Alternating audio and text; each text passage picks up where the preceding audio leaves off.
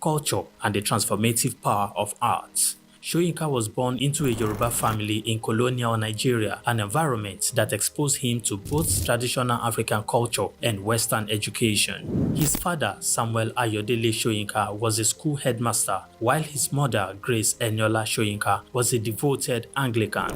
This blend of indigenous and colonial influences deeply shaped Soyinka's world. Soyinka attended Government College Ibadan and later proceeded to the University College Ibadan, where he studied English and literature. Soyinka completed his education at the University of Leeds in England, earning a degree in English and later a doctorate degree. In the late 1950s, Soyinka began working as a dramaturgist at the Royal Court Theatre in London. However, his passion for storytelling and cultural preservation drew him back to Nigeria, where he founded two theatre groups known as the 1960 Masks and the Orisun Theatre Company. Soyinka's works, often a fusion of Western dramatic techniques and African themes, address universal issues of justice, freedom, and human dignity. His early play, titled A Dance of the Forest, which was introduced in 1960, written to celebrate Nigeria's independence, critically examined the nation's socio-political trajectory, setting the tone for his career as both artist and activist. Soyinka's activism became more visible during Nigeria's post-independence years. In 1967, during the Nigerian Civil War, he called for a ceasefire between federal forces and Biafran separatists. This led to his arrest by the military government, and he spent 22 months in prison, where he wrote a short drama titled The Man Died, Prison Notes, a harrowing account of his imprisonment and a profound critique of authoritarianism. Soyinka has authored more than 20 works, including plays, novels, poetry, and essays. In 1986, Soyinka became the first African to win the Nobel Prize of Literature, an achievement that brought global recognition to African literature. Soyinka remained an outspoken critic of oppressive regimes, often at great personal risk. His activism extended beyond Nigeria, addressing global issues of injustice and human rights. During periods of military rule in Nigeria, he went into exile, continuing to write and speak against tyranny. Today, Soyinka is celebrated not only as a literary giant, but also as a symbol of resilience and moral courage.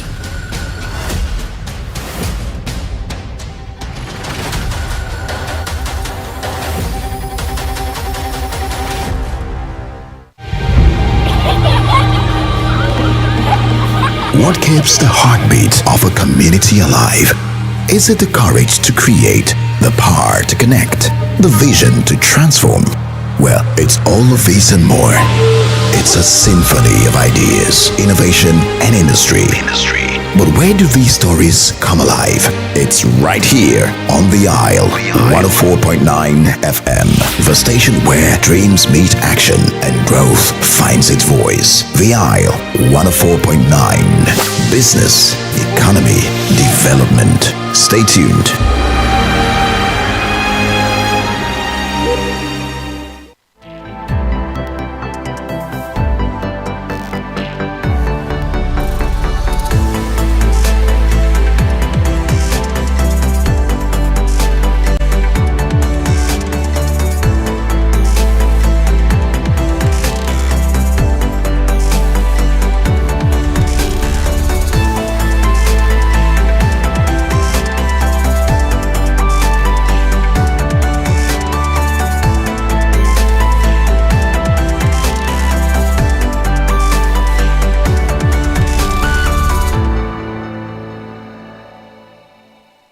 Optimism is a strategy for making a better future, because unless you believe that the future can be better, you are unlikely to step up and take responsibility for making it so. Responsibility is the price of greatness. How else can one explain the thought process of a 24-year-old youth leaving the luxurious comforts in the United States to fill in for his incarcerated father in sub-Saharan Africa, Nigeria, and run a family business holding the fort till stability was achieved? This is the story of Abdul Samad Rabiu, an unassuming, silent achiever.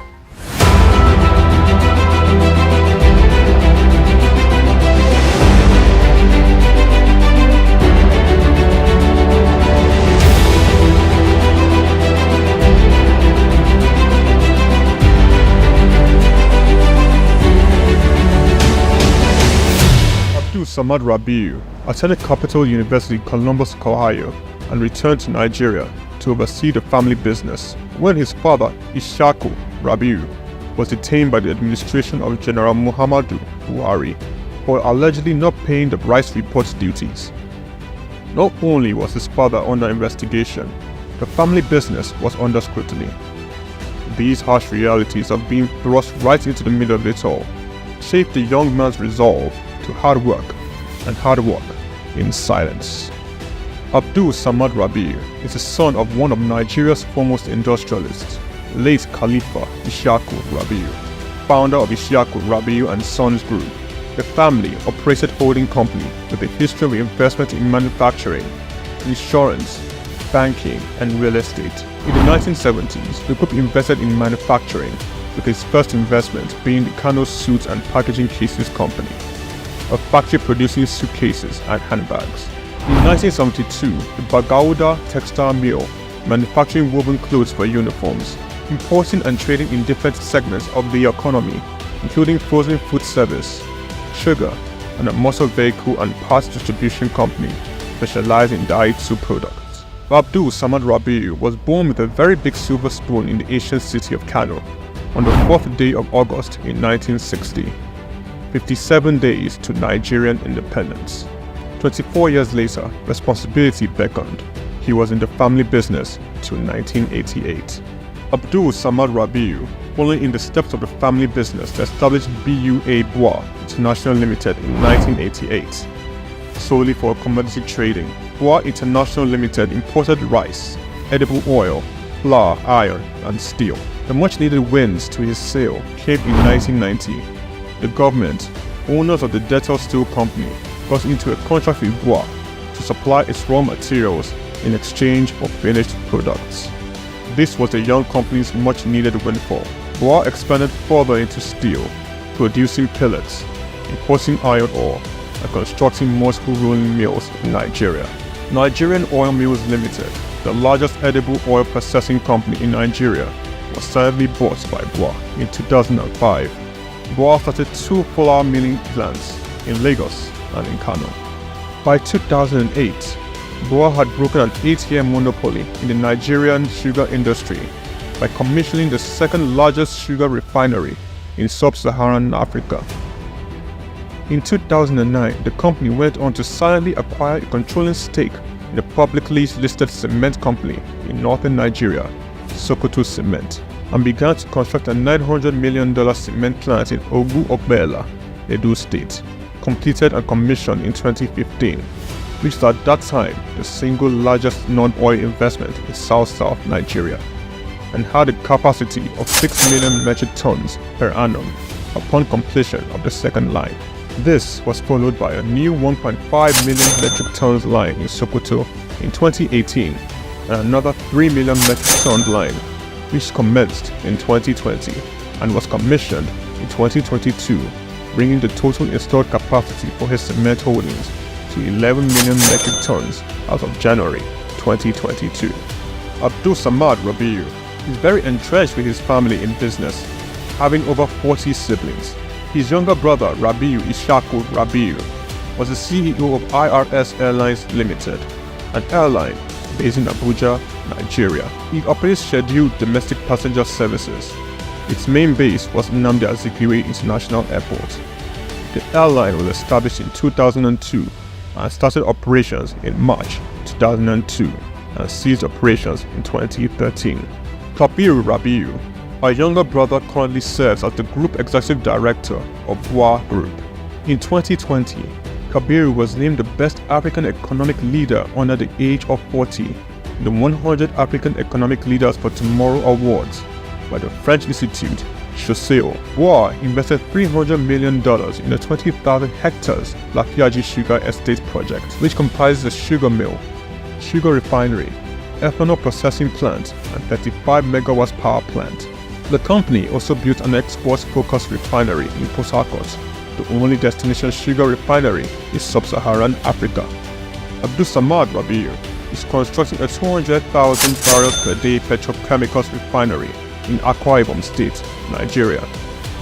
The agreement was signed with Access of France in August 2020 for the refinery aimed at serving Nigeria and the West African petroleum refining needs. It is expected to be completed and operational by 2025. The privately owned Ogbela Cement Company was in January 2020 merged with the publicly listed Cement Company of Northern Nigeria, where Abdul Samad Rabiu already held a controlling stake in the $3.3 billion transaction, and BUA Cement plc was born. Abdul Samad consolidated all his food businesses in sugar, edible oils, rice, flour, and pasta milling into a new company, Bua Foods plc. In December 2021, it was listed on the Nigerian exchange. Bua Foods emerged as a consumer goods leader in market capitalization, experiencing a phenomenal 206% year-to-date appreciation.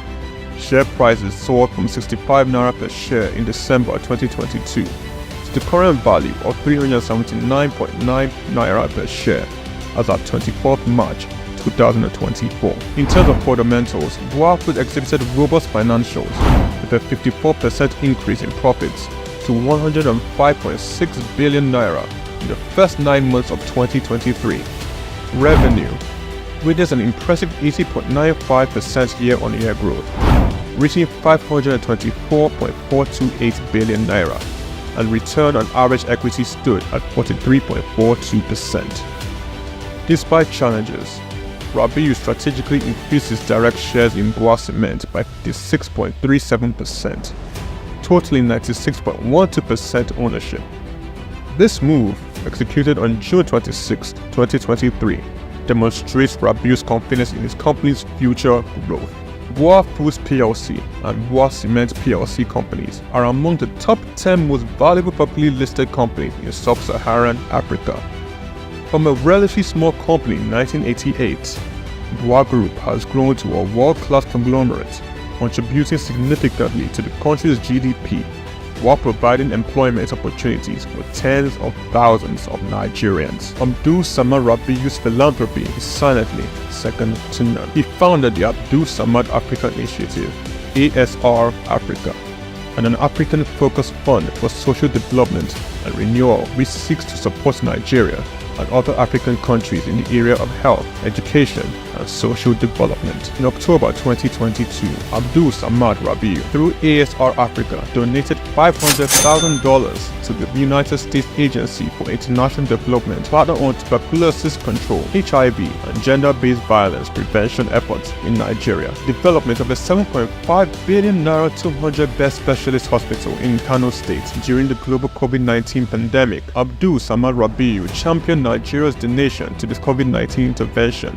by a single individual or corporate donating, amongst other things, 1.35 billion naira to the COVID private sector coalition, 300 million naira to the Presidential Task Force on COVID-19, over 1 billion naira in cash donations to 10 state governments across the country, 70 ambulances, medical equipment, face masks, provision of foodstuffs for over 1.5 million persons in Kano, Lagos, and River States. ASR Africa Initiative donated a 4 billion naira police hospital in Abuja and donated 1 billion naira each for 6 universities across Nigeria through the ASR Africa Tertiary Education Grants Scheme for infrastructural development. The beneficiaries of the 6 billion naira tertiary education grant schemes are Ahmadu Bello University, University of Ibadan, University of Maiduguri, Nnamdi Azikiwe University, University of Ilorin, and the University of Benin.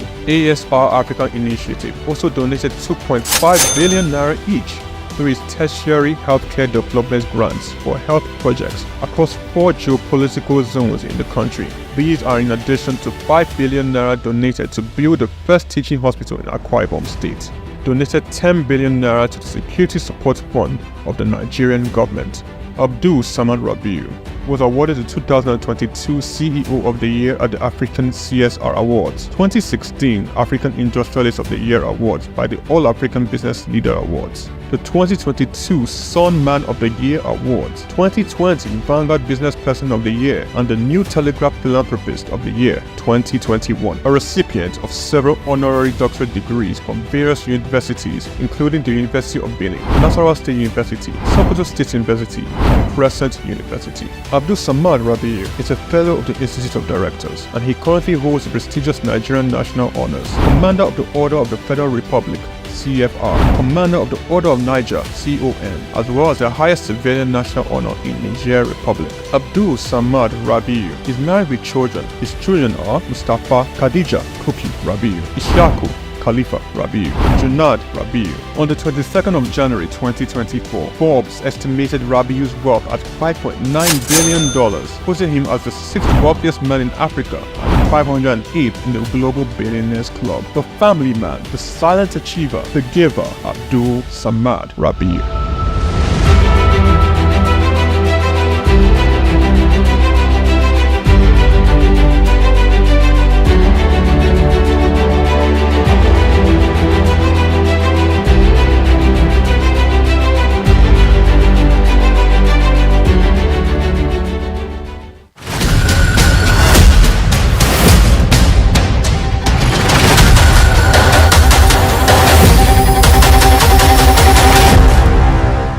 Afrobeats is a classic overnight success story, except it didn't happen overnight.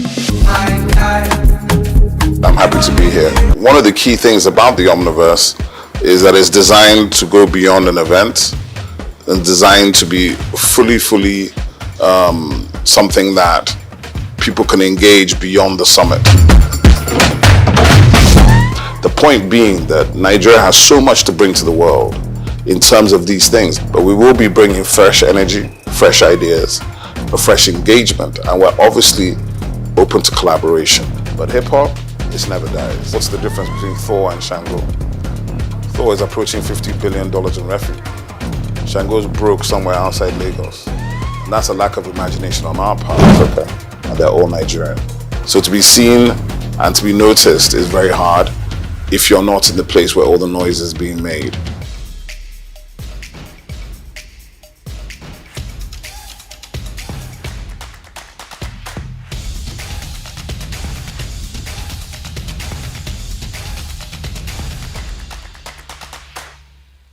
The National Theatre, Igomu. Built during the military regime of Olusegun Obasanjo and finished in the time for the Second World Festival of Black Arts and Culture, Festac, in 1977. The theatre holds amazing treasures and memories. The artworks fill everyone with pride. The National Arts Theatre is visible from the motorway which connects Lagos Island and the mainland. The National Theatre is packed with the artworks of legendary contemporary Nigerian artists, stained glass walls by Yusuf Grillo, sculptures and murals by Lamidi Fakeye, Erabo Emopai, and many others. It was put to full use for a month as one of the 4 venues of the Second World Black and African Festival of Arts and Culture, tagged Festac 77.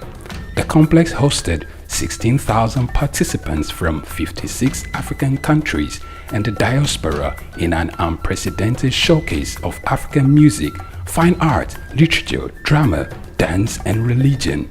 The National Art Theatre was built and designed by Techno Expert Stroll, a Bulgarian company mirroring the Palace of Culture and Sports in Varna, Bulgaria. Completed in 1976, the building is one of the largest and most beautiful of its kind on the African continent. It consists of a central hall with 5,000 seats, a collapsible stage that can be quickly rebuilt, a conference hall with 1,600 seats, 2 large exhibition halls, and 2 cinemas with 800 seats each. The theater complex has a dressing room for artists, a garage, offices, coffee bars, and a buffet. It has indoor TV and radio systems, as well as booths with facilities for simultaneous translation of languages and hectares of lush green lawn around. The majestic structure sits in Igomu like a quiet mountain mesmerizing visitors and passers-by. The National Theatre, Souq Enlightenment, Tafawa Balewa Square, TBS. Tafawa Balewa Square was initially used as a horsing ground called Lagos Race Course. The edifice was constructed by General Yakubu Gowon in 1972 and named after Nigeria's first Prime Minister, Sir Tafawa Balewa. Tafawa Balewa Square is located at 45/57 Mase Bangboshe Street on Lagos Island, Lagos, and referred to as TBS. TBS is a 50,000-seater capacity venue and houses the Remembrance Arcade, the 26-story Independence House, which at a time was the country's tallest building. When Lagos served as the country's seat of government, the National Assembly Complex was within the TBS. Also in the square are the National Broadcasting Commission Office, the Nigerian Hydrological Services Agency Office, shopping centers, travel agencies, restaurants, car parking lots, and a bus terminal. Tafawa Balewa Square is adorned with beautiful statues of white horses and red eagles, symbols of strength and dignity. Our historic neighbors include the King's College and the Holy Cross Cathedral. Tafawa Balewa Square hosted some of the country's memorable events, such as the Independence Day in 1960, when Nigeria gained independence from Britain, the Armed Forces Remembrance Day, which is celebrated annually on January 15. The edifice is a national cultural asset.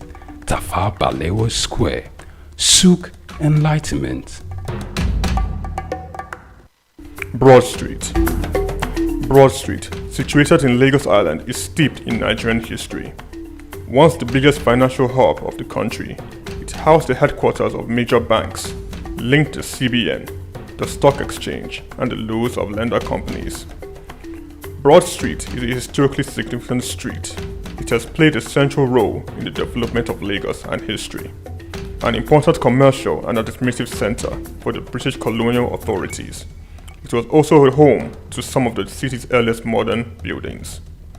Broad Street was a residential area in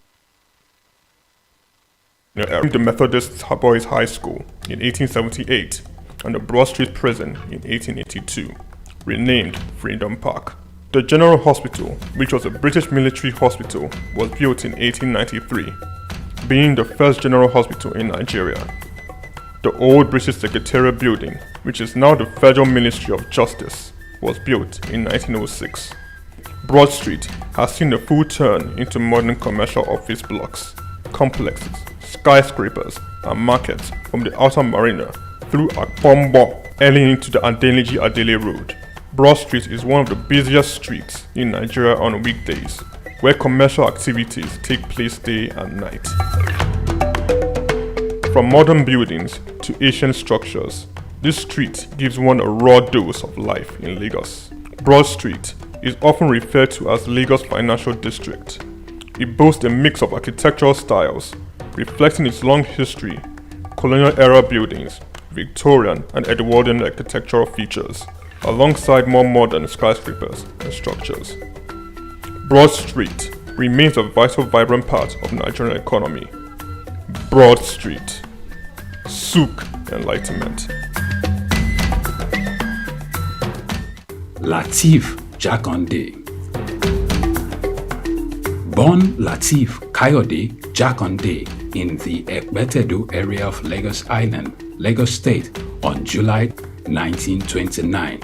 He studied at the Lagos Public School at Enuowa, Lagos Island, then at Bonham Memorial Methodist School, Port Harcourt, King's College, enrolled at Ilesha Grammar School, where he edited a literary paper called The Quarterly Mirror. Jakande began a career in journalism in 1949 with the Daily Service and joined the Nigerian Tribune in 1953. The owner, Chief Obafemi Awolowo, appointed Jakande editor-in-chief of the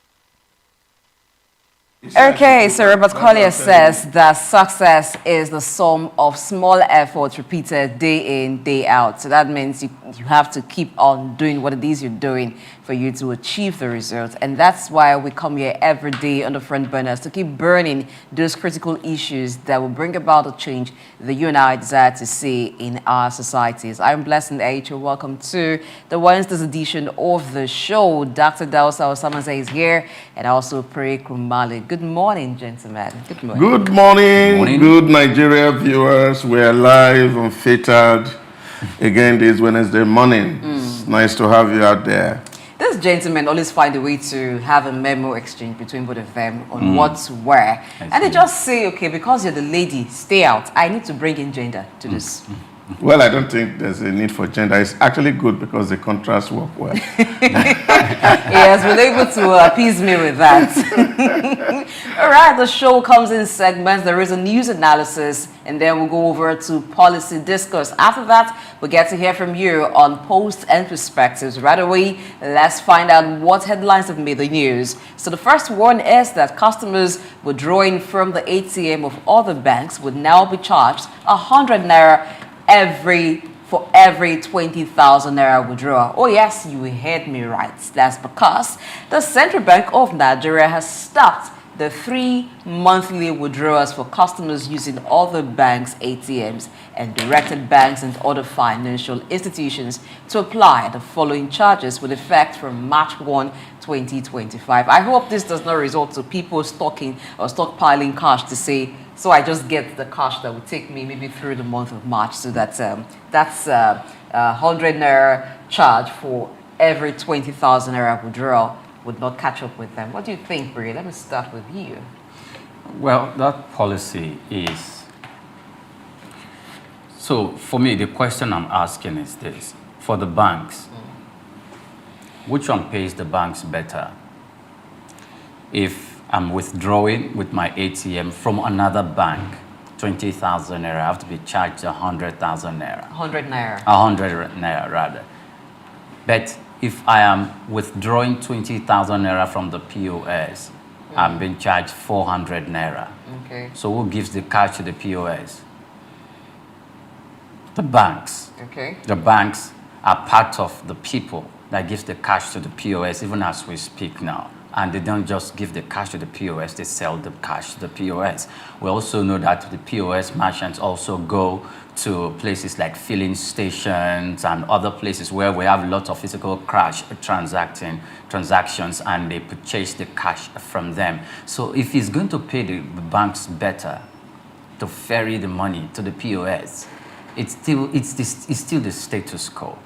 It's still the same thing that is happening before that they're perpetuating, but it's now on a higher level. Previously, it was when you have withdrawn 3 times from another bank's ATM that you'll be charged at 35 naira. So why take it to 100 naira? Okay, for 20,000 naira. So previously, does that mean that you can withdraw 20,000 naira from a different bank of your choice, and it's only when you do it the 3rd time, whether it's 20,000 or less, that you are charged 35 naira? We would have maintained that because the people might be paying less to that effect. So what's the need? What's the cost? Why do we have to go this direction?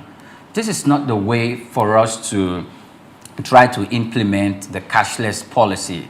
For those who use their POS or who use their apps to transact businesses on their phones, do we have any incentive for them, for us to promote the cashless policy? The incentive is that you don't get to pay the 100 naira. No, that we don't get to pay the 100 naira. But earlier on, we don't even get to pay the 35 naira. Okay. Yes, earlier on, we don't even get to pay the 35 naira. Yeah, so there is no incentive, actually. But I don't think it's a matter of incentive. You see, I think it's just the regulatory side of CBN that we're trying to even look at. And I think it was late last week that CBN says, even if you have multiple accounts in your name, there's a limit to which you can do at a particular time, which is 20,000. There's a limit to which you can withdraw. Withdraw, yes. From any of these accounts. Of your account, cumulatively. So it has to be 20,000. And I think it's, for us, something that we have to learn to embrace. And I think it's because of the peculiarity of our situation. Don't you think that certain things should have been in place before this strict pursuance of cashless society? There are a whole lot of, there's a whole lot of channels for transactions that can happen. Even from ATM to ATM transfers are done. You see, the greatest motivation for crime is cash.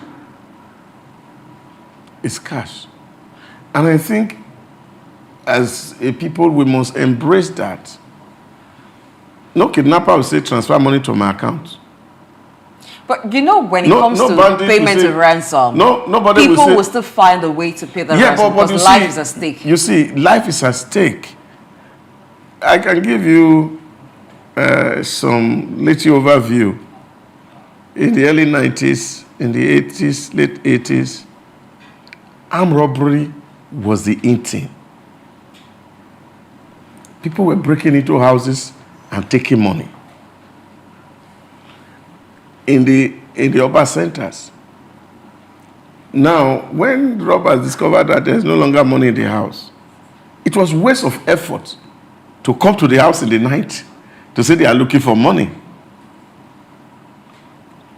So they have to think of what else to be doing. I usually do this analysis for people. And so you see, 5 people who have criminal intention, they know that there's no money in the house. So you see, there was a mass drove to Yahoo, as they call it. A lot of people in the 90s, young people, got involved in that trade. Now, it got to the point to say, Mugu is no longer falling. And some people started Yahoo Plus, what they call it. Some people went into this other side of the crime because you have opportunity to call somebody to give you cash. If they say you don't have cash, I'm not sure that it is the life of the person that's actually mattering to this criminal. What matters to them? I'm talking about the families of the kidnapped who would go out of their way just to find cash to pay the ransom. Yeah, they say we can't find cash. Because raising that cash... Are you think that's going to be a situation that will actually happen? It will. It will eventually, because what it means is that by the time you kill 1, 2, 3, 4, 10 persons. Those are human beings. Oh, I'm just giving an analogy. And cash is not coming. The trade will naturally die. And I think it's important because people still have cash to gather around. You go to bank, they give you 1 million, this one give you 1 million, you gather it around and you are able to pay the ransom. That is the strongest motivation for people to do crime. And I think it is for our interest and for the security of the nation for us to actually limit the flow of cash. So if I have a transaction that is over 2,000, I just swipe my card and I move on. Okay, let me say this. If we're talking about cash being the motivation for crime, I don't really agree with that because people who are into internet fraud, what they get from their victims is not cash. Some of them wipe accounts clean and they make transfers. Now for the kidnapping business, in quotes, business, that is trending, and then families of kidnapped persons will have to pay ransom in cash. Even when the CBN says, or if the CBN is saying now, that for every transaction, every 20,000 naira withdrawal, you get to pay 100 naira charge. And then there's a limit to the withdrawal you can do. You do realize that this is not going to affect the POS people. They are going to have cash. In fact, it's going to make the POS business boom. Let me cite the example of. Let me cite the example of the naira scarcity period. No. You see, there are a lot of changes that are happening. In short, I have a young boy who does POS, and he told me he was being signed up at one point as an agent. So what they are not doing, because they're also knowing that this business is also going out. So the emphasis now is to redistribute POS to even local shops. So they are recruiting agents who are helping to distribute this thing. Because eventually, CBN is asking all POS operators to register. And you know that's not a difficult thing to do. So if you have any bank POS, you already registered with CBN, all the transactions you are doing is seen by POS. So that's why I'm saying that what CBN is doing is being at their best in terms of regulatory the monetary ecosystem. So what you are going to see is the fact that if we always know how to move on. Let me say this. You know, when you're talking about what CBN is doing, asking POS operators to register. You know, earlier I asked, shouldn't certain things have been in place before we came up with this move? We have a heavily cash-dependent economy. Now, for stores, or for shops rather, if you give them POS, that works. Maybe like a grocery shop or even shop where they sell other items. That works. But what about the open market system? You recall that during the cash scarcity period, you go to the open market and you're offering to make transfers. Some persons would tell you plainly they do not have bank accounts, which we know that is not really true. The reason is there was problem of connectivity, failed transactions. You transfer money to Priye, for instance. 2 days later, Priye is Please not Priye, please transfer it to Idausa. Okay, so you transfer money, or I transfer money to Idausa, and 2 days later, is yet to get the money. But I've taken the items I bought from him based on trust. Some will say, okay, maybe I know you, or I don't want to keep you for that long. Because everybody was making transfers. So the demand on the system was much. So we're having issues of failed transactions a lot. Shouldn't the CBN have worked with the telcos to ensure that, yes, they've strengthened connectivity, the fintechs are working, and then this POS retrieval or registration should have been done so that we know that if the banks are not giving us money, the alternative doesn't become the POS. Because from what I see, it seemed like this is about to be a boom season for POS season. No. If I cannot have access to cash from the ATM, I don't think so. Then the alternative will be POS, and they will come under the disguise that we are not sourcing money from the bank. We are sourcing money from wherever. Remember when the CBN stopped allocating forex to BDCs, and then they asked BDCs to source forex from wherever? Nobody could ask the BDCs rather, where are you getting forex from? Because they had to source from wherever. Illegally and legally, they were sourcing for forex. The same thing, the POS. One cannot really track, or the CBN cannot really track where they're getting funds from. They can tell you they got the funds from filling stations, from wherever. But you and I know that they get bulk of the money from the banks. I understand all of this. Now not from the bank anymore, because banks are not giving cash. Because any bank... Are you sure about that? I'm very, very sure. Banks are paying heavily to CBN, and because of those payments, they are very, very sensitive now on how they distribute cash. And I can tell you, because of those close people we have inside, they cannot. See, what is happening and what you're going to see. One of the things that give me that the conditions that we can really operate a cashless economy. 4 years ago, I went to Yingbo Market to buy something, and I didn't have cash. And I saw a man who was selling yam, and I said, oh, I wanted to buy yam, but I don't have cash. And the man said, I accept transfer. And in that environment, it was quite shocking for me. And looking at the person involved, and I said, oh, you accept transfer? I said, yes, why do you transfer? And then I moved on. On the traffic, somebody was selling bed, and I said, I don't have cash to buy. And he said, I take transfer. Even beggars now are accepting transfer. Seriously? Oh, yes. So that's not a beggar anymore. No. Beggars are, they come to you and tell you, oh, say, I don't have money. Say, oh, I take transfer. So the truth of the matter is that we can operate a cashless economy. But you see, there's a cultural factor, an attachment to cash. I have an auntie. You see, he has a love for these scriptsy notes. There's this love to have it, and you keep it in your hand, and just know that there's note in your hand. And I think these are some of the things that we can actually dispense with. That where we do not need cash, we can do transfer.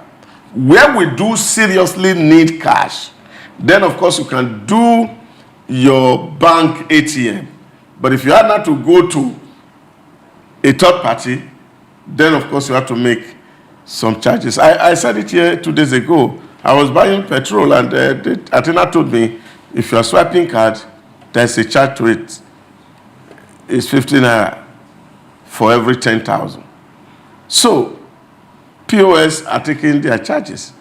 But for me, it's easier for me to do transfer than to pay the charge.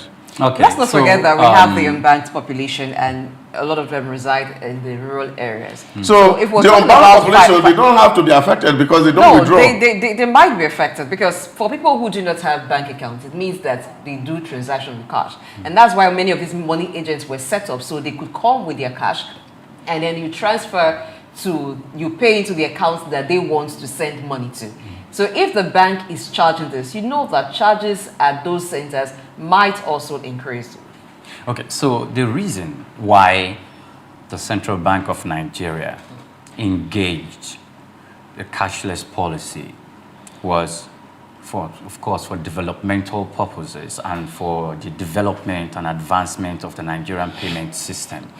And whilst they are doing that and they are putting other policies in place, it was not for the complete elimination of a coin-based or a currency-based or a cash-based economy, not for the complete elimination. And if I remember vividly, when this policy came into the fore, Lagos, Rivers State, Kano, I think including Ibadan and a few other states from the north and the southeast were to be used as a pilot phase for this policy. Have we assessed it in line with the objectives of the Central Bank of Nigeria from the beginning, where the thought and the initiative of the cashless policy, was birthed? If we are assessing it from that perspective, I don't think some of the laws we make now will not be, there will not be need for them, because if we're trying to make sure that we do not have we have a cashless policy, or we brought down the way that the physical cash go around the economy, then I do not think that even the POS, I think they will be bad now. They would have been bad to an extent from accepting and giving out cash to that extent, because what actually spurred the proliferation of the POS in the first place was basically for transaction reasons, going to buy. Now, even when you said you want to go and purchase fuel from a filling station that owns a POS, that means it was even registered as under a corporate name. You are not supposed to pay for using it. You are just to transact or place your card in it, and you are charged and you move on. You are not even supposed to pay. So now the POS charges you 15 naira. Your bank is even going to charge you. Then now we are moving to the extent whereby okay, fine. I like the fact that if you are going to use an ATM from your own bank, it is free. You will not be charged. But when you are using your ATM, even in your own bank, you are being charged for maintenance fee and for some other fees. So that's why previously when we had this conversation, we're asking, some of these charges should be clearly delineated. They should be clear on what we are paying for, what maintenance fee, what we are paying for this, if we are paying for the middleman that facilitates the transaction between Bank A and Bank B, so that we know exactly what we are paying for, except the people who feel cheated and the system may not be achieving the objective for which it set out the cash policy in the first place. Yeah, but you see, my argument is simple. You have alternatives. You have alternative. So you make do with the alternative. I was saying it here the other day that even the best practices in terms of constructing and doing tagging roads today, in terms of toll collections, what the world says is that there should be alternative. So if you want to pass clean road, you pay. But if you don't have the means to pay, then you take the alternative route. Sometimes you don't even have an alternative. The reasons people use other banks for withdrawal is that sometimes your own bank won't have cash. No, you see, the thing is that people have. I know people who don't go to POS at all. My wife can't do he can't use a card on a POS. because he has a feeling that there's a way that these people steal your money, and they're even taking your PIN. So a lot of people don't even use card in the first place. Not a lot going but to a lot POS. of people also use yes, card. that's what I'm saying. There are a lot of people who don't even want to put card on their account. They still prefer to go inside the bank. So if you have the option of going inside the bank, you have the option of using your USD code transfer, you have the option of using an app in your phone, and you have the option of going to an ATM, you have an option of doing internet banking, you have an option of doing POS.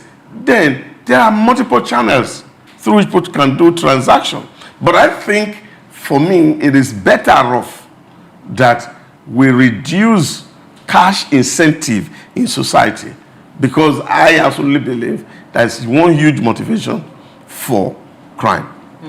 Okay, let's move on. The Federal Safety Corps has ordered the activation of a penalty point system designed to track and penalize drivers who commit traffic offenses. So drivers who accumulate 21 points will lose their licenses. The system aims to reduce road traffic crashes and promote safe driving practices. So You don't reach America.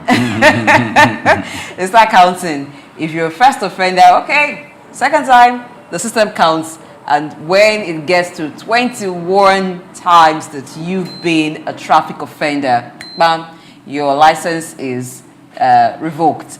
But the thing is, 21 points. 21 points. Do you think that's too much? No, I'm just thinking, like, how many times can you commit the offense? Well, for reckless drivers, they can do that in a week. I don't think that's in a week. Yes. People are going to lose licenses. Well, Yeah, but let's also look at the mechanism in place to ensure this. Are we going to have it manually done where you have FRSC officials on the road to check? Is there an automated system, like when you beat the traffic lights, that books you to say, oh, you've committed offense 1. So 1 point or 3 points, however be the case. What do you think? Please, you see, you cannot undermine level of development. You know, a lot of things are changing. Okay. Just recently, Lagos State launched traffic cameras in a strategic place. Yes. Plus all the other small monitoring camera. Now they have unique traffic cameras that are already in Lagos Road. And we also know that there are all manners of devices that the internet system has brought to us in terms of if a road safety man stops you on the road and they ask you for your papers, there's a way to check whether your insurance is authentic, whether your driver's motor vehicle license is authentic. It's a matter of sending code. And I think since all of those system is already in place, it will just be easy that when you are booked from their phone, because there's actually an FRSC app, and the app is so detailed that when you drive with it, it tells you what is on the road, it shows you where potholes are, and they designed that app. It shows you where potholes Yes, are. yes. Or And where? so, yes. So when there's a Sorry to interject. That pothole just drew my attention. Does it show you? Is that app So- up to date? Does it give you real-time information? It's real-time information. So when you are approaching a pothole, if your app is on, it beeps. Okay. And it shows you are approaching a danger place, so slow down. All those things, they've already devised. Now you can imagine what that will mean, that if they already have an app, all the FRSC will have something that's close to the back end that when you are arrested, you are booked, and automatically that is sent into the central server. So which means automation is going on in the system. And monitoring may not be a very big problem. But you see, it's like Miles Monroe always says, that where purpose is not known, abuse becomes inevitable. When the FRS was set up, the goal of FRSC was not to make money, was actually deterrent. Those early days, if you commit traffic offense, The fine they are going to give you may be 10 naira, but you may need to travel from Lagos to Maiduguri to go and pay the fine.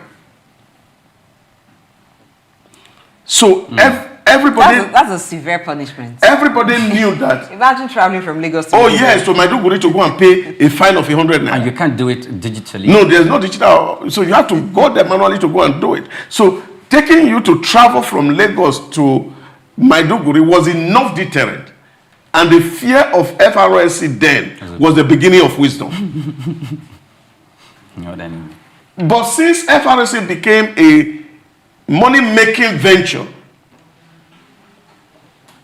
and that happened between 2010 to 2014, they had one digit there who was promising the president that he can make so much money for them. The operations of the FRSC changed drastically. So it became a money-making venture.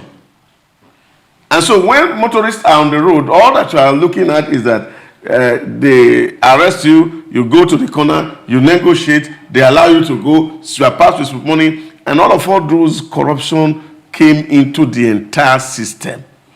And so they lost really their purpose. And I think for me, this is like reinventing itself to what its original purpose is. That the whole essence of road safety is that motorists are safe on the road, commuters are safe, and not necessarily to generate revenue for government. So for me, this point system, which of course is done everywhere in the world, it's like a best practice, that when you commit certain offense for a certain period of time, it could be once they give you warning, second time they give you warning, then if you do it a third time, your license is withdrawn. In some time, you will not be able to drive anymore again. And this is very important.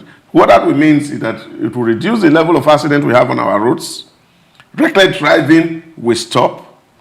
And of course, because reckless driving is also responsible for some of these traffic jams, they will all be regulated, and to a very large extent, and I think the society will be good for it. And I hope that they have the will to be able to actually implement this and make it work. Okay, so let's go through the type of offenses and the points they attract.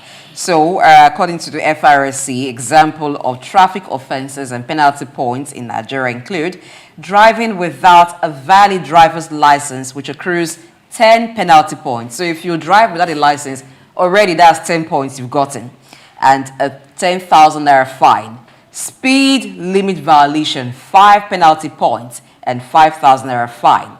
Driving under the influence of alcohol or drugs, 5 penalty points or 5,000 naira fine, as well as dangerous driving, which accrues 10 penalty points and 50,000 naira fine. So there are different levels. So when you've accumulated between 10 to 14 points, you will receive a warning notification signifying that the driver should desist henceforth from violating further traffic regulations. When you've gotten up to 15 to 20 points, the driver's license will be suspended. Now, when you get to 21, it is withdrawn.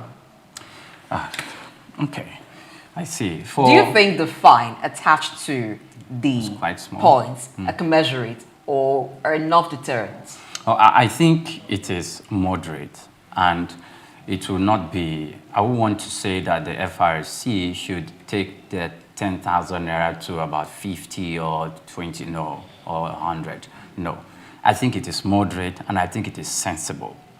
So for me, if someone is driving under the influence of alcohol, do we have the gadget, the infrastructure to test that? I think they will have, because you can't make laws without measures to check that law is not working. Oh, really? It can be argued in court. If even in those climes where they have these facilities in place, you'll see some of their road marshals and their police officers, they are, using body cams that is, relaying information down to a central server and a central system, having other officers who are monitoring the process. So, and equally, they have systems in place to know that if you are drink driving, they will test it. Some other times, your driver's license could be that was fraudulently obtained from a non-licensed organization. Maybe it was forged to Liole kind of driver's license. So those are things that they will need to put in infrastructure, they need to put in place to determine that you actually did this. And also, they said if you are driving recklessly, some of these terms should be defined. I think it's not that every person it's not or that every driver can determine I think there's a law. There are law or there driving are recklessly might determine, even from a person who might doesn't determine drive, when you drive tell when a recklessly. person is driving We recklessly. also have the human factor of the corrupt FRSC official that could give it a definition at that point in time and at that place. And those who are not conversant with the law or do not have a digital copy of that law could just give in to that advance. So I get what Grace saying. Maybe it would be okay for the FRSC to make a document for every particular route. Just a moment, just a moment. Know the speed limit that in specific areas. No, wait. No, we are not dragging too long. I just want to get to that point. If you are being to take a driver's license in FRC, the first thing they give to you is their code. It's a book. So you understand? Not all motorists in this country who have a driver's license have that book. Everybody who goes to FRSC, even the people who went to FRSC now, if you can't say you have. Not all of them will have that book. No. So everybody should have. See, the FRSC. I have been to take my driver's license twice, and every twice I have gone to do a test, I get a code. If you don't have the code, it means that your license is not correct or you have not gone to the appropriate place to get your license. That is already a standard. That is we should have. What about Doc, on the issue of driver's license issuance? You know the way we also have in other areas where there's a touting system. You want to make international passport, you have someone who is not a staff of the National Nigerian Immigration Service tell you, bring your money, I'll help you. So you only go there to do biometrics, and then afterwards they bring your passports to you. You also have people who are staff of the Internal Revenue Service. When you want to do your driver's license or you want to register for it, they tell you, okay, you bring the money, you submit the passport. When it's time for you to capture, you come do that. And the rest is history. You only get the license delivered. Yeah, but would that person go through a test? No. Or that is not given what they should be given? Not the problem of FRSC. Because when you also go to how is it not the problem? Because the person has a license but has not gone through the required process. We can't be talking this one to an enlightened society. There's a system of doing things. The law says they write it on their wall. Don't patronize a tout. That's what the law says. But if people patronize touts, that's the reality. Now, if they are patronizing tout, whose problem is that? Is it the system it is their problem? No. It is their problem because that will make it difficult for them to implement the law. If you decide to become a lawbreaker yourself, you face the law. Ignorance is not an excuse before the law. Okay, so it's not an alibi. So there's something you are missing from the whole point. And there is no law. It's important for you to understand, there's no law governing this environment. Now, when there is a law that governs an environment, and you say, okay, maybe because we're in a hurry, and you know that even your international passport you mentioned, that you cannot do it by proxy, it's against the law. Now, if you now decide to go do it against the law, you want the system to be sympathizing with you? We're not talking about the sympathy here, but we're saying that breach of process makes it easy for some persons to have access to driver's license without going through the right procedure. And so they may not even be aware of what speed limit is permitted on certain routes or on certain roads. That way, should it not be specified? You know that there used to be signposts on different routes. So when you're driving through some roads, you could tell through the sign that, on this road, this is how many kilometers you can drive. There's a curve here, there's a curve there. But we don't get to see that on every route anymore. Isn't that part of the responsibility of FRC? So that it is not a punitive measure that is not also enlightening people? This is what I am saying to you. You see, there's so much problem in our country. And every problem we find in our country, we blame on institutions. Prayer can decide to teach the wife how to how to drive. And then she become a certified driver. And you see people who are underage driving because in the book, they also have outlined, and it's also on their website, driving schools approved by FRSC. So there's a process that is put in place. So if there are breaches of that process, you can't blame the institution. So we can actually blame ourselves.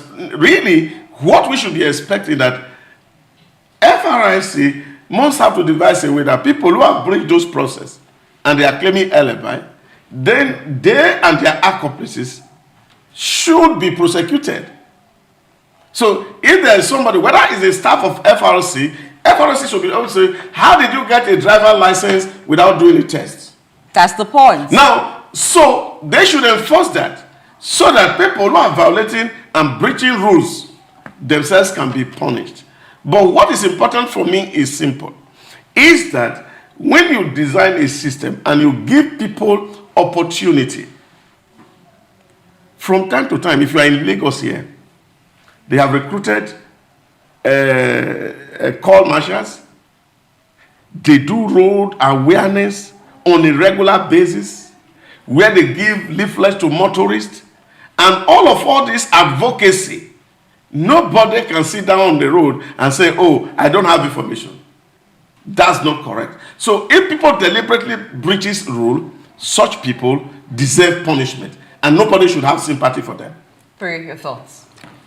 Okay, so the FRSC, these are human beings. The intention of the government in the first instance to create the institution, of course, good intentions, pure. But human beings with tendencies that needs to be checked, just like the popular phrase goes, who police the police? I think the people police the police, and that is why whatever happened in NSAS happened. So, what the FRC should do is to make information available so that on the spot, whether what you made available earlier was a booklet, these days, the booklet can't survive for a long time. So probably that booklet should be transcribed to a digital copy, or whatever we have in that book could not be in their app. Done that before you are saying it. No, I'm coming now. I'm coming. Hey, that's what I'm saying to you. Because you have to pass through process. I know. They have already done that before you are talking about it. All right, please go on. So, if that booklet cannot be found anymore, it should be transcribed to the app for which they can equally access at that point. And these things should be well defined. It's not that an FRSC official will not define it. Doc, the new copy, do we have it will not in define different it at that point like in time. Pidgin, in English, so that will even not those define not it at that point in time, and will not be used as. Let's understand the innovations that have come up with the new copy of the not new copy rather, but the soft copy. Is there like a Pidgin translation? Okay. This is the FRSC app. They have gone ahead. Okay, we hope that the camera can actually project that, capture that, so we can show those who are watching, perhaps who do not know. Oh, that I'm the trying FRSC, to create an account with the FRSC app too, because see, I want to. Some enlightening is going on here right now. But I want to know if the code, the traffic code, has translations in Pidgin and perhaps some languages in Nigeria, because because a person can drive doesn't necessarily mean that they are literate. Could that also be part of the challenge? People not understanding, but though it's not an excuse, because if you do not understand a thing, you can ask the person who's handing you the book to say, you can say, I don't understand English, or I'm not literate. Could you explain what this means if you actually intend to do that? But to make it easy for people to understand what the book they're carrying contains, do we have it in more than one language? So because there are yeah, but you see the translations. We live in a very enlightened society today, and what the enlightened society has made us realize is the fact that there are a lot of language translators. All right, it's on the screen now, so if you didn't know about the FRSC app, there you have it. You could download that and get to know what the app does. So what FRC have done is that they have met everybody at this channel, and they are also thinking and saying, what is the international best practice to ensure that there's safety on our road? You see, what really makes this thing for me like a score is the fact that it's like FRC is trying to retrace itself. That not the way we do our conventional policing in this part of the world, where policing is always about punishment and not about corrective measures. That the whole idea is that you are having a lot of people who are drunk driving on our road. If you go to especially the commercial public drivers, right there in their park, they are drinking all manners of things and putting the life of people at risk. So mine is just the willpower to enforce this because it's important, so that not everybody is allowed to drive on the road. The FRC is complicit if it is in that direction, because they are in the bus stops. They see these guys as they are loading the vehicle to be moving from one place to the other. They are consuming this substance, and sometimes they consume with them, or they stand and watch and these people drive away right in front of them. They don't do that. And that's an allegation. Yeah. It is not. We live in Lagos. I've seen this is an allegation. It is not an allegation. Yeah. Okay. No, it's an allegation. Maybe the next time maybe I'll do well to film them. Maybe not for public, but for in-house viewing, because it is almost a norm in Lagos. Even police officers have been accused for this purpose, and it's not something not just have been accused. We've seen it live there, where they sit down the side of the bus stops and consume this. Now, we know FRSC usually don't stay in the bus stop to check, and they don't go to parks. If we have to be very fair to them, we're talking about road safety here. Of course, we are not being unfair. We are not being unfair to them, and we are not painting them black. These are issues in the society that we are talking about and putting in public glare. And all of us understand it. The fear of FRSC in Lagos is the beginning of wisdom, whether you like it or not. So what I'm saying is that there's a whole lot that's happening, that when you look at a system and the way that system is designed and the way it is meant to help people, you see, you also have to take the security of the life. In short, it was 2 days ago that Mohammed, the chief of FRSC, was even making an appeal that their men be allowed to carry arms because of the dangers they find on the road, especially where they are doing patrols at night. You see, but that's also to tell you that FRC should not be allowed to do patrols at night, please. We have the Nigerian Security and Civil Defense Corps. Well, who could handle that, and they are people commit the Federal Road Safety Corps.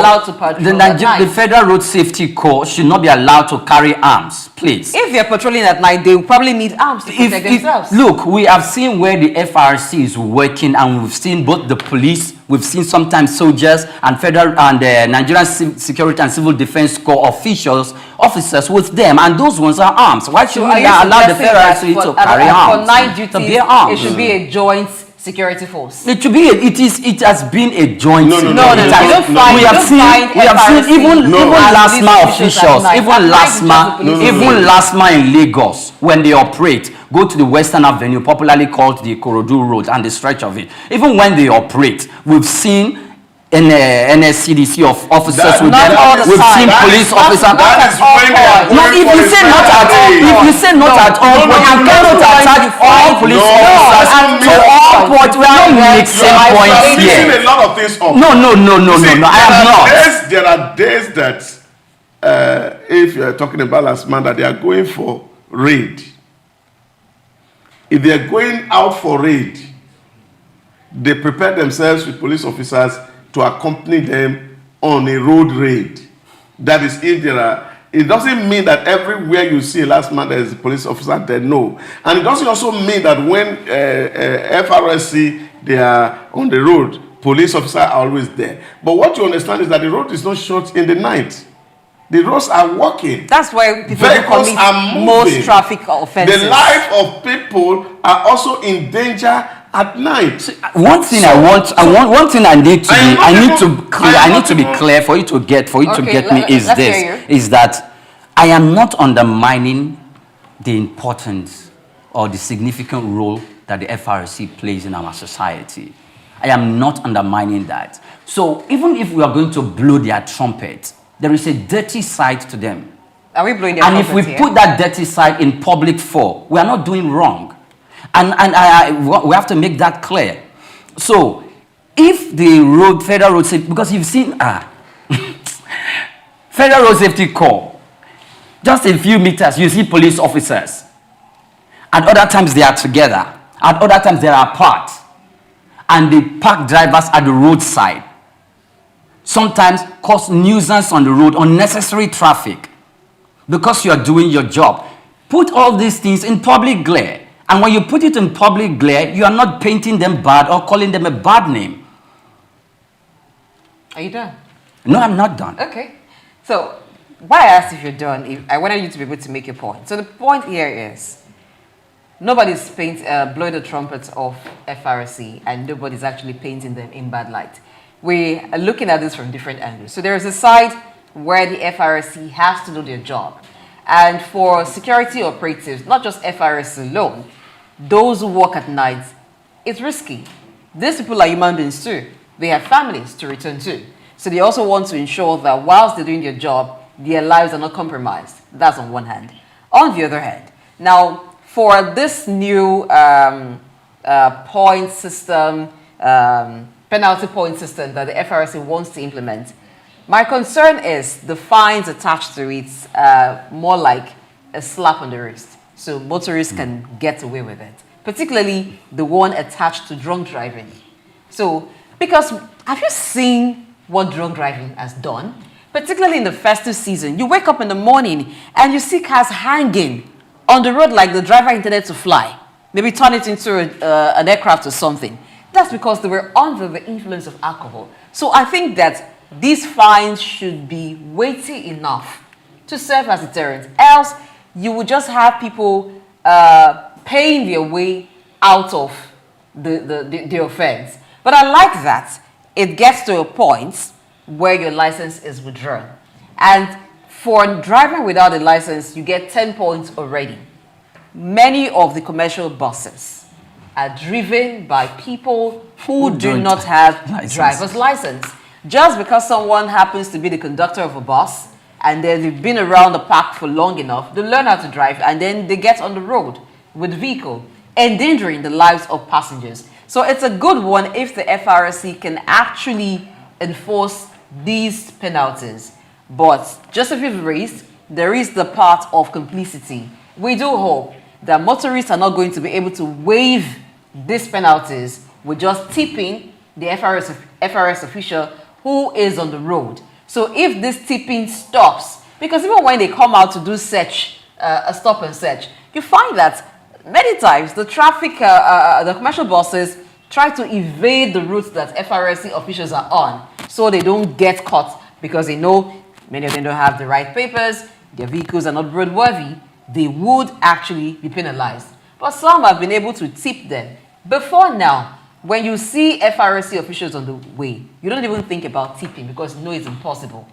In fact, if you try that, they take you to the office and you're penalized. But these days, 10,000 naira. But these days, they are tipped. Sometimes some of them are just on the way, not because you've committed any offense. They just signal to you, particularly if you're a commercial bus driver, so that they can collect some tip. So that part of it should be checked, because this is what will make it hard for the penalties to be implemented. And we don't want to see a situation where people are victimized, where there's witch hunting. And that's why certain laws should be clear. Yes, there is a handbook, but nothing stops the FRC from putting signs on the road, because it is not just to punish people, you also want to enlighten people on road traffic rules. You also want to put signs on the road so that the accident doesn't happen and then you're saying, oh, the driver was wrong, it was based on human error, or it's a human factor issue.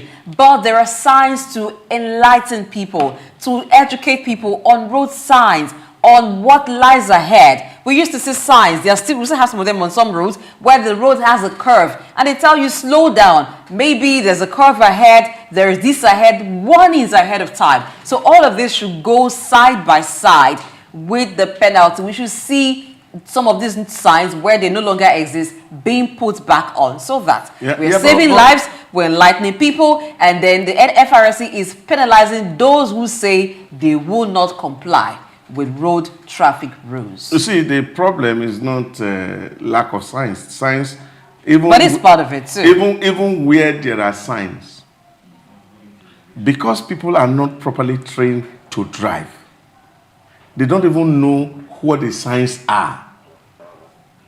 Even in Mark Road, there are spaces where you cannot overtake. Even with the mark, people are in short, I was coming this morning very early, and somebody is honking and saying, abusing me for staying for a red light, and that there's no motor coming. And I'm saying to myself, oh, this person goes out to say, oh, we have bad government. But it's driving against red lights. It's not done anywhere else. You see, the problem we have as a people is so peculiar. And that's why somehow we can blame institutions. But the peculiarity of our problem, in short, the day I went to Benin Republic in Cotonou and see police only have whistle on their mouth, and motor will be on a highway, they will just blow whistle, and the motor will park. I said, not in my country. Why not? Even with the roadblock, why does the whistle work there and not it would work here? Because what's the reason? It's the people. It's the people. So you have to have the people factor.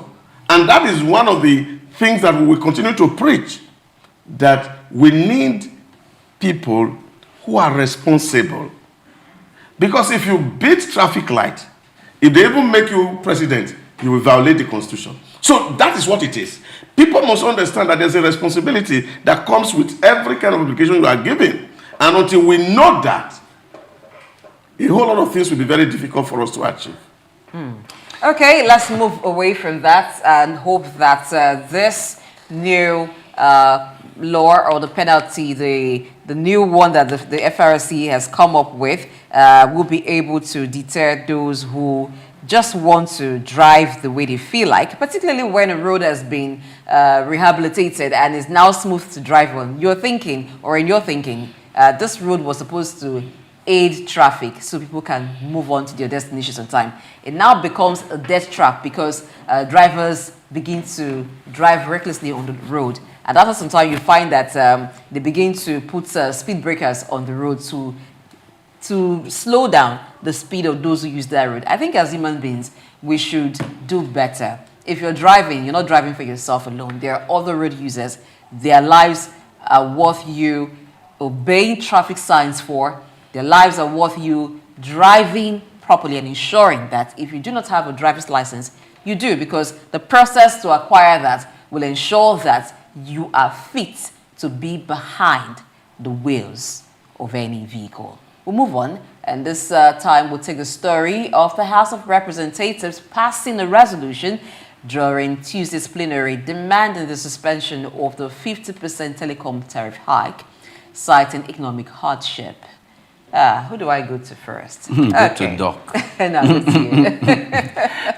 I'll go to you. Okay, so what my reason for coming to you is this. You know, when we talked about, when we started talking about the telcos asking for 100% tariff hike, yes, and then the NCC, in their wisdom, approved 50%.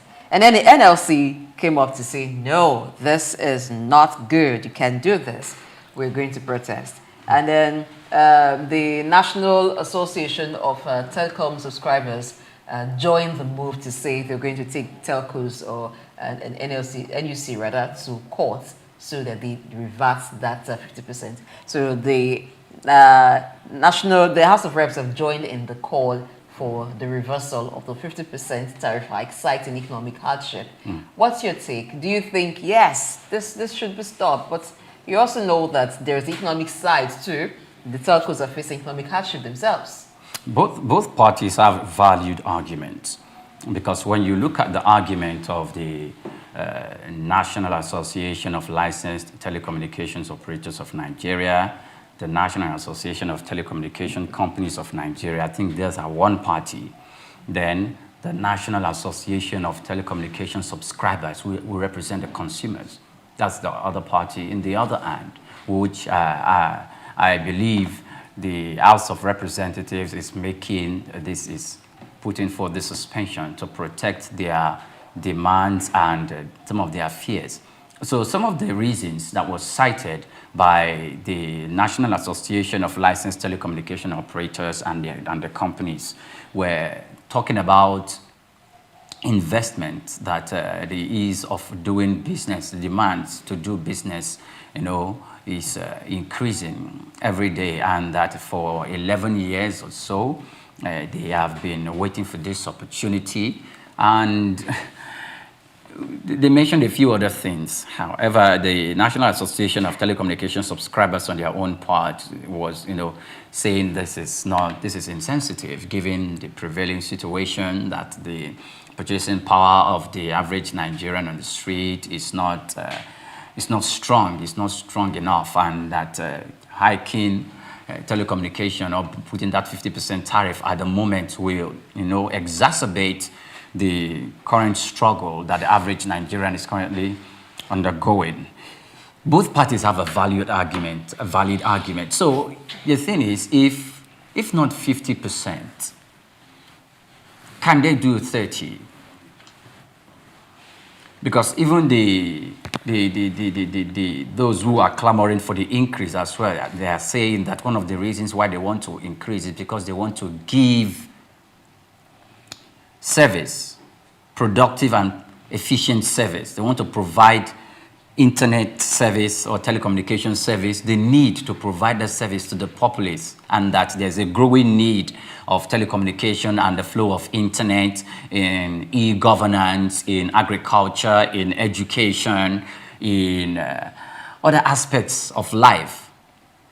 And that if they can't do this, for them to be able to do this, they will need to have this increase so that the business, can expand and diversify, for them to, be able to bring in the requirement. But the other hand, the consumers needs to be protected, which I believe is the perspective that the House of Reps is coming from. So without being insensitive to both parties, I think I would just, pick a neutral position here for the consumers to themselves exercise some form of understanding that the business owners will need to, have some form of recoup some form of their profit. And of course, we know that the business owners themselves most times too don't tell the truth, most especially telecommunication operators. Why do you say especially telecommunication operators? Do you have access in this case, they are the subject of conversation, because they don't tell. Do you have access to they don't really tell the truth, because even if they are making the XYZ amount of profits, they cannot come and tell you. I think we should be careful of making statements that do not have just be a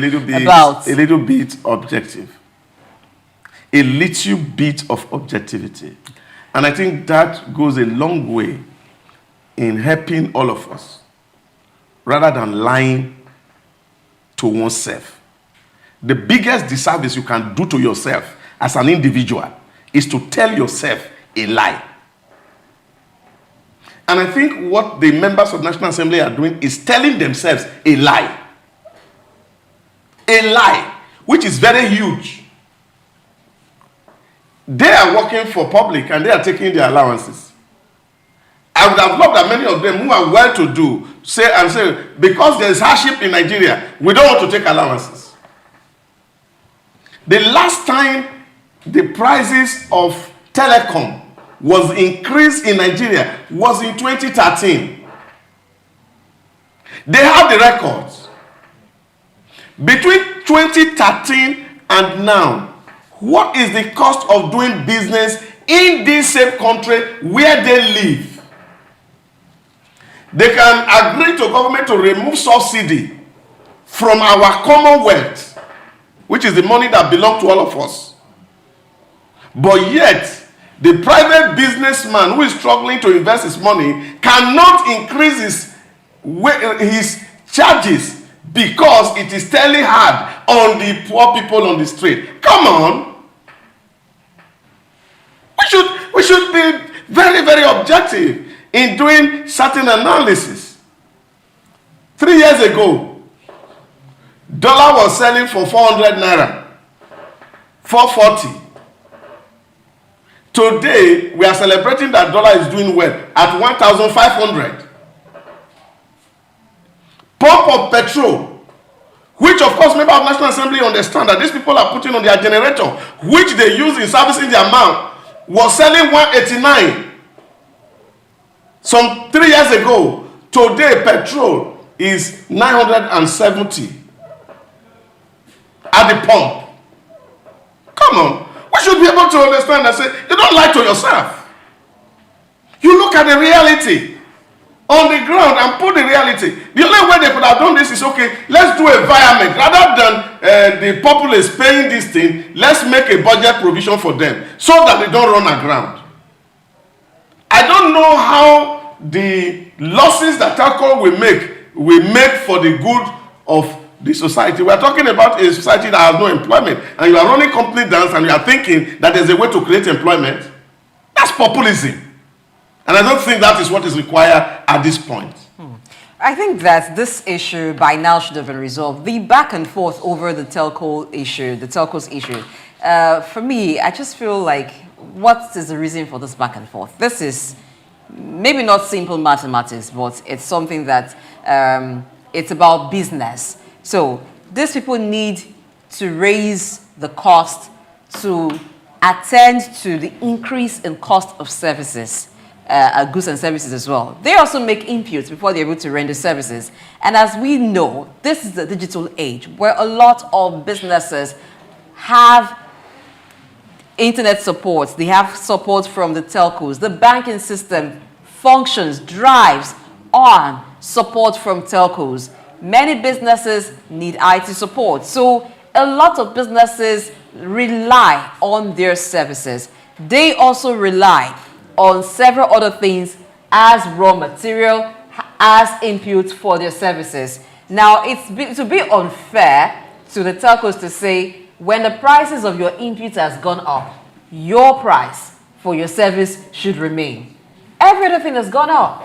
And some of them also have expatriate workers that they employ. Some of them have tech workers that are not sourced from Nigeria. So it's a lot of factors here. And it's purely business. I think that's why I said earlier that the NCC, in their wisdom, instead of approving 100% tariff hike, said, let's meet you halfway. 50 is what we'll do. If there had been 100% tariff hike, then I would have said, oh, that's way too much. Can we come to a middle ground here? But I think 50% is fair. The issue now should be, we've approved 50% tariff increase for you. Let's also see now that the quality of services that the telcos offer do not drop, because this should help you maintain standard. This should help you keep going. We shouldn't see a drop in the quality of service. Where that happens, then the FCCPC should then question. The regulator, NCC, should question what is going on. But to say, let's have a reversal. So how do you expect the telcos to continue? Okay. How do you expect them to cope? We don't have access to their books, so we can't say things that we cannot substantiate. To say, oh, the business people will not tell you the exact truth, especially the telcos. As long as we do not have access to their books, and we understand that that is a capital-intensive industry, then I think the 50% is okay, so that business can go on. And we do not have a situation where we are penny wise but pound foolish, because if the services drop, because the telcos have to stay in business, it's okay, fine, you say we shouldn't increase it, but services will drop. So it means that people will pay more trying to compensate for the inadequacy of the services that they get from the telcos. Okay, so one other thing that I would like to point out is that the National Assembly have a responsibility to make laws and to also intervene and to make decisions. Now, whichever way their decision goes, if someone else is God in the process, it will not be intentional. And if in this time they align their thoughts because they felt We need to think about the common man. That's their priority. You're No. stirring some water. It is here. not stirring up. And I have that an water opinion. will raise up No. so many other No. issues. I have an opinion. No businessman, of course, except can come out and tell you this is on 100% of what I made, because you also That's pay why tax they're in already it. giving 100% tariff like you they cannot. asked for. It's a general statement. You cannot call it unsubstantiated. So you said for the telcos, please, they can't even run away from Nigeria. But because it's a big market. It is a big market for them. Quality of service made. Nigerians have the responsibility to choose. Econet left. Who came? There are others who are here. There are others who are here. There are others who are here. There are others who are here. So no. We cannot beg. Why the government has a responsibility? No, just let me finish. Just a moment, please. Why the government have a responsibility to create an enabling environment to make sure there is an ecosystem that is accommodative to these businesses? They also have the responsibility or the choice to either stay or leave concerning the business environment or the business ecosystem that they have met on ground. There are times that they have been favored, times without number. And if this does not really go all, while we are looking at meeting them in the middle ground, I am not in complete support that they should not increase it. But if the House of the Reps is saying, okay, suspend this for a while because of X, Y, Z reasons, I think we should also pay reason to that. So why did the House of Reps? Please, let me just ask a question. Why did this asking somebody to pay sacrifice, whereas you have the opportunity to make the sacrifice for the real people you said you love? Even the House of Reps to make that sacrifice, and then you are asking somebody that is not within your control to make the sacrifice in your stead. That's greed, that's selfishness. And that is the point I'm making. Now, when NNPCL, which of course government owns wholly, we've all agreed that, look, we have gone to that point, we must take away subsidy. They didn't wait a moment signing it off. Now, the removal of subsidy is having their effect, not just on the ordinary man on the street, but also on businesses. So you are making it look as if businesses don't operate in Nigeria, that their manna comes from heaven. It is only the people that have their manna here on earth. The businesses are operating in this climb. They are paying the bills that ordinary people are paying. Now, how do they survive if they don't price right? This is the argument here. So you could have said, okay, well, since it's like this, if businesses must survive, the one that is accruing to us, we have 340 billion in this year's budget. Let's reduce it. Let us not even take allowance so that our people can be happy.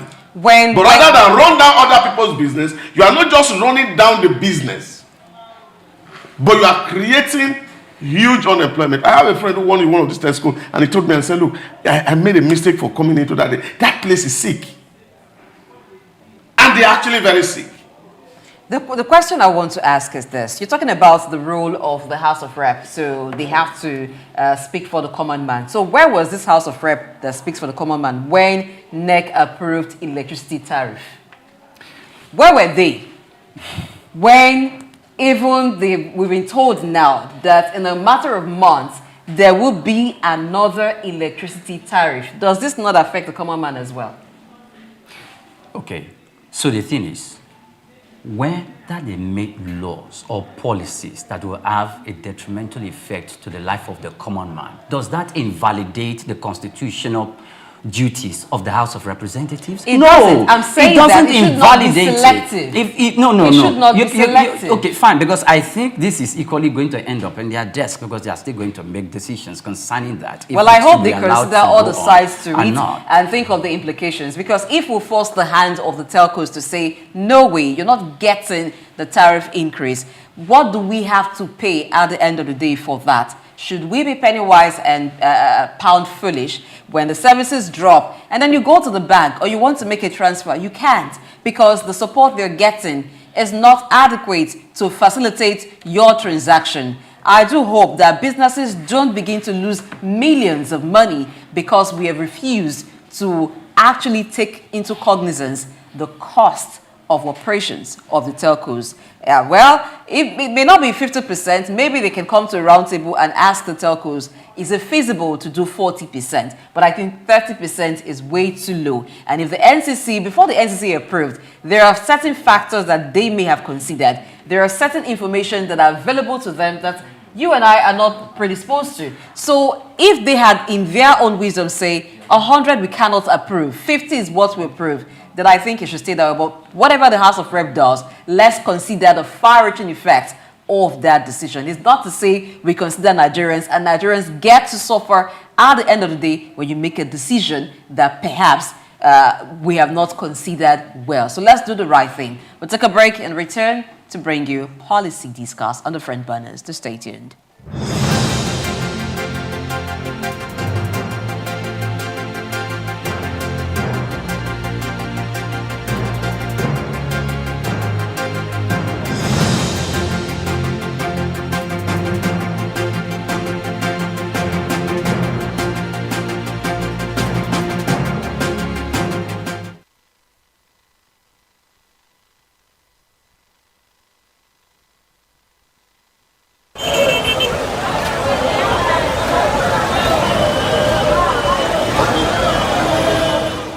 Traffic regulations are practices put in place in both developed and underdeveloped countries. They are designed to ensure the safety of all road users, reduce accidents, and promote orderly movement. Either you are a driver or a passenger, every road user is required to understand and follow these laws. Under obligations, drivers must possess a valid driver's license issued by the authorized body.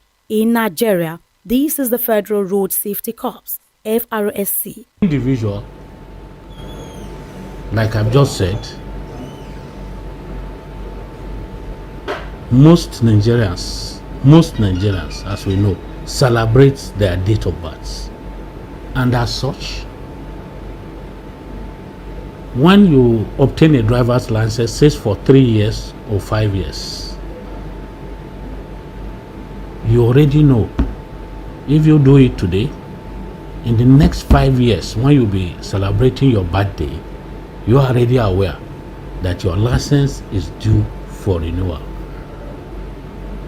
You don't have to even wait until that date.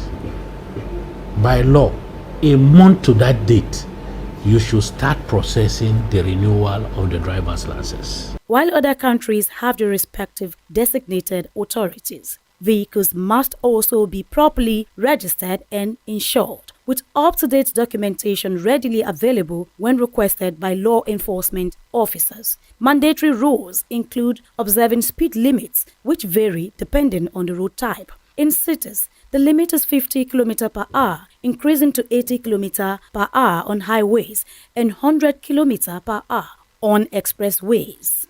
Before hitting the road, seat belts are mandatory for both drivers and front seat passengers. Also, all traffic signs, signals, and road markings must be obeyed. Drivers must remember that using a mobile phone while driving is a punishable offense unless assisted by a hands-free device. Drunk driving is illegal, with penalties ranging from fines and license suspension to imprisonment. For passengers, wearing seatbelts is essential, and distracting the driver should be avoided at all costs. In public transport, any reckless driving should be reported to the authorities, and pedestrians, on the other hand, must also cross at designated pedestrian crossings, zebra crossings, or pedestrian bridges where available. They should follow pedestrian traffic lights and only cross when the signal indicates it is safe. Looking left, right, and left again before stepping onto the road is crucial, and should avoid running while crossing. Making eye contact with approaching vehicles ensures they see you before you proceed. By following traffic regulations, road users can prevent accidents, protect lives, and contribute to smoother transportation for everyone. Grace Komolafe, Souq News Television.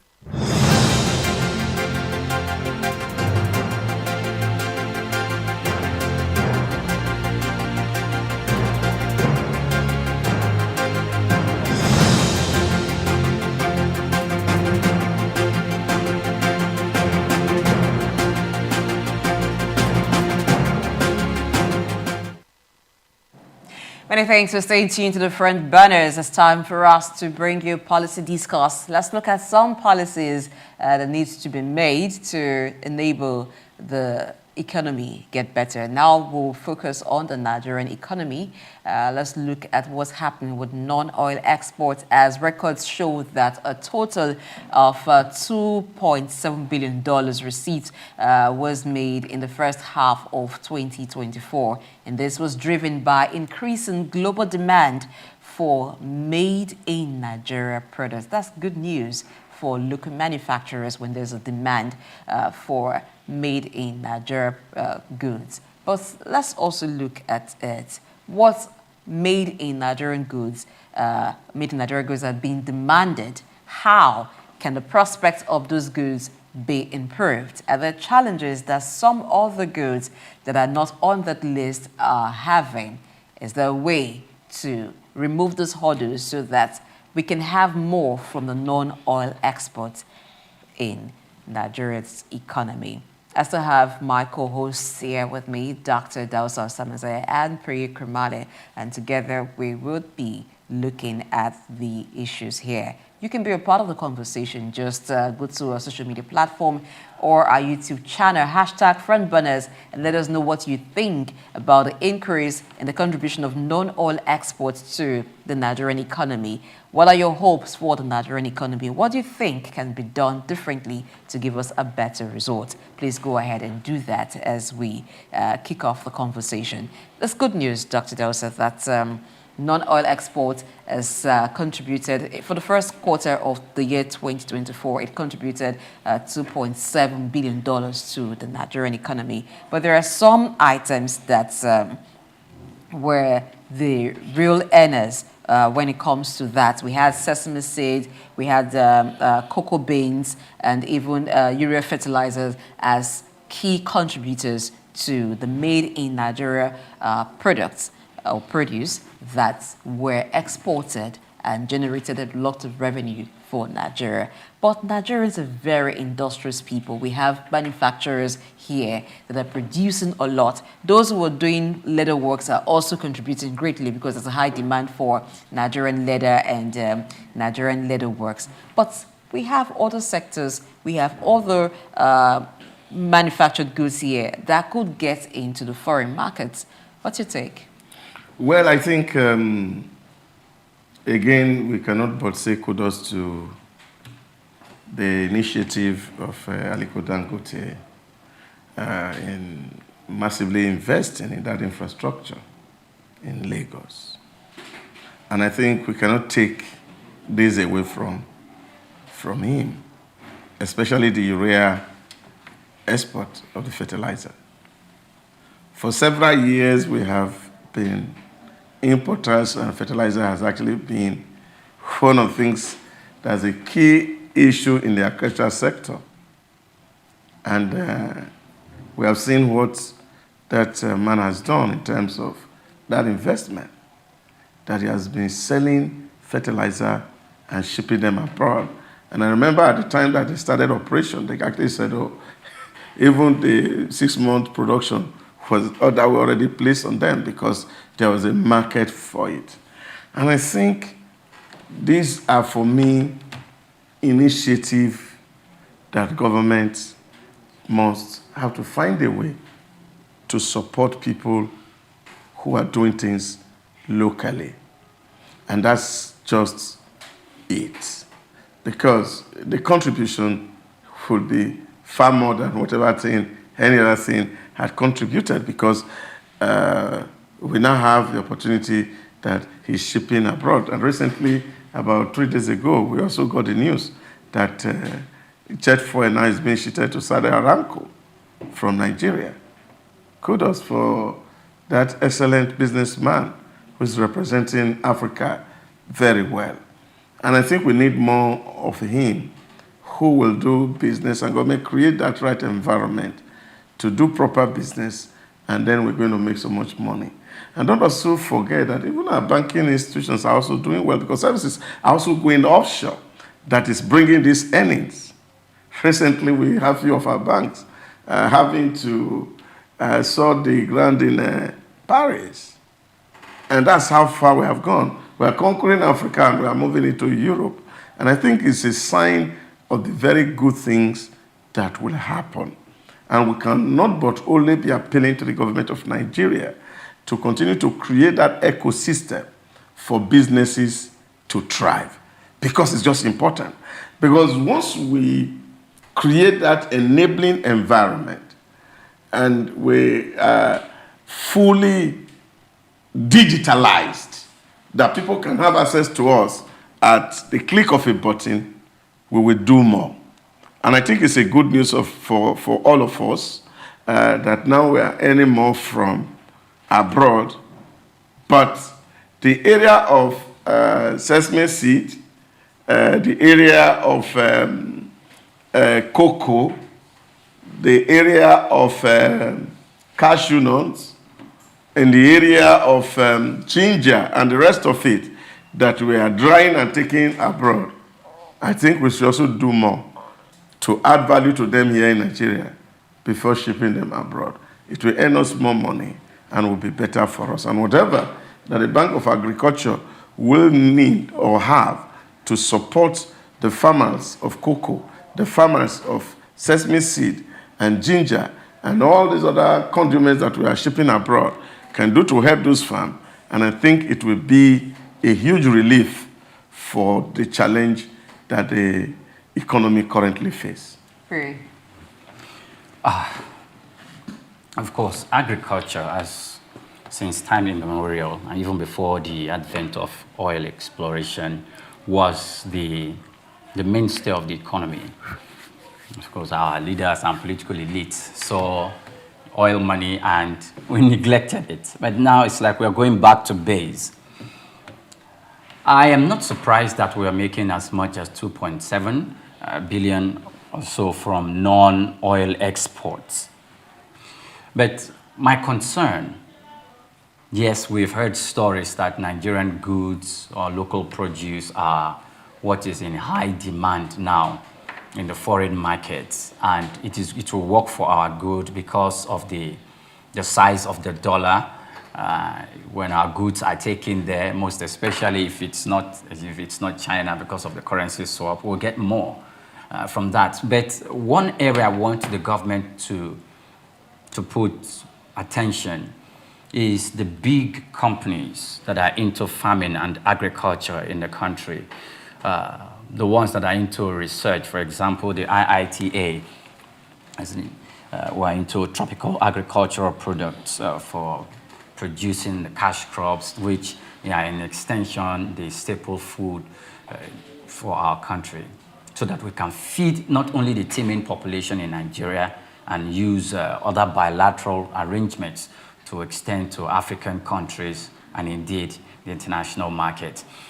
Every loophole should be blocked. Export should be made very, very easy, because whilst the government is looking at this, we have to be putting our eyes on the balance of payment, because if our imports into Nigeria is greater and we are paying more, which I think it is what it is at the moment, than our export, then we'll be operating a negative balance of payment system, and that in itself will have a negative effect in the Nigerian economy, because local companies will be dying down under that weight. So like Doc said, value addition to our raw material. That's what we've been doing, this by exporting our raw materials out of the country. If it's example, the cocoa that we move out of Nigeria to other countries, most especially the West, and the added value turned it into chocolate and they bring it back to us in Nigeria, and we're spending lots of money to purchase it. It doesn't all go well for our economy. For our economy to gain balance, to gain strength, we must start thinking of adding value to all these raw materials, including the cash crop, before taking them out of the country. I think it was years back when we have the Chinese came to Nigeria, and when they look at the way we consume cassava and how we have the locals that transform cassava into the popularly called cassava flour, the one called gari and all of that, and they went ahead and they told us that In fact, I was having a conversation with a professor then at the university, and he said Nigerians are not into manufacturing. And that just let's keep watching the Chinese. They will come to this country, they will transform cassava flour, this gari, and they will start making it for Nigerians, and we'll be buying it massively for them. And of course, where does the earnings go? It gets back to their country. So even if we are not going to be the one doing the addition of the value, we make sure we attract foreign business people who can come and not just move out the raw materials away from the country, but to establish their plants here in Nigeria so they can, add the values here by providing, that will provide the necessary workforce for the country, and then we can have foreign direct investment into our country. So this report was actually released by Nigerian Exports Promotion Council, and they actually reported a lot of facts around made in Nigeria goods and the non-contribution of the non-oil export. So it says that 211 non-oil products were exported to 122 countries. Now, of these countries, only Ghana was among the top 15 countries that Nigeria exported to. Ghana was the only African country that was among the top 15 countries that Nigeria exported to. And then many of the exports were routed through sea, and the Southwest and South-South were the major contributor of this exports, because sesame seed, cocoa are mainly produced in this region. But we have other regions in Nigeria where very, very tangible agricultural activities are happening there. So what's going on with that? We used to be a big exporter of granules at some others, and that's why we had the granule pyramid and at the time in Nigeria. Are there sectors, are there particular products or even agricultural produce that we are neglecting right now? Well, I think whatever you export is a function of what is needed elsewhere in other countries.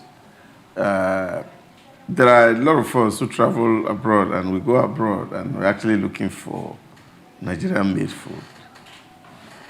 It's always amazing that when you go out with a set of Nigerians and they get out of this country, after 2 days, they are crazy for their Nigerian-made food. And I think the truth is just that I think Nigeria has the best food globally. I can test on that, because it's difficult for an average Nigerian person to stay without their local food. And some people who have tasted it will say, "Wow, this is nice." It's that also that's actually the also driver. I remember the last time I was in Manchester, I went to one shop. They already said there's African, all the things that are produced in this country, they find a way.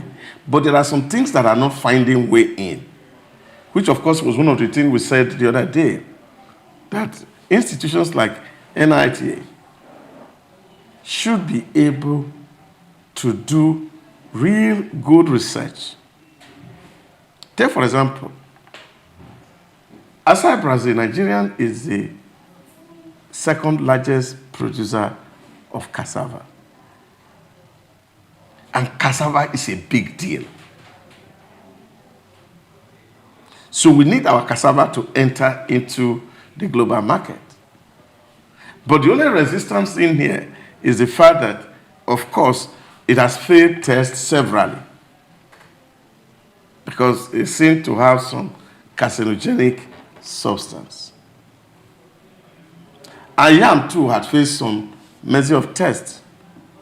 And I think that also required, because I know when my father was alive, he was a very good farmer.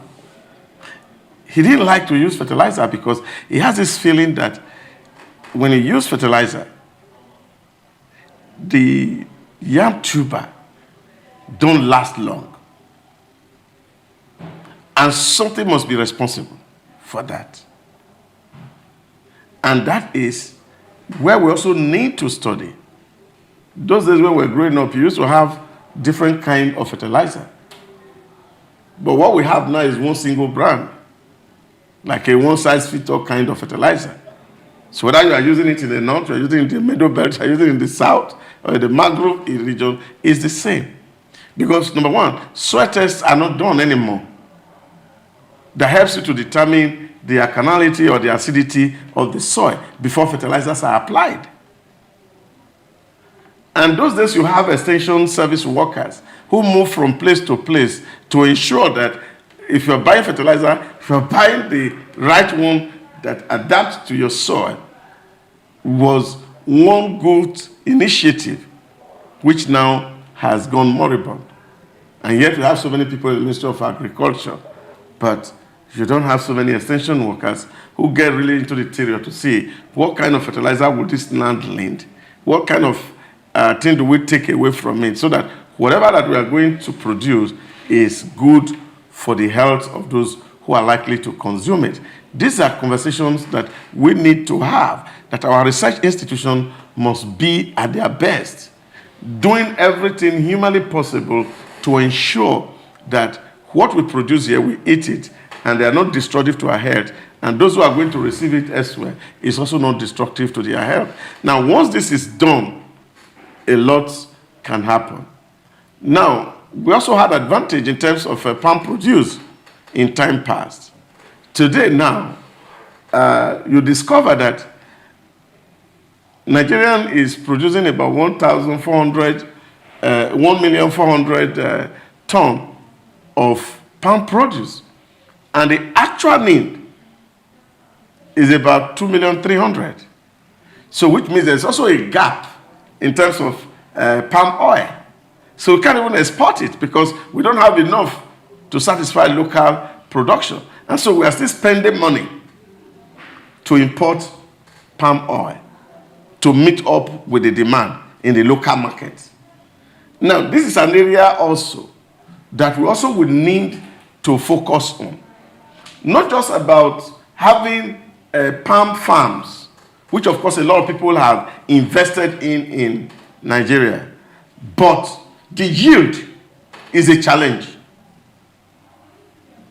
And people all across the globe have been able to develop scientific methods to increase produce yield. These are the things we can specifically target as Ministry of Agriculture and see how do we create incentive in palm produce, incentive in cassava production, incentive in rice production, so that these things that we can actually farm in our environment, we don't need to import it. So the banks also played a role in the facilitation of export, and some banks were named by the Nigerian Export Promotion Council CEO, and it urged them to key into it, leverage the opportunities in export to ensure that they help to improve the capacity of the exporters. What's your take, Pri, on the issue of market access? Doc has highlighted some of the challenges when Nigerian produce from Nigeria have access to international markets. Sometimes some of this produce are returned back because they do not meet up to the quality. And another thing too, for some, they would love to be exporters, but access to fund is a challenge. Now, we have the standard organizations of Nigeria. We also have NAFDAC, which is directly in charge of food and drugs in Nigeria. So why the farmers need to do their own parts to ensure that, yes, they know what fertilizers to use, they know how to apply them, the wholeness of the food, because what we take out and return back also reflect the wholeness of the food that we consume here internally. Okay, first of all, I would cast my mind back to recent, not very recent, but last year when the Minister of Agriculture for Israel paid a visit to the Minister of the Federal Capital Territory, Nyesom Wike, and they were discussing our possible collaboration between Nigeria and Israel and how it's going to transform or have some form of positive effect in the agricultural sector in Nigeria. And one of the the remarkable statement the Minister of Agriculture from Israel made was that, I am surprised that your guavas in this country, you still eat them with the seed in it like that. So why in Israel we have a technology behind it where the seed, is crushed without even opening the guava. And I was beginning to think that level of technology that is deployed in the agriculture sector that has given them so much muscle and the confidence for him to talk about it outside, and was trying to sell the idea to Nigeria and the Minister of the Federal Capital Territory that the guava they eat, you eat it with the seed in it, but the seed, you don't have to, break it like you normally do, like it appears as seedlings in your mouth. So when we were thinking of building roads using foreign consortiums to operate the build, operate, and transfer model back to Nigerian government, we should be also considering the technologies that some of these advanced countries used in their farming, so that we can deploy that into the farms here. And the government will have another role to play. Yes, you've talked about the Standard Organization of Nigeria, the Nigeria Export Promotion Council, the National Agency for Food, Drug Administration and Control, who equally have a role to play. But the Standard Organization of Nigeria plays a role that it has to operate with the Standard Organization of other countries that will have to verify and look at the processes that our food, the local produce, has been put through, if it is fit for global consumption. And if they are beginning to find carcinogenic substance in our yams or in our cassava, I think it will do more for the research organizations to revisit that, because it's going to be a disadvantage as more we know that the foreigners or the global market is yearning for Nigerian products in some aspects, but in other aspects, we are not doing very well. Also, Benue State, I think the motto for that state, if I'm not mistaken, is the food basket of the nation. So, and they've been crying. We know how insecurity has been dealing a heavy blow to that part of the country, and how this is affecting agriculture and agricultural produce from that part of town. So whilst the government will be looking at the fact that we are, non-export production, we've got about 2.7 billion, then we can do more. We can do more if we take care of all the challenges that we have internally, and we have a political will to settle or to put our foot on the ground to take care of that internally, to make sure that farmers have farms to go back to, not just going back to that their lives are well protected. And for those who require loans, who even require sometimes the exercise that the government engaged in by giving out free fertilizers for some of the farmers to go and use in their farms, so that the government can indirectly promote farming.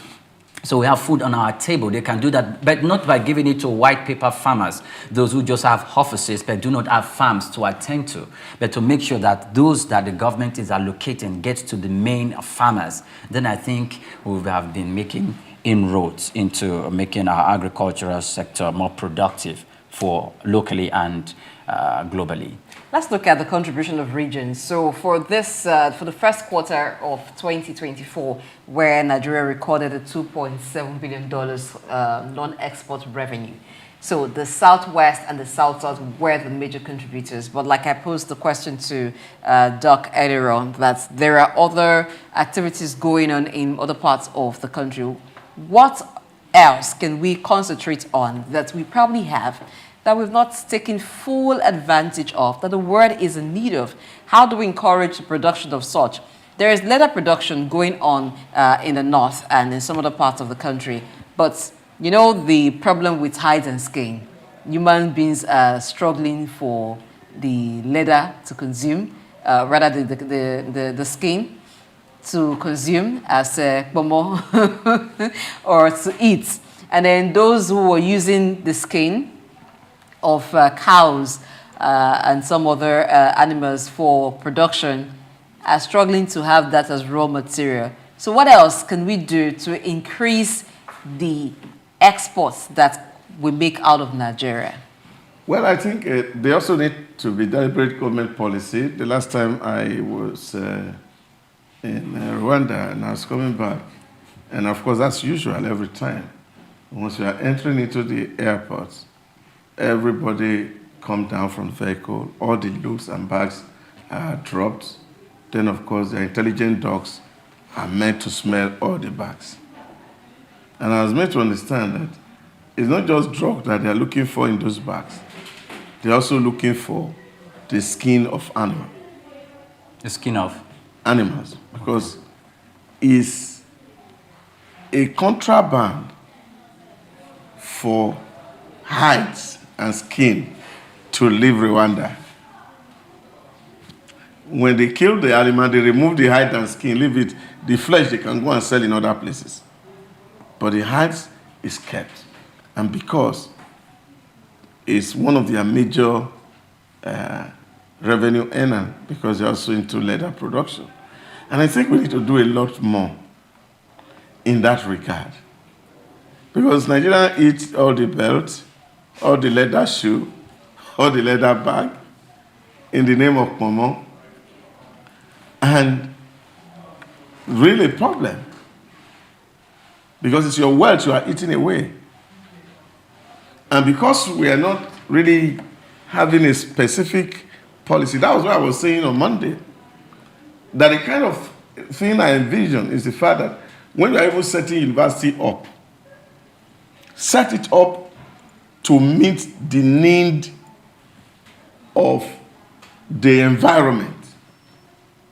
No, on Monday I was talking about, I want to see a university of animal husbandry in Katsina, in Adamawa, where all we study is what do we do with all the aspects of animal. The husk is money. The milk is money. The soured milk is money. So dairy products, cheese, these are what Denmark is living on. So we can reinvent it here.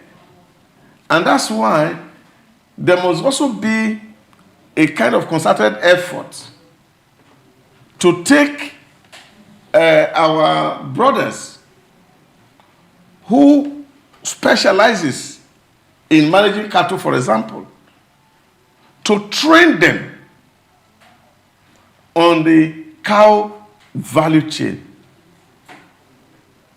How much money that is responsible they can make from it. And then we give them formal education. They are not just doing it traditionally the way we are moving cattle from place to place, because it's not profitable that way. So we need to encourage ranching system where provisions are made, fenders are brought, and the cow are fed. And then you see they have cow that is weighing 900 kg in Denmark. Now you can imagine what kind of milk come out and the fat that can come out from that kind of an animal. So these are the kind of things that we can do policy-wise to encourage export from this place. And like I said, the development banks, especially the Agri-Bank, must also invest not in every kind of farm, but specific strategic farm where we can quickly have some low-hanging fruits in terms of expert. And in this area, we already have an expertise, and then we just need research to facilitate it, and need the banks to put money in there and drive it. And of course, I tell you, in a very short period of time, we can actually become a superpower. I think it's a good one for Nigeria that the non-oil export is contributing a lot now, but that can be improved. There's a lot that Nigeria has comparative advantage in, lots of agricultural produce, and even in manufacturing. Some time ago, somebody was saying that they rather buy shoes made in Nigeria because there are certain places that you buy shoes from, you're sure of the quality of the leather. But can we harness these potentials? Can there be more investment in these areas to ensure that the companies or the manufacturers have enough resources to further polish what they're doing, improve on the quality, and also increase the quantity of what they produce to sell outside of Nigeria. In terms of agricultural produce, Nigeria can do more in terms of cassava production, palm oil production, and then for the quality, I think this thing that happens in Nigeria where sometimes when we're producing for ourselves, we just feel it's for ourselves. So however we do it, we do not adhere really to the quality standards.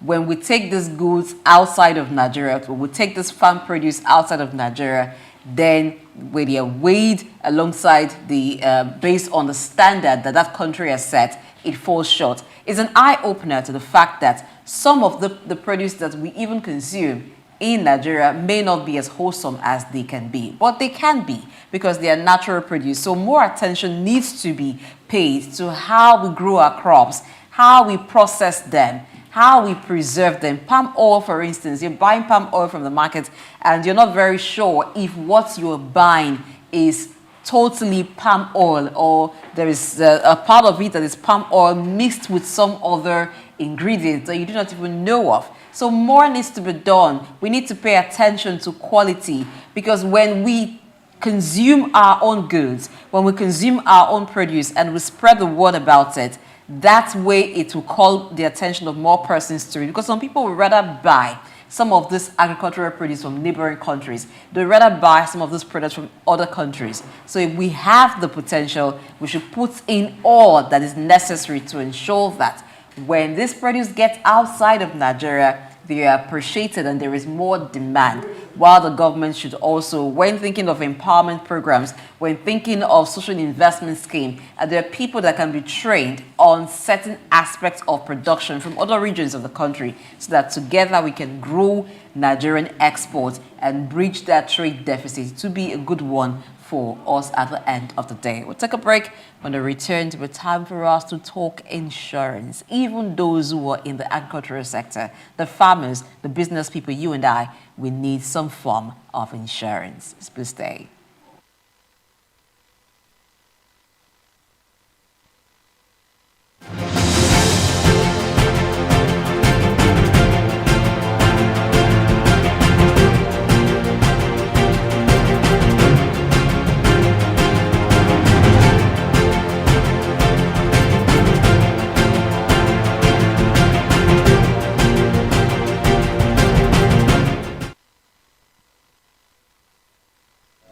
Predominantly produced by small-scale farmers in the country's southwest region.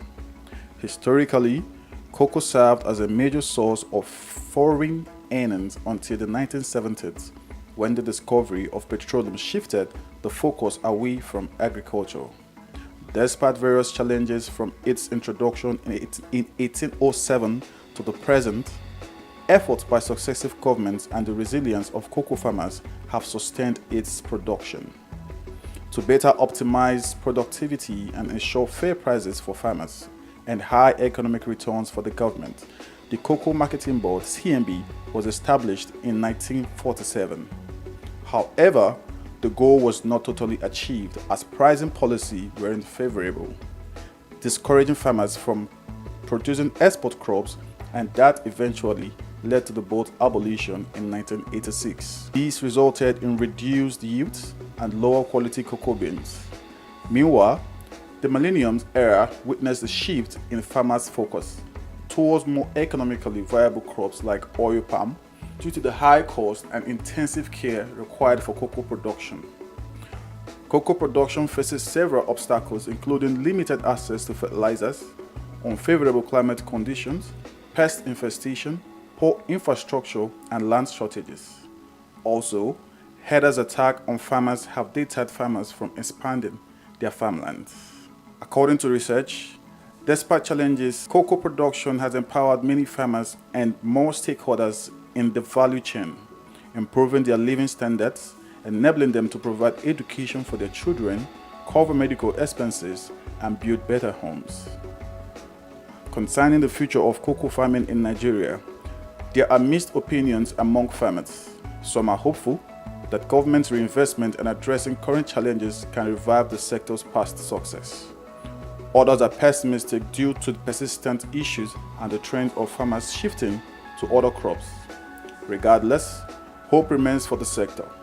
Solutions like improving land-labor relations, infrastructure, and financial support could revitalize cocoa production, reduce out migration, stabilize prices, and enhance value chain development, ultimately securing a brighter future for Nigerian cocoa farming and its stakeholders.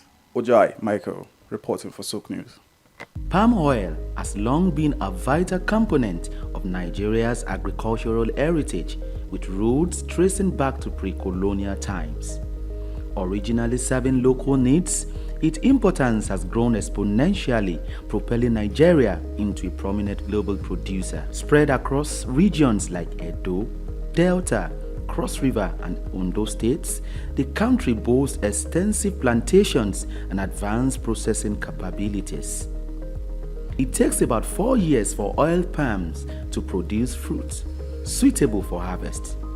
Each tree will then continue to produce fruit for up to 30 years, at which point they will have grown to around 40 feet tall. According to reports, Nigeria's palm oil production increased to 1.4 million metric tons in 2023, witnessing steady growth since 2009, with a peak surge in 2010. Despite a surge in domestic consumption, reaching 1.8 million metric tons in the 2021-2022 crop year, Nigeria still imports 350,000 metric tons, primarily from China and Malaysia. Similarly, some of the challenges plaguing the sector include declined production, outdated equipment, and insufficient financing, resulting in a notable production deficit.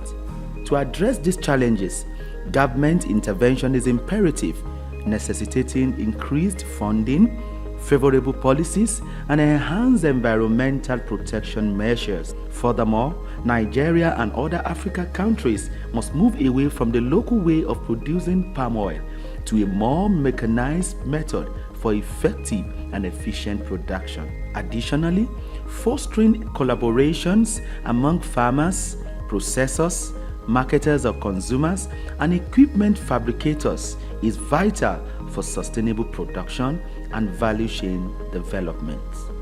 Israel Adeyemi, Souq News. Idumota Market. Eko Idumota, once a residential neighborhood, is home to Idumota Market located on Lagos Island. It is one of the oldest and arguably one of the largest markets in West Africa. Idumota is a historic neighborhood adjacent to the Lagos port that facilitated the slave trade, and later under the British indirect rule, it surrounded to exports that fueled the colonial enterprise. Idumota was also the location of an armed forces remembrance cenotaph called Soja Idumota, built as a monument to Nigerian soldiers who served with the West African Frontier Force. An Eyo Masquerade statue and a clock tower are also some monuments at Idumota. Idumota Market is so popular that large sales are recorded as early as 7 a.m. The market is made up of hundreds of locked-up shops occupying several multi-story buildings, with some measuring about 5 or more floors. In 2010, the Lagos State government demolished some illegal structures in order to improve vehicular and human movement in and around the markets. During weekdays, the neighborhood of Idumota is densely populated by shoppers, traders, and bus passengers. From the Carter Bridge ascending into Lagos Island, passengers can see the neighborhood before disembarking at their final destination. Idumota Market accommodates the substantial inflow of imported goods. The bulk of import from abroad are routed first through Idumota and then on to other markets through Nigeria and other West and Central African countries. The energy of private Idumota traders and wholesalers facilitate this activity, where millions of US dollars worth of wholesale is exchanged daily. Idumota Market, Souq Enlightenment. Broad Street. Broad Street, situated in Lagos Island, is steeped in Nigerian history. Once the biggest financial hub of the country, it housed the headquarters of major banks, linked the CBN, the stock exchange, and the loads of lender companies. Broad Street is a historically significant street. It has played a central role in the development of Lagos and history, an important commercial and administrative center for the British colonial authorities. It was also a home to some of the city's earliest modern buildings. Broad Street was a residential area in the pre-colonial era. With the British came the Methodist Boys High School in 1878 and the Broad Street Prison in 1882, renamed Freedom Park. The General Hospital, which was a British military hospital, was built in 1893, being the first general hospital in Nigeria. The old British Secretariat building, which is now the Federal Ministry of Justice, was built in 1906. Broad Street has seen a full turn into modern commercial office blocks, complexes, skyscrapers, and markets from the outer marina through Akpombo early into the Adeniji Adele Road. Broad Street is one of the busiest streets in Nigeria on weekdays, where commercial activities take place day and night. From modern buildings to ancient structures, this street gives one a raw dose of life in Lagos. Broad Street is often referred to as Lagos Financial District. It boasts a mix of architectural styles, reflecting its long history, colonial-era buildings, Victorian and Edwardian architectural features, alongside more modern skyscrapers and structures. Broad Street remains a vital, vibrant part of the Nigerian economy. Broad Street. Souq Enlightenment. The Three Wise Men. Iconic sculptures and statues adorn major metropolitan cities of the world. In Lagos, Nigeria, the statue of three men designed to depict the state's cultural heritage and to usher in visitors and tourists into the ever-accommodating center of excellence is no doubt an astounding work of art. Originally built under the administration of Colonel Raji Rasaki, designed by Bodun Shodende in 1991 and standing over 12 feet high, referred to as Agba Meta or Aro Meta, the three sculptured chiefs were placed along the Lagos-Ibadan toll gate to welcome people coming into Lagos State. The statue called the Three Wise Men by many has become a major signature for the state. Three white-capped chiefs clad in white wrappers, knotted across their shoulders and with clenched right fists are shown in the artwork. The images fascinate and create impressions in the minds of visitors coming into the state, captivating the attention of visitors who look with keen interest, pondering on the messages which the posture of the engraved images signifies.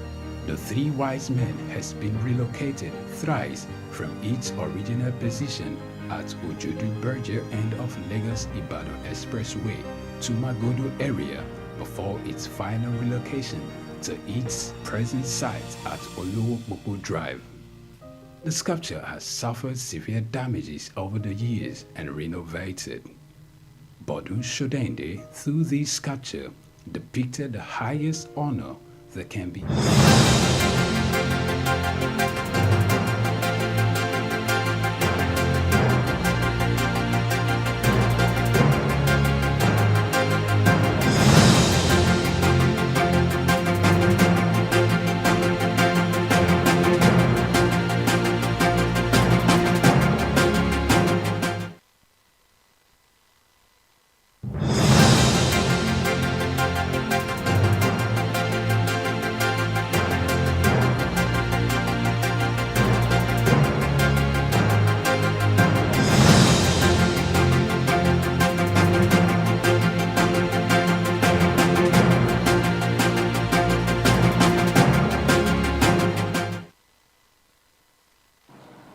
Okay, it's time for us to talk about insurance. Yes, you and I need it at some levels. It is not time for you to say, God forbid, no, that's unplanned circumstance that could cost fortunes, that could end the business if there is no insurance backing for that business. It's not my portion. It's not.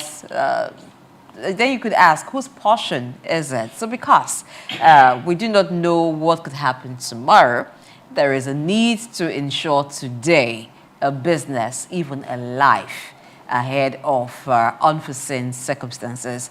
But we're going to begin the conversation looking at third-party insurance for motorists. There's a new twist to that. But first, let's introduce to you our guest on the show, Sam Orojo, who is a public and international affairs analyst.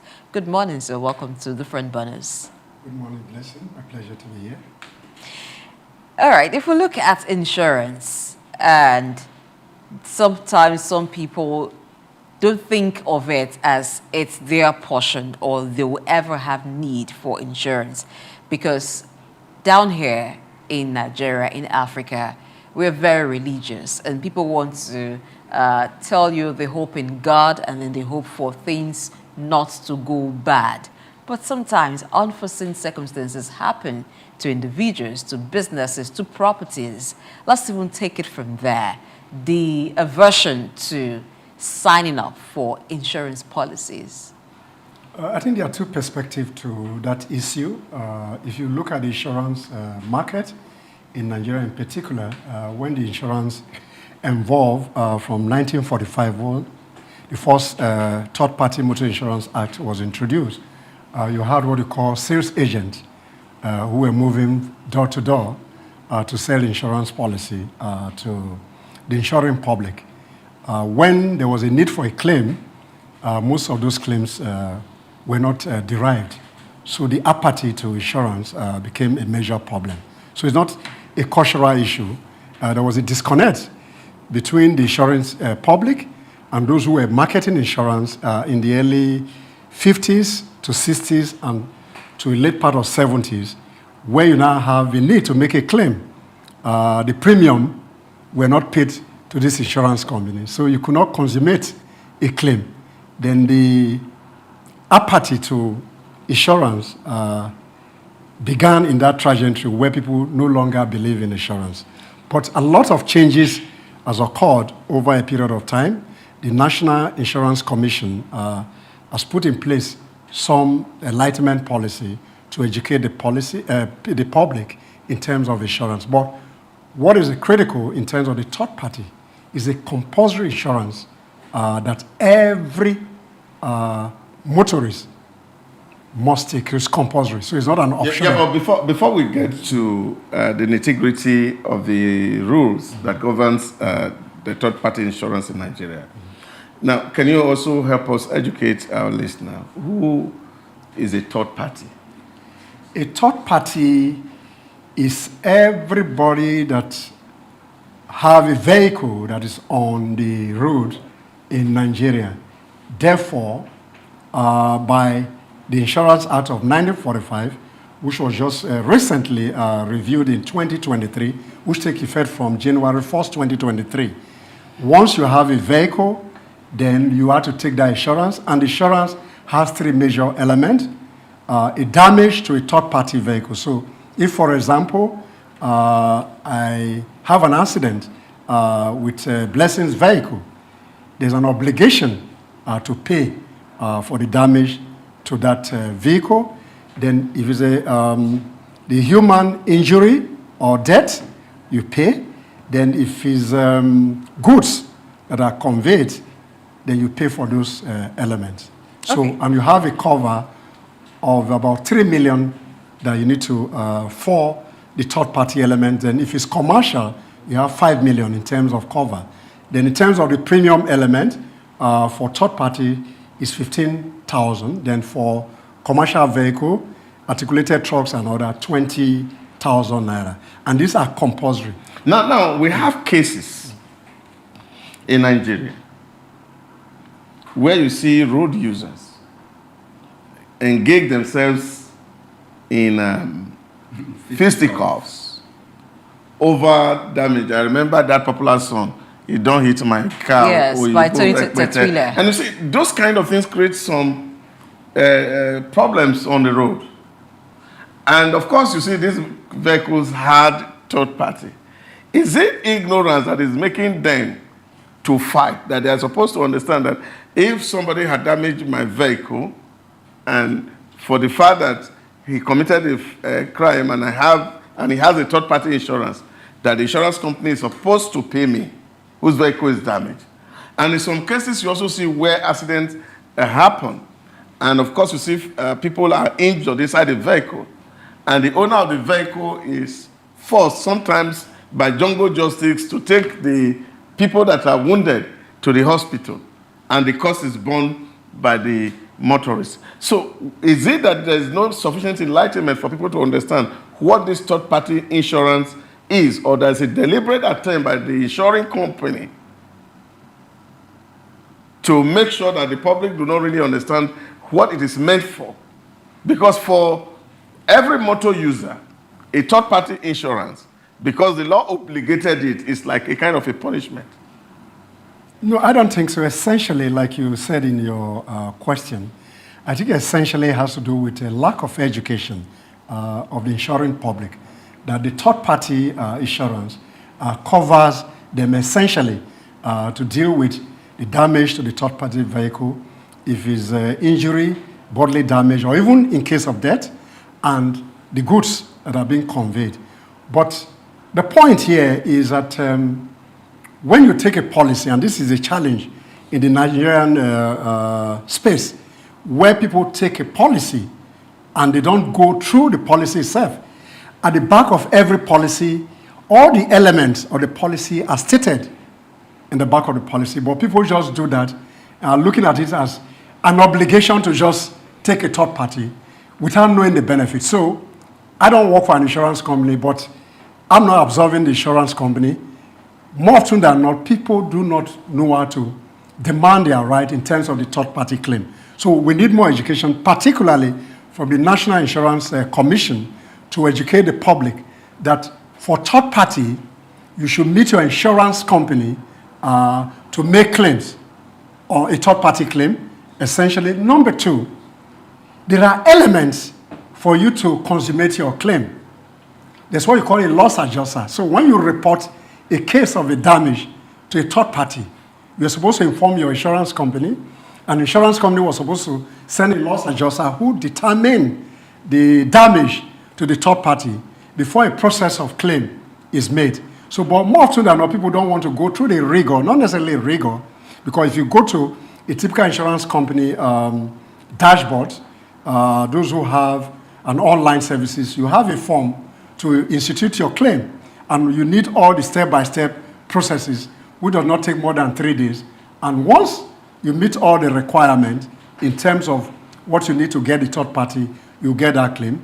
Another challenge, again, is more often than not, where people take those insurance companies, you have a lot of fake insurance companies where people who just go into a vehicle licensing office, you have a full bouquet, you take your road tax, that's the motor vehicle license, then somebody gives you an insurance paper. But then when there's a damage, the insurance company that has that policy does not exist any longer. So advise people to look at the National Insurance Commission, where you have a publication of all the approved insurance companies in Nigeria that have the license to operate, and you place a demand. Once you pay your 15,000 naira, which is a premium. So, and there's a slang in insurance, no premium, no claim. So once your premium is paid and you know what to do, and the advisory, therefore, apart from third party, is that always use an insurance broker who is an intermediary between you and the insurance company. All right, taking it from there. So you must ensure that when there's an accident or something happens, you file for payment of claims. So motorists now are urging NICOM and the police also to enforce payment of insurance claims, because they say that if they prevail on insurance companies to pay claims, the same measure with which they're asking that motorists must have the third-party insurance, this will ensure claims are paid, and it will encourage more motorists to take up third-party insurance. I'm among them. You're among them. Okay, good to know. So that delay in payment of claims, don't you think is part of the reason why you find that when an accident happens, people fight. Because will the third party wait for all of this process to be concluded before payment is done, and then they get their cars fixed, or where there's an injury, they get treated? What happens to prompt payment of claims? No, I think for me personally, it has to do with the culture of our people. We have a mindset where we think that things will not happen well, so we try to use under the table kind of arrangement to see how you can get things done. There are processes. So once that happens, you're supposed to call in the police, who is the first person at that point who marks the points of the accident, and you have a police report sent to your insurance company. And once these processes are properly laid out, within 3 days, you can get your claim. But this idea that insurance don't pay claim is a cultural issue that we need to purge ourselves from as a people. A lot of insurance company, not a mouthpiece of insurance company, but a lot of insurance company pay claim. And I can attest to that. Personally, I've always got claim on my vehicle, even when I have a pebble that fell on my windshield at the time. I had my insurance company made a replacement for that. As soon as I filed in the report, took the photograph, and I sent it, and the claim was paid. But So not people- on third party. Eh? Not on third party. Every party, whether it's comprehensive, whether it's third party, you can't get your claim. The point I'm trying to make here is that people don't have the knowledge to pursue their legitimate claim. That's the point I'm making. So once there's an accident, you're supposed to make a report. The traffic police come, does the mark line of the accident, write a report, then you file that report. So if there's a delay in terms of what the police does before these documents get to the insurance company, that's a problem. So, but claims can be made from insurance company. Okay, all right. And so, for me, cultural biases. People most times don't want to use insurance companies because most times those who market insurance products, they come to the people and they start selling the products. They don't give you the complete information. And when they are done giving you the half-baked information, when they're done giving you the half-baked information, and when the unlikely happens and the people are trying to file their claims in order to get back their benefits, there's this disposition that the insurance companies give. They don't want to pay back because paying back is like they are losing. And this is a very recent case where the person I spoke of was going to the hospital. He was even a pensioner. He's even a pensioner, rather. And he was hospitalized.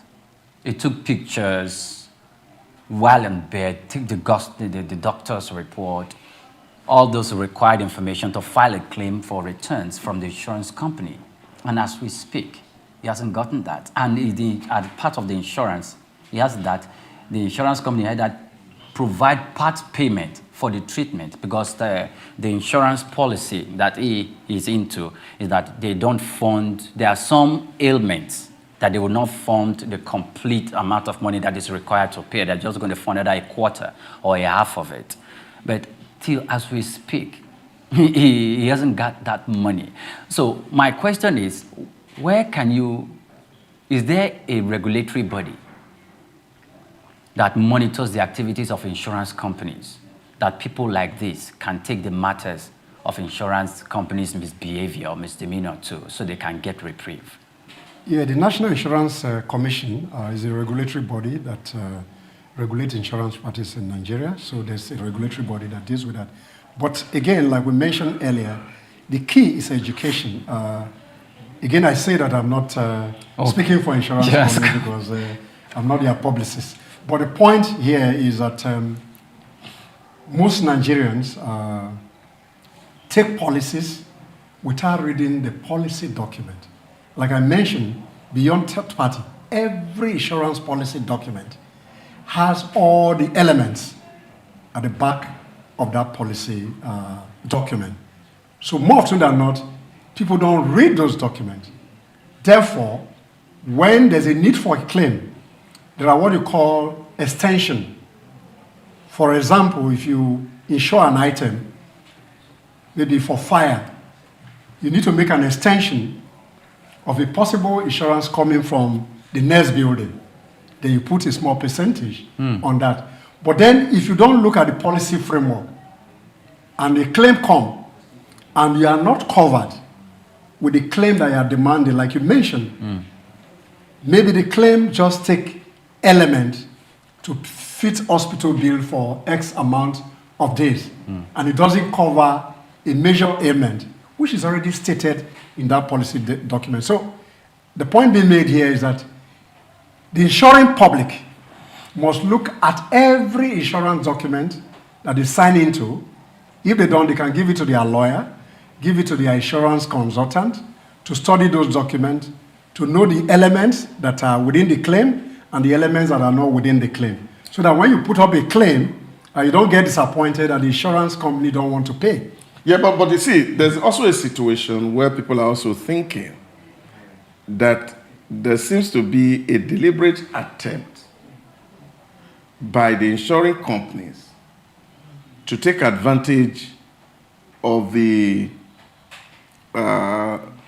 inability, like you have said, of people to actually read. Yeah, because if you want to hide something from a black man, you write it in a book.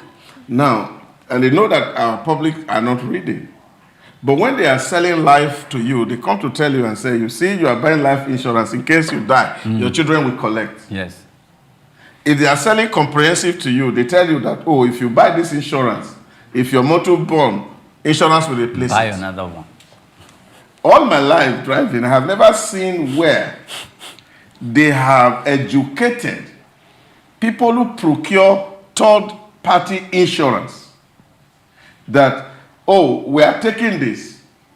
Because the real reason why a lot of people go to do that third party is because either VIO is going to hold you on the road. It's compulsory. Yes, I understand this. Yeah, because there's an enforcement. Yes. And I think this is where the motorists are coming from.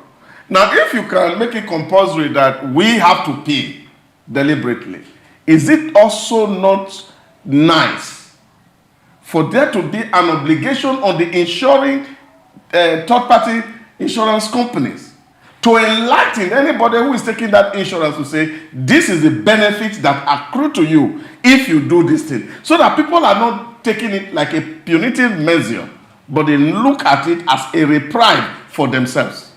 I agree with you absolutely that the insurance companies has to do more education in terms of public enlightenment on their various policy elements, particularly the third party, which cover almost every other person within the society. I agree with you absolutely. The National Insurance Commission equally has a responsibility because they are the ones who from time to time regulate the rates of what people pay, particularly for third party, which was just in 2023, was moved to 15,000. Then on the other hand, the National Insurance Association that make up insurance company should equally do some public enlightenment to educate Nigerians on the limit of claim, on the procedure of claim, and what you need to claim on third party. That will help to reduce the misconception and misunderstanding between the insuring public and the insurance company. But let's put it out there in the open space to educate everybody that once you pay your premium and your company where you pay the premium to is licensed by the National Insurance Commission, then you have every right and responsibility to pursue the claim. But you must inform your insurance company first and foremost when an accident do occur, even if you are taking money out of your back pocket to settle so that you don't get some kind of public embarrassment, you still have those claims. But the process is foolproof. So if you don't have those processes consummated, it may be difficult for you to claim. And so that's the lesson that we must be patient, we must understand the process of making those claims. And not just sufficient to have a public outcry that insurance company don't pay claim. Insurance company do pay claim, even third-party claim. And if you go into the National Insurance Commission, you see the percentage of claim be made in the last 1 year by various insurance companies. The records are there. Yeah, but I think this, let's look at penetration of insurance companies in Nigeria. As of 2022 March, it was recorded that the insurance penetration in Nigeria is 0.5%. And then when they broke that statistics further down, it showed that more men in Nigeria have taken up insurance than women, even when you look at employer-based insurance, mutual health insurance, and all of that. Now, for even motor insurance, we still do not have a lot of vehicles in Nigeria insured. In fact, health insurance happens to be like the highest right now for that accounts for contribution to insurance policies that Nigerians are signing up for in Nigeria. What could be the issues why Nigerians are really not embracing insurance? Aside the cultural issue that you talked about, are there some challenges with innovation?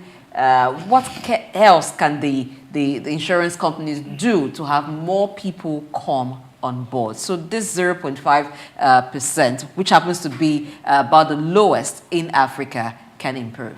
I think simply put is education. That cultural issue, we need to deal with that, and that's a very strong one. And Nigerians are overtly religious people.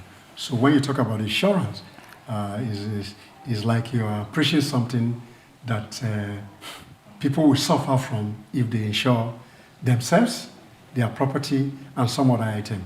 So the concept of insurance really, fundamentally, is to bring you to a point of comfort.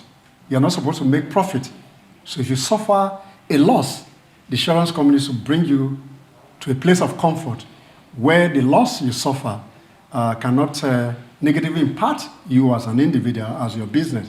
So we need more education that people need to insure themselves, insure their property, that risk that is insured is to the benefit of you as an individual first and foremost, and that insurance will bring you to a point of comfort if you suffer any loss based on the risk that you are exposed to. So I think it's education. Insurance supports everybody individually. Insurance supports your businesses. Insurance supports your property. But then people always think that when people come for insurance, is that something untoward will happen to you. So we need to purge ourselves. Yes, aside purging ourselves, you are disenlightened because you have been in that industry. And so it gives you the benefit of understanding what is. There's also a deliberate part on the insurance company not to communicate. Priya just mentioned something. Because when you look at the environment where we operate, you're seeing that people have issues and they are trying to make a claim. I remember recently, some time ago,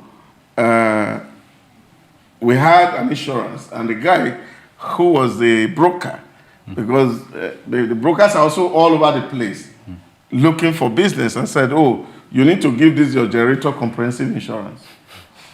And then, of course, we did put a comprehensive insurance on the generator. And not quite 3 weeks, the armature of the generator was taken. And we said, oh, there was insurance on it.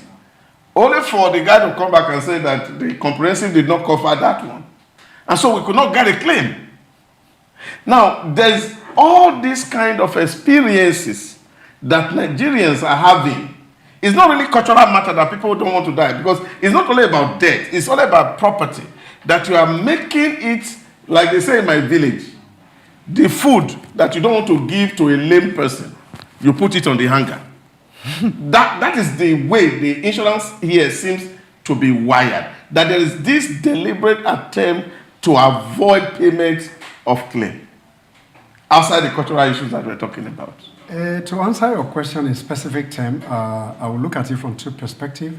Number one, which I've mentioned earlier, more often than not, the insuring public do not look at their policy. And I can assure you, Dr. Idahosa, that that generator that was insured there were elements of some of those generating sets that were not covered in that policy. If you have that policy, you can bring it at some point. We'll look at it, and you'll see it in clear terms that those elements are just on the softer side. Yeah, but that's what I'm saying, because if I am hiring you as a contractor, no. That you say, the point that of course, why will I have to your insurance broker, is he a licensed insurance broker? Yes, he is. Or is just a consultant? So he has a responsibility to protect his or her client. Yes. So you can report that broker to the National Insurance Commission for not doing their job well. You can do a letter of protest, and you can write to the insurance company as well.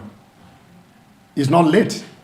You can still make that claim. It's not time bound, as it were, for that case. So the point I'm trying to make further is that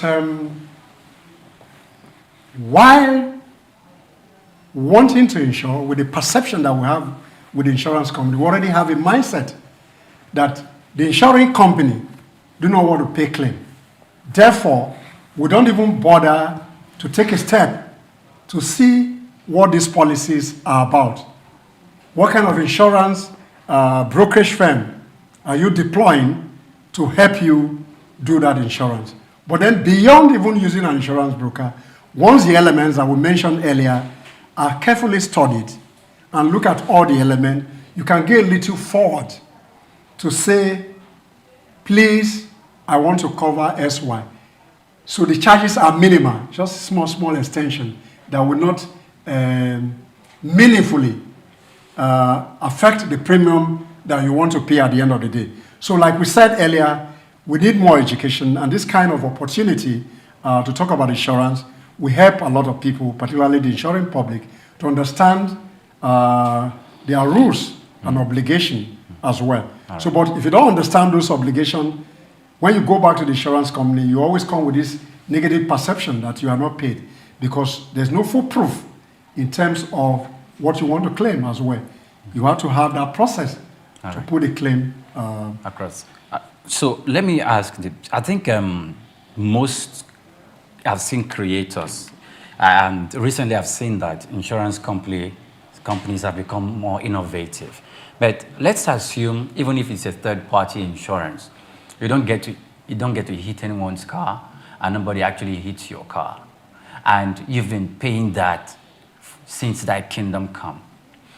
Are there innovative or creative ways that the insurance company, devise some of these their products, or they can do, where at least for paying for 25, 30, maybe say 15 years, or 15 years, as long as that car lasts or that property is in operation, that you don't have to just leave all those monies like that to the insurance company to take away, that there is at least some form of money that you get back in return, even when that particular accident or incident did not occur. The reason why I'm asking this question is because human beings be like, I've been paying these people, nothing is going to happen. Let me just organize or fabricate one incident, and it just goes on to do that because it doesn't want to lose that money to the insurance company. In this particular case, what would be your advice to both insurance companies and to the insuring public? I think beyond the third-party issue, which is obligatory, compulsory, you have what you call no claim discount. For example, you insure a property, maybe you have a comprehensive insurance, and in a year or two, you don't have a claim. When you are going to renew for the other year, you have some levels of discount because you have not made a claim. So if, for example, you insure your car for maybe a 1 million naira car, 10% or a comprehensive, and year one, there was no claim, and you're going to renew the comprehensive, there will be a discount on the previous year because there was no claim from you. So you pay less than 100,000. So I don't want to give specific figure, so we don't mislead the public. But that's what you call no claim discount. So you approach your insurance broker, your insurance company, that I insure XYZ. In the last 1 or 2 years, I've not made any claim. Therefore, I require discount in the next renewal of that insurance policy. Those policies are in place that take care of the client or the consumer in terms of what the insurance company does for you. So those already in the book. So the public can approach their company that X, Y have not, therefore I need a discount. So it's here within the purview of their responsibility to make those claims on the insurance company, and they will be granted. On a final note, let's look at what will help the insurance sector to grow and also help Nigerians. We find that health insurance is one of the most embraced insurance policies that people take up, because the issue of if I'm paying and then I don't get to file for claims doesn't arise with the health issue. If the person doesn't have need to go to the hospital 1 year, they may have need to go to the hospital the second year. It may not even be to be treated. It may just be routine checkup. Or maybe some tests that they want to carry out. Now, that health insurance was made possible and facilitated because of the National Health Insurance Act, which now mandates employers to have their employees come under that or sign up to that policy.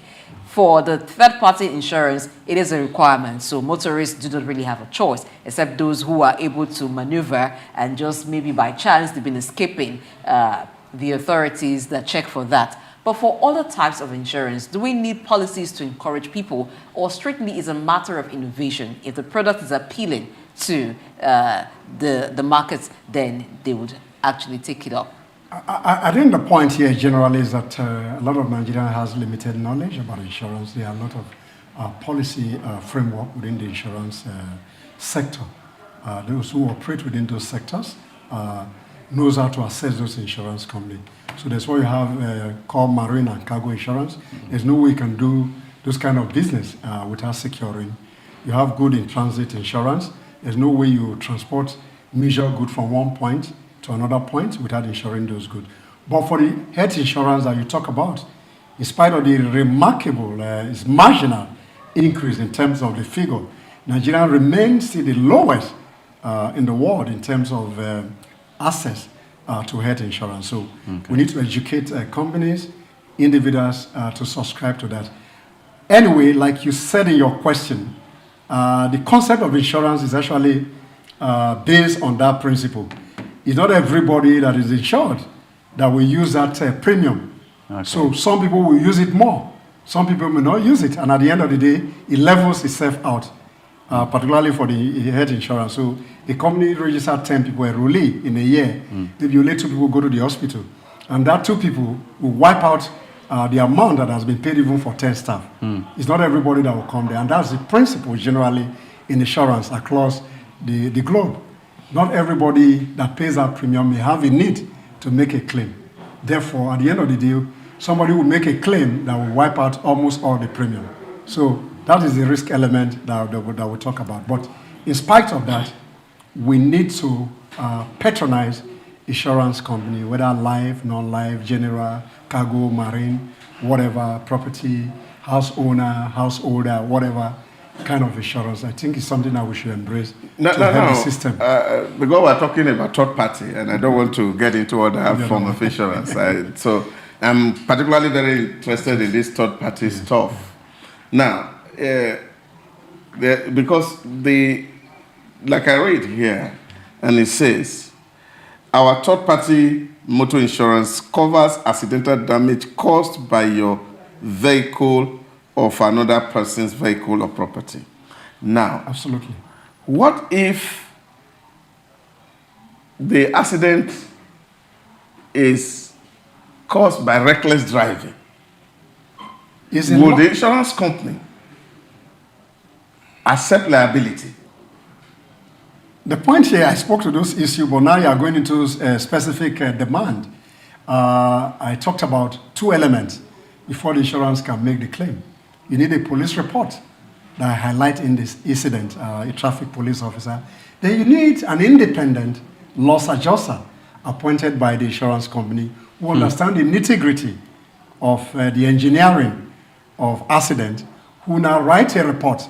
So if the scenarios in terms of what caused the accident are not sufficient based on the loss adjuster's report, then that claim may not be consummated. And these are the kind of education that we talked about earlier. So if it's determined that the driver is reckless, but what is important is that the insurance company must pay that obligation, because is a third party that claim is being paid to. So, because I just read this out of an insurance company's site. Yes. And that is how it caps it. And so you pay 50,000, that is what it is. You can get 3 million. Now, but the circumstances in which that 3 million qualifies you is going to be claimed is not detailed. And so how does the insuring public understand what the circumstances are and know which conditions are right for claims and not for claims? So, like I said previously, and this is the takeaway from this conversation at the end of the day, is that once you take a policy, any policy document, whether it's third party or any other insurance policy for that matter, all the condition precedent for that policy are highlighted at the back of that policy document. So people should educate themselves of the elements to pursue that claim. And that's why we talk about education. And the insurance company, like you said, I take that point very strongly, must educate the insuring public. They have a responsibility because they collect 15,000 from an average Nigerian year on year. So they have that obligation to educate. Why must the loss adjuster be appointed by the insurance company? Yeah, that the reason for accepting that report is now based on the report of the loss adjuster. You need to have an advocacy. That loss adjuster is not an independent person. Just a moment, sir. We need to do an advocacy to the National Assembly. The 1945 Insurance Act, which was a colonial instrument, just about a few years ago, that some adjustments were made in that act. So we need to constantly change that policy framework by educating the people. And some of this conversation will help to do that. There are certain elements with that 1945 Act we need to take away. Just in 2023, that a bit of that act was adjusted a little. So we need to make some adjustment to remove those colonial framework that are not very good for the insuring company and the insuring public as well. Okay, thank you so much, Sam Uruji. We think that we want to appeal to insurance companies. It is not enough for you to say, come sign up, take up insurance policy. You must ensure that you educate your clients very well. Don't put it at the back alone and say it's their responsibility to read. So that, yes, because if the product is at the forefront, I think that the policy, the guidelines, what qualifies them for claims should also be there. So that it's not something that if you're unable to read, then is at their own loss. Let us know exactly when we take up a policy, when we're paying for it, let's know what that premium covers. NICOM, I beg, tell police to help us as police is helping the insurance company. That is my plea. Okay, motorists have appealed to NICOM to prevail, NICOM and the Nigerian police to prevail on insurance companies to pay claims. So these will encourage other persons to take it up. Yes, they have a point too, so I think it should be both ways. If you're asking motorists to have third-party insurance, you should also prevail on the companies that once these covers are taken up, when the claims need to be paid, it should not be a process that drags on, because once accidents happen on the road, trust me, the third party is never patient enough for all of those processes to take place. All right, we've been talking with Sam Uruji, who is a public affairs and international analyst on the show today. We thank you for making our time to be part of us today. My pleasure. Let's take a quick break. When we return, it's time for us to read out your messages. We're eager to hear from you. Please stay tuned to the Friend Burners.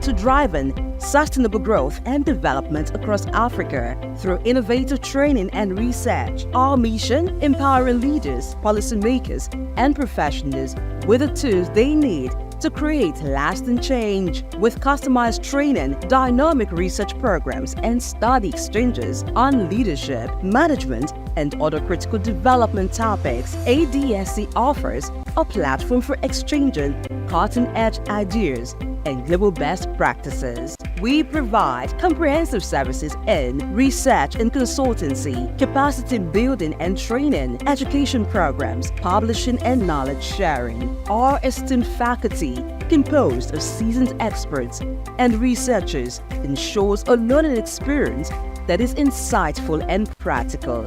We specialize in policy development, implementation strategies, and monitoring and evaluation. At ADSC, learning is engaging and enjoyable. Our unique methodology includes talks, interactive exercises, games, video screenings, and lively seminar discussions, all in a comfortable and friendly environment. For more information, email us at info@adstudiescenter.com or call +234 912 039 2362. Visit our website www.adstudiescenter.com to explore our programs and upcoming events. Africa Development Studies Center, rethinking development.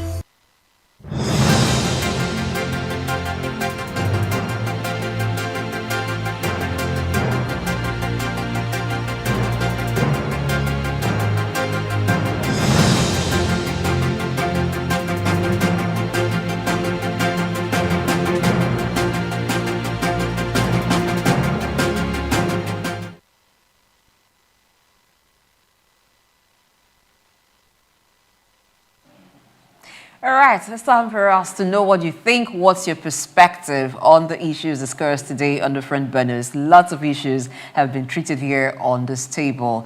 We started with the new charge that the Central Bank of Nigeria would be implementing from March 1st on ATM withdrawals. So if you're withdrawing 20,000 naira, on each withdrawal of 20,000 naira, you get to be charged 100 naira when you're making that withdrawal from a different bank other than the one with which you have an account. And to that, Gladys Godwin says, whether you can withdraw for ATM, she says this in Pidgin, so I'm going to say it in Pidgin.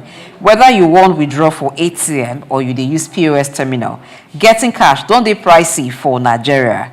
POS withdrawal charges don't rise when agents, don't they complain about accessing cash? And then Souq Governor says, good morning, Souq News. Cashless policy is a good one. Enabling the effectiveness of cashless transactions should be CBN's priority. The deductions is one kind use. Okay, I don't know what English is that. It's one kind use. What is somehow we don't understand what is going on. That cost of transactions have now become so expensive. After all, is your money. But let's look at what other persons are saying regarding this. Okay, Souq Governor again says, question to be asked, where are POS operators getting cash from? I just wonder the thing. And there, Amobola says, are ATMs really so functional? Though, where is the cash? Even beggars serve the collect transfer. Doc. Maybe Doc. Doc, on Doc's roots, they are digital beggars. The kind of beggars that approach Doc. Those doctors, those beggars have been included in the financial system. Yes. They are digital beggars. Financial inclusive For them to policy. even have bank accounts that you could transfer money to. They are transfers. And so, Mafia says, everyone, okay, that's on insurance. All right, I think that's all we'll take on that ATM issue. Okay, somebody says, the vibe says, drastic decision calls for drastic action. CBN, which way? Hashtag the front burner. Okay, create innovation. Okay, that's all of the messages I'll take on that issue. So which way CBN? Cost of transaction is increased. We talked about this, but there's a side of where POS operators getting money from, and cost of transaction being very, very expensive. And it's the priority of the CBN, according to Souq Governor, to ensure that there is effectiveness in the implementation of cashless transaction. What do you make of this? Well, there are a whole lot of unorthodox means through which POS people get money. And Nigerians must be aware of this. And I have seen this in real time. You see them in motor parks. You see them in markets actually buying naira. Because for the people who are taking naira, especially conductors and the rest of it, or fuel attendants in the filling station, so rather than go to the bank, not to go and stay in the bank, the POS people come and take the naira off them. Number one, they are taking a stress off them from going to the bank and the risk that's also involved in moving cash from one point to another. And so, as to answer the question as to where POS people get money, they buy. So for them, it's transaction. So they are buying, they are selling. So all of the naira may not be coming straight from the bank. And that's why you find a lot of them that are dirty that you need to straighten up. So that's one part of it. And that will continue to happen. And the reason why this is happening is because there is cash. Of course, we are a cash-driven economy. Everybody seems to want to have a handle on cash. But I think, most importantly, the role of CBN is to regulate and be able to see how cash is moving within the economy. Because that is the only way they can put measures in place to regulate the inflation that is on the rooftop. And what the CBN has done is that they have also given opportunity to multiple channels to operate. Fintech has been empowered and they are doing absolutely well. In short, in recent time, I remember the last time I was even bankers now are taking fintech account number on telephone because the same transaction is faster than that, than on the... Apart from it being faster, the fintech companies, for a lot of them, fintech banks rather, for all of them, you don't pay charges for transfers and all that. So it's cheaper cost of transaction as well. So all of these multiple channels are available. And I just know that consumers are discriminatory. They understand where the values is and then, of course, go to where they can find value. But that the money movement in circulation has to be controlled. I think it is the responsibility and obligatory on the CBN to ensure that they can cite where every naira is in this economy. Yes. This multiplicity of charges on transaction, whether you're paying, you're withdrawing cash, you're paying with the POS, you get to pay 15 naira for using the POS when you go to shops, and even account maintenance charges, a lot of charges when you're using the conventional bank. Do you think it's going to, at the end of the day, move some business to the fintech banks? Okay. Yes, a lot of businesses have moved to the fintech platform. In fact, you'll be surprised that even when the government keeps making promises that look, we are going to shut them up, or when the bank, I'll call it the politics in the business and in the financial industry is taking place, people run down there. And the reason is this: I like the disruptive ideas that were championed by the fintech industries, but it's not by the fintechs, but it's not complete yet. It's not complete yet until they start to develop another disruptive technology that can facilitate the transfer of when you are taking the normal yellow black buses on the road in Lagos, that you can pay through a means whereby physical cash does not exchange hand. The woman who sells pepper in the market, yes, sometimes she accepts transfer, but not all the time, because she's telling you when she's going to the farm to buy. Those in the farm, they don't want transfer. They're telling you, give me cash. Those are the people that they will need a specific kind of technology that will facilitate transactions that they will accept. That kind of transaction or that kind of technology should be extended to shoemakers, the cobblers who just fix, those who come cut your fingernails, the hairdressers. Okay, fine, those ones are even in the fintech arena. So those are the kind of technologies that Nigerians are looking out for at this moment that can really, solve the cashless policy kind of problem. And that would mean that we are tackling the problem at the root cause, which is where the non-banking population belongs to. Okay, so moving on to the FRC coming up with a penalty point system to tackle the increase in road traffic offenses. So there are now points that those who are offenders or those who commit road traffic offense would earn. So the higher your point, the chances of you losing your driver license. Now, reactions in this from Gladys and others. Gladys says, the fear of FRC is the beginning of wisdom. Thank you, Doc. Okay, Sugar Mommy of Lagos. Carrying arms for FRC is a no-no. They can have a joint force with the police and army have a joint task force. Okay, and the vibe says create innovation and great, I believe the vibe meant to say great innovation and development from FRC. And another says, the FRC was established to educate road users and enforce safety behind the wheels, not on the roads. That is the duty of the police. Oh, so Governor thinks this is an overreach for the FRC. The narrative of arming FRC officials is certainly a no-no. Still another reaction from Governor. Doc, what do you think? Do you think it's an overreach? This is not within the purview of the FRC to begin to penalize people who are traffic offenders or even be armed?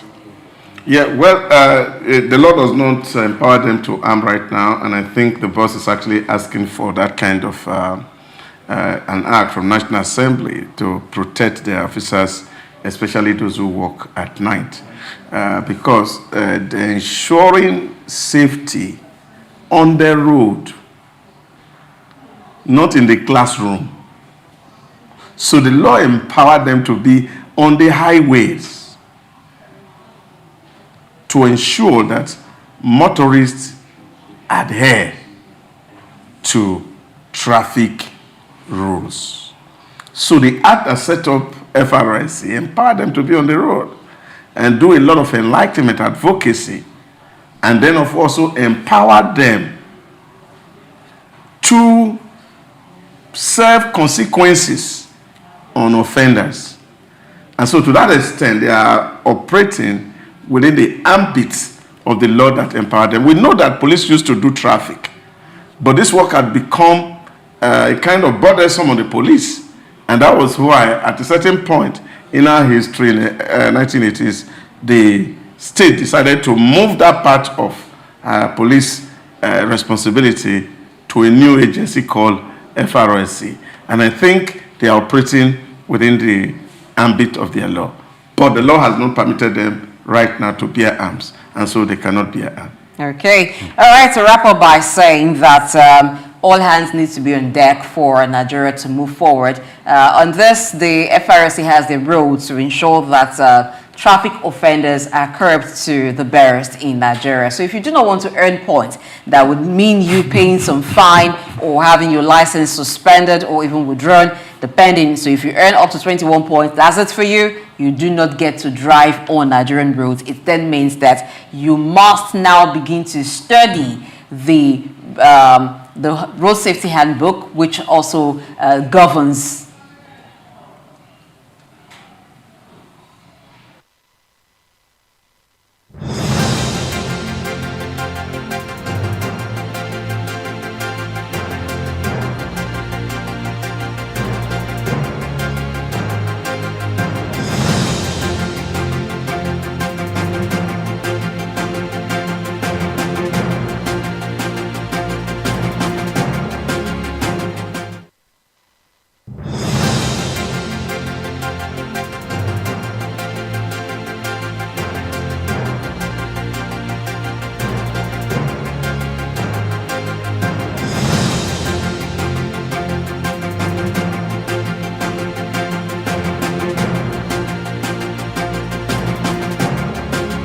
Africa Development Study Center, ADSC. We are committed to driving sustainable growth and development across Africa through innovative training and research. Our mission, empowering leaders, policymakers, and professionals with the tools they need to create lasting change. With customized training, dynamic research programs, and study exchanges on leadership, management, and other critical development topics, ADSC offers a platform for exchanging cutting-edge ideas and global best practices. We provide comprehensive services in research and consultancy, capacity building and training, education programs, publishing and knowledge sharing. Our esteemed faculty, composed of seasoned experts and researchers, ensures a learning experience that is insightful and practical. We specialize in policy development, implementation strategies, and monitoring and evaluation. At ADSC, learning is engaging and enjoyable. Our unique methodology includes talks, interactive exercises, games, video screenings, and lively seminar discussions, all in a comfortable and friendly environment. For more information, email us at info@adstudiescenter.com or call +234 912 039 2362. Visit our website www.adstudiescenter.com to explore our programs and upcoming events. Africa Development Studies Center, rethinking development for Africa. Known as the father of African literature, Chinua Achebe was born on the 16th of November 1930 in Ogidi, now Anambra State, eastern Nigeria. He was born to Isaiah Okafor Achebe, a teacher and an evangelist, and Janet Anenichi Ilegunam, a vegetable farmer. Achebe has reshaped the global understanding of African identity through the power of storytelling. Raised during the twilight of colonial rule, Achebe's education was steeped in both Igbo tradition and the Western values of post-colonial Christianity. As a student at the University of Ibadan, he became fiercely critical of how Africa was portrayed in Western literature. Achebe believed that Western literature often painted Africa as a dark and primitive continent, but he sought to tell the African people's lens. In 1958, Achebe's groundbreaking novel Things Fall Apart shattered colonial narratives through the tragic story of Okonkwo, an Igbo warrior. Achebe illuminated the complexities of African culture and the devastating effects of European colonization. Things Fall Apart became more than just a novel. It became a symbol of African resistance against the oppressive narratives of colonialism. Achebe was not just a writer. He was a passionate advocate for African self-determination, and his political activism made him a critical voice in the post-colonial era. Even after a life marked by personal and political struggles, including a car accident that left him partially paralyzed, Achebe continued to inspire. He taught at Bard College and later Brown University, where his influence reached new generations of writers and thinkers. He was married to Christiana Chinwe Okoli and they had 4 children. Sadly, he died in March 2013 at the age of 82. Chinua Achebe's legacy endures in his novels, his essays, and in the countless voices of African writers who follow in his footsteps. He gave us a voice, a story, and a vision of Africa that is ours to share.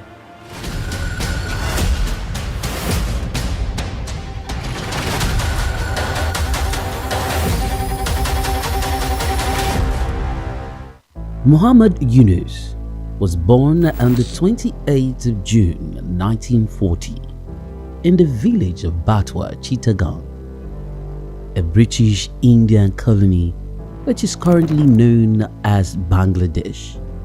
He attended Lama Bazar Primary and Secondary School in his village and passed the matriculation examination into Chittagong Collegiate School, where he ranked 16th out of 39,000 students. After his graduation in 1961, Yunus joined the Bureau of Economics as a research assistant and was later appointed lecturer of economics at the Chittagong College. During that time, he also set up a profitable packaging factory on the side. In 1965, he received a Fulbright scholarship to study in the United States, where he obtained his PhD in economics from the Vanderbilt University Graduate Program in Economic Development. Between 1969 and 1972, after his keen education excellence of apex heights and proportions in the United States, he returned home and was appointed professor of economics at the University of Chittagong.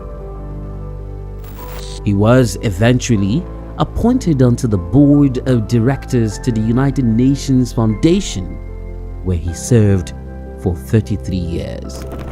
When Bangladesh suffered a famine in 1974, Yunus felt he had to do something for the very poor. In his country, he founded the Grameen Bank.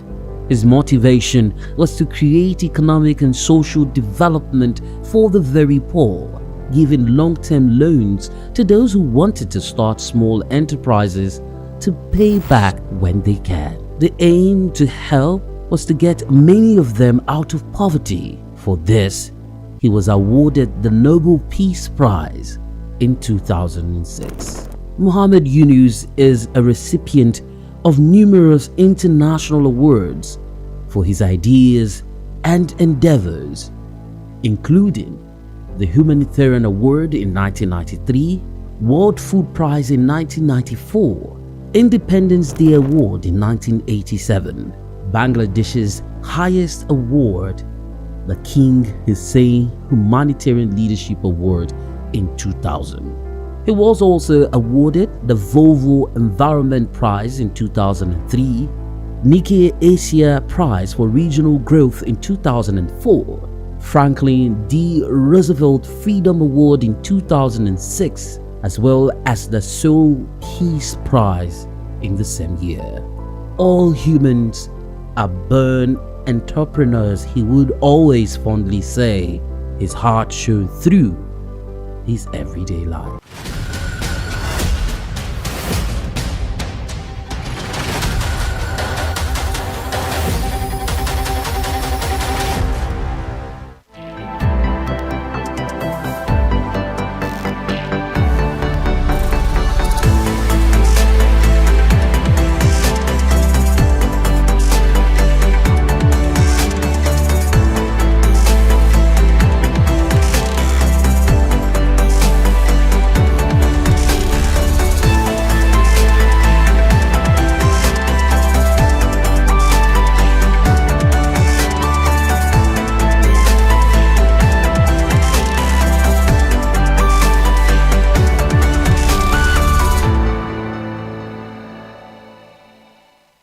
Innocent Chukwuma, the entrepreneurial life of the founder of Innocent Vehicles Motors. In the heart of Africa's most populous nation, Nigeria, lies a testament to human ingenuity and entrepreneurial spirit, Innocent Vehicle Manufacturing, founded by Chief Innocent Ifediaso Chukwuma Nwachukwu. Innocent has become a symbol of African automotive excellence. Chief Chukwuma, a self-made billionaire, is not your typical car manufacturer. His journey is a story of resilience, determination, and a burning desire to change the status quo.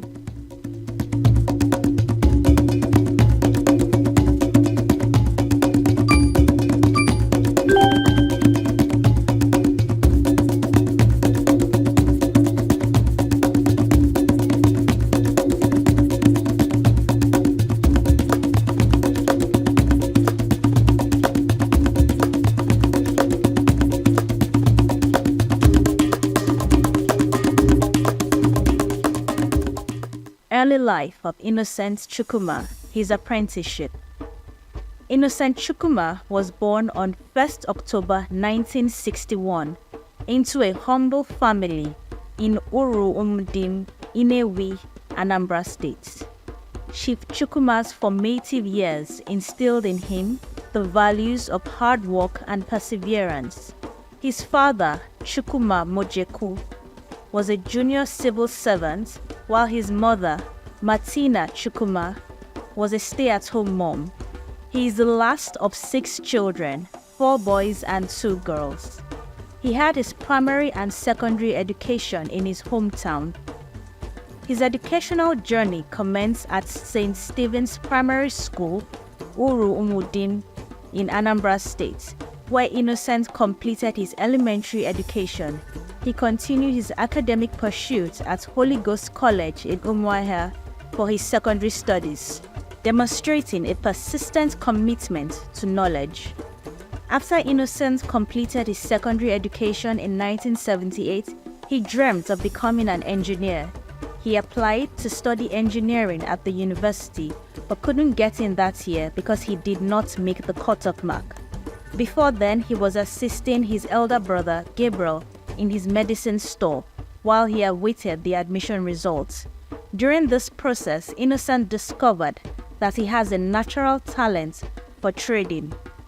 Since he was not doing anything, he decided to pursue this talent to the fullest by learning how to improve his trading skills. Apprenticeship. When he did not meet the admission cutoff mark, he easily moved on since he has a flair for trade. His brother, Gabriel, took him to Chief Romanus Eze Onwuka, who was at the time the biggest motorcycle spare parts dealer in Inewi. He was popularly called Ron Jenny. Innocent Chukwuma served as an apprentice for 1 year. Working with Chief Romanus Eze Onwuka enabled young Innocent to nurture his business acumen and technical knowledge. Entrepreneurial journey. Within a year of his apprenticeship, he mastered the art of buying and selling of motorcycle parts and later returned to his brother Gabriel. At this time, his brother has registered Gabros International to trade in motorcycle parts and gave Innocent the sum of 3,000 naira to start the business. With a free hand to run the new venture, Innocent rented a shop and bought the first goods. A year later, Innocent and his brother took stock of both the medicine store and the motorcycle parts business. They found out that Gabros International was generating 10 times more income than the medicine store. His brother then decided to close the medicine store and paid full attention to the spare parts business. Launch of Innocent Group of Companies.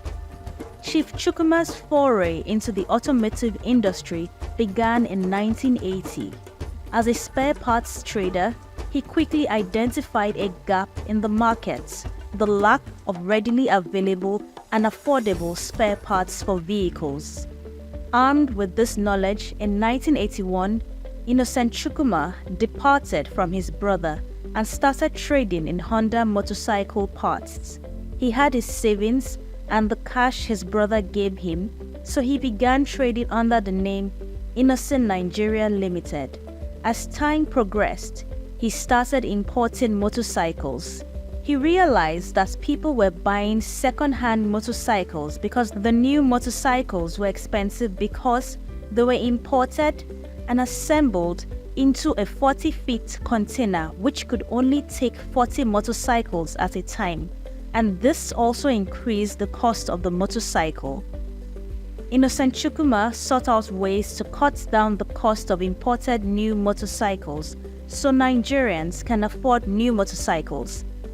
This he did by importing the motorcycles disassembled so more motorcycles can fit into the 40-feet container and getting them assembled here in Nigeria. With this new idea, he was able to import 200 units of motorcycles in the same 40-feet container and reassemble them upon their arrival in Nigeria. This gave him the edge to sell cheaper than his competitors at the rate of 60,000 naira to 80,000 naira instead of 150,000 naira. The skillful entrepreneur Innocent Chukwuma was the first person that introduced Jing Cheng brand of motorcycles into Nigeria. This was how Innocent Chukwuma's company started assembling branded motorcycles just like Leventis and Bulus Enterprises. Today, the company is one of the major importers, suppliers and assemblers of motorcycles and motorcycle parts in Nigeria and West Africa as a whole. Expansion of the business. As the saying goes, expansion comes from wanting more and more until there is nothing left. The entrepreneur is always innovative, looking for new markets and new ways to sell to his customers. Innocent also ventured into the plastic business. He decided to produce all plastic components in his factories so that more units of spare parts can fit into the container. Today, his plastic factory is one of the largest manufacturers of crash helmets in West Africa and also the largest manufacturer of plastic products in Nigeria. Subsidiaries of Innocent Group of Companies. Innocent Nigeria Limited.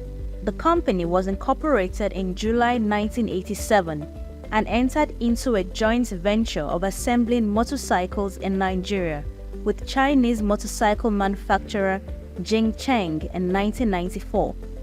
They specialize in the manufacturing of motorcycles, tricycles, spare parts and accessories.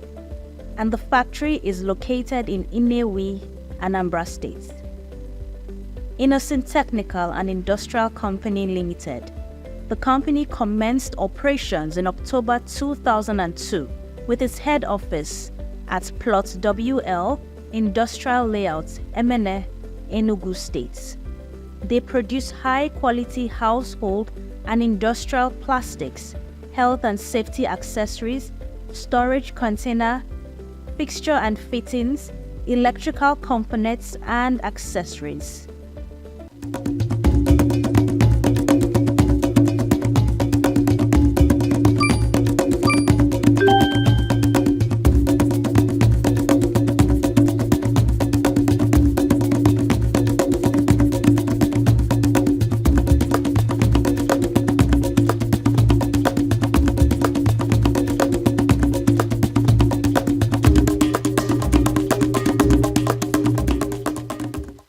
Innocent Vehicle Manufacturing (IVM), the first indigenous vehicle manufacturing company in Nigeria.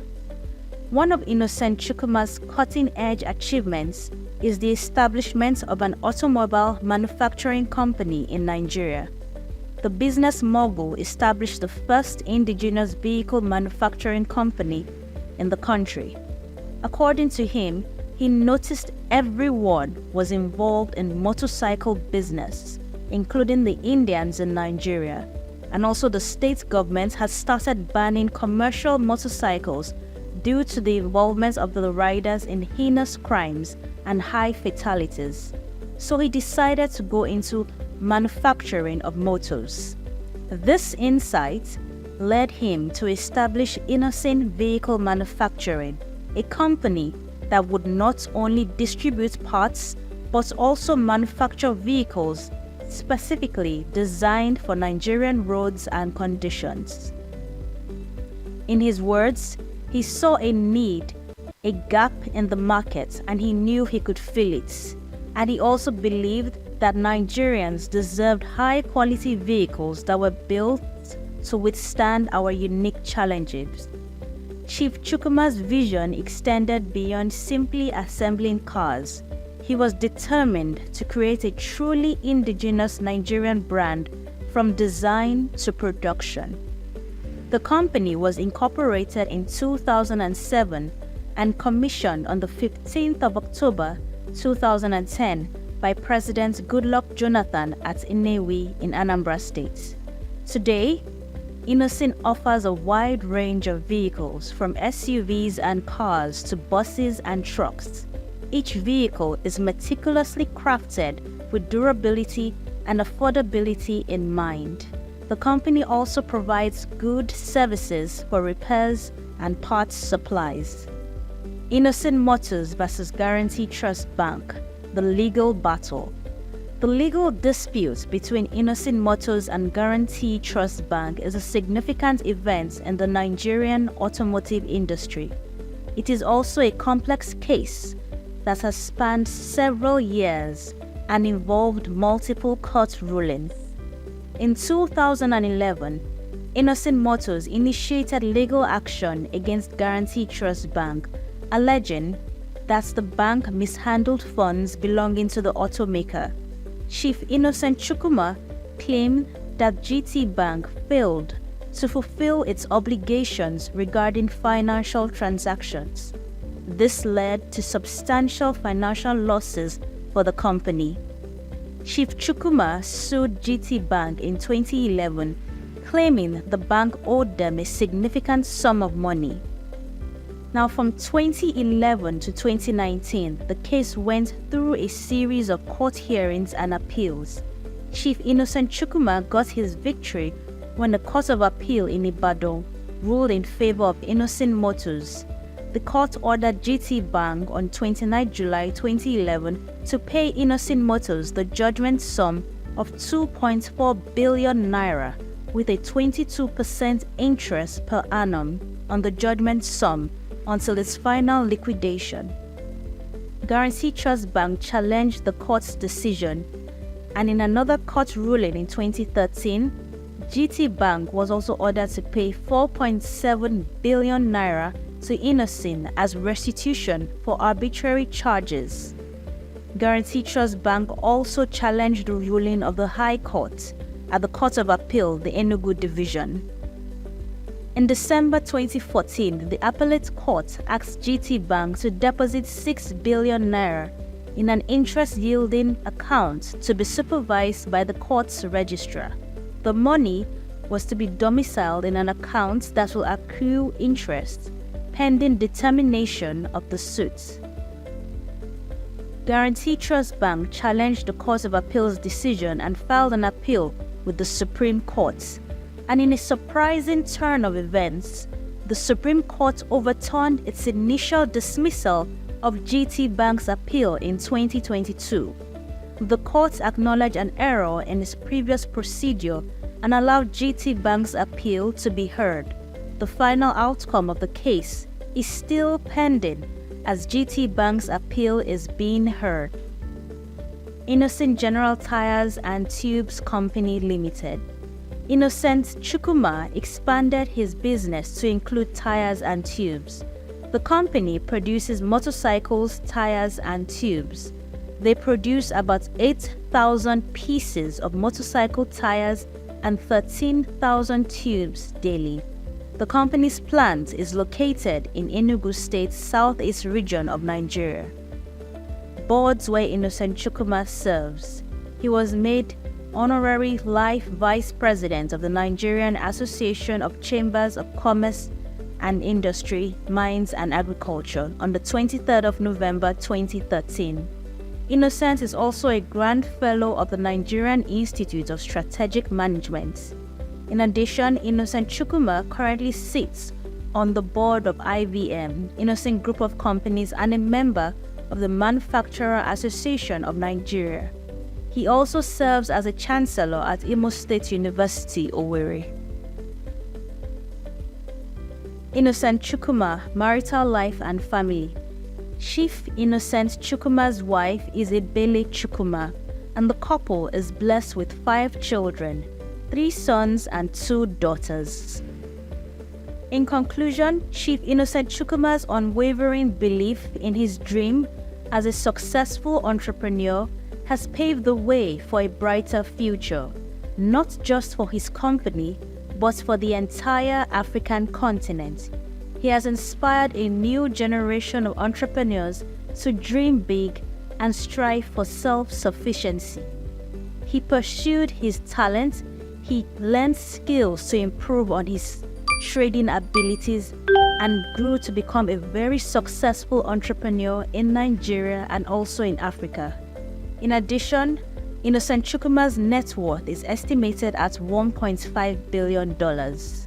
Innocent Vehicle Manufacturing is more than just a car company.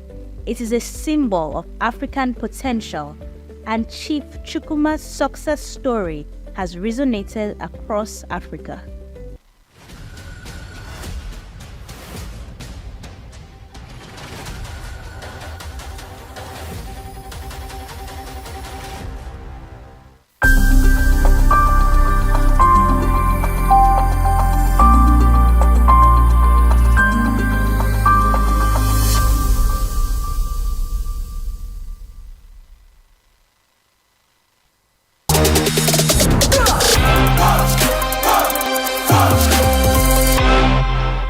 I was born on the 16th day of October, 63 years ago.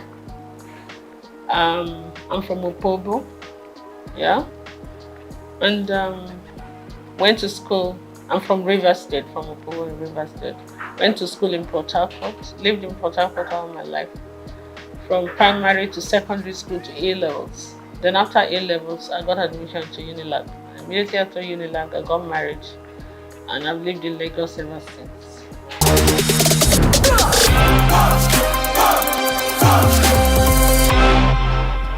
Well, it was fun for us because me and my husband were very young. My husband was 25, I was 21 and all that. But we learned on the job. We were friends. We were friends for 3 years when I was in Unilag, university, and we came out to get married. So we're like children that just got married. But I had my parents. My parents were his very good friends. So when I get naughty, he would report me to my parents. When I didn't know these kind of duties were demands of somebody's wife, they would tell me this is my responsibility. I'm like, no.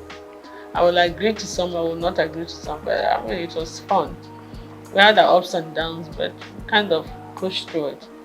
And then the children started coming, and it was a different ballgame.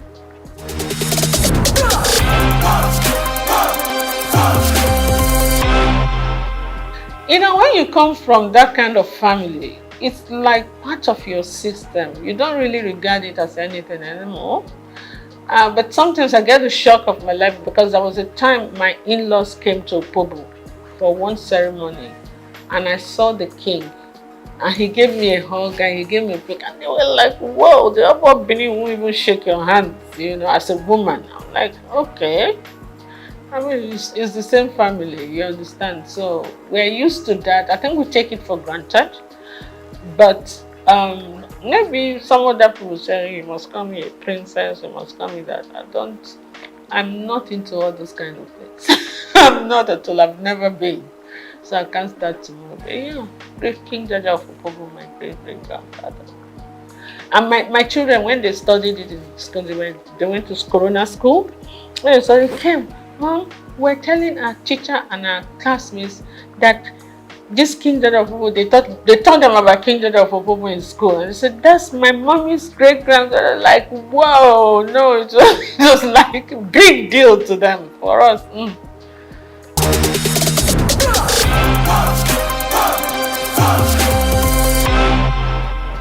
Absolutely, upbringing and my personal choice too, because you could be brought up one way and choose to go another way. You understand?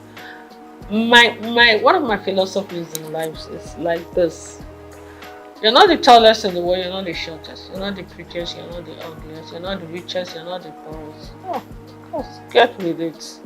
Do you understand?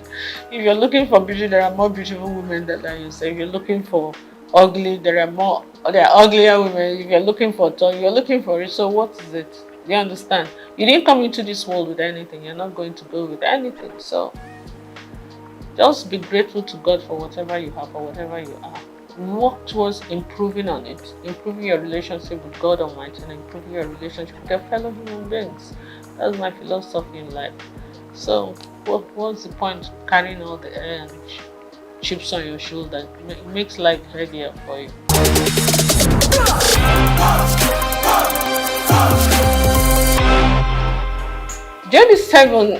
Seven is my favorite number. It's a number for perfection, and I was born on the 16th of October. My star sign is Libra. We're always looking for perfect balance in everything. is just an influence from the horoscopes, I'm told. But J is my husband's name, D is my name, and 7 is my favorite number. Lazy way of forming the name of a company, isn't it? So I did, and it stuck. And I knew I was going to go into couture, so that was it. Easy.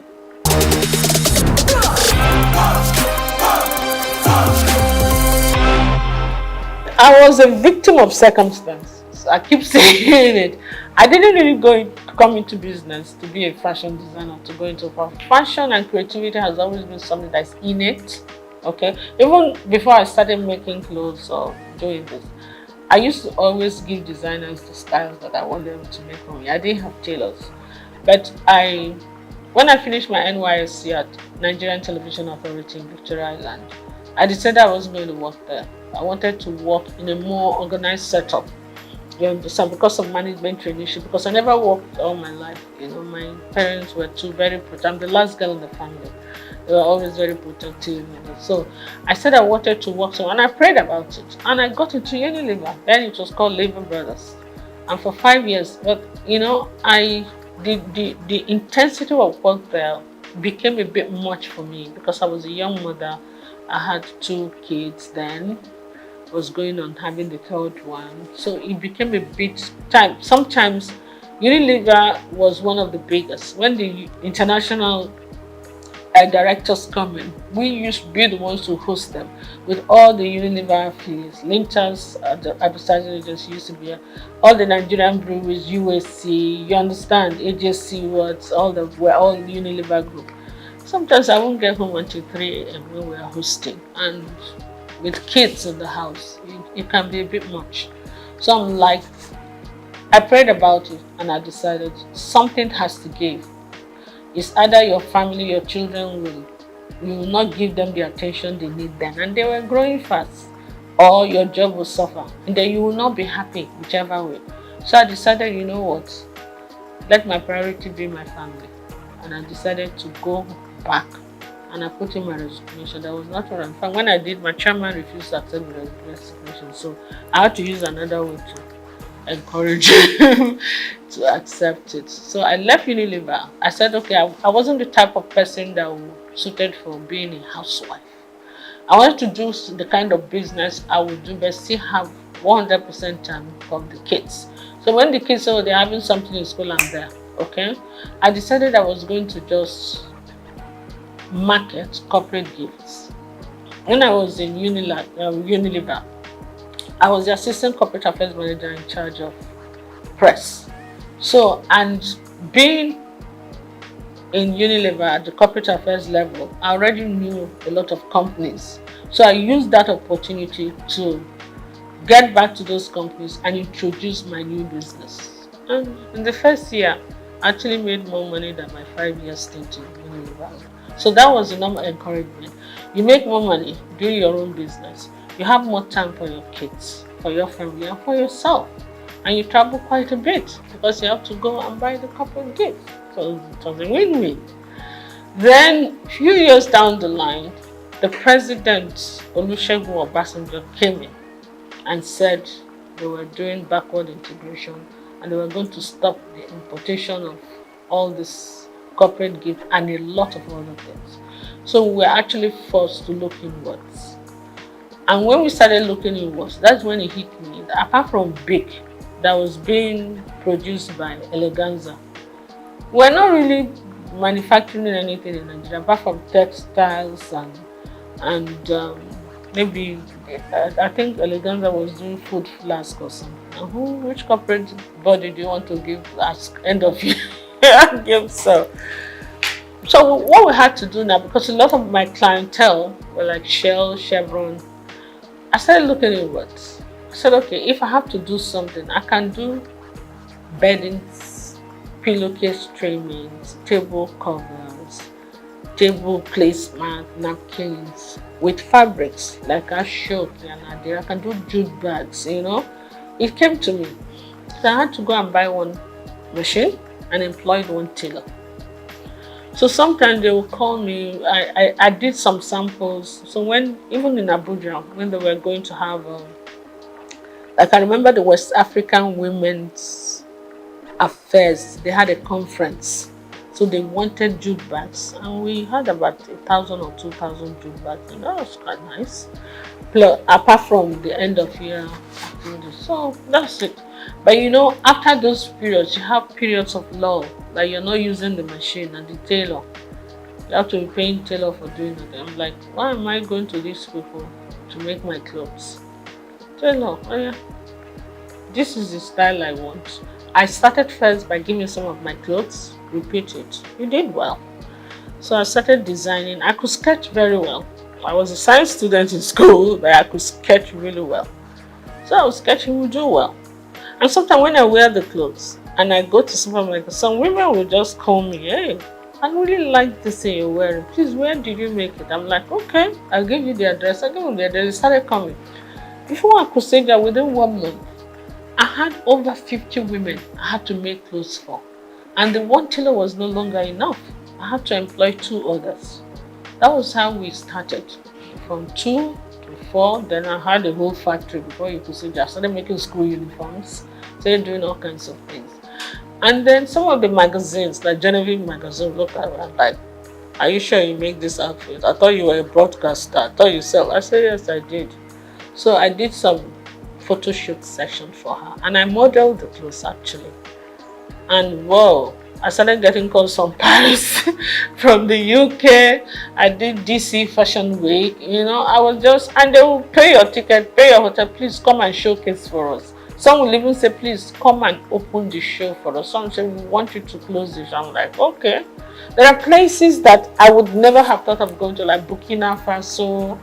They will back me the top fashion designers that would, when the Alfadi does this, they want every 4 years. Alfadi in Niger. The Niger government sponsors it. He calls all, including Elisab, every international designer, they will go, especially the Moroccan ones, those North African ones, Indians. So they invite one designer from each country. So they used to call me to come because of what I used to work a lot with Ankara and Ashok, and I do international acclaimed, how would I put it, couture outfits with Ankara, big hats, funny looking, structured clothes and all that. So that was how it went, you know. And I did all the magazines. I've won all the awards. So after a while, you know, I started thinking of concentrating on exports.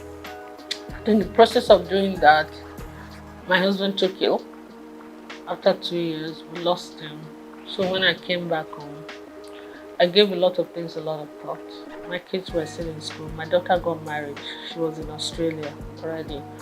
And then my kids, my 2 boys were still in school. So I said, look, this fashion design group is not going to pay school fees in pounds sterling and dollars. So I said to myself, you know what?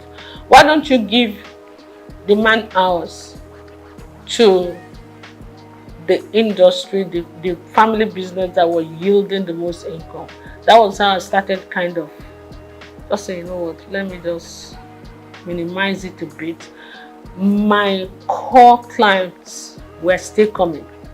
So I kept the tailors, my experienced tailors that worked with for years. I kept them. I kept few of them. And I kind of cut down on that business. I said, you know what, let me just go and face the family business and do this for the people who really know what I'm doing. And word of mouth goes. So I'm still doing that, but my priority is really not that now.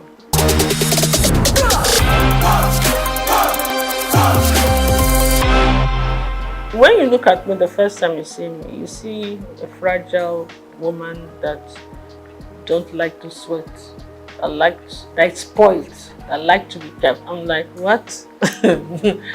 Absolutely not. My husband didn't want me to do anything. He just felt he wanted to spoil me. I said, that's not how to love me at all. Please. It's either you kind of understand the person I am. I'm a very creative mind. this mind has to keep working, or I'll make life miserable for you, you know. What I will advise, even women who are willing to work, you don't even do one job. You must get at least more than 2 streams of income. Otherwise, you will not make ends meet. That is the truth of today's world. You understand? Then those ones that want to be kept, no matter how wealthy your husband is, wealth is not static. Some people start today. When they retire, everything goes downhill. Some people mean well, they love you, they want to take care of you, but nature calls, they part ways. Some marry other women, some leave, some die. You understand? So anything can happen. I will advise them, everybody, try and be as independent as you can, financially independent. I think you actually have earn more respect when you do that. And then also, when things don't work out too well for the husband, no matter how rich you are, you don't have to put him through too much stress. You can take care of yourself, you can take care of yourself, you take care of him, you encourage him, but let him not feel that the world has come to an end. You know, a man feels happy when he knows that his back is covered, even when he's not making it. You understand? It doesn't make him lazy. It makes him very grateful. Yeah. So I will advise everybody, get something doing. Do something that will enable you earn good income if you can. Do something that you also enjoy doing.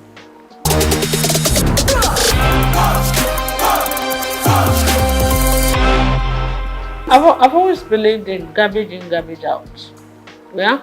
Garbage in is the stress abound. You cannot control that. But you can control your attitude towards stress. Stress is #1 killer and ages of everything in this world. It's your attitude to stress that you have to manage, and that depends on you. What you put in your mouth also depends on you. Your mind, your heart, your spirit, your soul. You have to be loving, you have to be forgiving, you understand? All that depends on you.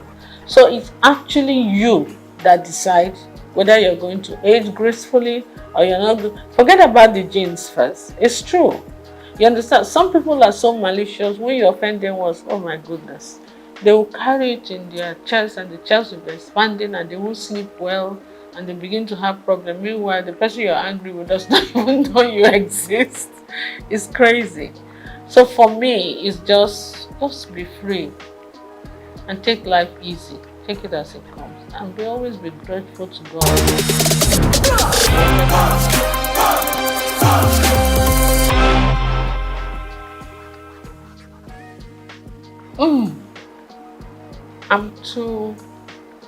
I'm too honest and straightforward. It's either I will be killed immediately or because I will tell you the truth no matter whose house is God. I don't think I can play politics. I'm not a politician at all. I am a very straight shooter. I will tell you to your face when you're doing stupid things. That was my relationship with my mom, my dad, my husband. So most times I'm the last girl in the house. So maybe when they were disciplining the first ones, by the time they got to my turn, they were a bit tired. So we could talk to my parents anyhow. But I don't do it to create whatever. I just feel that if anybody worth talking to, is worth talking to with honesty and integrity. And when you want to play politics, they will see something that is black. They will say it's yellow. I can't do that. For the love of me, I can't. So politics is not my call. And because of that, they will not allow your creativity to come out, your sincerity. What's the point?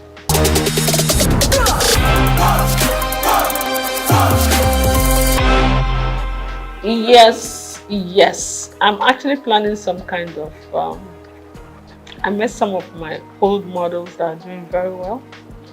And you know, when you deal with a lot of these girls, some of them have traveled with me to Niger. Sometimes they'll tell you, bring 2 of your models. You know, some of them, we have very good relationship. We're going to do a reunion one of these days. It will be fun. And they are all calling, when are we going to do this? I say, don't worry, we'll get a reunion done. Because we need to revamp revisit the fashion industry, see how things are going. They're doing well. The new ones are doing well, and I just pray that the environment will not discourage them, you know.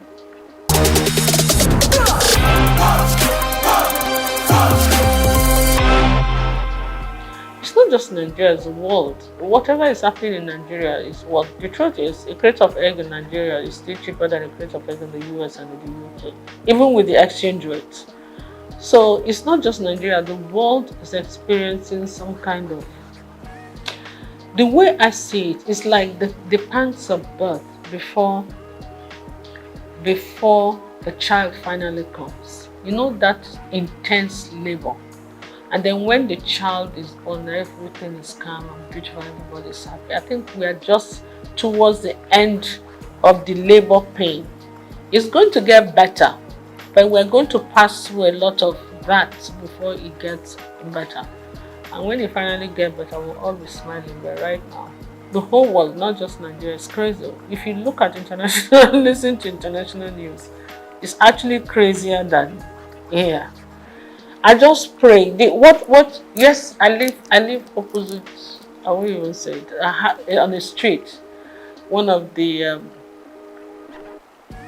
big men that live on that street, his birthday was yesterday, and the whole street was filled with beggars, hungry people. It was really crazy. I felt so bad. We were pushing each other, killing each other, fighting just to get a plate of jollof rice. It was very sad. It didn't used to be that bad. There were a few people who would come hang around, but the whole street, I couldn't move anywhere yesterday because of it. But I hope it gets better soon, so that the best in all of us can come in. Because hunger and poverty can actually bring out the worst in people.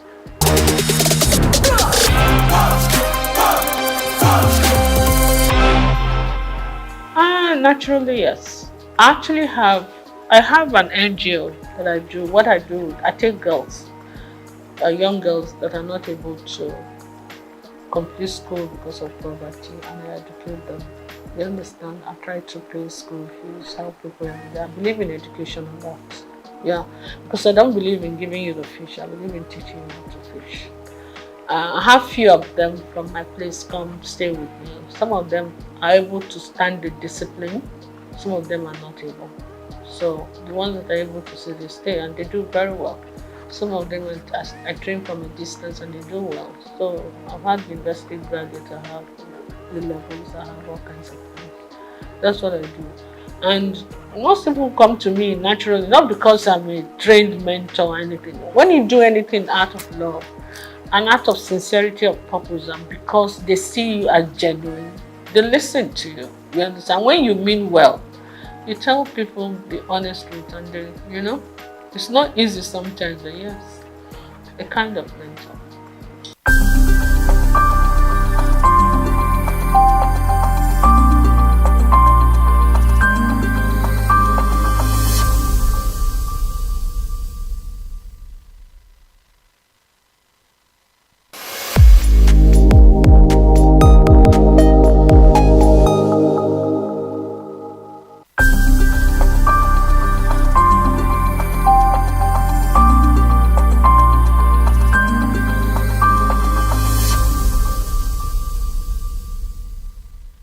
Thank you for having me, Souq News. I'm excited to be here. My name is Anna Maria Orlu. I am the current Miss Nigeria United Nations. As well as that, I am an actress, a model, and I also am the founder of Little Blessings Foundation, and we focus on orphanages in Nigeria.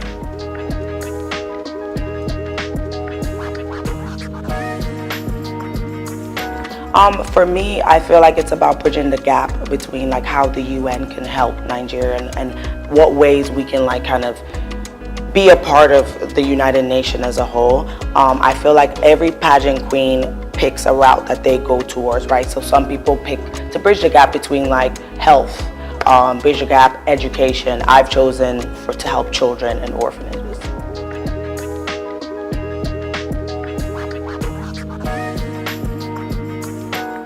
So after my last pageant, I actually was reached out to. They were like, "You did a great job. I really loved how you presented yourself. Would you like to take part in this pageant?"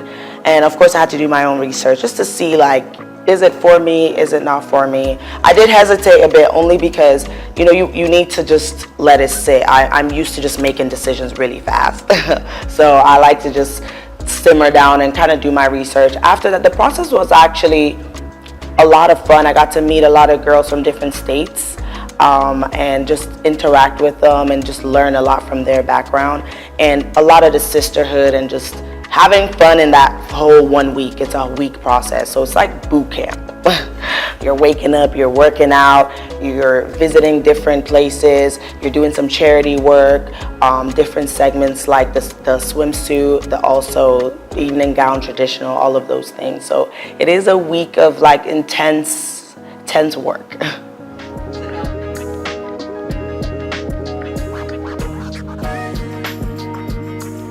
It's been good. I think that for me, it's all about what you can do with the crown and not necessarily like the crown, right? The person wearing the crown.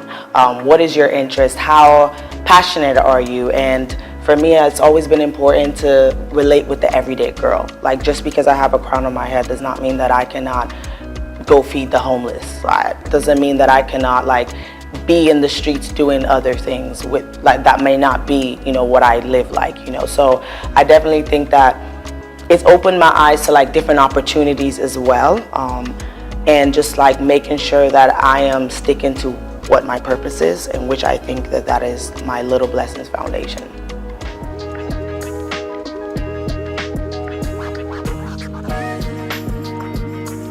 I'm currently working on my new project called The Dream Day Out. So basically what it does, it takes children in the orphanages to like amusement parks, zoos, all the things that children don't get to do in those places, because they only go to the school and come back. I want them to feel like children. I want them to be able to just not worry about the circumstances, even if it's just for like 5-6 hours.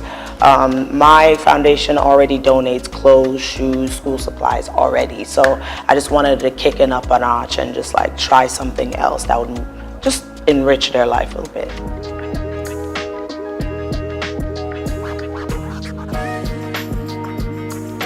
I think yes. For me, I was a foster kid for 10 years, and I think like I might not have got like the same childhood as everybody. Go to different things just because who was gonna fund that? You know, who was gonna take us to the zoo and the park and like things that we really wanted to do? And it was like, I feel like I didn't go to an amusement park till I was like nearly an adult. So I think with that, I wanted to just have something different. I know that a lot of people, and even in Nigeria, donate food and stuff like that, but how are we like enriching their lives? Like, how are we making them like not always think about them circumstances of what they're living?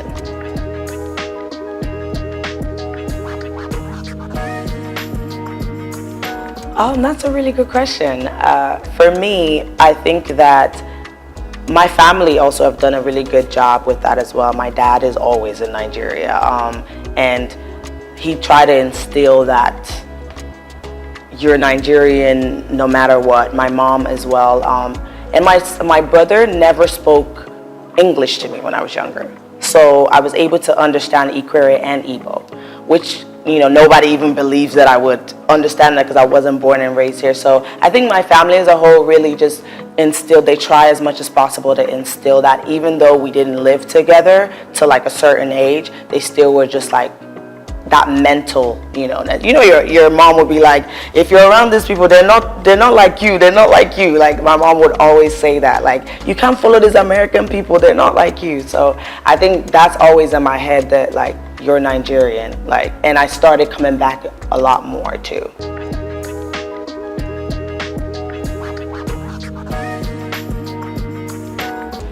For me, it's always been, anything I'm doing, I have to start at home. I have to start at home because that's where it feels right. That's the purest way to do it for me. So even though now I could go try to be Miss Ireland, but I know that I've done Nigeria first, and that's who I represent at the end of the day, always.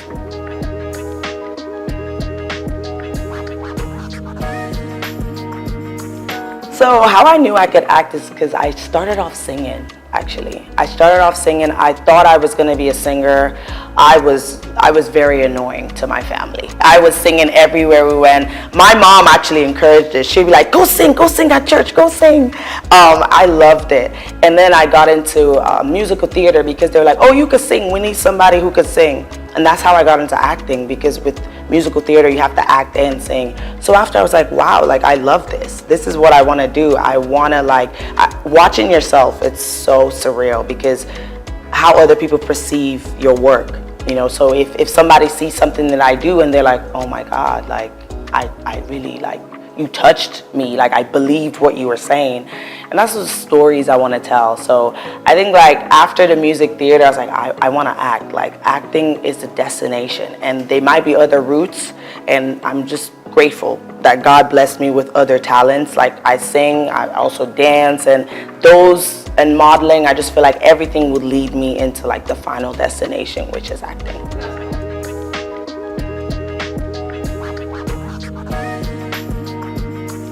I actually did my first Igbo play like this year, which was, you know, different because I've never done that, and also in LA, that's not a popular thing, right?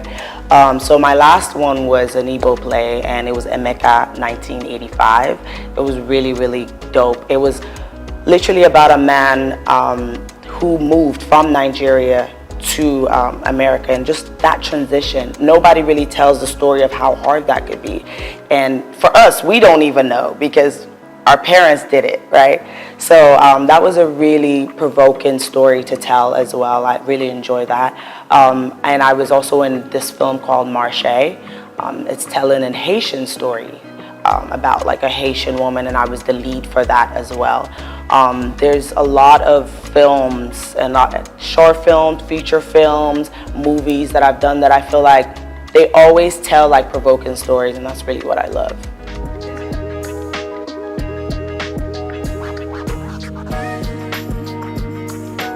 Absolutely, and that's the main reason that after my projects with Little Blessing, I actually start filming a film on the 15th of January. My goal is to be able to work anywhere, and I don't want to just depend on Hollywood to fulfill what I need to do. If I have to be in India working, I will be there. But Nollywood has always been an interest of mine. I've had it on my goal every single year, like I need to be in Nollywood movies. So this is really a great opportunity for me to be here and just meet other creatives, directors, and storytellers, and really get to work here as well.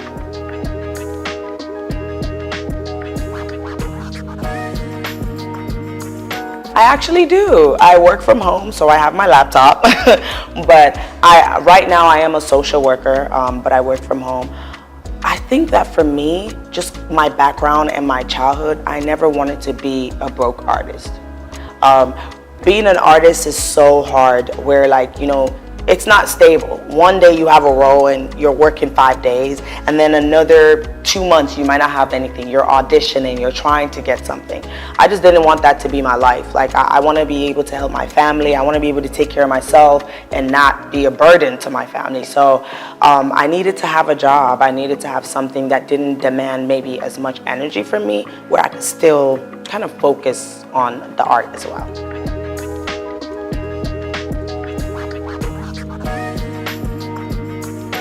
I would say definitely acting. If I can act every day and not have to do anything else, that's the goal.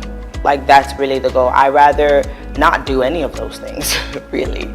I think that entertainment has always been where I'm supposed to be, and I'm lucky enough that like I knew that from a young age, you know.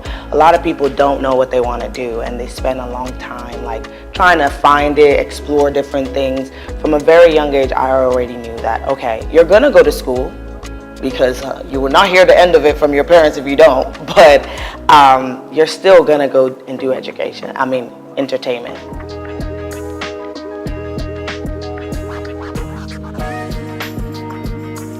I think those stories, like you say, African American, they have been told a lot, and I think it's because that's people's experiences, right? A lot of people start from their experiences, and for me, I think I really want to tell a lot more about immigrant stories. I think that there's so much that happens when Nigerians or any other like immigrants leave their country and go to America, go to the UK. The things they experience, people don't even tell it enough. Like the things that my dad went through, I only know half of it. And I'm already like, whoa, this is a lot for one person. Especially Nigerians are so resilient, like they can do anything and just to make sure that they survive in that country. So I definitely want to tell a lot of immigrant stories.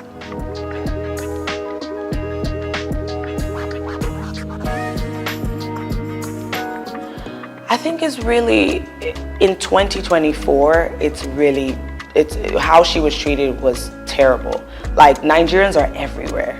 So for me, when I first saw that, I was thinking, I lived in Ireland all my life. If somebody told me that I couldn't compete for Miss Ireland, why not? Why?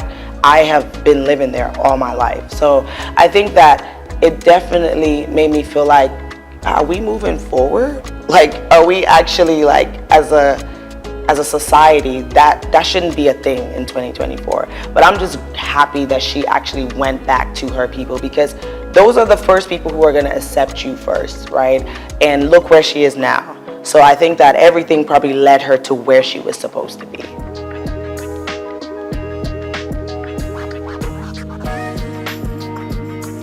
I think some of the misconceptions is that we're not very smart.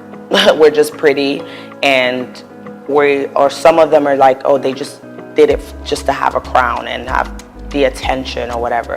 And I mean, some of those things might be true for some other people, but for me, I feel like I'm a pretty regular girl. Like, I feel like I like to do the same things. One of the things I will say that people will automatically stuck up. Like, we're stuck up. We can't be in certain places. We can't talk to certain people, and that doesn't apply for me. I feel like there are places that I've been, and I'm like,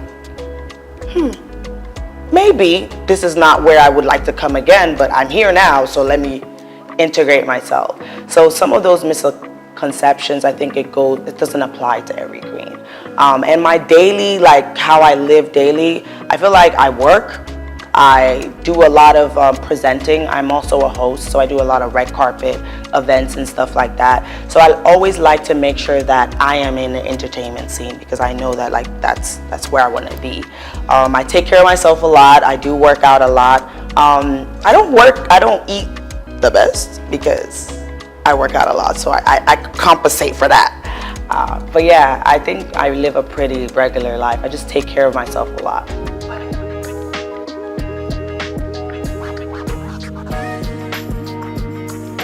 The rest part lacks. I think probably don't sleep enough, but it's just the passion, really. It's the passion to want to do all these things. I think that even my social life is actually pretty good. Like, I go out pretty regularly with my friends, and I travel a lot. I think traveling is really my safe haven. It's where, like, I feel like, okay, this is where I get to do something I want to do. Like, traveling and working out, those are the two things that I'm like, okay, this keeps me sane.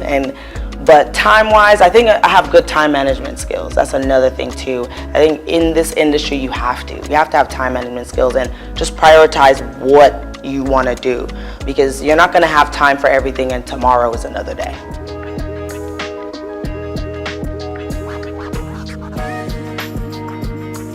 So before Miss Nigeria United Nations, I started Little Blessings.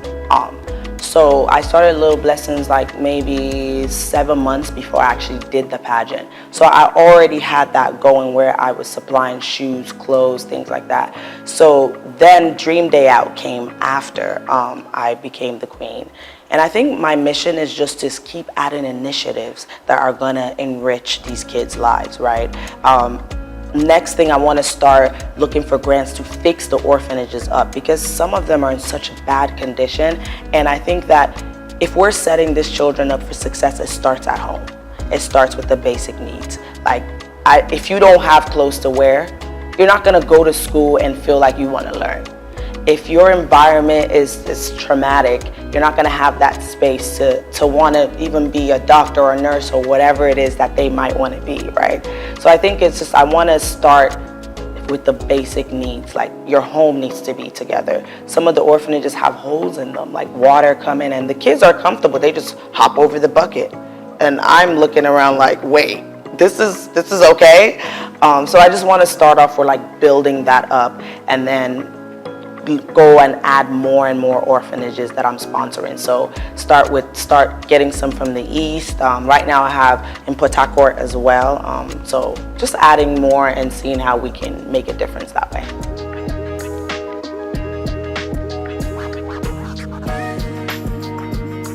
Some of the challenges is just working with different people, right?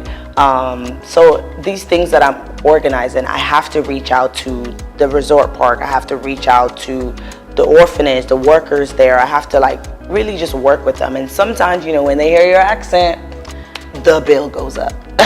So things like that are really challenging, because it almost means that I have to try to get somebody to do stuff for me instead of I like to do stuff for myself. Like I'm pretty like dominant in that way. Like I want to call the resort park and organize stuff. I want to call the sponsorships and make those deals myself. But sometimes it's challenging because I might have to depend on somebody else. Like for instance, we're getting a bus, right? And we're getting a bus and I have to have somebody else call because it'd be cheaper when they call. But if I call, when they hear me, they're like, oh, $500K, like the price goes up. So those challenges is what like really bothers me.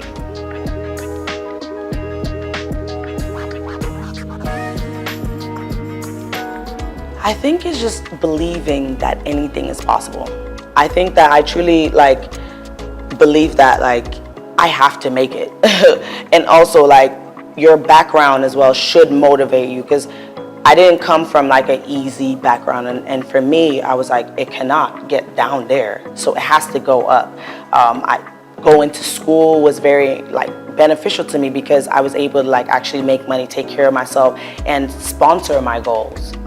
You have to be able to sponsor your goals. Just for acting, you need headshots, you need show reels, like all those things cost money.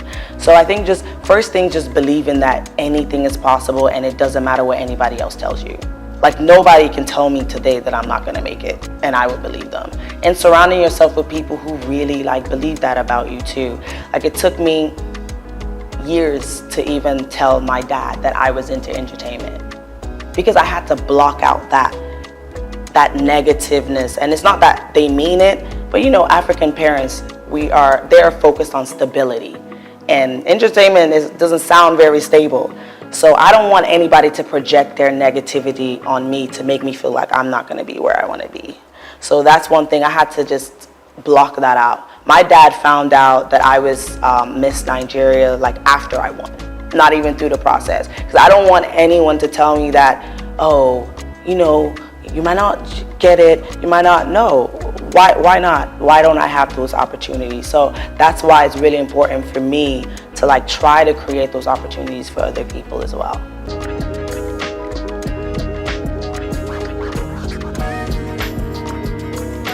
I think for me, one of the things I've had to lose is some friendships.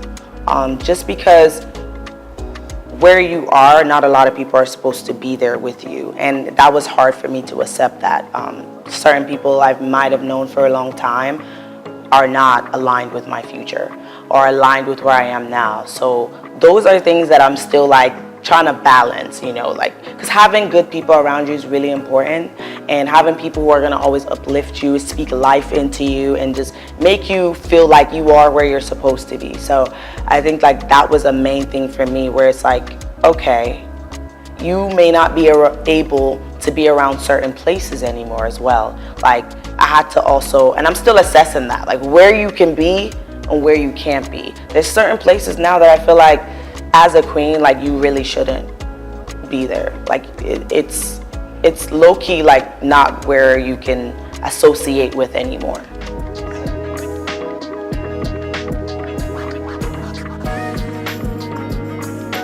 Some of the upsides is being in certain rooms where you wouldn't have been able to be in as maybe like a regular person, right? Being able to speak to people who are actually change makers, being able to get sponsorships and fundraising, things like that. It's harder. It was harder for me when I wasn't a queen, but I was still trying. I did online sponsorships and everything. So I think that being a beauty queen gets you into different rooms so you can actually speak and people can hear your voice more and hear your initiatives, hear the things that you want to do.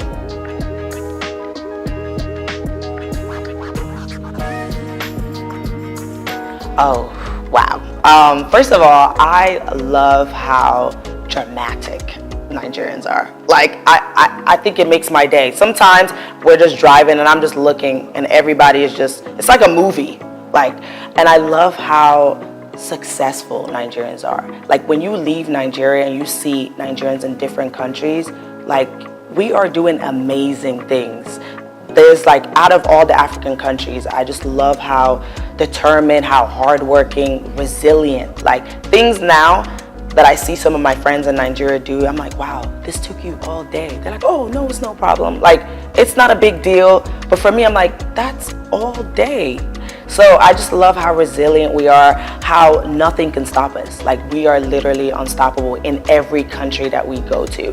And even some of my Ghanaian friends would be like, I love Nigerians. I love how you guys can just work so hard, but also play so hard too.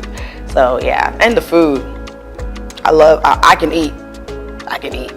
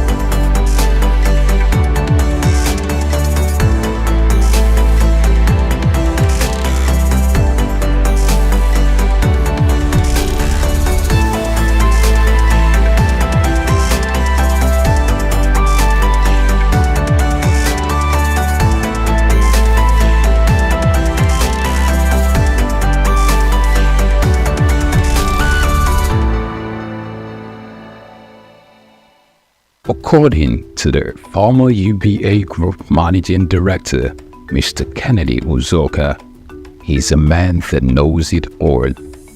Also, another described him as an encyclopedia of knowledge.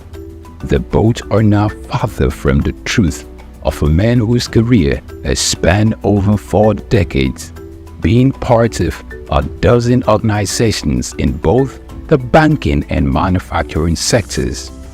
Serving in different capacities as either a director, board member, or chairman of organizations such as Honeywell Flour Mills PLC, PZ Cussons PLC, Nigerian Breweries PLC, and United Bank for Africa PLC. In the same vein, he also had some link with the British American Tobacco Nigerian Foundation and Nutrisima Limited. He was once the president of the Manufacturers Association of Nigeria, where he clamored for the patronization of local content by all well-meaning Nigerians. Also, he served as chairman of the former Universal Trust Bank PLC UTB before the administration of former President Olusegun Obasanjo implemented the recapitalization of banks in Nigeria.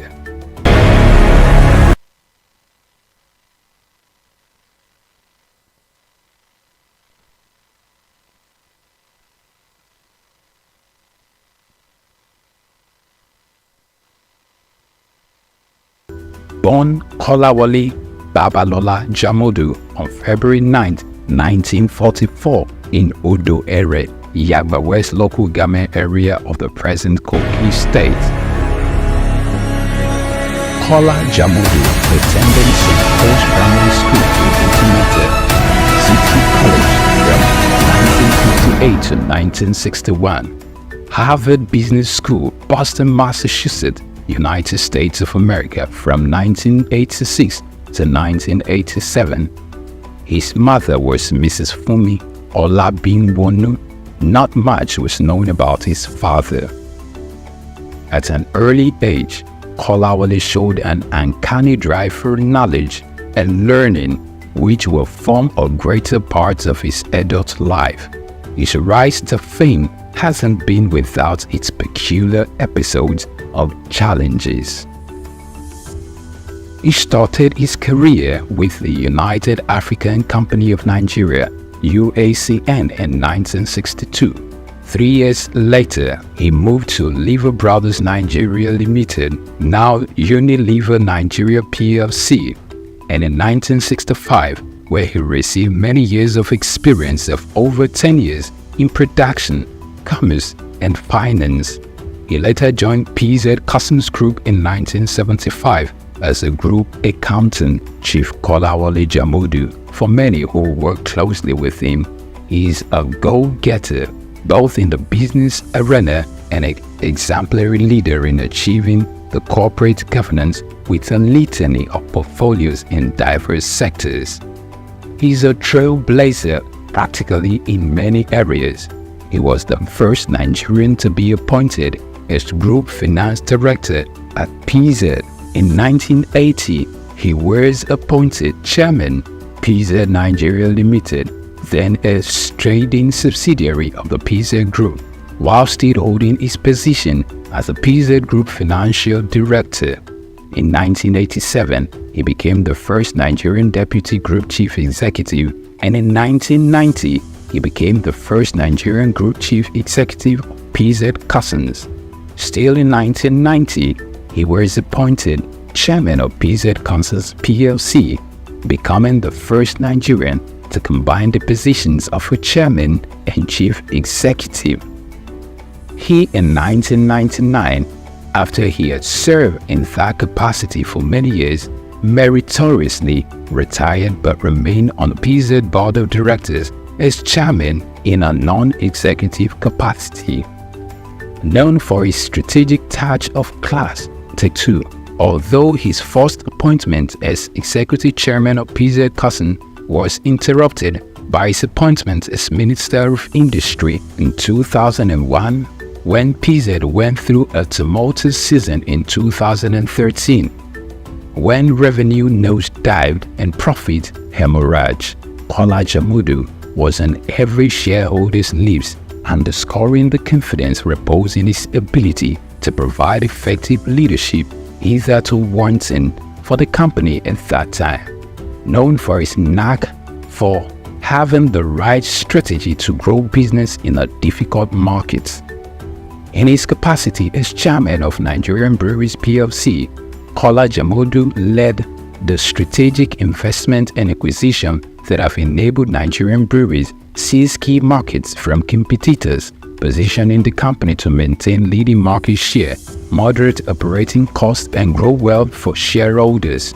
In 2014, Nigerian Breweries acquired Consolidated Breweries Limited, with which sales revenue grew by 10% in 2015, even as the total brewed market declined. The company saved cost and defend profit drop in 2015. Jamodu also served as Chairman of Universal Trust Bank PLC, a Director in Ashaka Cement, and a Director in Honeywell Flour Mills PLC, and also he's been a Director of United Bank of Africa since 2007. He's a Fellow of Chartered Institute of Accounting, Nigeria, Fellow of Chartered Institute of Management Accounts, London, and Fellow of Chartered Institute of Secretaries. The name Jamodu trumpets loud and clear in Nigeria's boardroom leadership, owing to his dedicated work and great accomplishments in building businesses. Jamodu has only been a seeker of new challenges, set to brave and break new grounds. Our key takeaways from his tenure as minister highlighted the introduction of various innovative backward integration policies that enabled self-sufficiency in the production of goods like cement and other staples. This move led to increased foreign direct investment, job creations, and a major boost to national economy and GDP. Dr. Jamodu, after a hiatus from the private sector, was appointed to numerous board positions with reputable multinational companies in Nigeria. For a start, he was reappointed chairman of United Bank for Africa plc as a non-executive director in 2007. It's worth of note to say that in 2006, Dr. Jamodu was appointed to the board of Nigerian Breweries plc as a non-executive director and later moved to become chairman in 2008, where he served 17 years meritoriously, spending 15 of those years as board chairman, and on April 30, 2023, retired as chairman of the organization, leaving a legacy of growth, innovation, and continuous success. Under his watch, the Nigerian breweries grew in leaps and bounds, strengthened its brand presence, and continued to drive positive change in the Nigerian breweries sector. What was achieved during my period was a joint effort, because you can't say a leader if there are no followers. There are committees, and these committees are made of members of mine. Chief Dr. Kola Jamodu is a recipient of several national honors, including Member of the Order of the Federal Republic of Nigeria, MFR, Commander of the Order of the Federal Republic of Nigeria, CFR. Also, is a recipient of the National Productivity Merit Award, NPMA. Additionally, is a Chartered Global Management Accountant, CGMA, a Fellow of the Chartered Institute of Management, London, and Fellow of the Institute of Chartered Secretaries and Administrators. He is also a Distinguished Fellow of the Institute of Directors, Nigeria. During his 4-year stint at the helms of affairs in the Manufacturers Association of Nigeria, MAN, he served in different capacities like the National Treasurer, Chairman of the Economic Policy Committee, Chairman of the Policy Advocacy Committee, Vice President, and later President from 2010 to 2014. Also, he is the past president of the Harvard Business School Alumni Association of Nigeria, a former president of the Chemical and Non-Metallic Products Employees Foundation, and an honorary member of the Nigerian Industrial Policy and Competitiveness Advisory Council, chaired by the Nigeria's Vice President. He has also served in various capacities such as Member of Council at the Nigerian Employers Consultative Association, NECA, Member of Council at the Lagos Chamber of Commerce and Industry, LCCI, and Distinguished Member of the Board of Fellows of the Nigerian Institute of Management, NIM.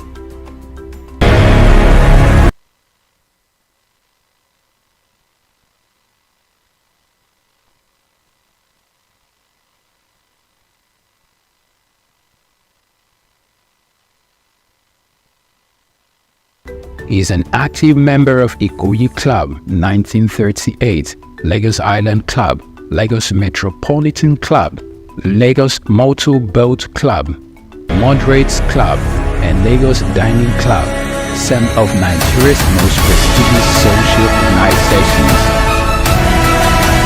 Not many people, prominent or otherwise, could be suitably described as detribalized nationalists like Dr. Kola Jamodu, whose great likeness for all and sundry, cultures and tongues, coupled with his numerous contributions to the growth and development of various communities nationwide, earned him several chieftaincy titles such as Ashiwaju of Ere Kingdom in Kogi State, Are Apashewa of Ere Land, also in Kogi State, Babalaja of Lagos, Boba Gunwa of Henry Land, Kogi State, Maye Bobajiro of Ibadan Land, Oyo State, Barakoyi of Osogbo Land, Osun State, Mayegun of Ayetoro, Wede, Kogi State, Fiwajoye of Molipa, Jebu-Ode, Ogun State, Ikemba I of Oba Nsukka, Ari of Eruku Land, Kwara State. Jamodu is nothing short of a legend. Although with limited experience in partisan politics, he stood tall and stepped into the plate when occasion presented itself in Kogi State, when he took leadership of the People's Democratic Party (PDP) as minister, serving in the cabinet of the ex-president Olusegun Obasanjo. In the middle of 2020, Chief Dr. Kola Jamodu served as the pioneer chairman of the Elders Advisory Committee (EAC) of Pan-Okun Relief Response Agenda, which played a pivotal role when the world was faced with the coronavirus, mobilizing resources to provide relief materials for the entire Okun people, as well as address various issues relating to the pandemic in the land. He, through the Kola Jamodu Foundation, KJF scholarships are provided to several poor students through all levels of education, primary, secondary, and tertiary levels, medical support to indigents who have genuine medical conditions but couldn't afford to foot the bill. Chief Kola Babalola Jamodu, over the years, his hobbies have been the same: reading, traveling, golf, and badminton. He is married to his sweetheart, Olori Asiwaju of Ere Kingdom, Chief Mrs. Fumilayo Jamodu, and they are blessed with children and grandchildren. Chief Dr. Kola Babalola Jamodu.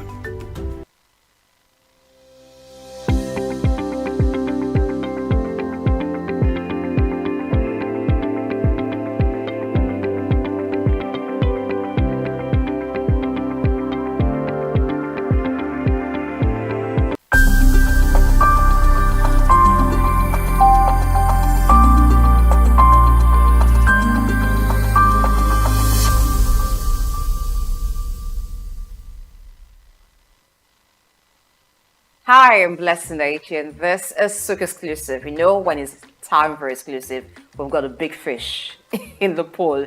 All right, this time around is JJ Ekwega, the name that comes to mind when you're talking about talent relations globally, talking about media consultancy, as she's been publicist to renowned artists such as the late George Michael. All right, I hate to say late, but because his music feels so much alive whenever you listen to it, because they're classics. When you talk about George Michael, those songs is done, never fade. But let's meet JJ Ekwega. Good morning, welcome to the show. Good morning, nice to see you today. Yeah, I like to wake up to someone great, and this is it. Waking up to sit close to you and talk to you. Oh, thank you, thank you, appreciate that, thank you. All right, now for someone like you who's been around the high and mighty when it comes to the entertainment industry all along, it must have been a journey, and it must have been very interesting. Also good to know that your grand uncle Olado Martins was the first African to go to Hollywood. Yes. So talk to us, how has it been for you growing up amidst celebrities and even working with them? Well, I have to say the inspiration started with great uncle Orlando, really, in the sense that when we were teenagers, we didn't know in the 80s, just before he passed away, we used to visit him just in Lagos here, near the Marina area, and I think there's a street named after him. This is the Marina area. Oh my goodness! Yes. Are you serious? Yes. Okay, so this is like somewhere from my childhood. I actually left Nigeria when I was 8 to go to boarding school in the UK. And the journey, I want to say, was almost accidental, because I went to university in California, University of Southern California in Los Angeles. And I did want to study international relations, diplomacy, because I studied French, Spanish, and I have colloquial Arabic as well. So you'd have thought I would go into something where I would use my languages more. But I ended up at university in Los Angeles. And where is that the capital of? Entertainment. So I fell into entertainment. There was no other route to take.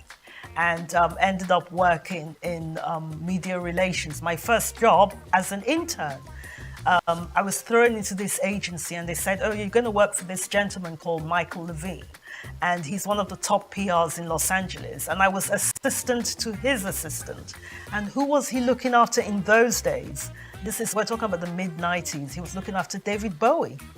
So I ended up working in my first job as an intern. I was unpaid, so it was like a student job, working for the PR for David Bowie. So that's where my journey started. So it was almost accidental because I didn't actually choose it. It kind of chose me. All right. Even though it was accidental, you wanted to become a diplomat. Yes. But you stumbled into entertainment. Yes, I working did. as a publicist. Yes. What was it that kept you and you decided to make it your thing? I realized that it was a vocation, that's something that came from the family. Going back to great uncle Orlando Martins, I came to appreciate in time when I told people that as a child he would show us pictures of him with Ronald Reagan or the great Audrey Hepburn, the actress from Hollywood, and other people. And we didn't appreciate it at the time. And when I told the story, when I went back to Los Angeles, people would be like, but we know your great uncle's films. We've seen him in Hasty Heart. We've seen him in The Nun story with Audrey Hepburn.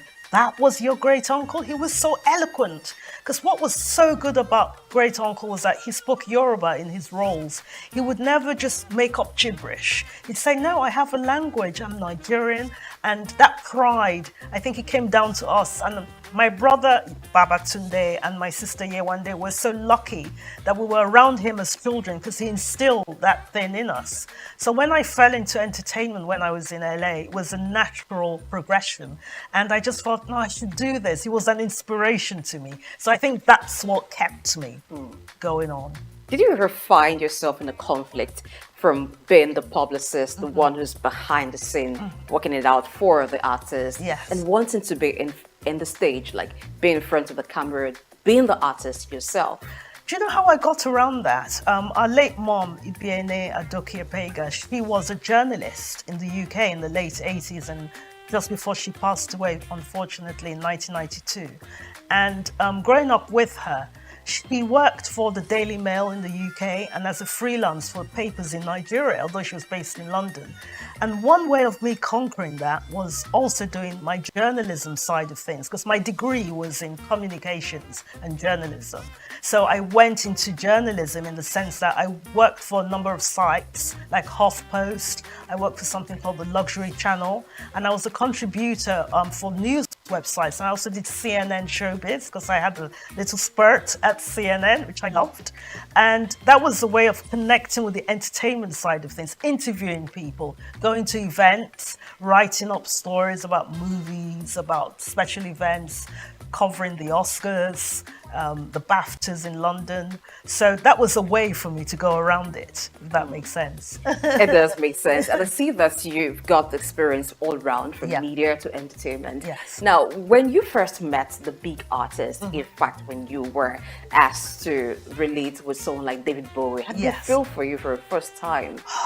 I'll tell you a quick story. When I started the job working for the publicist that looked after David Bowie, on the second day I was told, you need to call David's office and you've not got to speak to him and prepare him and his wife Iman. They're coming to London. You've got to give them the itinerary. I was like, I have to call David Bowie?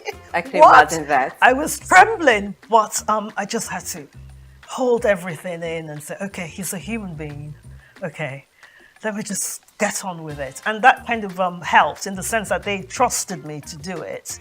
But then I had to hold myself together, and sometimes you just go with it. You just go with it. So share me your experience working with Judge Michael. I'm eager to know how it must have been working with him, watching him, on TV.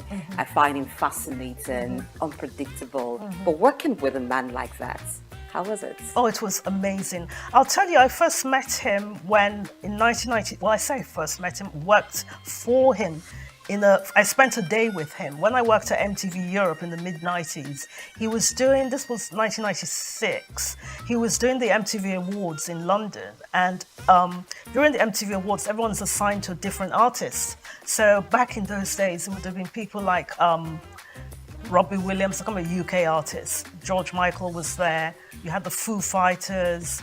you had Janet Jackson, you had different artists. But that day, I was assigned to George Michael, and they said, from 9 o'clock in the morning till 9 o'clock at night, you've got to be with him, you've got to get him food, look after him. So you have to imagine that I had to go and meet his car at the stadium when he arrived. It was at the Alexander Palace, actually. I had to meet his car, introduce myself, say, I'm going to be looking after you today. And they call it a talent escort. Okay. I'm going to be your talent escort. And it was just him that came alone. So can you imagine, with my idol who I'd loved as a teenager, yes, meeting at the car and having to like just be with him all day. I met his parents, which was an honor because his mother passed away the year after. And he was just such a personable person. At that stage, I wasn't working for him. At that stage, I was just starting out in my career in 96. Starting out in my career, one of my second jobs actually at MTV Europe in London, and looking after George Michael. And it was because of looking after him that day, and I kept in touch with his management team, that literally, I want to say 12 years later, I worked for him. Okay. In 2008. So for me, it was like a journey, and it shows you what a kind person he was, because he remembered. He said, oh, you were that young girl who was all nervous, and you looked after him, and I just loved your company. Come and work in my office. It's because of him I can say a lot that I'm here today, because he gave me so many opportunities. I met so many people with him. One of the people that was looked after in his office was Donatella Versace. So I did a lot of PR for Versace, dressing all these talents for the Oscars, for the Met Ball, for the BAFTAs, for all the concerts, things like that. So through him, a lot was achieved in my career. Wow, good to know. Now, before we talk about you working with the Academy Awards and what it was like in that aspect of your career, when George Michael passed, how was it? How did you take the news? On that night, it's odd because I was actually just reading a book or something, and my daughter turned to me and said, I was reading something and said, oh, look on the iPad, it just flashed up, George Michael has passed. It was the worst. I still remember it very clearly, 2016. It was the worst night, I must say. And my phone started buzzing, and I got a call, and I wasn't working because I'm currently working with the BBC now, but I wasn't at the BBC at the time. But my best friend was working at the BBC News, and he said, Jay, you've got to come on. We've spoken to the management and one of the other PRs, but I know you. I want you to come and say something. And it was the hardest.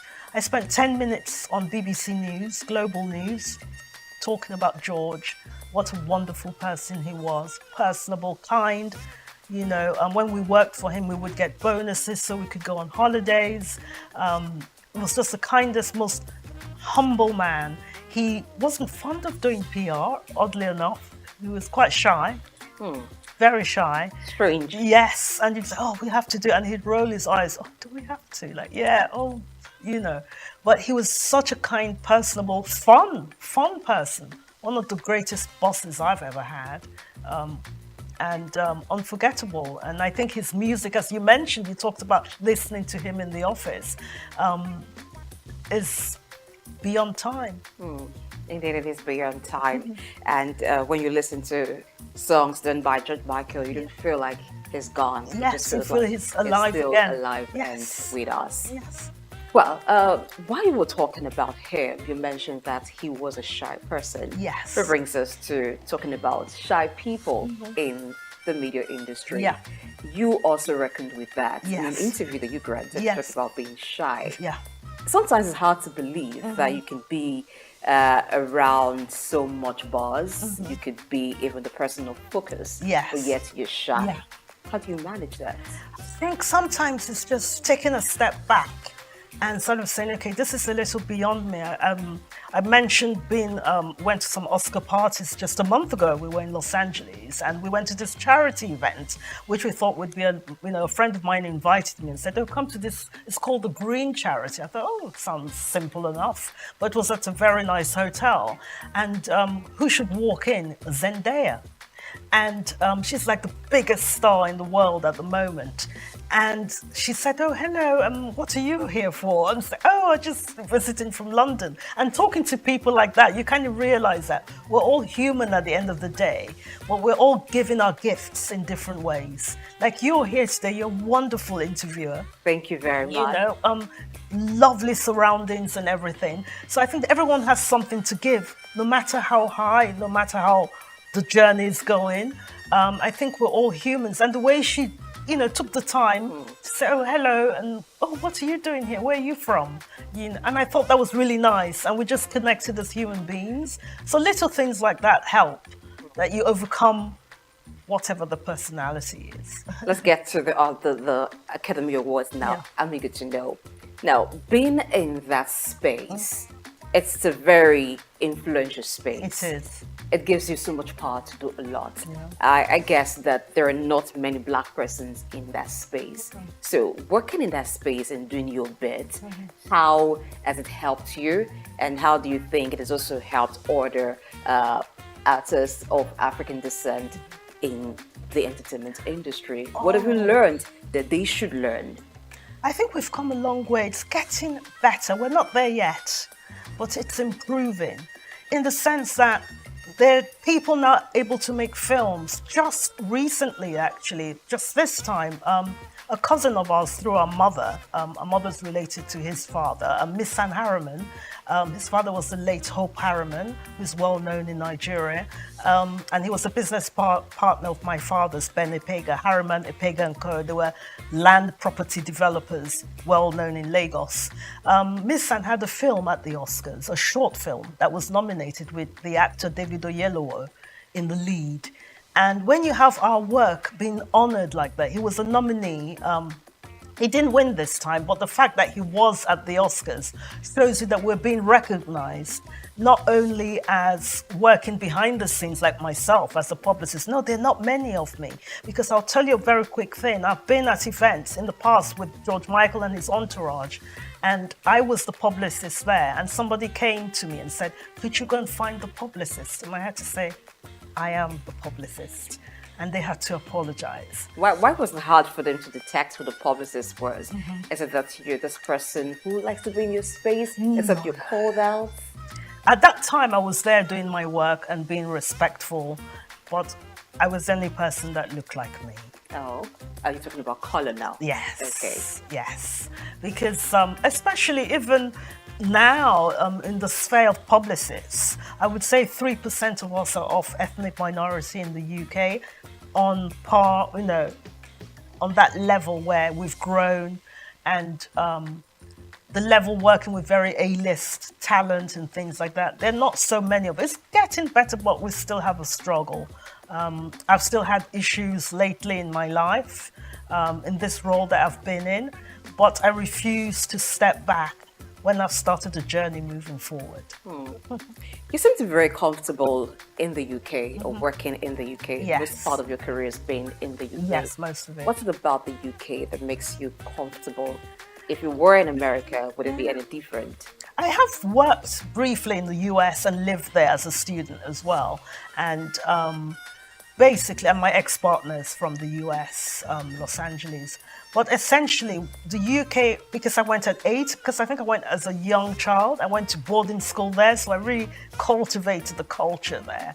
And when you grow up somewhere, it becomes more familiar, if that makes sense. More like home. Like home. But again, it's a similarity with Nigeria. We all speak English, and this was a colony in its time. But there's that similarity with Nigeria and England in the sense that we're not far. Like, look at the time now. We're both on the same time zones at the moment. There's just that closeness to home. And I think that's why I became more settled there and became like a second home to me. All right, let's talk about your first home, Nigeria. Yes. So you're in Nigeria right now. Yes. This is your home. No one should ask you, why are you here? But I want to ask, what's up this time that you're here? This time is very special. Well, essentially, again, we go back to George Michael, because I am here for the GT Food and Drink Festival. And basically, the person that I came with, we all came yesterday with Dylan Alora, who's an artist who's actually in the UK at the moment, but over in Lagos. And we came over with Tom Parker Bowles, who's the son of Queen Camilla. And we all flew over last night. And George Michael gets involved with this again because I met him because he was a friend of George Michael and someone that we organized tickets for back in 2008. So we thank George Michael. Because of George Michael, Tom is here. And so we're here for the food festival for a few days to enjoy, you know, see what it's all about. I haven't been to any of these festivals. I think it'll be fascinating. And they have other people attending like Aldo Zilli, Jean-Christophe Novelli, and some US chefs as well. And yeah, very much looking forward to it. So that's brought me here for 5 days to enjoy Lagos. And I'm always happy to come home. So it's a food festival. I'm going to tell you a bit about it because I was at the last year's edition. It was a while. Events talking about having. So you've been? Oh, yes, I haven't been. But I'll leave you to have your experience. Okay. But let's talk a bit about Thomas Parker Bowles. So, being a food critic, yes, that's not very common. Now, how do you become a food critic? It seems like you've got to be a chef first, or you've got to have great love for food to be able to criticize the cooking of different people. Now that looks like a career that is not quite common. And working with someone like that, from where you're coming from, working with those in music, it's different. It's still in the realm of, in England, it's very popular actually. It's a very popular thing to be a food critic. There are quite a few that I can name in the sense of, you don't have to be a chef per se. It's more like you're an editorial person. It's like you review films, review music, review films, and you review restaurants. So, for example, we took him to, there's a restaurant called Enish in London, Nigerian restaurants, and they have them in Dubai as well. Very popular outside Nigeria. And the people, critics have often said, you know, we've written about food, Italian food, Spanish food, why not Nigerian food? And what I've really admired about him is that because he's written books, he writes recipes and he works with chefs, and that's what food critics do. And it's a very popular thing to do in the UK right now. A lot of people are food critics, you know, writing for the Times. You either write for a magazine or you write for the Bazaar magazine, Vogue, GQ magazine, Esquire. So the role of food critic is really, really something that's done worldwide. But I know maybe here, maybe in Nigeria, it's not so common, but it's very lucrative. Yes, it's very lucrative. All right, so what would you think Thomas Bowles coming to the food court, the GT food court, writing about Nigerian food, giving reviews, is going to do for Nigerian food? Yes, there is a food that is very popular when you talk about Nigerian food. Even those who haven't had a taste of the Nigerian jollof just want to talk about it and maybe look forward to tasting it. But there are different kinds of food that will be sampled. Yes. What would that do to Nigerian cuisine? You see, there's a perception in Europe and in the bigger world. People assume, unfortunately, going on the darker side of things, they see a lot of people coming on boats trying to get into England. They feel like we don't have anything back here. We don't have the development here. You know, some of the buildings, the aspirational things of it. People are business-minded. Come into these studios for goodness sake. You can't imagine that this is all going on in Africa. I have people up to this day say, "Oh, do you have buildings in Nigeria? Do people eat? There's no food, That's funny. And they don't realize. So when you have an ambassador like Tom Parker Bowles come to Nigeria, and when he writes anything in England, everybody reads it, they comment on it. Mere fact that his mother's Queen Camilla of England, that might have something to do with it. But his voice is very loud, and what I'm really proud of him is that he said, I want to come and see Nigeria for myself. You know, I hear these things at the foods, you know, people like, oh, nobody goes to Nigerian restaurants. Who wants to eat Nigerian food? It's growing now. There's that interest. And it's good for us because we can bring our food to the world. You know, for people who can't come to Nigeria immediately, people want to come and people will come. But people who can't come, people like him, food critics, can come back with that message that we've been to Nigeria, we see what they do, they're really doing well, they're trying. Yes, there's good and bad in everything, but they're promoting our food, promoting our culture, and it gives us industry, it gives us some business opportunities, it gives us partnership opportunities, and it's increasing our voice in the big global stage. I'd like to get back to your first love, which is being publicist for entertainers. Yes. Now, in Nigeria, we have A-list artists that are known worldwide. Yes. They have managers. Yeah. Some of them also have publicists. Yes. Looking at the way they're managed and the way the publicists run, is there a thing or two you think they need to know and understand when working with artists? How could it also help their career? I think to realize sometimes it's not overnight and it shouldn't be so gimmicky. A lot of the time people want Instagram followers and let's do this crazy thing or let's do that crazy. You want it to last, you want longevity. So it might be that, we all love Burna Boy or whoever the big star is. But what I like with people like, I want to give someone an example like Skepta. Do you know Skepta? I do. He is wonderful because he's done things like with Channel 4 in the UK where he's done content with young people to try and bring them, let's take them away from the knife culture or any crime and trying to inspire younger people to do business, to do different things with their lives. So I think what the PRs can do is like use them as like an influence, as a force to say, come into this, you can do your career here. It doesn't always have to be in entertainment. You can be a lawyer, you can be a lawyer for an actor, you can be a lawyer for a singer, you can be a lawyer for whatever, or you can do different jobs, but just to aspire to do better. And I think that's what PRs can do a bit more of and use the talent, that platform they have, those 22 million followers on Instagram, use it as a platform to inspire young people to come up. And good enough, you are inspiring a lot of young people watching Souq Thank you. News TV because this is what it's about. Yes. Changing the narrative, inspiring people to be Definitely. better. As a wrap-up, what's next for you after the GT call? Oh my goodness. There's a lot because like I said, my main role at the moment is working with the BBC.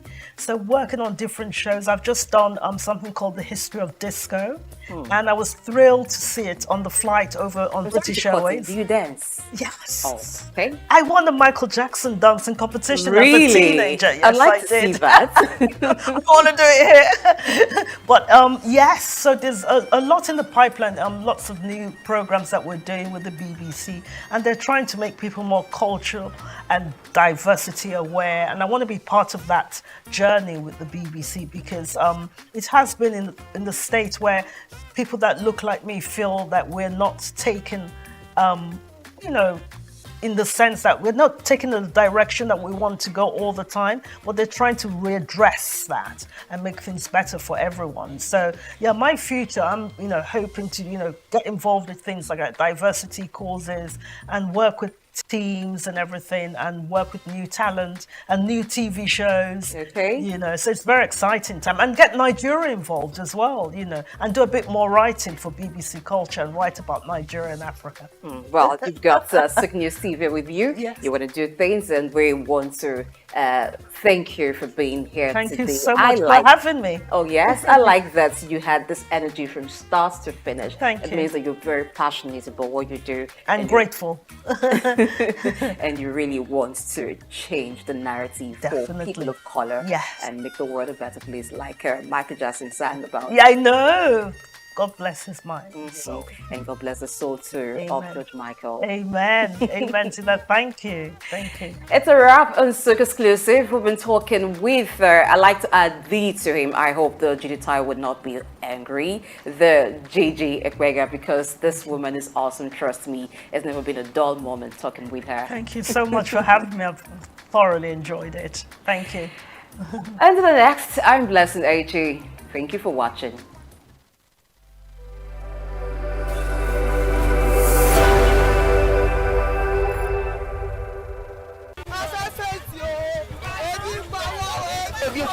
We are not playing because ebi power ìyà ń jẹ wá o kò já ń jẹ ebi power. Why? Money. everything is cause. Everything is cause. Person live work now on a protest must be killing somebody. Why? A country is not merely defined by its borders or its natural resources. It is a collective entity shaped by its people, their well-being, and the strength of its economic foundation. The comfort of the citizens is a key indicator of a nation's prosperity, deeply tied to their purchasing power, the ability of individuals to buy goods and services with their income. When the economy thrives, purchasing power grows, allowing people to access the essentials of life such as food, healthcare and education, fostering stability and development. Equally, when economic instability rises, purchasing power shrinks, leading to hardship and discontent. In recent years, Nigeria has faced significant economic challenges that have deeply affected the well-being of its citizens. Inflation, currency devaluation, and scarcity of foreign exchange have created a hostile environment for both businesses and households. Inflation has soared to over 26% in 2023, largely driven by policies like the removal of fuel subsidies and the decision to float the naira. This has resulted in a sharp rise in the cost of living, affecting basic commodities and eroding the purchasing power of millions of Nigerians.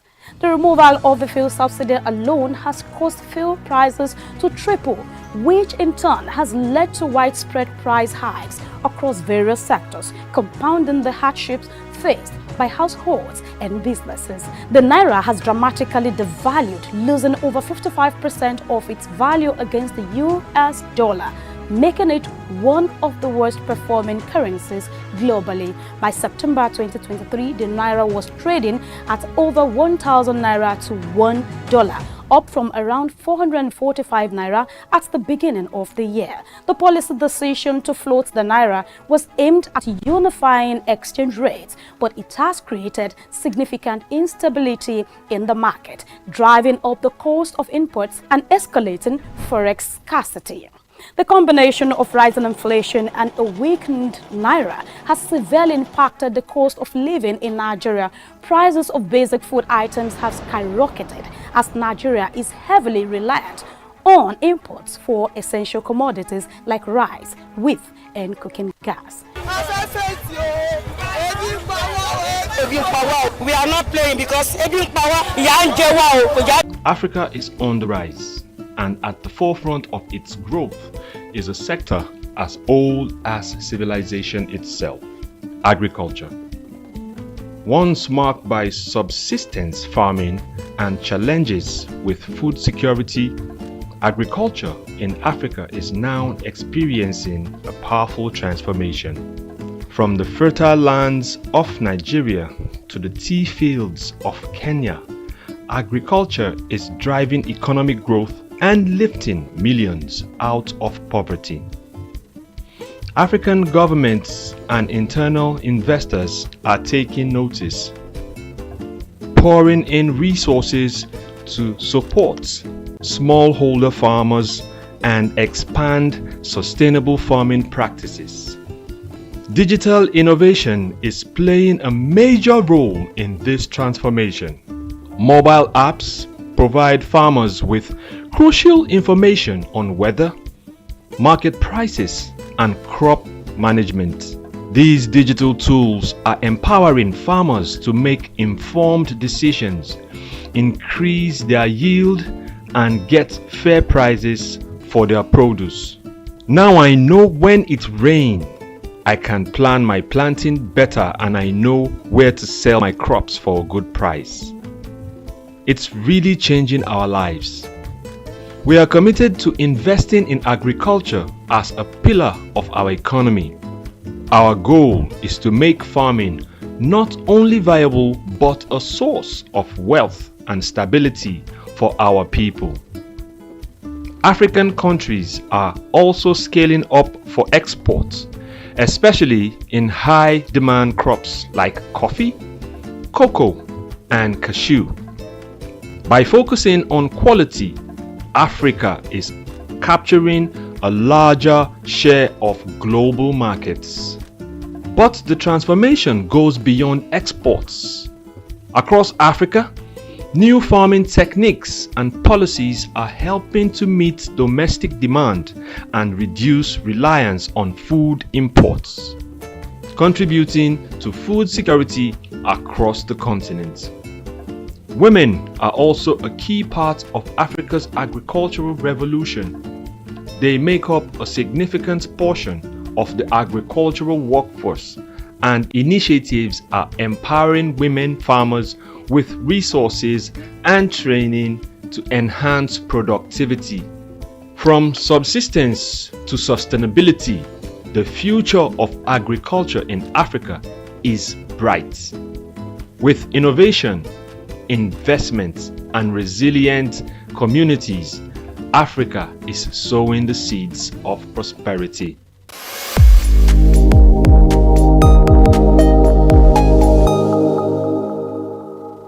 Human ingenuity has birthed remarkable innovations, none more so than the rise of intelligent machines. Computers, once small calculators, have evolved into sophisticated systems capable of mimicking human thought processes. Powered by artificial intelligence, AI, these systems are learning, problem solving, and making decisions that were once exclusive domain of humans. From accelerating scientific discovery to tackling climate change, AI's potential is vast, but perhaps its most profound impact lies in healthcare. Artificial intelligence, AI, it's no longer a futuristic concept. It's here with the potential to revolutionize patient care, diagnosis, and treatment. AI is emerging as a powerful tool in the hands of medical professionals. From detecting diseases early to optimizing treatment plans, AI is demonstrating remarkable capabilities. It can analyze vast amounts of medical data to identify patterns and predict outcomes, aiding in more accurate diagnosis. Also, AI-powered robots are assisting in surgeries, improving precision, and reducing recovery times. However, despite its promises, challenges persist. Concerns about data privacy, ethical implications, and the need for robust regulatory frameworks are hindering widespread AI adoption. To fully unlock AI's potential in healthcare, collaborative efforts are essential. Healthcare providers, researchers, policymakers, and technology companies must work together to develop and implement AI solutions responsibly. By addressing ethical concerns, investing in AI research, and creating supportive regulatory environments, we can accelerate the integration of AI into healthcare and improve patient outcomes. Joy Chuma, Souq News. Lawyers are concerned about several issues when it comes to artificial intelligence, AI, including data, privacy, compliance, and job displacement. Will AI really take jobs away from lawyers? In this special report, Bayo Olaoye addresses one of those concerns, job displacement for lawyers, as a result of the introduction of artificial intelligence. Will artificial intelligence make lawyers jobless? The short answer to that question is no. There are three reasons why AI will not take away jobs from lawyers, according to experts. First, AI systems being developed for the legal industry are primarily co-pilots. Secondly, there are numerous tasks AI simply won't do because legal implications prevent it. For example, litigation. AI cannot make court appearances, unless, of course, nations radically change their constitutions to allow robot lawyers to stand in court, which is highly unlikely. Additionally, for lawyers involved in strategic work, such as security, meeting new clients and existing ones, or serving on boards, AI cannot replicate the human touch. AI lacks the commercial acumen required to build relationships with clients and navigate complex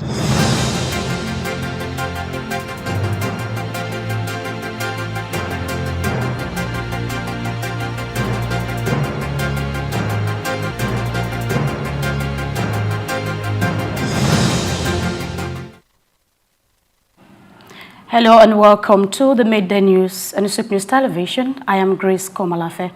First, we'll bring you headlines from some of our top stories. Nigeria has received $52 billion from Afrexim Bank, the largest in Africa. Nigerian Customs suspends 4% free on board FOB import charge. Africa Energy Bank will be commencing operations by March 2025. And Lagos State government has put an end to remote work for civil servants as it orders full return of office.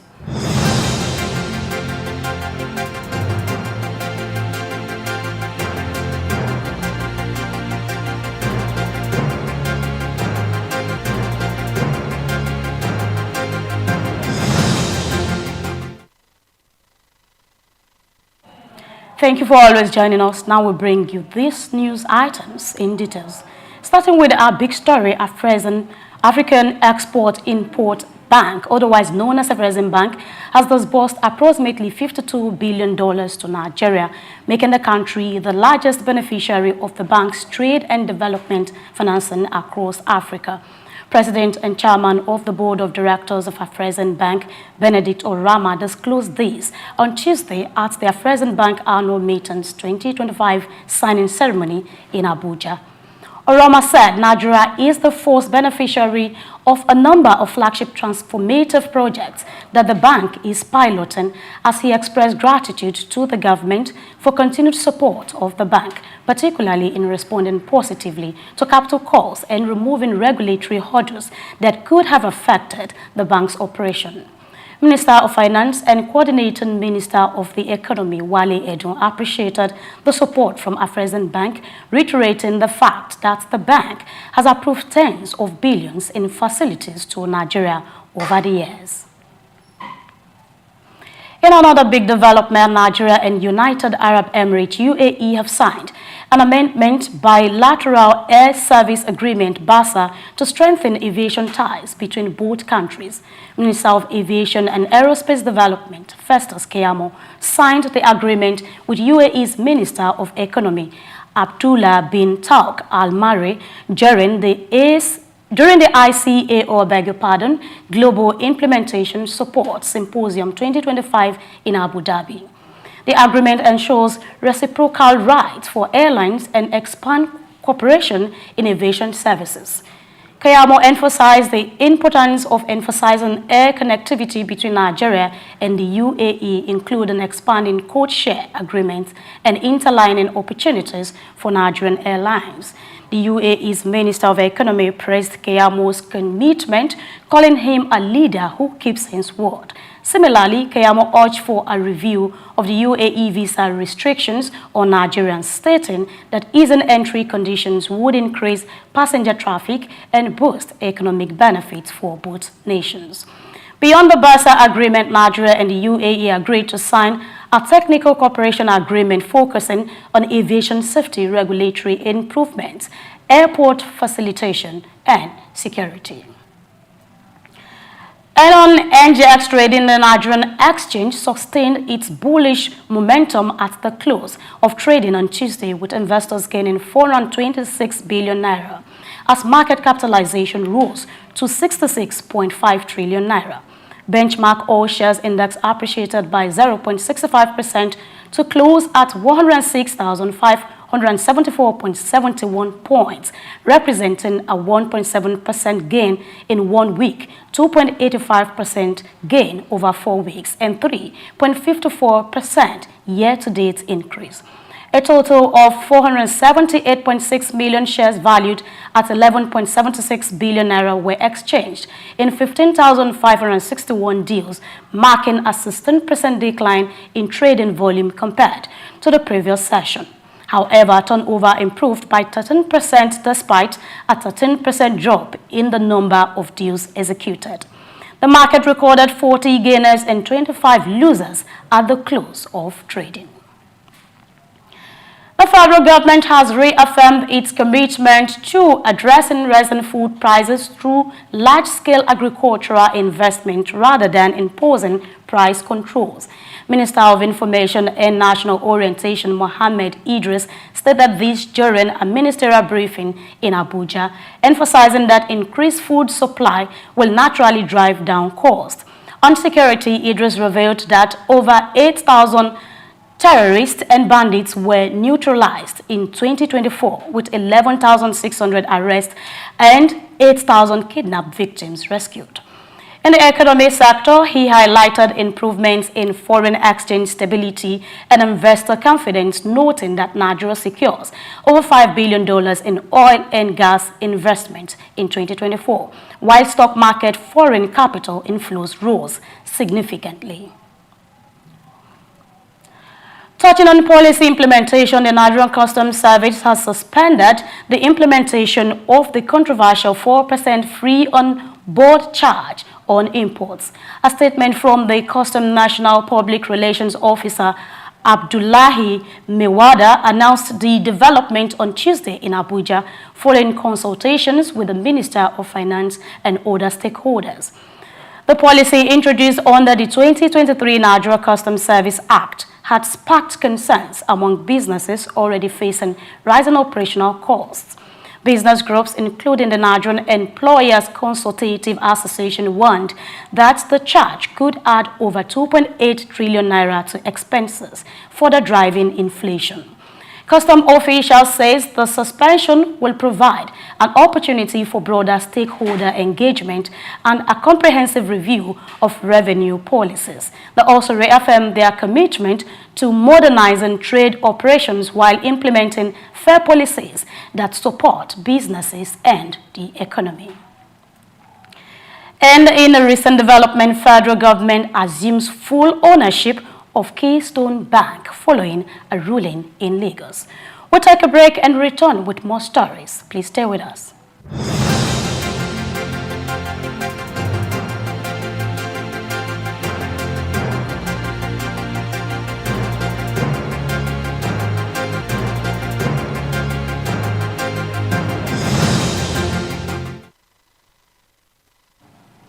Thank you for staying with us. Now we take the story in full. Federal government of Nigeria has fully taken over Keystone Bank. The bank disclosed this in a statement on its Instagram page on Tuesday, following a ruling by the Lagos State High Court, Ikeja. The court ordered forfeiture of shares previously held by the bank's former shareholders, effectively transferring ownership to the federal government. Keystone Bank described the development as a significant milestone which will reinforce its stability and position it for long-term growth during the course of the bank's recapitalization process.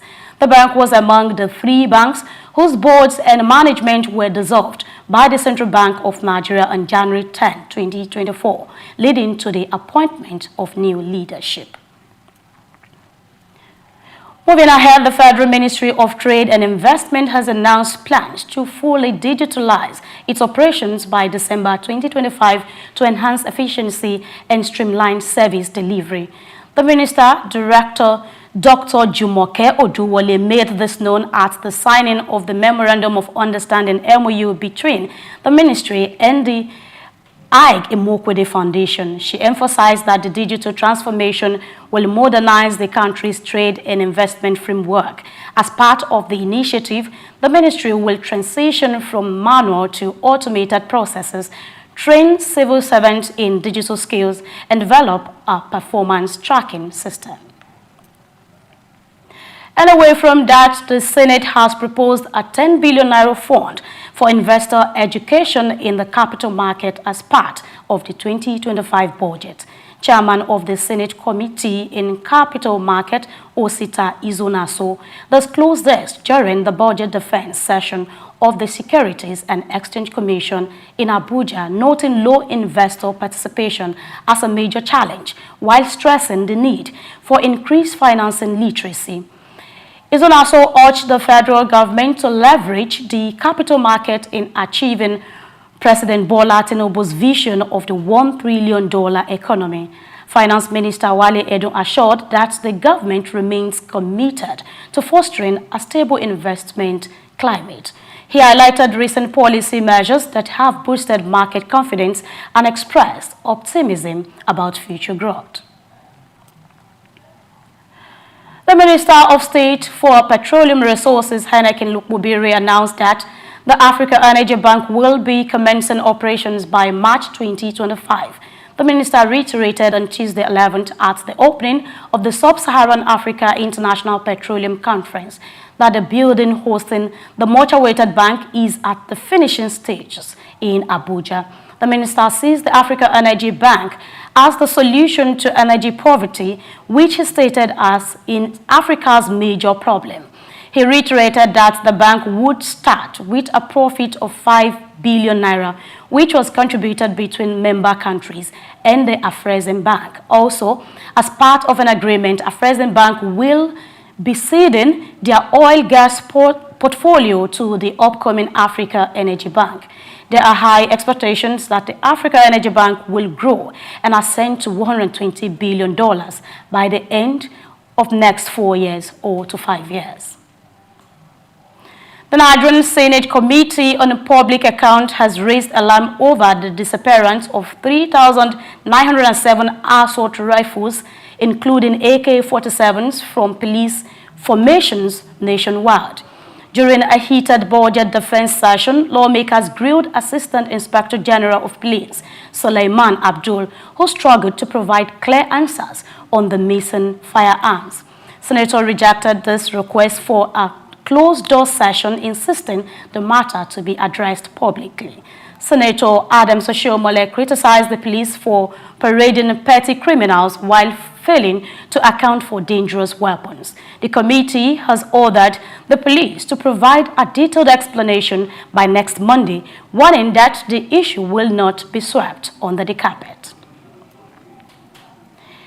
You are still watching the midday news on Souq News Television. Let's bring you stories around Lagos after this timeout. Please stay.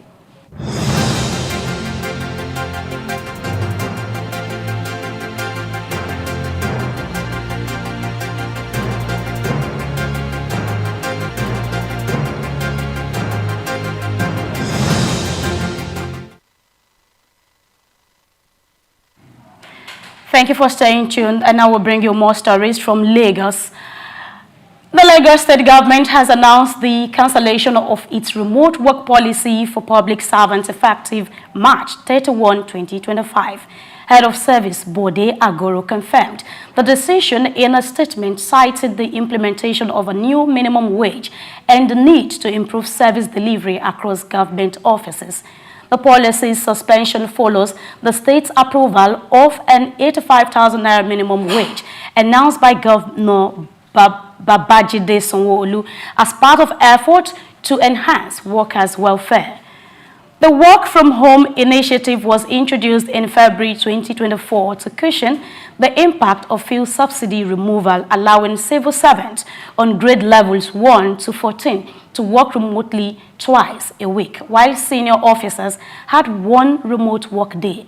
Public servants have been urged to fully resume office duties, while ministries and agencies have been directed to ensure compliance. In another story, the Lagos State government announced a traffic diversion plan in anticipation of the Lagos City Marathon set to take place on Saturday, February 15, 2025. Running from 5 a.m. to 1 p.m., the marathon will affect major routes such as Ikorodu Road, Third Mainland Bridge, and Ozumba Mbadiwe Avenue. The Commissioner for Transportation, Oluwaseun Osiyemi, emphasized that alternative routes have been established to facilitate smoother movement during the event. Especially motorists coming from the Lagos-Ibadan Expressway should utilize the Ojota Slit Road, while access to the Third Mainland Bridge will be restricted for traffic heading towards Lagos Island. To ensure minimal disruption, traffic officers will be stationed at key intersections throughout the city. The government encourages residents to plan their travel in advance and work with authorities to ensure a seamless marathon experience for everyone. Still in Lagos, A not-for-profit organization, Faith Foundation, is gearing up for the 10th edition of its annual Business Outlook program, a key event shaping perspective for entrepreneurs and business leaders. Scheduled for February 21, 2025, the event carries the theme, The Good, the Bad, and the Opportunities, addressing the realities of today's business environment, promising to provide strategic insight to help entrepreneurs navigate Nigeria's dynamic economic landscape. At a press briefing, President Faith Alumni Executive Committee, Tony Bakari, emphasized the significance of this milestone, highlighting how the conference has shaped businesses and provided valuable guidelines over the years. 10 years, the Business Outlook has been a platform for reflection, for learning, and collaboration. It has helped entrepreneurs make sense of economic realities and also develop practical strategies for the way they have navigated their businesses. So more importantly, it has also strengthened our alumni community. It has fostered meaningful contributions, and it has fostered a meaningful and a positive outlook to how businesses have shaped their business. So this year's theme, which is the good, the bad, and opportunities, is very, very significant to us because it acknowledges the resilience of our entrepreneurs. It acknowledges the resilience and the way they have been able to. The Dean and Director of the Faith School, Bambo Adebowale, expressed excitement about the event, describing it as a strategic way to start the year.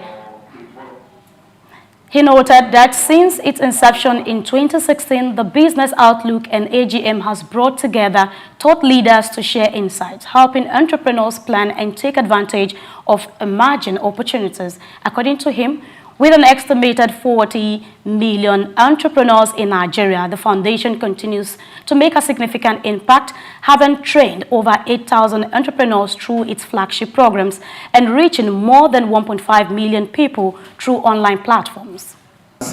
Or it's one of those that one needs to clarify. We have trained more than 8,000 entrepreneurs, but those are from our flagship programs. So our flagship programs are predominantly the programs where you have a structured engagement with a faculty-led set of theories over a period.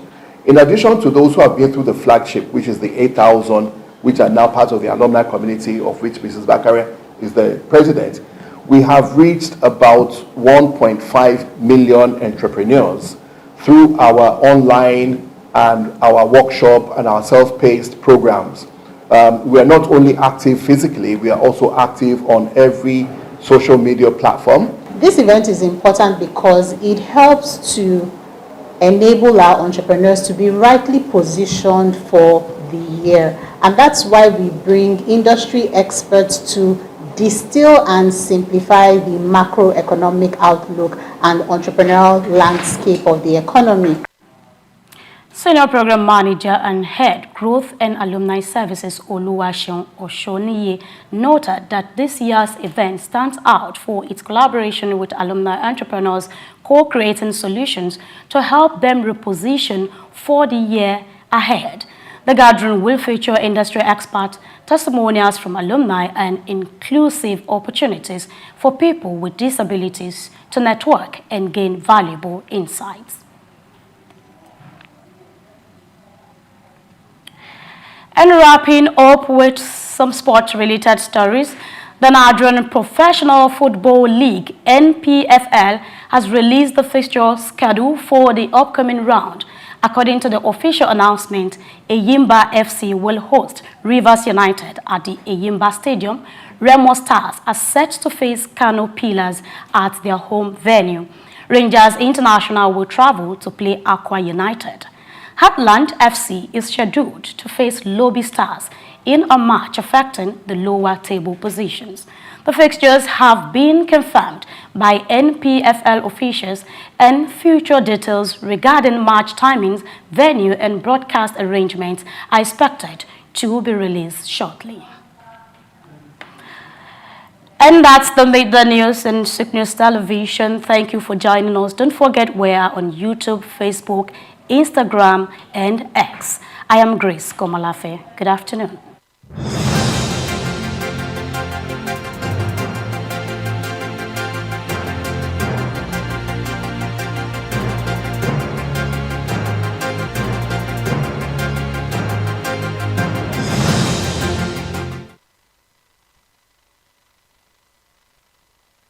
Yunus was born on the 28th of June 1940 in the village of Batwa, Chittagong, a British Indian colony which is currently known as Bangladesh. He attended Lama Bazar Primary and Secondary School in his village and passed the matriculation examination into Chittagong Collegiate School, where he ranked 16th out of 39,000 students. After his graduation in 1961, Yunus joined the Bureau of Economics as a research assistant and was later appointed lecturer of economics at the Chittagong College. During that time, he also set up a profitable packaging factory on the side. In 1965, he received a Fulbright scholarship to study in the United States, where he obtained his PhD in economics from the Vanderbilt University Graduate Program in Economic Development. Between 1969 and 1972, after his keen education excellence of apex heights and proportions in the United States, he returned home and was appointed professor of economics at the University of Chittagong. He was eventually appointed onto the board of directors to the United Nations Foundation, where he served for 33 years. When Bangladesh suffered a famine in 1974, Yunus felt he had to do something for the very poor. In his country, he founded the Grameen Bank.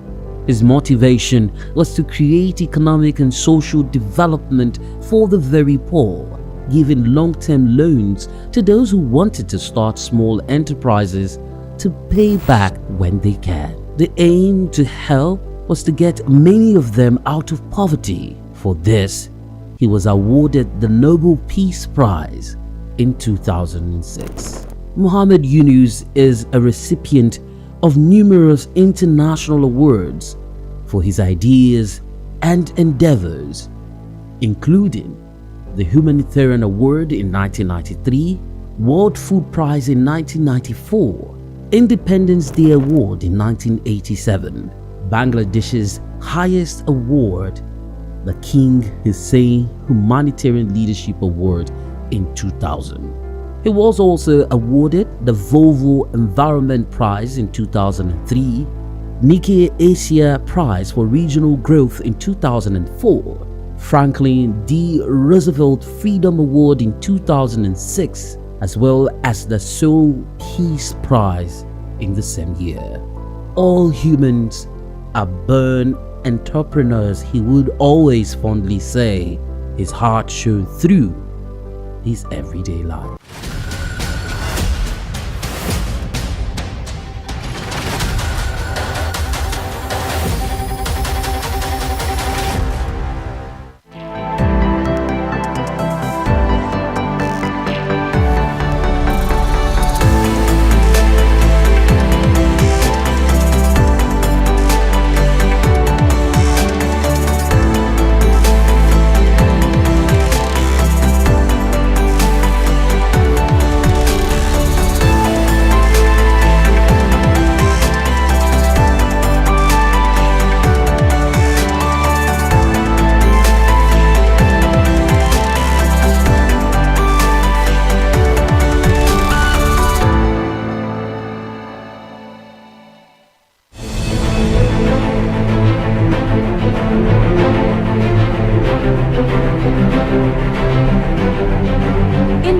Human achievements, goal setting, hard work, and dedication have been proven to be some of the elements towards success.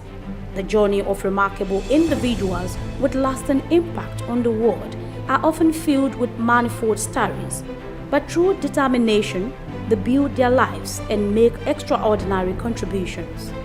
Join me on the story of a trailblazer in business and philanthropy, Aiboje Ag Mokwede, a lawyer turned banker who has done well for himself, made an indelible mark within the banking sector, and has continued in his ambition of touching lives within Nigeria and across Africa. Aiboje Ike Mokwede.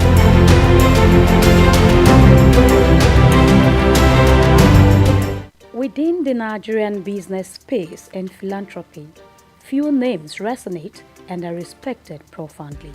Such is Aiboje Ike Mokwede.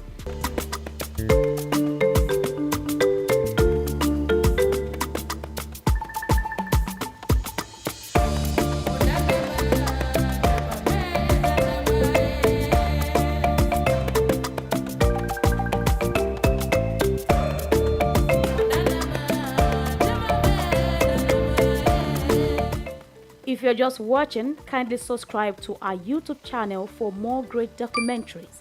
Like, share, and comment. Known as a successful business mogul, banker, investor, and a philanthropist who cares about making difference, Ike Mokwede's story is one of hard work, creativity, and a desire to drive positive change across Africa. Born to civil service parents on September 24, 1966 in Ibadan, Oyo State, Nigeria, he hails from Sabongida Ora, Edo State.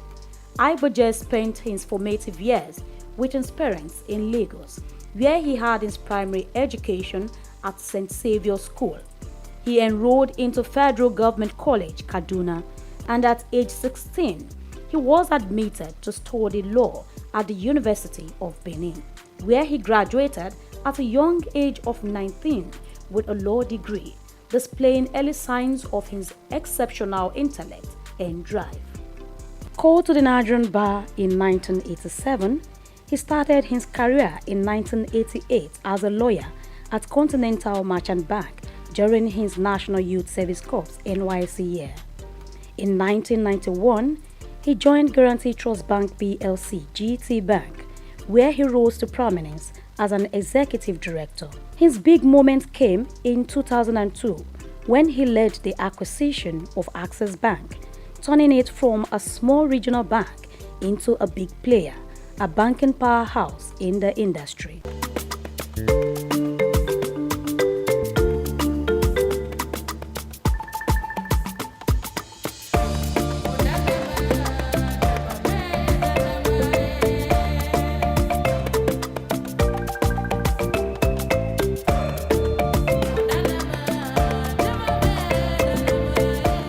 Throughout his career, Ike Mokwede has taken on different leadership roles, including Group Managing Director and Chief Executive Officer of Access Bank until December 2013. He later became President of the Nigerian Stock Exchange and retired in 2017, but remains on the National Council.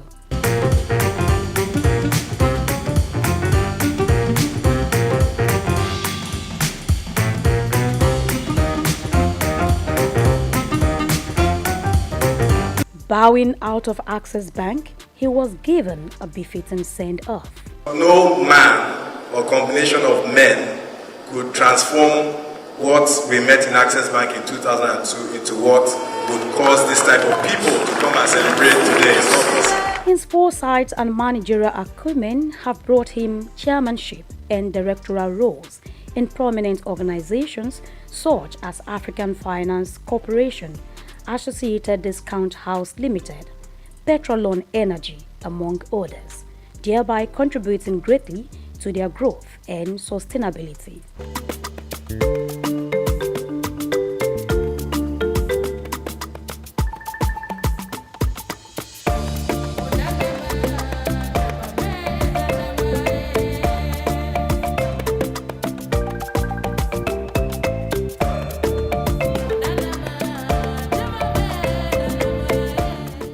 Hard work, they say, pays.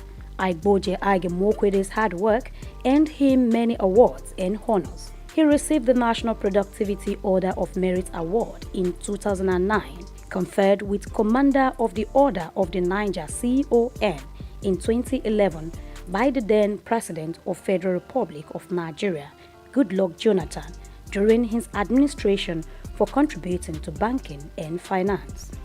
As a visionary leader, he was installed into the E&Y World Entrepreneurs Hall of Fame in 2011 as the EY West Africa Entrepreneur of the Year and named African Banker of the Year in 2013. These amounting to how much others values his leadership and ideas. He got honored by Chartered Institute of Stockbrokers of Nigeria. Beside his work, Aige Mokwede also gives back to society. This philanthropist is involved in efforts to improve governance and healthcare across Africa through his Aige Mokwede Foundation, making a positive impact on people's lives. He initiated the Adopt a Healthcare Facility program in 2019, and he is the chairman of ABC Health and director of the Private Sector Health Alliance of Nigeria. He is the founder of chairman of Coronation Capital Limited since 2015 and has contributed to the growth of the Coronation ecosystem. Coronation Capital Limited, with other arms of its businesses, also bettered Coronation Art Gallery in Lagos on the 13th of May 2022, a platform for showcasing exceptional works of art that embodied the essence of cultural significance and artistic expression. Aigboje Aige Mokwede founded Coronation Art Gallery with the vision of democratizing art, foster appreciation and understanding for the artistic world, and making it accessible to a wider audience. Bumi Augusto is, I knew Bumi when she was born. I know her parents, and I know all her siblings. She's a beautiful, wonderful, gifted Nigerian artist, and just like many of the others here. The piece behind me is a triptych, long throats, all up to longer throats. I actually thought that I was going to caption this collection. This is really a microcosm of my entire collection, but I was going to capture it longer throats because this represents a lot of this collecting I did during COVID. Many of these pieces actually were not in Nigeria. I brought them home. I'll tell you something. I'm known for collecting masters, the Enwonwus and the Yusuf Grillos and so on. I still do, okay? And I kind of stuck to that genre of classic. Those are the people who, when I was growing up, as I told you, those are the people who were my parents, either just older than them or contemporaries. So I grew up knowing these artists as my uncles, okay? So my first collecting was, from works, done by masters like that. After a while, these works are really priced in. But Bumi Augusto, her works, which may appear even a bit pricey now, in 10 years' time, So this is also hosted by Coronation, which are companies that are all about wealth creation. So there's also the investment angle. I don't collect for investments, but with all that these great Nigerian and African artists, the young ones, have been doing, and the way their prices have been rising, I've got to focus on investments now.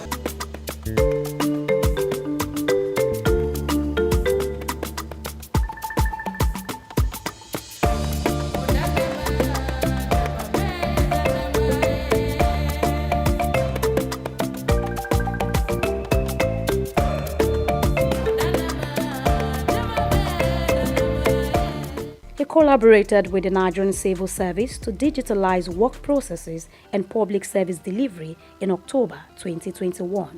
Recognizing 43 public servants at the 2022 Civil Service Award ceremony on behalf of the Aige Mokwede Foundation with an encouragement of cash prize worth 500,000 naira for each awardees.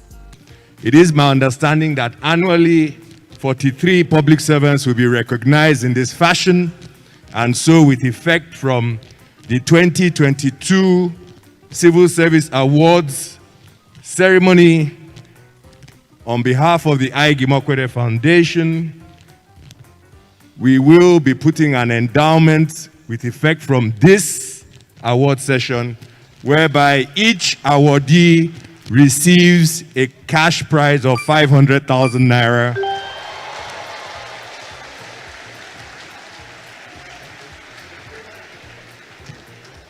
And in the interest of digital culture, the credits will go directly to your accounts.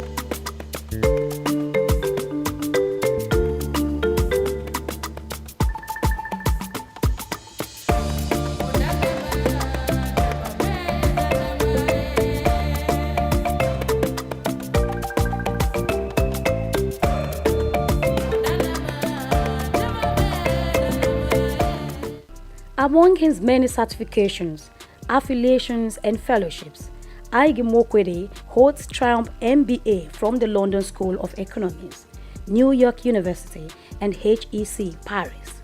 He attended an executive management program at Harvard Business School in the year 2000, and he is a member of the American Academy of Arts and Sciences, also appointed to the International Advisory Board of Oxford University's Blavatnik School of Government. Ige Mokwede is a honorary fellow of the Chartered Institute of Bankers of Nigeria and had received an honorary doctorate of science from Olabisi Onabanjo University in 2018. Also honored by Chartered Institute of Stockbrokers of Nigeria last year in a groundbreaking ceremony. If the operators of our markets, of a nation's capital markets, are properly resourced in terms of skill, capacity, and conduct, nothing can stop that nation and its citizens from leaving the tarmac and moving from third world to first world. Nothing can stop it. The correlation between the advancement of financial markets and the advancement of national economies is perfect. It's not almost, it is perfect. And so, you understand why I have tied myself to the future of this market and why I have tried from the very word go that my voice was heard to get the public sector and the elite within the private sector to understand that we cannot ignore this market. Aiboje is the first African co-chairman of the Global Business Coalition on Health and chairman of the Friends of the Global Fund, Africa. The business mogul has made significant donations to the Global Fund. He is the vice chairman of the Global Citizen Nigeria and creator of the Nigerian Solidarity Support Fund. There is always a story, or say many stories, behind every success, and this Ige Mokwede has shared in a book called Leaving the Tarmac, Buying a Bank in Africa, Red Door 2020. In it, he talked about how he and others turned Access Bank into a major success, showing his determination and vision. On a personal note, I think the first thing is that I left Access Bank. I retired as CEO in 2013, and I knew that I needed time off just to recharge my battery, so to speak. I didn't think I would have more than a year and a half before my perpetual motion character, kind of took over once again. And so I wanted to use that period as productively as possible. So I had a year and a half, and what better to do in a year and a half, than write a book. And for me, it was an opportunity, for posterity to... This is The Isle, 104.9 FM. 104.9 Isle FM. Known as the father of African literature, Chinua Achebe was born on the 16th of November 1930 in Ogidi, now Anambra State, eastern Nigeria. He was born to Isaiah Okafor Achebe, a teacher and an evangelist, and Janet Anenichi Iluegbunam, a vegetable farmer. Achebe has reshaped the global understanding of African identity through the power of storytelling. Raised during the twilight of colonial rule, Achebe's education was steeped in both Igbo tradition and the Western values of post-colonial Christianity. As a student at the University of Ibadan, he became fiercely critical of how Africa was portrayed in Western literature. Achebe believed that Western literature often painted Africa as a dark and primitive continent, but he sought to tell the African people's lens. In 1958, Achebe's groundbreaking novel Things Fall Apart shattered colonial narratives through the tragic story of Okonkwo, an Igbo warrior. Achebe illuminated the complexities of African culture and the devastating effects of European colonization. Things Fall Apart became more than just a novel. It became a symbol of African resistance against the oppressive narratives of colonialism. Achebe was not just a writer. He was a passionate advocate for African self-determination, and his political activism made him a critical voice in the post-colonial era. Even after a life marked by personal and political struggles, including a car accident that left him partially paralyzed, Achebe continued to inspire. He taught at Bard College and later Brown University, where his influence reached new generations of writers and thinkers.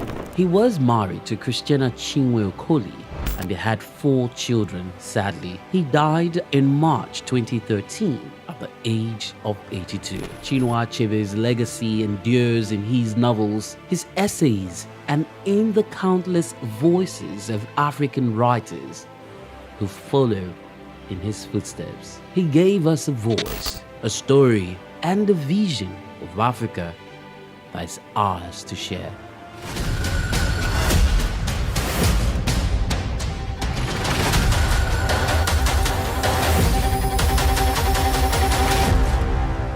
At the core of what makes us human is our ability to pay attention, be present in our experiences, and channel our thoughts and actions towards meaningful goals. However, for individuals with ADHD, which is considered a neurodevelopmental disorder, a medical condition that affects the brain, this fundamental aspect of human nature is often disrupted, leading to difficulties in maintaining focus, controlling impulses, and regulating behaviors. This hyperactivity disorder is a neurodevelopmental disorder that occurs in children and adolescents. It's a problem that has to do with brain development and the brain function. And the ADHD symptoms range from inattention, impulsivity, and hyperactivity. They may be very restless, fidgeting, and they're always on the move. And sometimes they may be climbing, jumping from here and there, that they may injure themselves in the process. Attention Deficit Hyperactivity Disorder, ADHD, is one of the most common mental disorders diagnosed in children, though it can persist into adolescent and adulthood. The history dates back to 1798, when a Scottish doctor, Sir Alexander Crichton, observed that some individuals were easily distracted and unable to focus on their activities as others could. He noted that these symptoms often began early in life, which is consistent with what we now recognize as ADHD. The disorder typically manifests between the ages of 3 and 6, with symptoms such as difficulty in focusing, excessive movement inappropriate to the setting, and impulsive actions occurring without forethought. This ailment affects people of all ages, though most commonly diagnosed in children. The average age of onset is around 7 years, with symptoms significantly impacting various aspects of life. Approximately 5 to 10 of children worldwide are affected, with the highest prevalence rates observed in Africa at 8.5% and South America at 11.5%. Variations exist across different countries, with lower rates in Japan and Finland and higher rates in Jamaica and Thailand. In the United States, about 7% of children are diagnosed with this disorder, reflecting an average of prevalence globally. Differentiate between ADHD and other neurodevelopmental disorders. It starts with comprehensive assessment.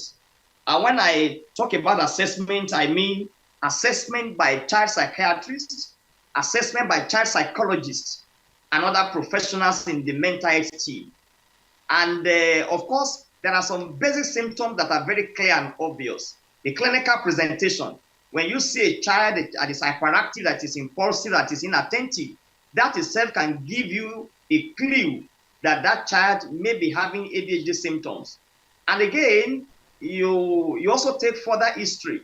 You may need to take, if there's a family history of ADHD in the setting, Because if there is a family history of ADHD, the child may come out with ADHD in the nearest future. Individuals affected faces challenges that extend into academic performance, work or personal relationships, and social domains. Some of the signs include constant fidgeting, impulsiveness, and difficulty completing tasks, alongside emotional struggles such as mood swings, low self-esteem, and frustration. The diagnosis is made following a comprehensive assessment, and you also do some basic psychological investigations, and of course, by combining the report from the child psychiatrist and the child psychologist, you'll be very comfortable to make a diagnosis. And of course, I must say that there are some childhood disorders that may mimic ADHD, like learning disability, like autism spectrum disorders. But the symptoms of ADHD are so very, very obvious that when you see a child that is hyperactive and oftentimes restless, oftentimes impulsive and unable to follow instructions, that should give you a high index of suspicion that that child may be struggling with attention deficit hyperactivity disorder. While it's not a physical ailment like a broken bone, it is a real condition that is frequently accompanied by other conditions such as major depressive disorder, anxiety, substance abuse, learning disabilities, conduct disorder, and oppositional defense disorder, which complicates the management and treatment of the disorder. Treatments for ADHD typically involves a combination of medical therapy and behavioral interventions. Stimulants are also the most commonly used, with 70 to 80% of children experiencing symptoms relief. Cognitive behavioral therapy, anger management, and family therapy are key in managing symptoms, along with educational interventions that enhance coping strategies and organizational skills. While these treatments help manage ADHD, they do not cure it, highlighting the need for ongoing support and personalized care.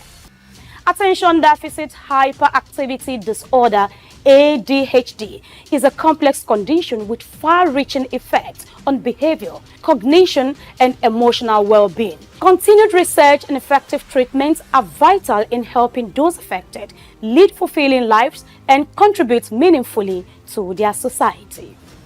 Grace Komolafe, Souq News TV.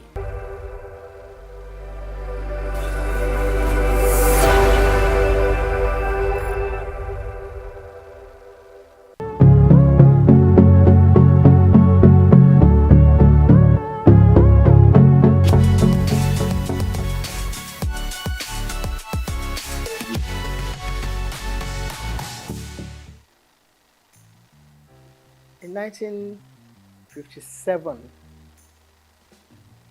just a greenhorn leaving school and looking for a job, going into broadcasting was something that I dreamt of. But that's only meant going into radio, because my old school, Holy Child College, still on the same site in Obalende, 2 streets away from the old NBC. I still can't forgive whoever changed the name to something else that is being called now FRCN. Because if the BBC remains BBC 100 years after the founding fathers, dreamt of starting television, radio from, all the war years, learning a bit from America. It all started from America. Because we were taught about all this. Every time they took us from school to take part in, school's debates on radio, we just walked across. It's all in Obalende and Ikoyi, Balende/Ikoyi. So I dreamt of doing something along the line. And then one of my teachers left us high and dry. He went to be a news reader on radio. Marie Tabio, who later became Mrs. Kefe. Then we had people like Tung Adedoyin and Souq. We used to listen to them on radio on the old, you wouldn't know anything about that now, the rediffusion. It was just, a little box in your home, and everybody looked forward to either listening to the 7 o'clock news in the morning or 6 o'clock or 7 in the evening. So that was all really all I had to do with broadcasting. And who was going to take me there was another matter altogether. Who would take you, little 16, 17-year-old girl, into broadcasting? But one had been bitten by the bug then. So, and only God knows where whatever dream you had was going to lead to. We read poetry, we did radio show, stage shows in school. Catholic schools were very good for that. And my old school, just celebrating 150 years of its existence, just down the road from here on Broad Street. The nuns, they were all white nuns. No Nigerian nuns at the time that we were growing up. So all the dream they had, this kind of dream that we have now, going to England, but they were coming here to teach us. So I had learnt a lot of poetry, I had taken part in Festival of Arts, and I had gone to, the biggest hall we had then was at King's College, which was also down the road. Means of transportation was your SS foot. No BRT, no bicycles or whatever. So we did it all just walking around and learning from our teachers. And of course, our mentors were the nuns, like I said. So in my wildest dream, there was no way that I was thinking of going into anything like broadcasting. That is going back to answer your question. But they had a lot of plans for the girl child. And not along the religious lines now. But actually, they came to actually engender this whole idea of pushing the girl child forward. And not just me, a lot of us. People like Mrs. Francesca Emmanuel, they also went through the whole gamut of all this dream that I'm talking about. Television itself was brand new in the world. I have to talk about radio because that was what I knew as a child.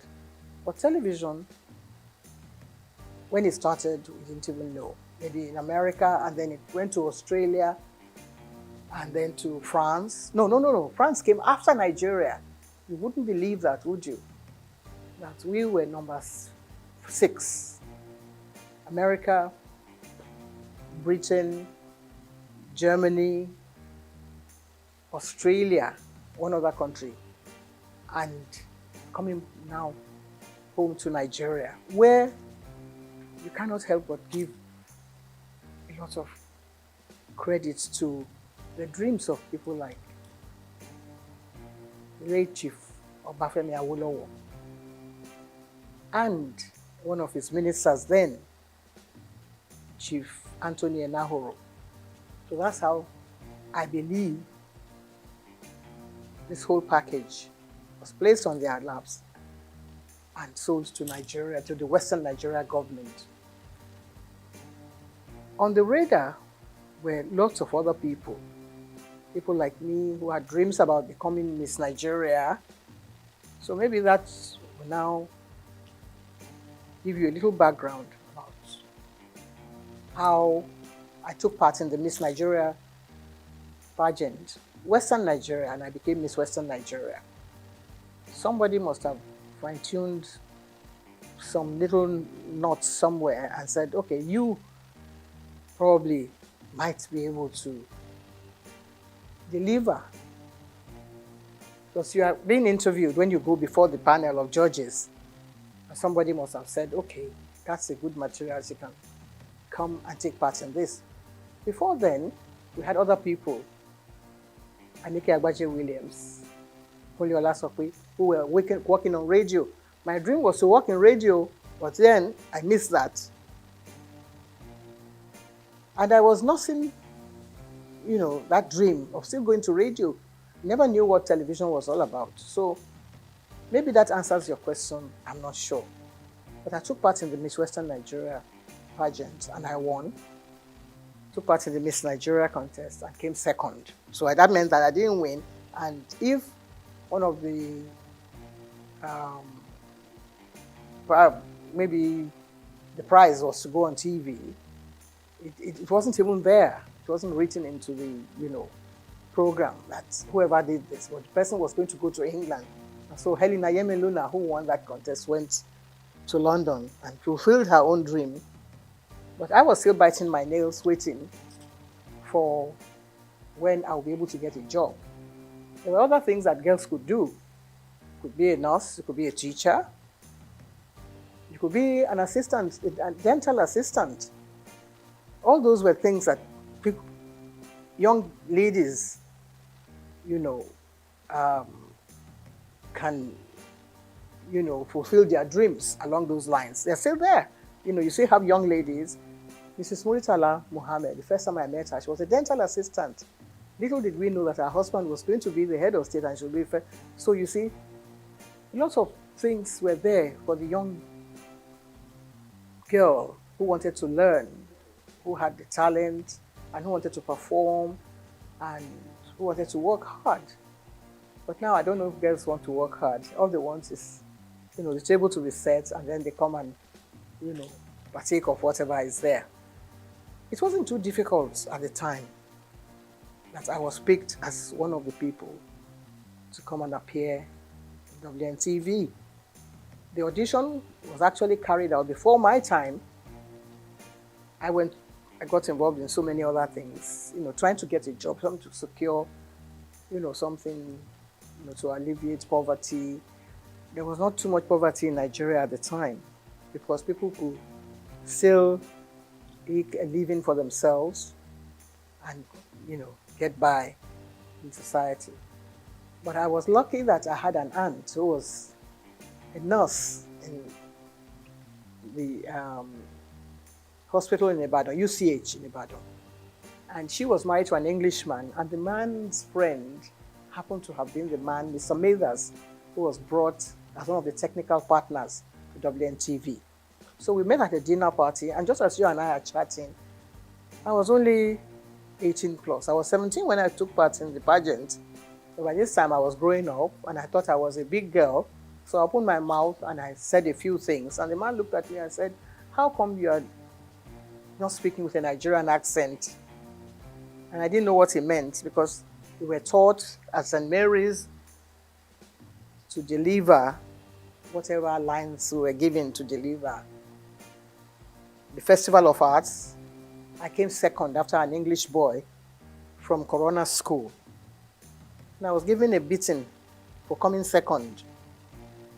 Not because I didn't perform well, but because I forgot to curtsy. And one of the judges, I think, who was then Mrs. Abayomi, Lady Abayomi, said that I delivered my lines very well. If I were the Lord of Tartary, I would do this and that and the other. So I came second. And when I got back to the school, the nun, Sister Marieta, said, "You were not paying attention." So whatever you do in life, you have to be consistent, you have to perform well. The way we're trying to do now, the way we're trying to project your voice and whatever it is you have to offer with a lot of humility, not trying to show off or to project your own image, or whatever message you have to deliver, you have to make sure that it is well delivered. The following year, St. Mary's Convent School, which is my old school, which is 150 years old in existence, went to the same King's College Hall, and we beat a lot of secondary schools. We came first. Pied Piper of Hamelin. Have you ever heard of that poetry? Pied Piper of Hamelin was about someone who wanted to get rid of all the rats in Europe. And all he did was to play the pipe. So that is what we were more or less doing. That's what you and I have done. Being a Pied Piper, trying to get up all the ills in society. That's the main job of a broadcaster. There's so many things happening in the country, and it's only TV and radio that binds the country together. If the country falls apart tomorrow, we will rely on someone from radio or from television to make the announcement, to introduce the head of state who has just won the election or the one who has just taken over. It's a huge responsibility. At that age, at 19, we had to introduce people like Chief Obafemi Awolowo on TV. We had to introduce people like Akintola, Oladoke Akintola, as the premier. And when everything broke down and it all went into smithereens, they brought in Chief Majekodumi as the administrator of the Western region. All this happening before our eyes. There were no other stations in the country except WNTV. And we were there, so we learned quite a lot. In fact, I believe that the whole country revolves around broadcasting. And if you are part of that organization, how would you feel at my age, at 80-something? As young people, perhaps you don't know all this history that I'm telling you about. It's a long, long story. But when you sit down, you have to put it all into perspective. You see that, well, some people are actually meant to be in different positions. Some people are meant to be doctors. Some people are meant to be nurses. But those of us that are in broadcasting, it's a huge responsibility. It's a passion. Something. Sometimes you don't even know how you got there in the first place. Or somebody may have discovered you. It's like being in Hollywood in those days. Someone has to develop. So you have the talent, the latent talent, and then somebody will discover you. So that's how I was discovered by Mr. Mathers at a dinner. I was put in that place because I had won the Miss Western Nigeria contest. If I hadn't done that, I probably would be somewhere in the kitchen washing plates, washing all the dishes. So there you are, if that answers your question.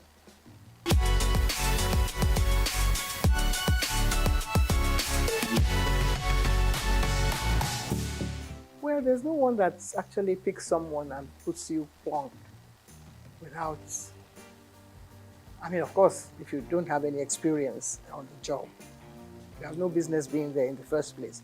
But if I had taken part in 5.5 of Hamelin towns in Brunswick, I was only 13.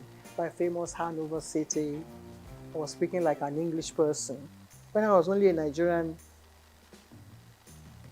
little girl, being nurtured, by my mother, who was a seamstress, how would you ever get there? But you already have that background, that solid background on the rock, as it were. So, by the time I was ready to go on TV, I had learned from all the other, people that I mentioned their names earlier, like Anike Agbaje Williams. And I wouldn't say it was easy, because you always have that, butterfly fluttering in front of the camera or wherever. I think I took to television like I was meant to be there, with all humility. If I had been groomed by all these nuns that I have mentioned their names, they came to Nigeria to serve the people. They were not earning salaries, To become a nun, you have to take the oath of obedience, chastity, poverty, and all that. So you're not earning a salary. But whoever is there now is thinking of how much money he's going to get from whatever take comes from here, there, and yonder. So they taught us well. And nobody said you're going to go and appear on TV or you're going to be on radio. but just do what you're meant to do properly with a lot of sense of responsibility and diligence. And that stands at the back of your mind.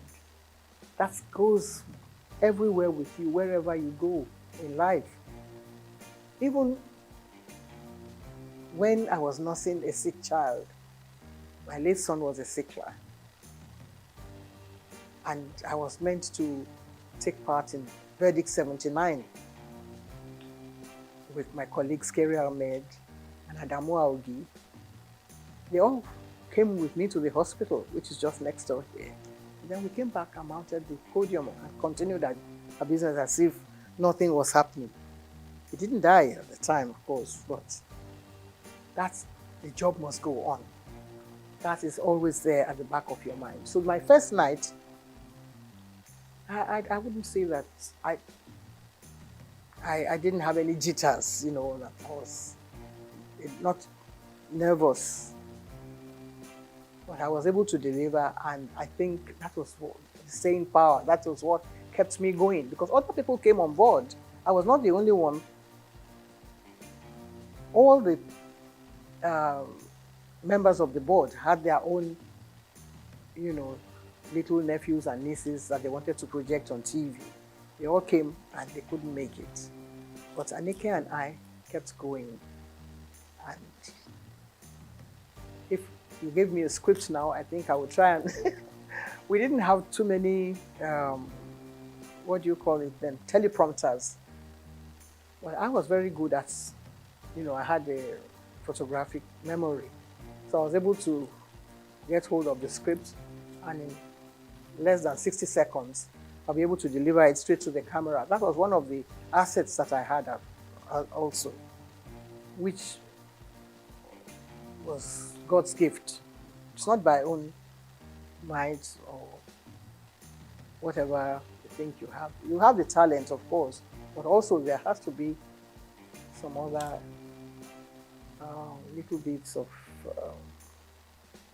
gifts that will help you to project the image of a professional.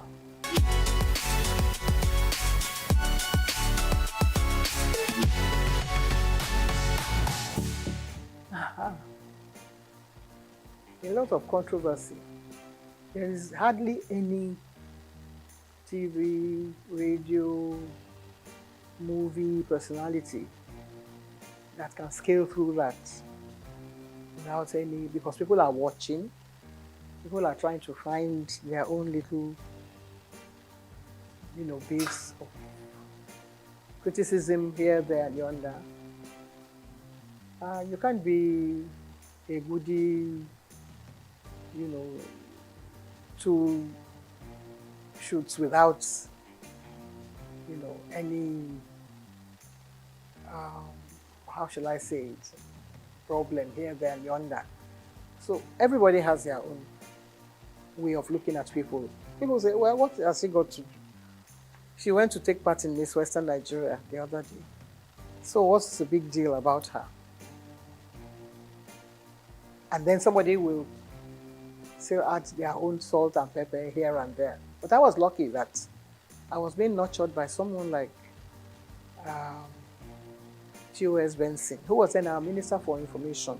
And he felt that, everything should not stop here. There were things happening in America. He made sure that my name was there. I was at the inauguration of President Johnson, Lyndon Johnson. And we commanded a lot of attention there, myself and my colleague who came from Lagos, the station in Lagos. And for the president to notice that there were 2 black people sitting behind him at his inaugural ball, I think it was very overwhelming for me, because not many black people had invitation to that event. But Charity Adadevo and I were there, and he stood up and shook our hands where we were sitting behind, 3 rows behind the president. Then Kennedy had died, and we were still nursing, we were still feeling very hot about, the loss of Kennedy. And here was the new president coming up. We were not particularly keen on being welcomed by him. But then, things like that happen to you, and it makes headline news. Two black people, they didn't even say Nigerians. They thought we were from Ghana because some journalists came around and said, "How is your man Nkrumah?" And we said, "No, our own Prime Minister is Tafawa Balewa." They never heard of him then. But then they had to go and carry out their own study and find out who Tafawa Balewa was. And of course, the whole country was very proud of us that we went and actually stole the show at the inauguration of President Lyndon Johnson. So many other things happened. When I came to London, the British Information Office, they were trying to look for someone to host their program. That host happened to be around, so they picked me to host their program. But we don't ad-lib on any of those stations. Everything is written out. The questions, even your answer will be written. You can change it around a little bit, but to make sure that you said the right thing at the right time. So that was how we were able to gain attention. German television also invited us because they were interested in Nigeria. See how the German Chancellor came to Nigeria. That was what happened at the time. In 1963, we had just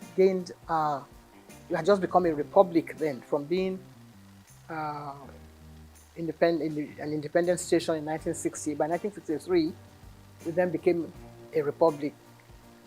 And we were chosen to go and appear on German television in Berlin. And they wanted a little bit of culture. So Benson had his own band. So we were chosen to go and represent Nigeria then. Nobody knew who the ambassador was, but they wanted to know who was presenting something on TV. So that's how important television has been. And that, in fact, we were the first television in the whole of Africa. The very first station, WNTV, that was a call signal. WNTV, first in Africa. There's nothing like that now. Nobody wants to know whether you are first or second. But the station that is being run in Nigeria, I think, has the largest number of stations than any other country in Africa. We have about 21 stations, and now it's still counting. And yours is coming on board, and so many others. I think next to America, Nigeria should have been the best country for television broadcasting in the whole world. There's not so many countries in the world that has as many stations as Nigeria. We only have to put our heads together. We only have to find joy in whatever we're doing. Sometimes when it's raining, people say, "Oh, it's raining," and they feel very bad about the rain. But if you look closely, behind that rain, there will be sunshine, there will be something else coming on. You see some silver clouds coming during the rain, but Nigerians don't have the patience to wait for that kind of thing. That's what television teaches you. If you're in the studio, you don't know what's happening outside. You just get on with the job. That's what we were taught. We were taught not by Nigerians. Even when we started, we couldn't go on air and ad-lib. There was always someone there, Mr. Blackledge, to write the script. And if you can commit that to memory and deliver it, they're home and dry. It's not everyone that has a gift, not everyone that has a talent. It's God-given. And if you listen as a child at 17, 18, 19, at my own age, I learned from school, and I was able to impart this into the job. So within a few months, we got double promotion, all of us, because we were doing very well. Anika Agbadin was excellent. Olasope was superb. And so many other people reading the news. We were the first female to read the news. Women were not allowed to read the news. Nigeria started it. BBC wouldn't allow a woman to pick up a script and read the news. But we were already there. So that's how we were able to gain this global attention that you mentioned.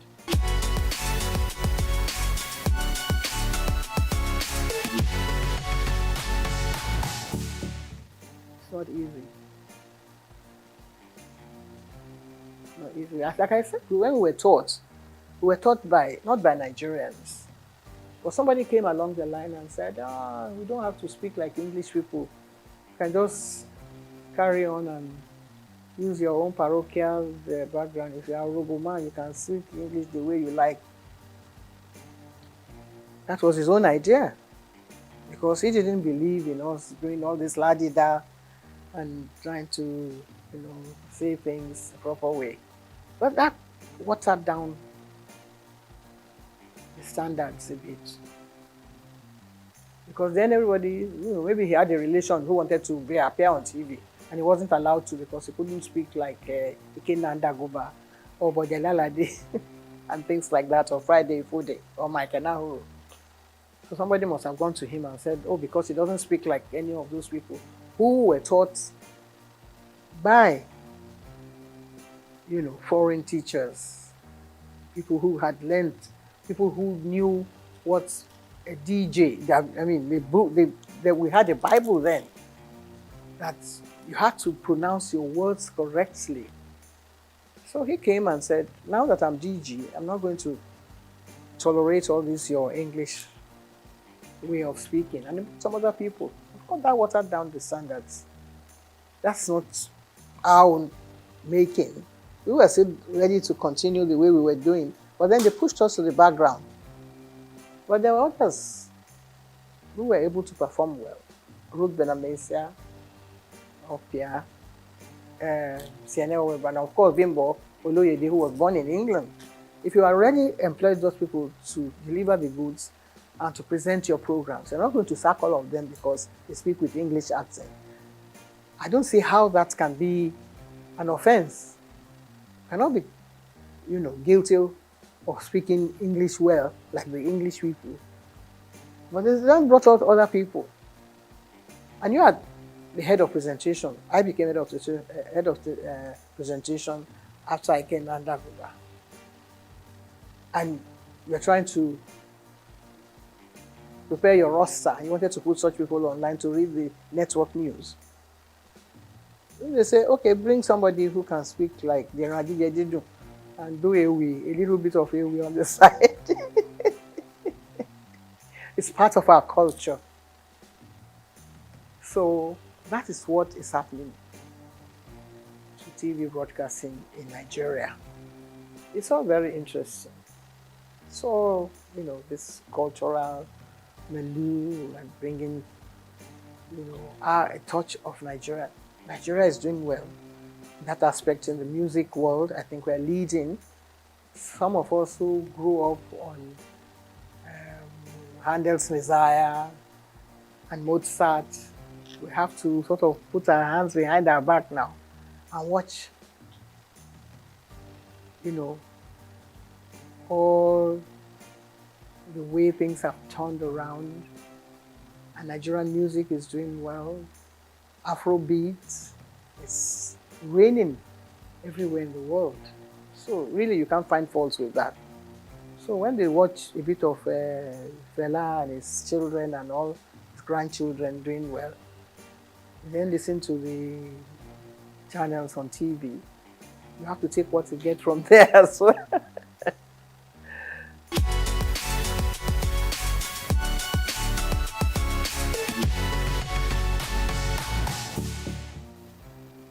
If somebody can wake up one day and say, why should your station be called the Nigerian Broadcasting Corporation?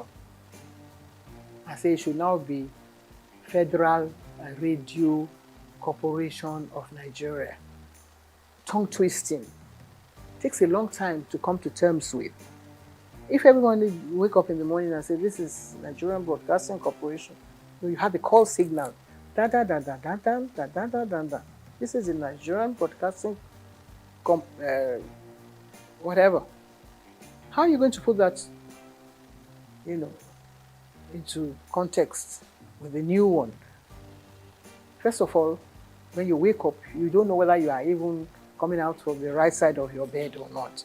You are going to have to face your audience and say, we are no more the Nigerian Broadcasting Corporation. We are now Federal whatever, which you don't even know where the man who came up with the idea. He didn't even consult you, didn't even put it to test. If the British corporation, they are going to change from BBC after 100 years, they will ask the whole nation, they will say, where are we going to take this from? They will ask everybody, they will do a census, they will do all kinds of things, carry out all kinds of tests to see whether people will accept it from them. No. Nigerians are very hard and cut and dry. This is the way I want it. I'm the head of state, so I can change everything now, and all of you can start marching forward and march back again. Soldier go, soldier come. I think Fela would have been a good head of state for Nigeria, because he would have got some people marching the right way. So, I think that is what has happened to this country. But we will still settle down. The soldiers that have been marching since, they will do attention one day. And then we'll be able to sort ourselves out gradually. I think we're going through the right process now. People are beginning to find their own feet. If things go around, price of goods go up, Nigerians will find a way to come to terms with that. When we were growing up, everything was done, we won't say according to the colonial rules and regulations, but at least there were standards that were set down for you and things that you had to toe the line. This is the proper way to do things. But if somebody says, no, let's turn around and turn it upside down.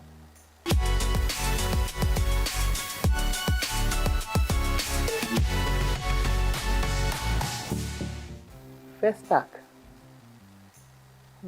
The only thing that has moved to the whole world from Nigeria, that shook the whole world, that brought everybody attention to see what Africa has to offer the whole world. It happened here on this soil in Nigeria. I was a member of the ceremonial committee. I remember the opening ceremony. There were about 15 heads of state. We've never had anything like that since then. That is what we should ask ourselves. Every head of state that takes over from Nigeria should find out again. It's not from broadcasting that you can get the answer. You can get the answer from technocrats who had worked in all those areas. What happened? How come it couldn't happen again? It's like Armageddon. Every country was represented. Every culture was represented. Miriam Akiva was watching us and called us at the station one day and said, even from the way we linked programs, they couldn't expect that it would be happening in Nigeria. We received phone calls. People were sending us bottles of champagne on the air. The links. Bimbo Oloyede was there with me. I was at the opening ceremony. I was yanked from there to come back to the station. From, interacting with the head of state or with our head of state at the time, to come and man the station, because what was phenomenal. How come we've not been able to do it? 77 years, how long ago was that? I was only 37 years old then. I'm going on 90 now. It hasn't happened again. We should examine that. Even the head of state that was there is still alive. Let us ask him again. Let us put him down and say, Oga, please explain to us what happened. Some people came up with a theory that the symbol that was used was fetish. That is what has happened and Nigeria has turned upside down. If that is acceptable, it may be superstitious in your eyes, but let us find out. Let's go call the Babalawo. Is it bad that it is a Nigerian that carved this image? And it is making news outside the world. Now you say, no, it is not good that Nigeria should be able to project an image that would attract the whole world, something that will bring everybody on their knees. After the first attack, we were still recovering, just bathing in the glory of first attack. What's this artist, the blind one, who was not part of it, who didn't believe in it, came and had his own festival all on his own from America. Stevie Wonder, he came with his own team. We had to mount all the cameras back in the studio for him. He had his own 7-day festival here in Nigeria. What prompted him to do that? Other people came. They wanted to know what was happening in Nigeria. What has happened? We couldn't have another festival since then. Nothing went wrong. Everything went so well that people wanted to destroy our own Nigerian people, wanted to destroy the glory that's this whole thing that emanated from it. It hit the whole world. People are asking, when you go to Britain, you say, what happened? Why aren't you having? I had a friend who was head of the, he was from the British Guyana, a black guy. He was friends with everybody. He knew all Nigerians. Said, what happened? Why are you going to have another festa? Professor Ian Hall, he keeps asking me. Even if we can't have it because it was very expensive anyway, Nigeria had all the money. Even though we had a coup after, it was first of all the brainchild of Gawan. And then Muritala came on board. Muritala was killed, but in spite of that, they couldn't kill that dream of having a festac in Nigeria. If we are able to bring out all those programs again, I think we'll be able to answer those questions. I'm still alive. There are a lot of people who will still want to know the answer to that. It's a very, very brilliant question that you have asked. I think if it was another country, we'll set up an inquiry and say, what happened? Can we resuscitate this whole dream? Some of the tapes that we had then in WNC, some people put them in one place and set fire to them because they felt maybe somebody in their religious organization said, you are the one projecting all these things, so Nigerians are bringing idols around. Who gave them the idea to make the idol? It's God now. It's from God. Whatever thing you were able to put together. The Bible was put together because God loved the world so much and He wanted us to learn about things that had gone out from the time of Adam and Eve.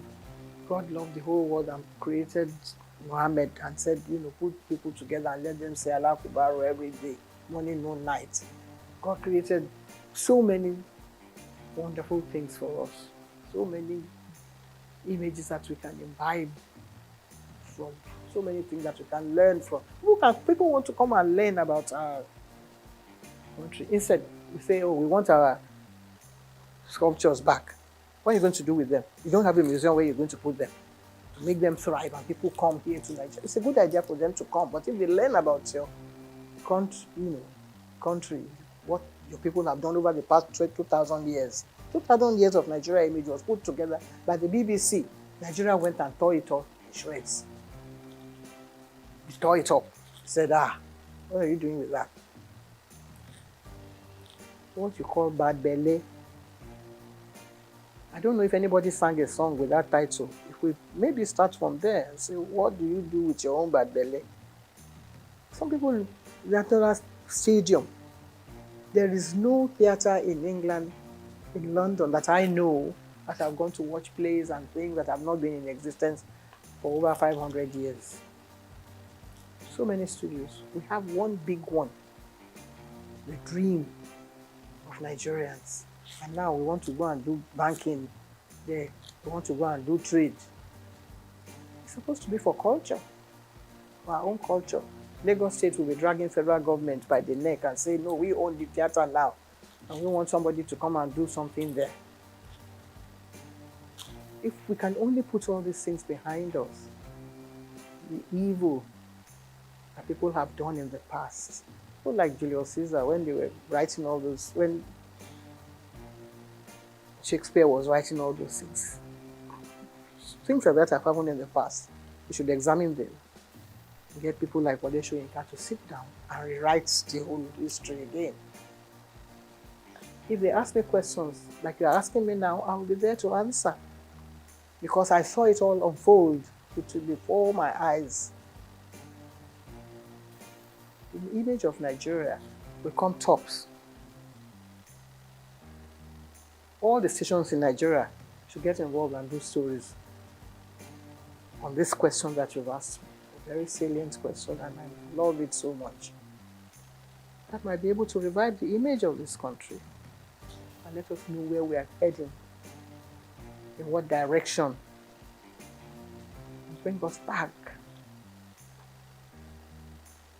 to really the point of salvation.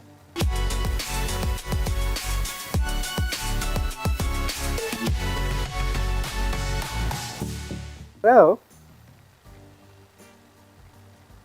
I haven't seen it. I must have mentioned it somewhere. I think on one of the channels when they was trying to build the scandal around it, and I said, and I tried to put the record straight. That wasn't really what happened, and that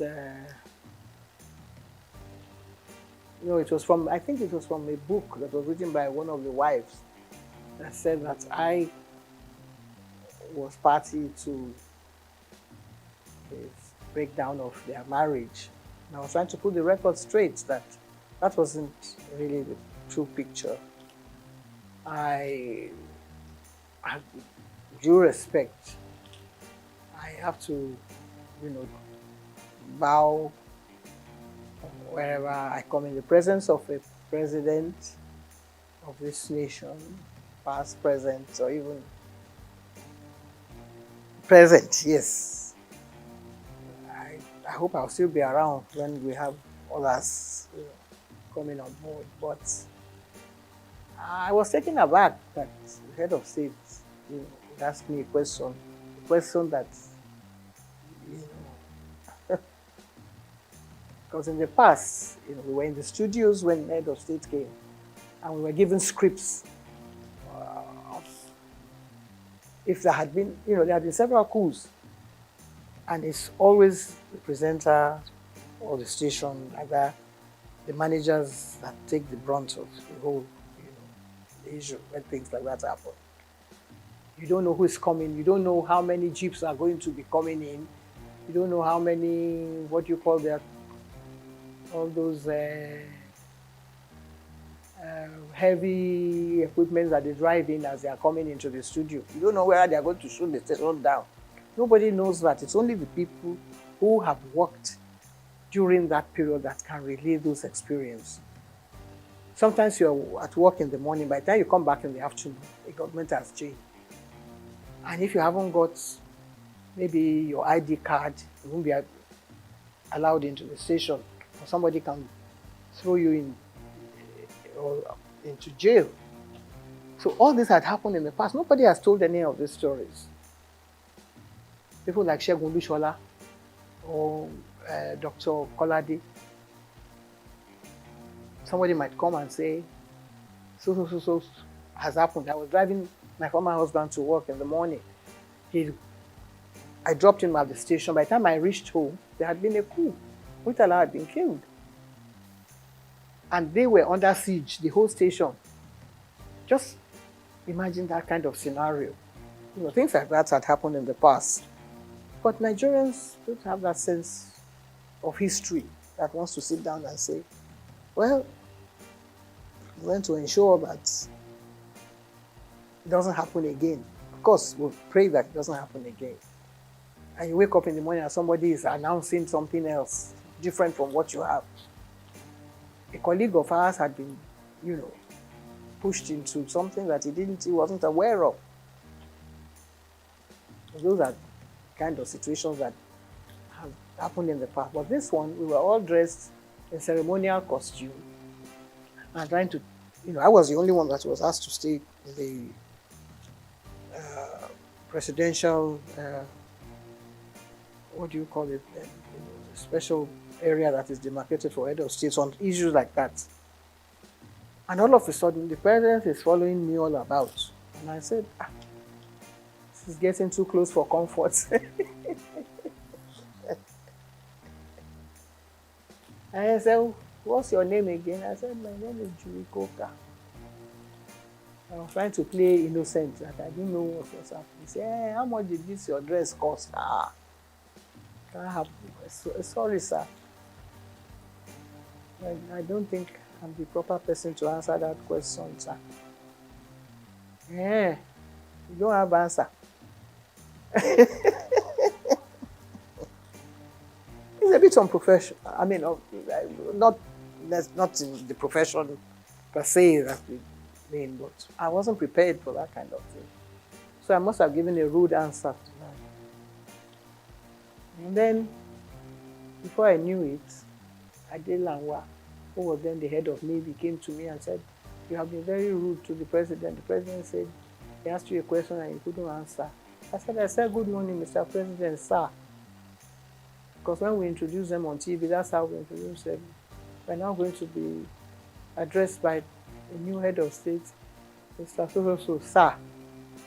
And I said he should go and ask the president of Festac. I'm sure he has a record of what the question he's asking me can be answered, better answered by the president of Festac. If he finds that unbearable or rude, then either that one is not doing his work well or I'm not doing my work well and I don't belong here. But I carried on regardless. Shortly after that, another top army officer, Joseph Garuba, that one was the tallest man next to Ufwe Bonye, or the one from Mali. And he said, Julie, I know you can be rude at times. I said, not on this occasion. This is a wonderful occasion for the whole nation. And I'm trying to be my best behavior. And he said, the president said, I'm being very rude to him. He said, I know you, maybe you can say things. And I said, no, I never. He asked how much the dress cost. And I don't think I have an answer, which may contradict what will be on record if you really examine it thoroughly. I was getting very nervous at the time. So I dropped everything and disappeared from the scene, and I never went back again. But the thing reverberated right down to all the committees and members. My late auntie, what's her name? Kentebe, which was a lady, commodore of the Navy.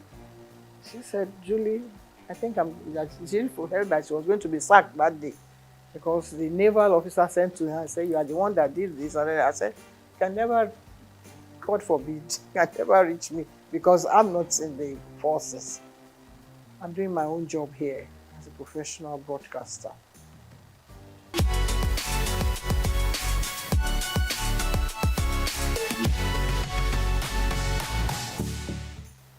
Well, I think it has reached a stage now where whatever you say might be taken against you because there are so many people going to court now and people sent to jail, but things were not as bad as they are now because some of the gory stories we hear and people being, penalized and sent to jail, I think it has reached an astronomical level that it's something that's actually, maybe it was there and people did not want to open the canker worms and let us see what is really happening. In my own case, it was a deliberate attempt on the part of an aunt of mine who felt that there's no child that should continue going to school at a certain age.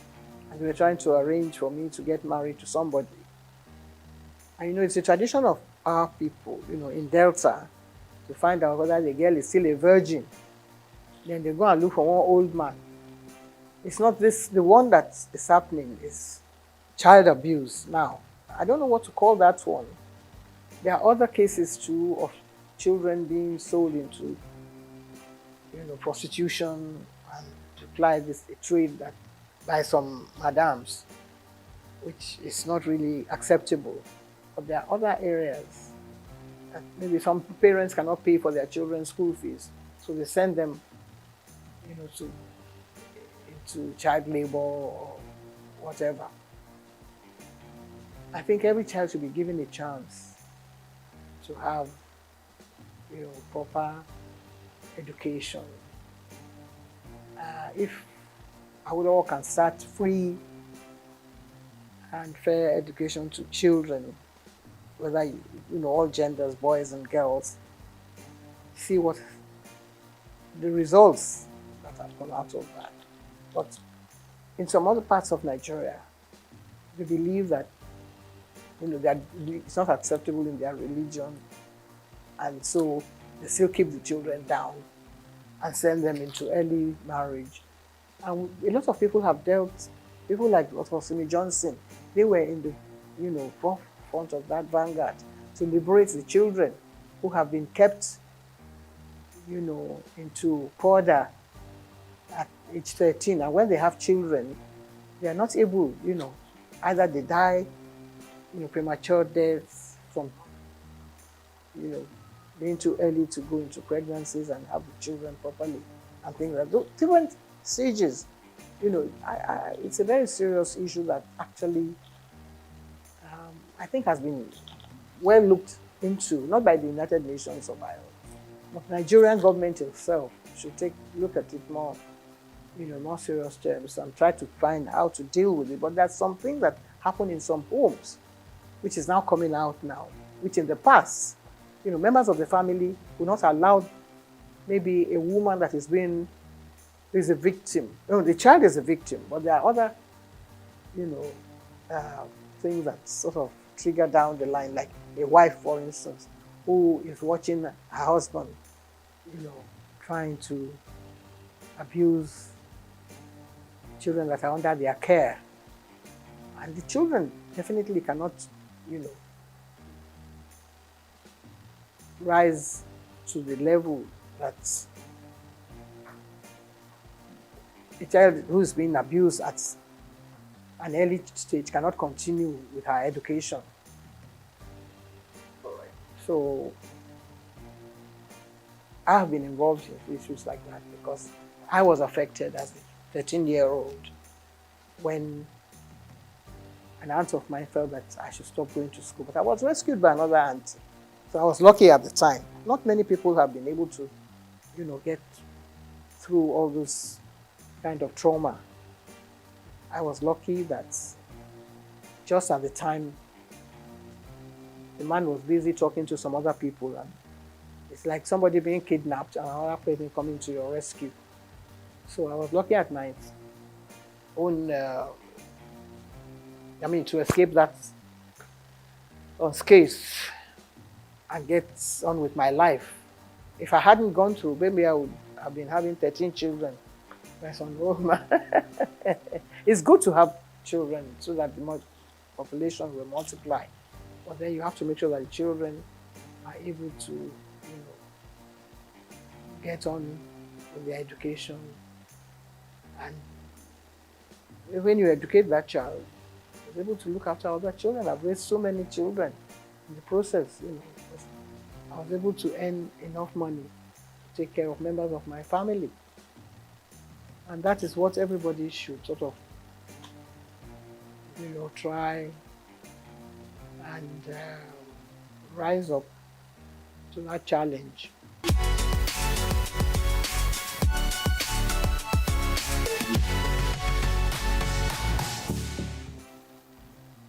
Chief Olani Koka was the Babeto of Lagos. So, and I used to accompany him to the palace of Yekon. And someone then said, well, Yeto, why don't you let... He wanted his wife to be the Yeto, but she rejected it. She said she didn't want to because, she thought they were going to perform some fetish. This is really fetish. My brother now turned to me and said, Julie, do you want the title? I said, no, it's not for me to say, because I wasn't terribly keen. But he said he was going to carry out all the preparations. And I said, well, if you're going to do that, why not? And the late Oba Adeyinka Oyeko graciously offered me the title. I accepted and went through the ceremony. So I've been in year 2 of Lagos now for getting on 40-something years. We only have one majesty in England, and that is one of the oldest institutions in the world. Some other countries are getting rid of their heads of their traditional rulers. France doesn't have one, for instance. There are some countries in Europe, I think in Finland, that still have, kings and queens and all that.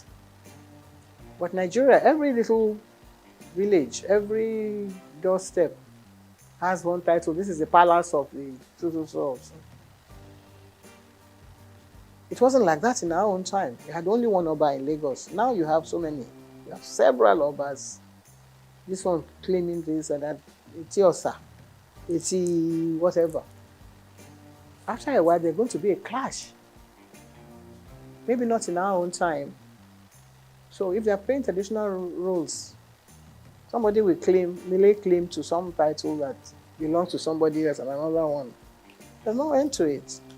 So let them stay the way they are now. If they want to multiply, that has nothing to do with me because we don't have any say in that. It's not, because you can say now that this station is trying to sell this idea to be propagating an idea that should not be. I don't think anyone should play any constitutional role. If each one has its own, in the states, at the state level, they take it, I think it's rotated.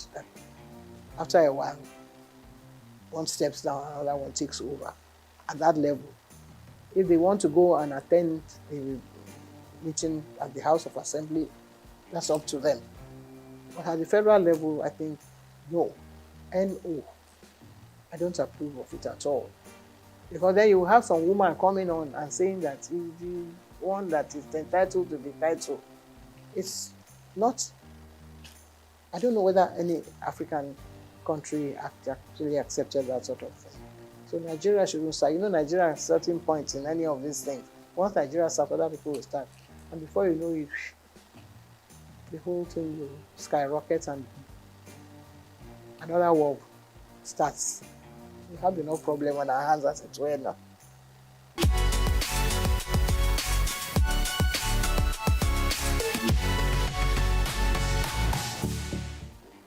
No, we are lagging behind. It's such a terrible shame that we only have about 4 women in the Senate. It's ridiculous. We seem to be dancing backwards.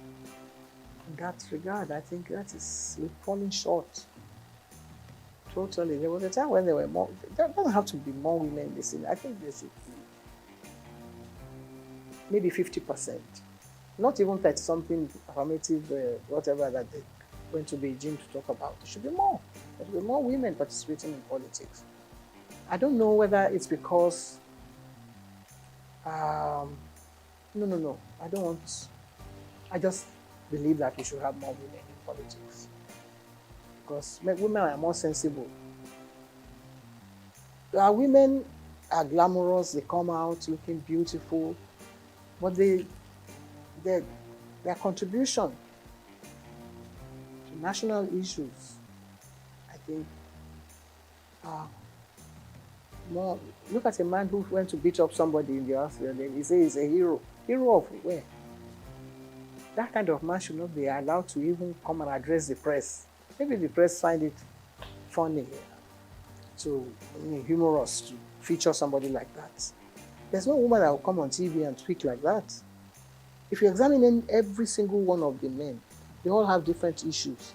Some of them have issues about wives and men and things that they have been doing, or they are corrupt and they have been taking money, dipping their hands into different coffers. No woman would do that. I think women are more, serious-minded, and they address issues the way they should be addressed, and they will take more care of issues that affect the nation, girl-child issues, health issues. The men don't even care about health issues. They don't even want to know what's happening. The men even wear bigger agbadas than when they are going to the house, first of all, they should cut down on the amount of clothing that some of them wear. They spend more time thinking of their image, how they're going to appear. Since television has now gone into the chambers, you find that they spend more time, on things like that. And it's ridiculous. We watch other countries, the way their parliamentary issues are being addressed. We're not learning anything from that. We shouldn't be learning from them. They should be coming to learn from us if we're doing the things we're supposed to be doing properly. But if women are really at the forefront of all this, I'm sure that they'll be able to calm all those hot issues that erupt sometimes in the houses.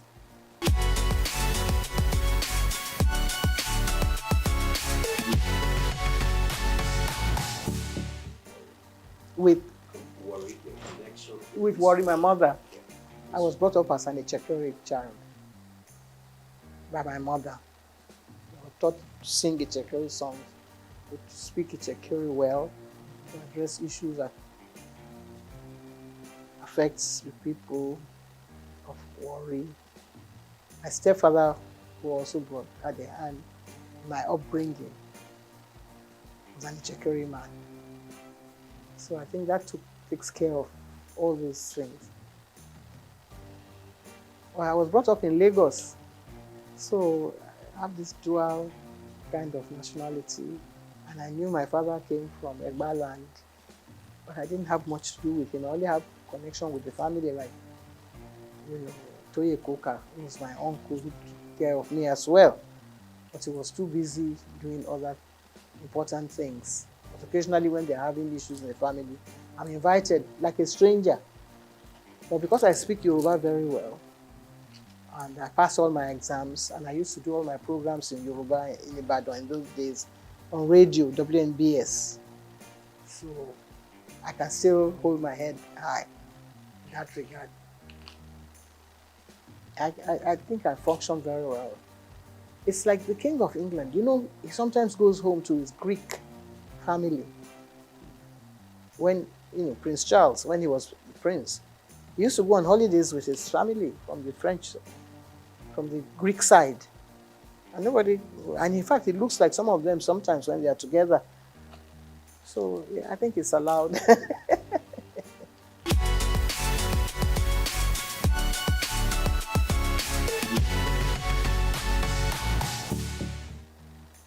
Well, one of the first one, my 40 years in TV, which is actually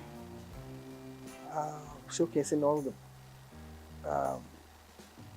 my life in broadcasting from the early stages, which actually should have answered some of the questions, was a textbook in Kenya for many years, because the minister came to Nigeria, and my GG then, Mohammed Ibrahim, had a whole box full of the books, and he gave them to the minister. And when the minister got there, he requested for more copies of the book. I never got paid for it, but I was delighted that they found the book so interesting. So maybe I'll get someone to serialize the book on TV sometime. We tried to do it some years ago, because I cannot be telling the stories all over again. This is about maybe another 30 years story. Again, we've done another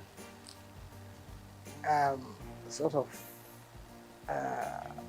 edition. My Life in the Limelight, which is the latest one. So if you have time, if you create space, you might be able to tell the stories and take it stage by stage.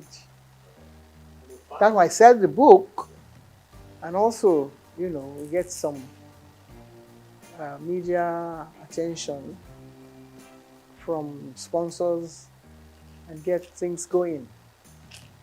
The sky will be the limit then.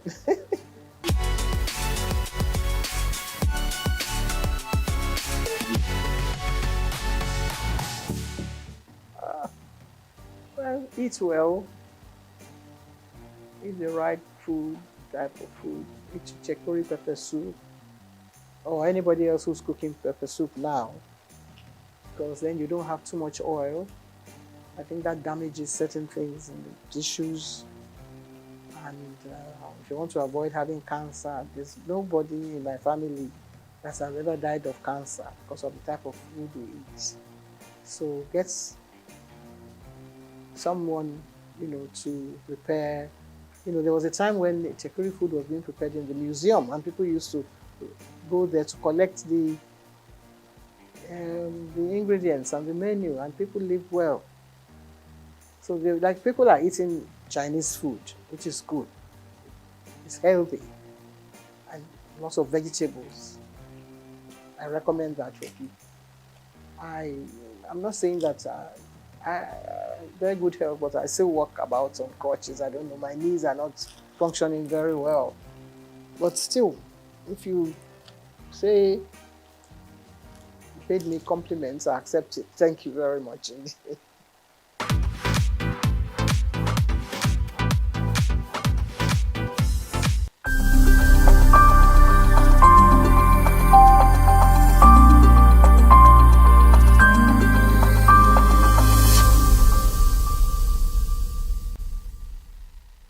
Congratulations on the new channel, and I'm happy to be here.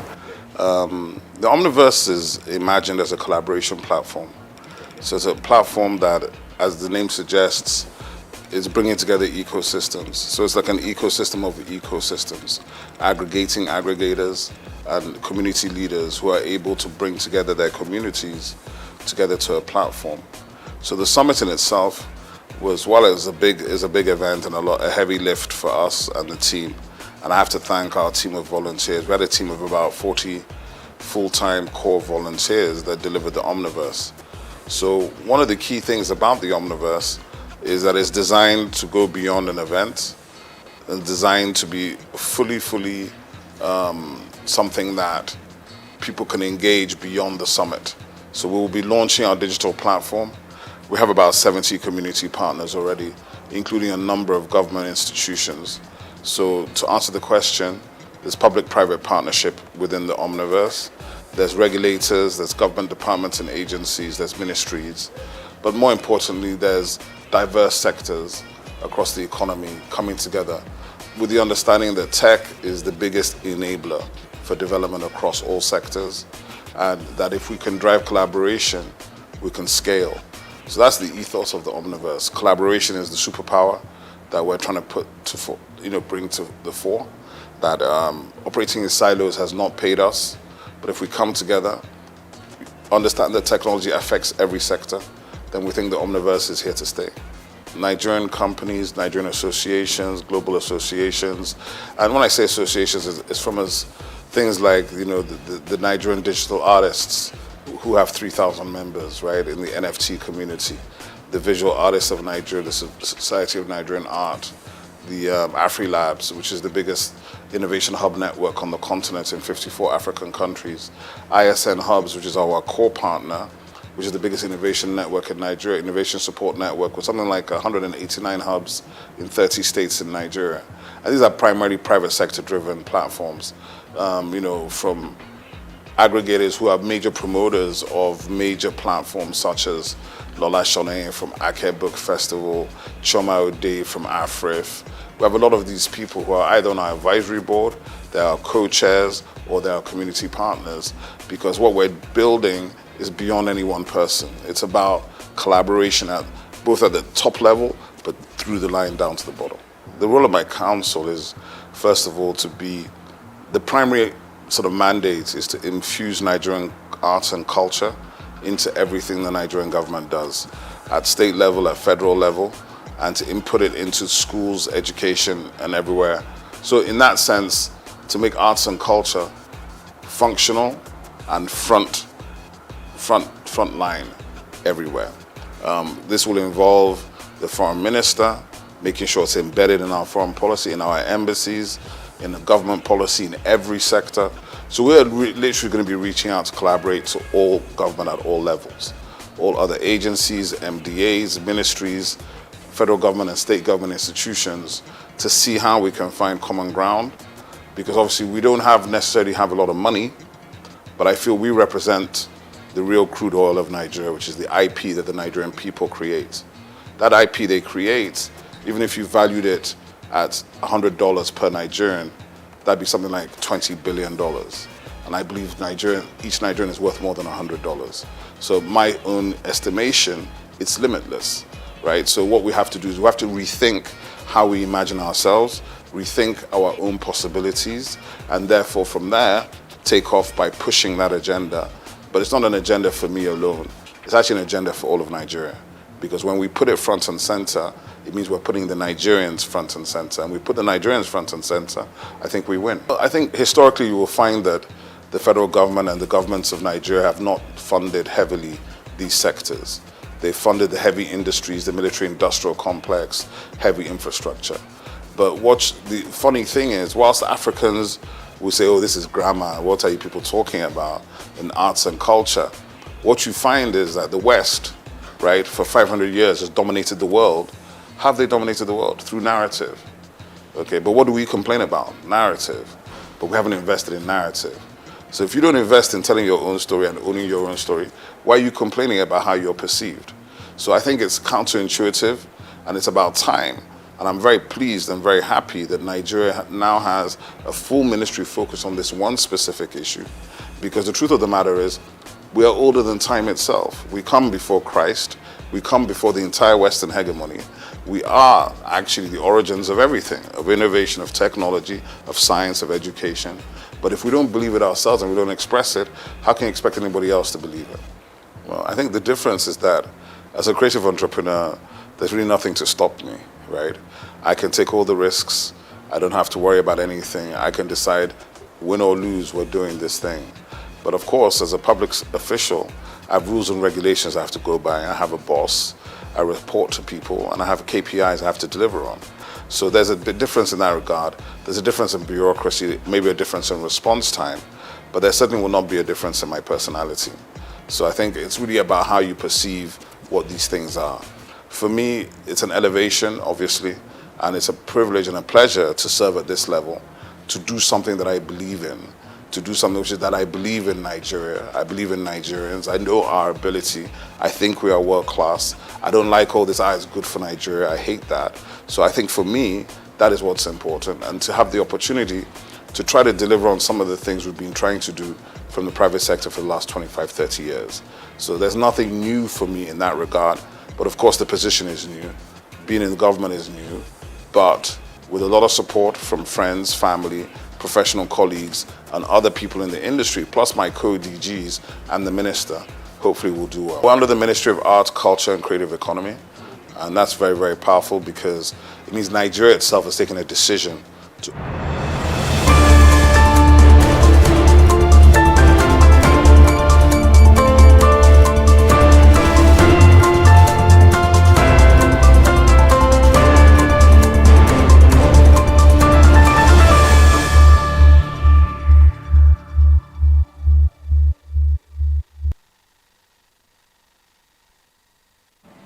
A very warm welcome to you and many thanks for joining us in the world news right here on Souq News Television. I am Oyin Priye Krumale. Let's begin with today's top stories. Ghana is experiencing budget shortfall as the United States freezes USAID operations. Now, the World Governing Summit 2025 has commenced in Dubai, running until February 14th. France prepares to enter the bond market amid a record wave of European debt sales.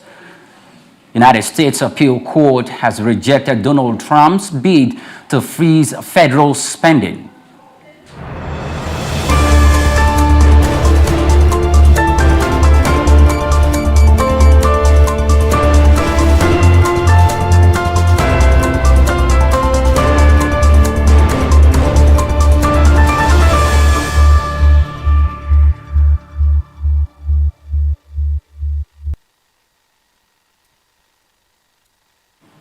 Now, countries worldwide are feeling the impact of the United States administration's crackdown on USAID, its largest development and humanitarian aid agency.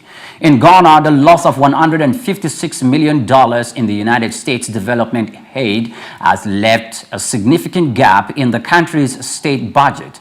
President John Mahama has directed Finance Minister Kasi Ato Forsen to explore ways to fill the funding shortfall caused by the freeze. The suspension of USAID programs has particularly affected Ghana's health and agriculture sector. The agency played a crucial role in establishing a national surveillance system for HIV and other sexually transmitted diseases, as well as supporting agricultural firms to enhance competitiveness in regional and international markets. As Ghana navigates this financial challenge, officials are seeking alternative funding and the sources to sustain critical programs. The development comes amid growing concerns over the global consequences of the United States' decision, which has disrupted aid efforts in several countries. Now, Brazil's Petrobras is looking to acquire stakes in African oil fields, particularly in Angola, Namibia, and South Africa, to strengthen its reserves as it anticipates a decline in input and output after 2030. According to Petrobras Director for Exploration and Production, Silvia dos Anjos, the state-owned energy company is in talks with ExxonMobil, Shell, and Total Energies to buy shares in their African assets. Speaking at the India Energy Week conference, she noted that expanding with these partners makes economic sense given their existing collaborations in Brazil.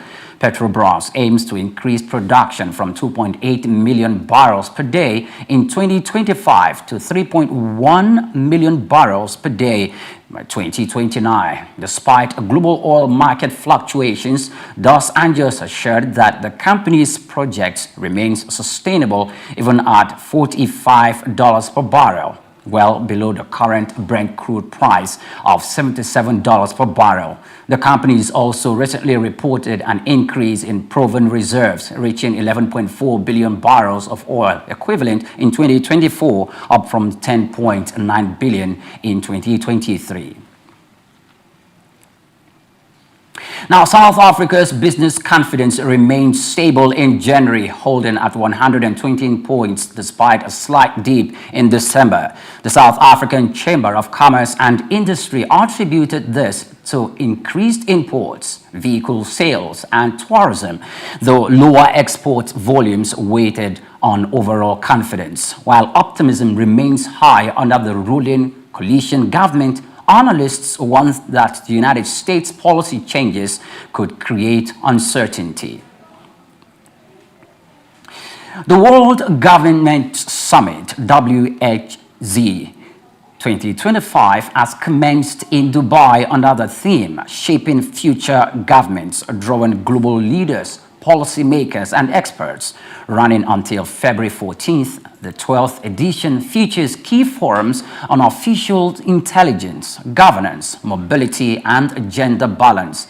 India's Environment Minister, Mr. Yadav, participated in discussions on climate resilience, clean technology, and sustainable development, emphasizing India's mission and life initiative for eco-friendly living. OPEC Secretary General Haitham A.I. Gais highlighted the need for $17.4 trillion in oil sector investments by 2050 to meet global demand. With high-profile discussions on governance, innovation, and sustainability, the WGS 2025 remains a key platform for shaping future policies. Now, Iran has lifted import bans on foreign cars and new iPhones, responding to public demand while attempting to mask its economic crisis. Previously, restrictions forced Iranians to rely on locally produced vehicles, often criticized as death wagons, and drove up prices of second-hand iPhones. Now, the government aims to boost tax revenues from imports as sanctions continues to strain the economy. Experts suggest this move is about perception rather than reality, offering a quick political win for reformists without addressing deeper economic problems. Meanwhile, Iran's leadership remains cautious about renewed talks with the West to ease financial pressure, according to reports. Now, Pakistan's Prime Minister Shehbaz Sharif says the country is on a path to long-term recovery following a stabilization program backed the International Monetary Fund, IMF. Speaking after a meeting with the managing director of the IMF, Kristalina Georgieva, Sharif underscored the progress made under the IMF's $7 billion extended fund facility, which has played a key role in stabilizing Pakistani's economy.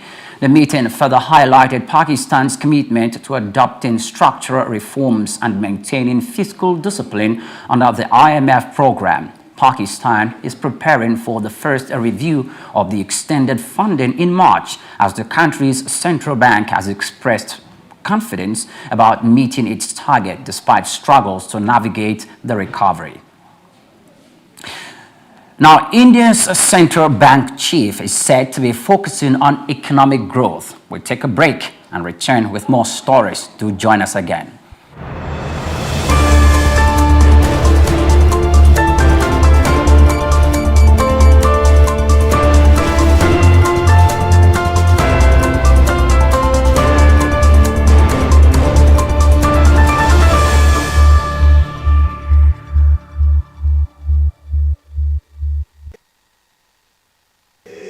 Is the Isle 104.9 FM. 104.9 Isle FM. Known as the father of African literature, Chinua Achebe was born on the 16th of November 1930 in Ogidi, now Anambra State, eastern Nigeria. He was born to Isaiah Okafor Achebe, a teacher and an evangelist, and Janet Anenichi Ilegunam, a vegetable farmer. Achebe has reshaped the global understanding of African identity through the power of storytelling. Raised during the twilight of colonial rule, Achebe's education was steeped in both Igbo tradition and the Western values of post-colonial Christianity. As a student at the University of Ibadan, he became fiercely critical of how Africa was portrayed in Western literature. Achebe believed that Western literature often painted Africa as a dark and primitive continent, but he sought to tell the African people's lens. In 1950,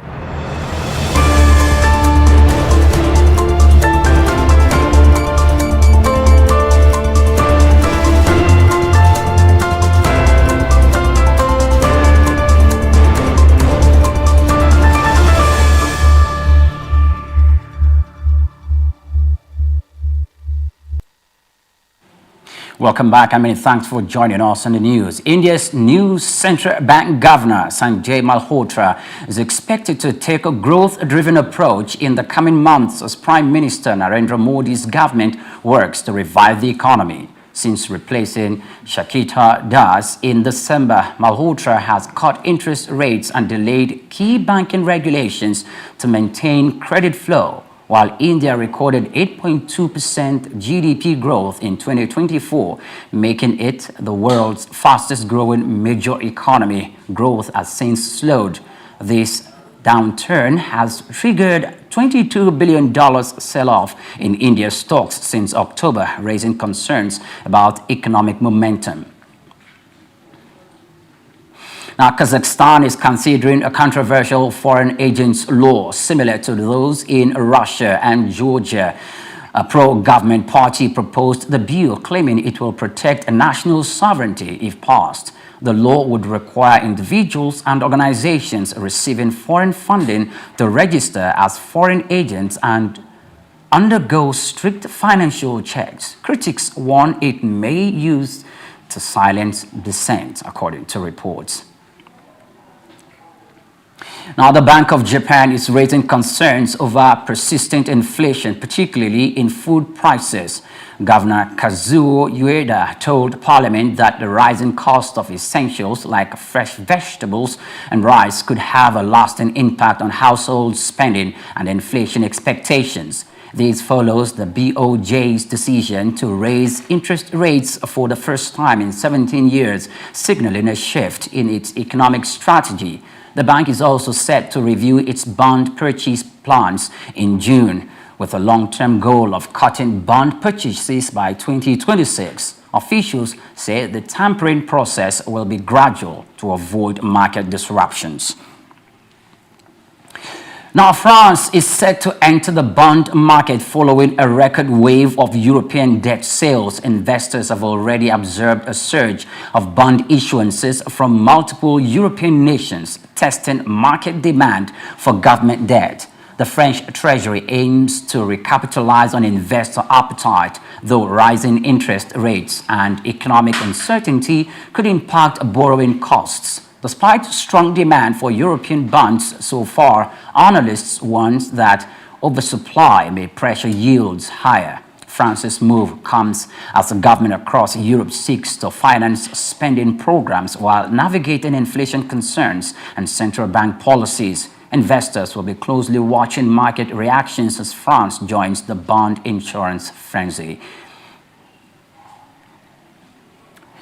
The UK economy is expected to grow by 1.5% in 2025, boosted by increased government spending, according to the National Institute of Economic and Social Research. This marks an upgrade from its previous 1.2% forecast. However, NIESR warns that Donald Trump's proposed tariffs, including a 25% levy on steel and aluminium imports, could slow growth to 1.3% or lower.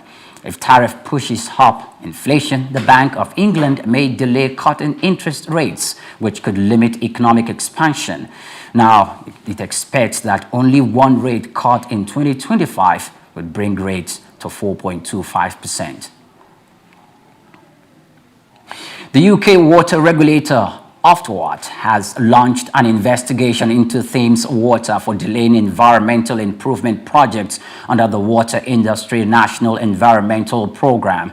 The probe follows revelations that the company diverted funds meant for river protection, sewage upgrades, and water conservation to other expenses, including bonuses and dividends. Thames Water failed to deliver 100 out of 812 required projects between 2020 and 2025, raising concerns that customers may face increased bills despite already paying for these schemes. Amid financial troubles and mounting debt, campaigners have called for renationalization of the company, arguing it prioritizes profit over public interest. Thames Water denies wrongdoing, blaming rising costs for project delays and pledging to meet its environmental commitments.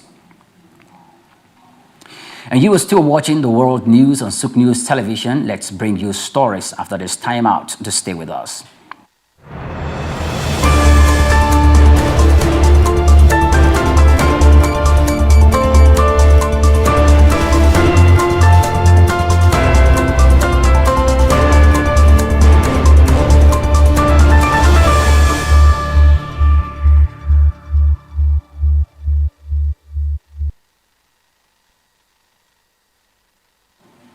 Welcome back. Many thanks for joining us on the news. Now, the latest United States inflation report reveals that price growth remains elevated, presenting an economic challenge for President Donald Trump. Core inflation, excluding food and energy, stayed at 3.2% in January, well above the Federal Reserve's 2% target.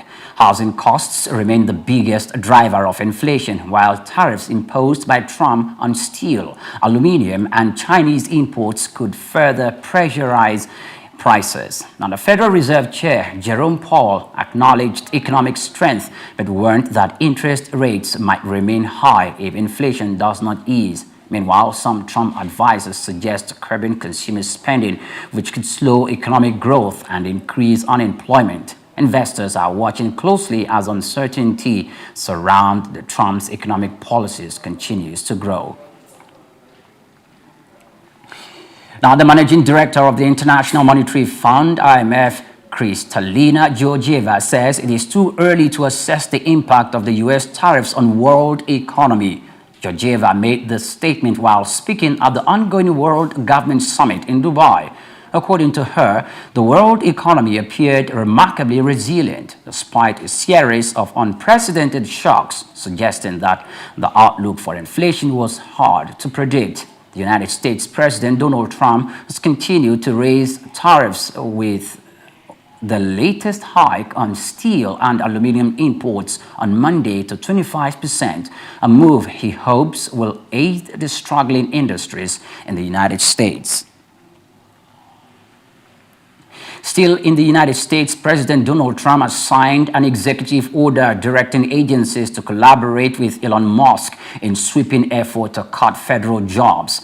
The order limits hiring and seeks mass layoffs to reduce government spending. Musk, wearing a Make Africa Great Again cap at the White House, defended his authority, calling the federal bureaucracy an unconstitutional fourth branch of government. The move is facing legal challenges, with courts already blocking assets of Trump's previous buyout plan. Critics say that Musk's influence raises transparency and conflict of interest concerns, given his company SpaceX's multi-billion-dollar contract with the Pentagon. The White House insists that the job cuts will eliminate wasteful spending, targeting $1 trillion in savings. A U.S. appeals court has denied President Donald Trump's request to oppose a ruling that blocks his administration from withholding federal funds. The Justice Department sought to overturn a Rhode Island judge's order, arguing it interfered with Trump's authority to direct the federal spending. The judge had ruled that the administration defied a prior court decision by continuing to freeze billions in funding. However, the appeals panel dismissed the request, stating that the lower court would address the government's concerns, according to reports. Elon Musk, at a surprise appearance at the White House on Tuesday, defended his role in reducing government's spending and denying accusations of leading a hostile takeover of the federal government. Standing alongside President Donald Trump, Musk stressed that his cost-cutting plans were a necessity, calling them common sense reforms than radical measures. Trump reinforced this stance by signing an executive order granting Musk's Department of Government Efficiency, DOGE, a greater authority to reduce the federal workforce and instructing government agencies to comply. The sweeping cuts have sparked intense political backlash, particularly from Democrats who accuse Musk of running an unelected shadow government with conflicts of interest tied to the business empire. The court system has also become a battleground, with recent ruling temporarily halting some job reduction programs. Despite the opposition, a CBS News poll suggests that a majority of Americans support government and the cost-cutting, though opinions differ on how Musk and much of his power should be wielded.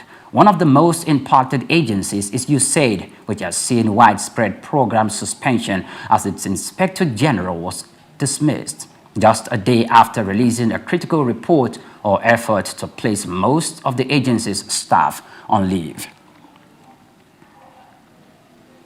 Now, lastly, is sports. UEFA Champions League playoff games. The group stages of the Champions League is over, and on Tuesday 11, the first leg playoffs of the qualified games were played, featuring 4 thrilling games to ultimately decide the other 8 teams that will qualify for the round of 16. The first game of the night saw Paris Saint-Germain play away from home against Brest. The French side defeated Brest 3-0, holding a huge aggregate advantage heading to the Parc des Princes Stadium. The other games all played at the same time. However, the most notable of the night was Manchester City versus the defending champions Real Madrid. The Spanish Giants defeated Manchester City 3-2 in a tight game. Erling Haaland scored first in the 19th minute. Afterwards, Real Madrid forward Kylian Mbappe equalized in the second half. Manchester City took the lead again with a penalty taken by Haaland for his second goal. Real Madrid took the lead for the first time late in the 86th minute before sealing the win in the final minutes of the game. Meanwhile, Borussia Dortmund defeated Sporting away from home 3-0 in commanding fashion, and Juventus narrowly beat PSV 2-1 after a late 82nd minute goal. And that's the world news on Souq News Television. Many thanks for watching. Don't forget, we are live on YouTube, Facebook, Instagram, Threads, and X. I'm Oyimpriye Krumale. Many thanks for watching.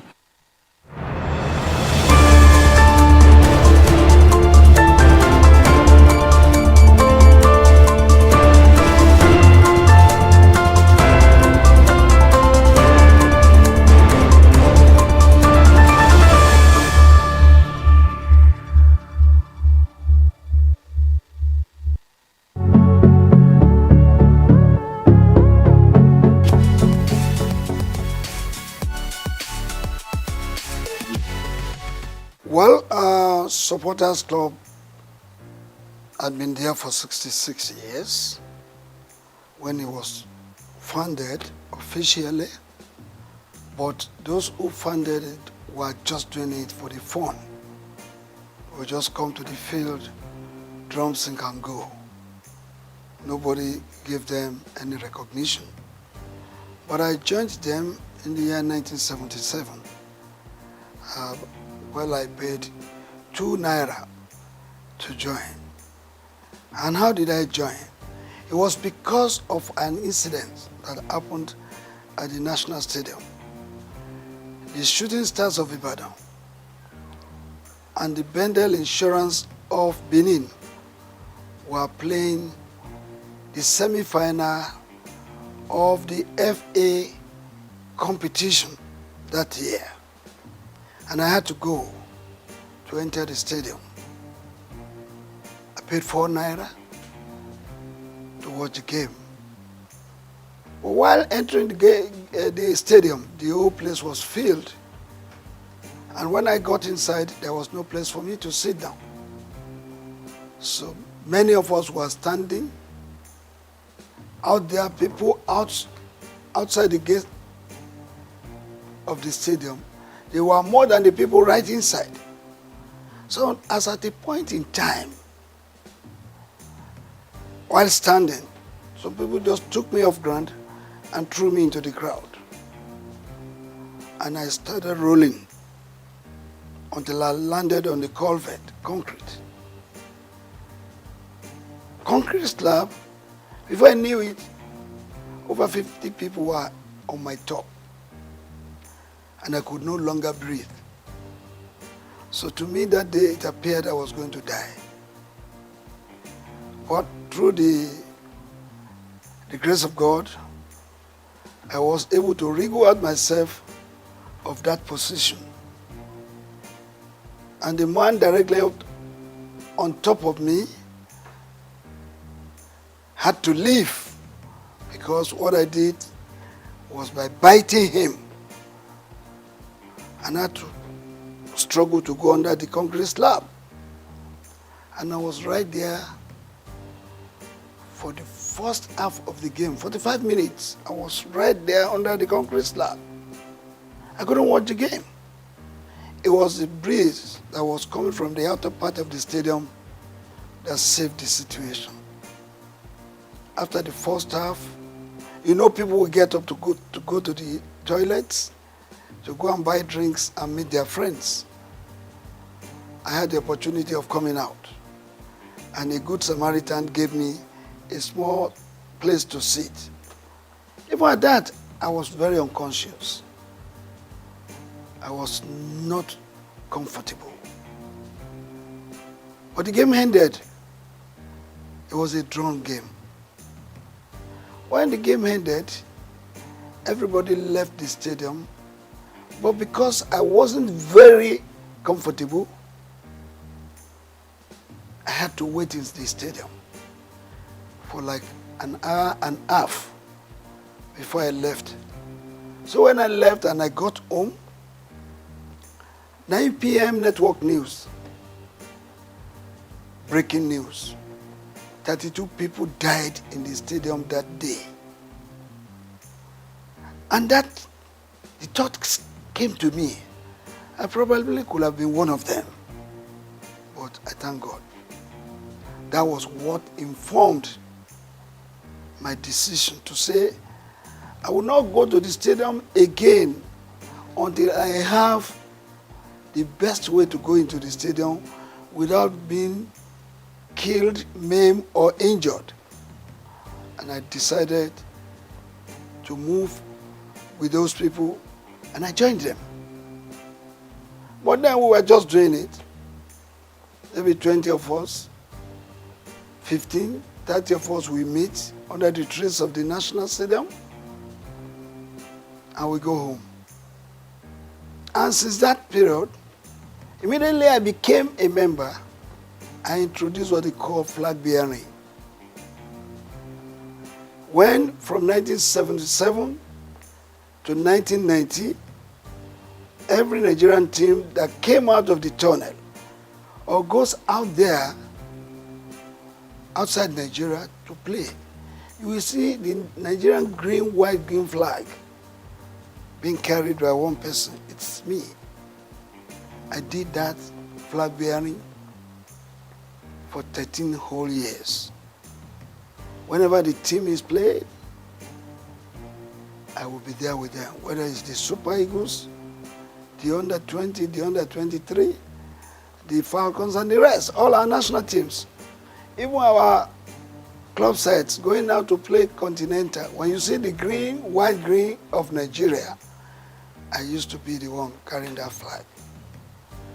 So I was with them, and I rose within the ranks from being an assistant secretary to becoming the national secretary and also the chairman of the disciplinary panel of the Nigerian Football Supporters Club.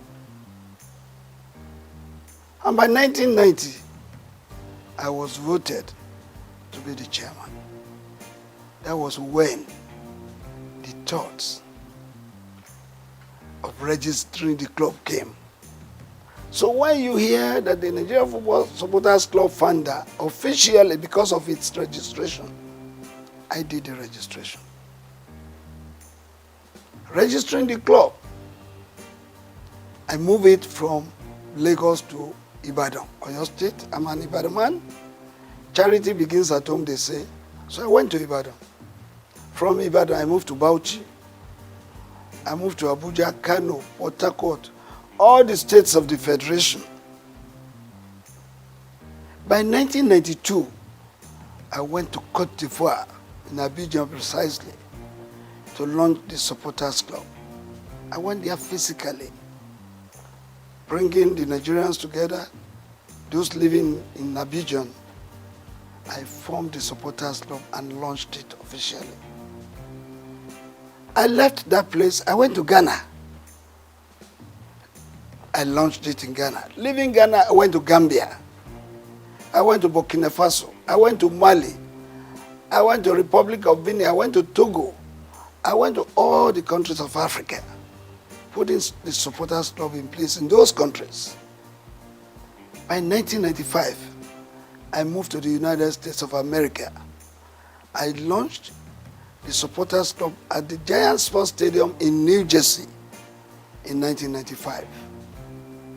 After that, I went to France in 1997 to launch the Supporters Club in France in 1997 because we were already thinking of going to France to play in the World Cup. And if the Super Eagles will not have enough supporters there, what will happen to them? Don't forget that I led the Supporters Club to the United States of America for the very first time we played in the World Cup in 1994. I was at the Copa America in 1995. That was when I had the opportunity of launching the Supporters Club in America. In 1996, I led the Supporters Club to Atlanta in 1996. And the winning of the trophy, the gold in football event, made possible by the Supporters Club, support of the Supporters Club.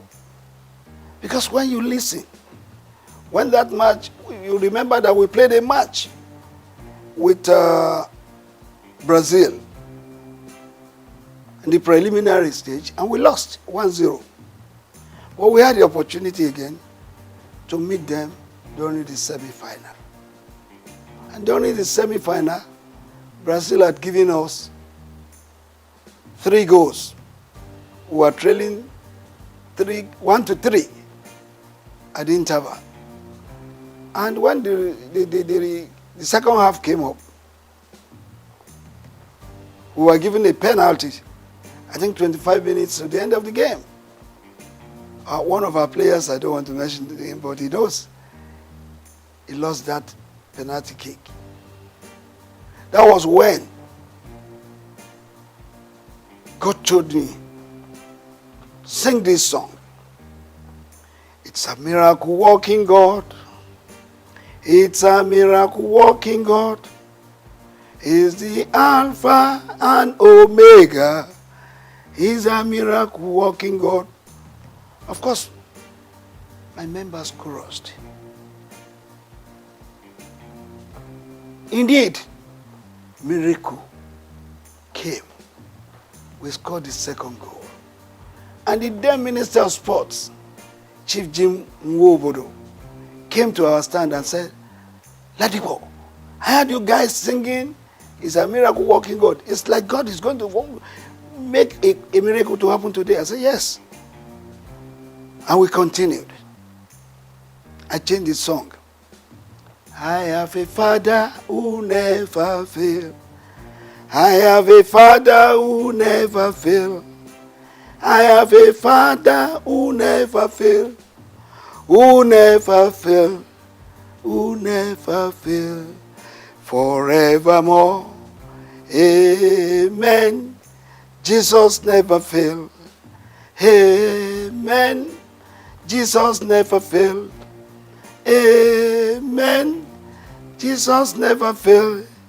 Jesus never failed. Jesus never failed. Forevermore. We scored the third goal. Then another song came. Boya chukuna gaza. Boya chukuna gaza mere. Messiah yobiuma. Boya chukuna gaza. The match ended and there was to be the extra time.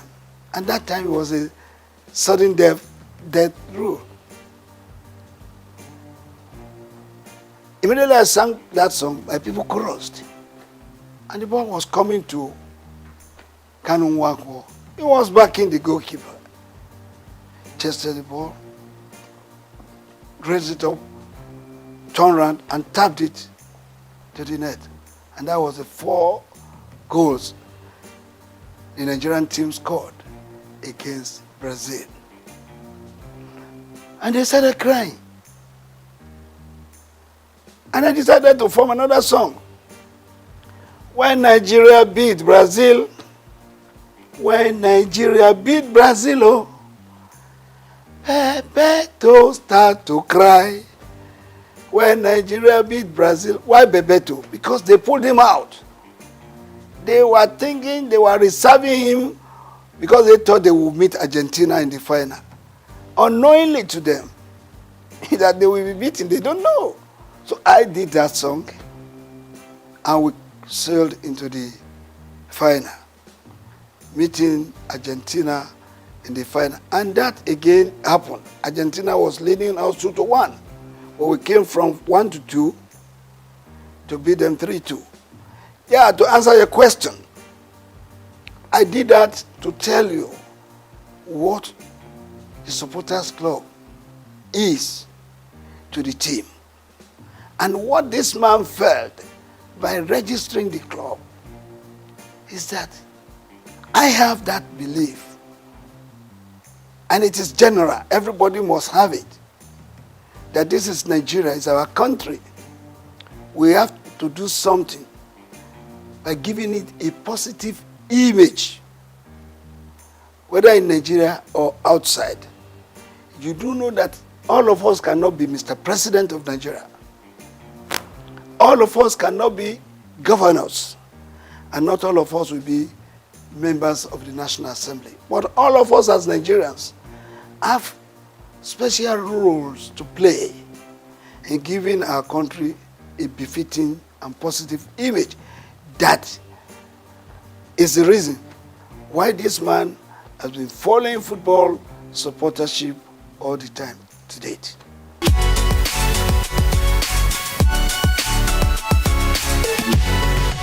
Well, I want to tell you, like I said earlier on, the grace of God has been the secret. The other secret is that my members, I get them reoriented to believe in my vision. All of them supports what I was doing. They all love this country. They want to contribute their own to the good name of Nigeria. That has been the secret. And don't forget, any member of the supporters club should be referred to as a patron par excellence, because they are not paid. They are not given any allowance. They use their time, their money, even at the risk of their lives, to support the cause of Nigeria through supportership. Well, majorly, it is funding. The challenges is funding, because if you have to support the team, yes, they are playing in Lagos, you may not spend much money. But when they are playing in Enugu, they are playing in Uyo, they are playing in Abuja, you need money, no matter how. But come to think of you traveling with 100, 200, 300, 600 supporters outside Nigeria. They will not go by road, they will go by air. It's a lot of money that we need in running the supporters club. So our main challenges has been that of funding. But I can assure you that God has been good to us. We have had some philanthropists, some organizations who have come to assist us by way of supporting us, giving us a lot of money. And if you will not mind, I will have to put it on record that the very first company that supported Supporters Club was Coca-Cola. Coca-Cola did it for 2 years, they could no longer do it. Then, for 1 year, MTN did it, they could no longer sustain it. Well, later we got Globacom. Dr. Mike Adenuga Jr. has been the brain, the backbone, the sponsor and the financier of the Supporters Club for several years, doling out millions from 50 to 60 to 100 million of naira, and even in dollars. So that has been the way, that has been how we have been able to surmount it. We have some philanthropists. We have Taiwo Afolabi, who has always supported us whenever we are going out. I remember Alhaji Aliko Dangote in 1996. He supported us, and some other Nigerians too. Esther Ajayi, when we were going to Russia 2018, I went to this woman and I told her our problems. The second day, she was able to give us 20 million. I went to meet the then governor of Lagos State, His Excellency Governor Ambody. He gave me 10 million. The club, not me per se, he gave the club. And when we were going to Brazil in 2014, that was the very first time any government supported us. We went to Brazil. Before going, I visited the then president, Dr. Goodluck Ebele Jonathan. After decorating him as our patron, he pronounced a 50 million naira grant for us to go to Brazil. Actually, we were going to request from him a whole plane to take us there because we were going for a national assignment. Supporters Club is a selfless service. But the president gave us 50 million. I mean, Goodluck Jonathan. But we ended up spending 189 million. The difference of that was raised by me going to Dr. Mike Adenuga, Taiwo Afolabi, Esther Ajayi, Ambode, and the rest. That's how we've been running the club. We've been running the club, meeting people who lost the game of football, who lost Nigeria, and they have been helping us.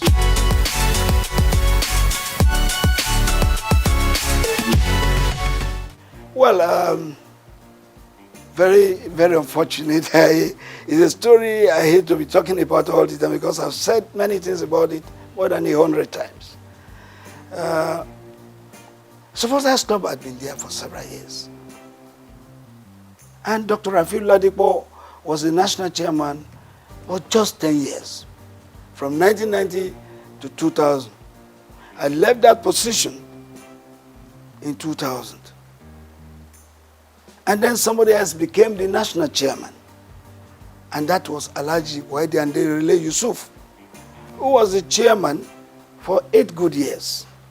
After him, there was Otumba Olatunde Bashorun. He was there for 4 years. And there came a time when one Mr. Vincent Okumagba acted in that capacity for 3.5 years. And there was one little mistake, misunderstanding, because people will not want to wait for their time. And all I told them is, please go through an election. Anybody who would not want to go through an election is not supposed to be on that chair of the national chairman. That's what came up. And the then NFF believed that there could be 20 arms of supporters clubs in Nigeria. It could even run to 100 units. But this is unhealthy. You cannot have a situation where your team is playing right on the field and you have different corners where you have the Nigerian supporters scattered all over the field, singing in different voices. It's not good. But look, I've been able to manage it because God has told me that supporters must not die. Supporters Club will not die. I have to be patient to let them see reasons why the Supporters Club should go and support the teams with unity. As a unit, go and support the team. But if you have funded your own, maybe you have registered your own, you have your own office, you can stay in your office. Manage your office the way you want to manage it. But when it becomes a national assignment, you are going out to represent Nigeria. All of us as supporters must come together to support Nigeria as a group supporting one team. Not when you have some people in angle 90, some people in angle 180, some people in angle 360, some people in angle 60, supporting one team. It does not go well. There's nothing you are going to achieve from this. I remember when we were in Russia, and my members have gone in. I normally wait for all of them to go in before I will finally go in. So when I was going in as the last person, I entered the stadium and I saw them, some people up there, I saw some people on the left, I saw some people on the right. And when I was going to meet the band boys, some of their security men came to me, I'm in Russia, and asked me where I was going. I said I was going to meet my people. They said I should bring their ticket, my ticket. And when they saw the ticket, no, you can't go there, go there. That place is not yours. Your seat is downstairs there. How do I coordinate the activities of my members? This is what we've been telling them. Supporters Club must be united.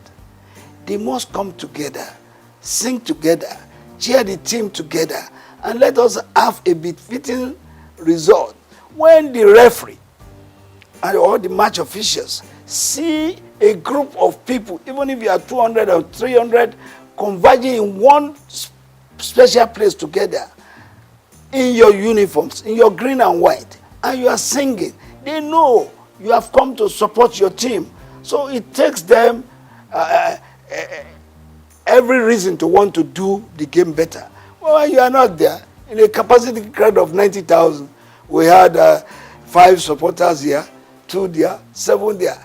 When the Argentines were about 87,000 in the field, singing for their team. So I believe that the supporters club must be together. I've been able to manage it now, up to now. The national chairman of the supporters club as we speak is Reverend Samuel Ikpea. He coordinates the activities of the supporters club in Nigeria. While worldwide, I'm the president general because we have supporters club in all the other countries of the world. And when we come together, there must be one person. There must be the head. We have the president of the supporters club in Cote d'Ivoire. We have the chairman of the supporters club in UK. In all francophone countries, the head of the supporters club is called president. In anglophone countries, the head of supporters club is addressed as Mr. Chairman. So the president general is not just what we just came out with. It's because there's a need for it. That's why the president general worldwide comes up. Well, I have told you a lot of people don't want to wait for their time. And when you don't wait for your time, what do you lose? You lose much. There was going to be an election. And I called all of them, go and pick your nomination papers for the election.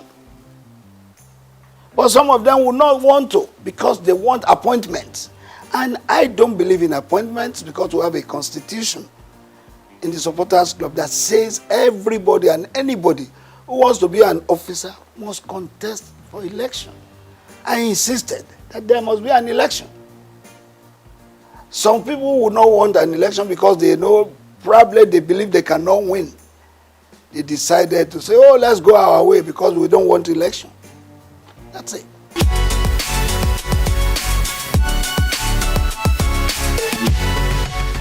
Before now,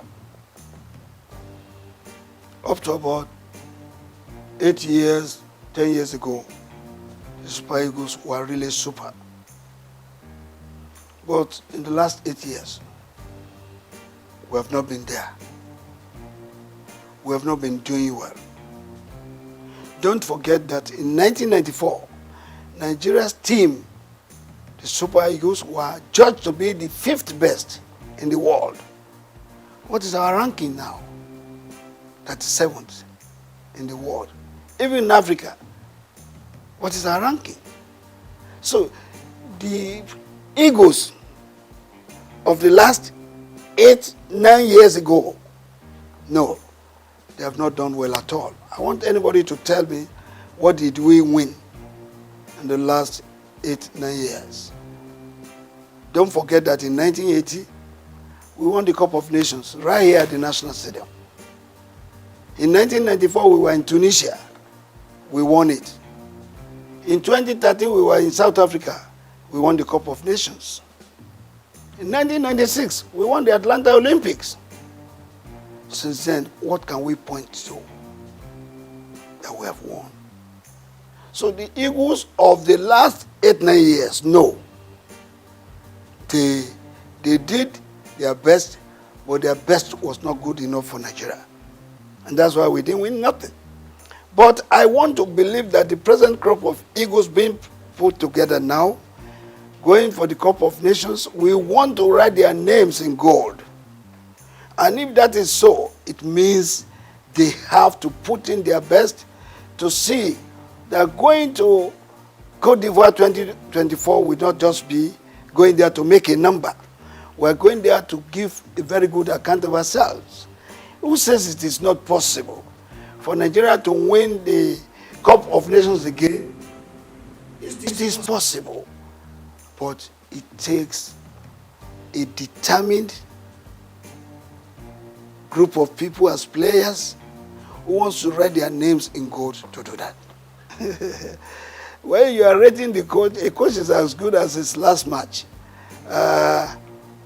Pasero was employed, he was given a target, And the NFF has the power to either sack or renew his contract. I think according to them, maybe he has performed according to what they want.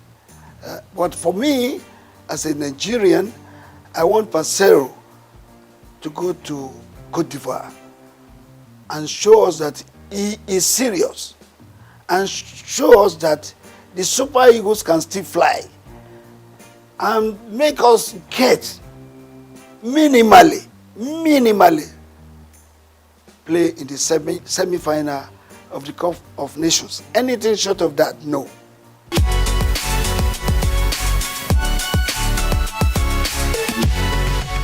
Well, I want to believe that our Nigerian coaches are good. There have been 2 or 3 foreign coaches that have done well. Westhoff, Bonfrejo, and this which doctor, what's his name again? I'll remember his name. This guy qualified us to play in the World Cup with a match to go. The witch doctor. Well, the witch coach, we call him, we remember it now, it will come back. So, since then, there's no foreign coach that has done better. I was one of the people that went to London to recruit this man I'm talking about. When we recruited him, he came to Nigeria and he made us to qualify for the World Cup with a match still to go. Philippe Trouzet. I was there in England where we interviewed him. Well, since then, it has been one coach coming to take our money, not giving a very good account of us, of himself. But the Nigerian coaches, let's also praise some of them. Some of them. The late Shuaibu Ahmadu qualified us to play in the World Cup, even though he did not take us there. The late Stephen Keshi also made us to win the Cup of Nations of 2013 in South Africa. So if that happens, who says the Nigerian coaches are not good? Some Nigerian coaches have proved themselves, but they still need to do more. But these 2 coaches, exceptional. That is the real reason, the real controversy we're having between the NFF and the coaches. You don't hire a coach if you know you cannot pay his wages. You must be ready to pay his salary as at when due. There's no coach who will labor and labor, and after which he would have trained your players, and you are owing him salaries of 5 months, 7 months. Which coach will take that? Where is that happening across the world? Nobody will accept that. So that has to be looked into. And that is why the NFF has got to look for serious sponsors and raise funds for them to be self-sufficient, to be able to take all these challenges of paying the coaches wages. That is a big problem. And I think the present NFF board, led by Ibrahim Guzo, will look into that, look for sponsors, serious sponsors who are interested, not just interested, but who are genuinely interested in the Nigerian game and in the Nigerian nation. You may be interested in the Nigerian game, but if you are not interested in the Nigerian game, Nigerian nation, you may not give what it takes to do. You must have the love of this country at heart, and then love the game also.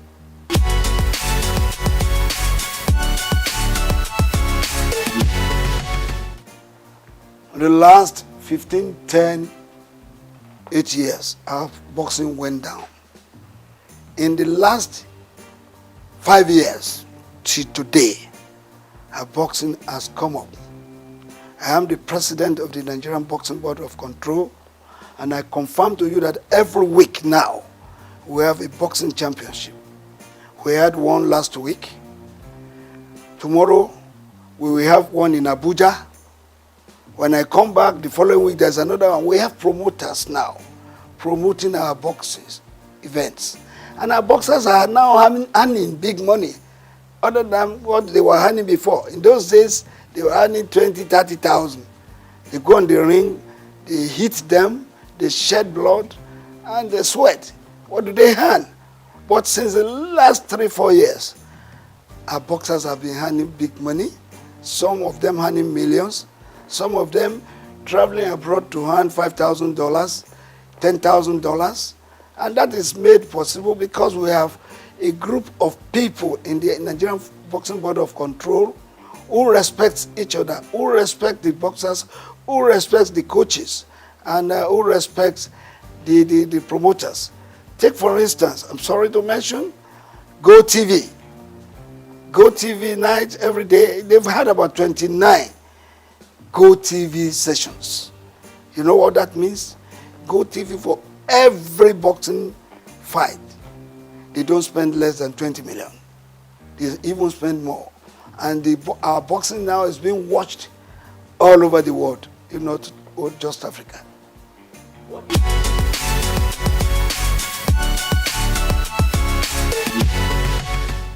A lot of things have been said about this. We have sent memos, we have sent advice, we have met with the people in charge severally. I've had to write to both the Minister of Sports, the National Assembly, and the rest. How can we develop our sports? It's very important. Without grassroots development, you won't be there. As a matter of fact, Kanu Nwankwo happens to be a product of the Nigerian League. J.J. Okocha, product of Nigerian League. Finidi George, Emmanuel Amunike, and all of them played in the Nigerian League. How many of our Super Eagles players, those that are playing for us now, do you see what developed here? Maybe you have 2 or 3 home-based players playing. But the real product for our football development, they are here in Nigeria. We have to go back to those things we were doing that time when we got the likes of the Segun Odegbami, Henry Nwosu, Christian Chukwu, down to Stephen Keshi, Okocha, and the rest. We have to go back. We don't have to rely on those players who have been serving us in the last 12, 15 years, believing that they will continue to serve us the same way. No matter what you do, players will get weak. They will age. And when they are aging, that's when they start referring to them as tiring legs. You need replacements for them. How do you get that? You can only get them from the local scenes. We have various clubs in Nigeria playing the leagues, the Premiership, the National League, and the rest. 20 teams in one. Do you know how many of our boys out there that can play football? If we harness them, bring them together, and give them the right training. Of course, let me ask you, how many of our club sides have feeder teams? Feeder teams, they are very important to the development of the game. When you have a junior player playing the feeder team and is maturing, bring him to replace a tiring leg. In the senior team, how many of those teams that we have can boast of feeder teams? How many of them can boast of their own fields? Perhaps we have about 3 clubs that are privately owned. but others are owned by governments, state governments. And state governments, what do they use them for? For political gains. And if it is political gains, well, it's off or it's off it. Let's do football like it is done elsewhere. Football is big business. People are making billions of dollars in football. Nigeria can do same. If we do same, we will take off all this nonsense. The boys going about doing a lot of violence, going to do yahoo yahoo, going to do kidnapping and the rest. You will have all of them looking forward to becoming millionaires and billionaires in future, and of course becoming employers of labor apart from fending for their families.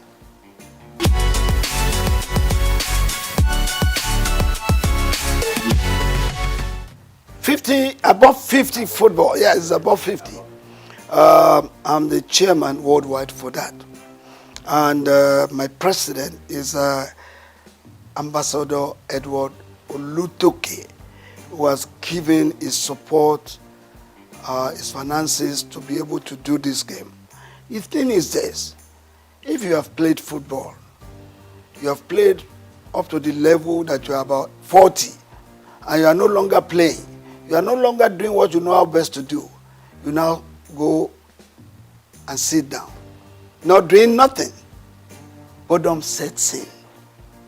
And within that period, rather than getting fit, you are aging.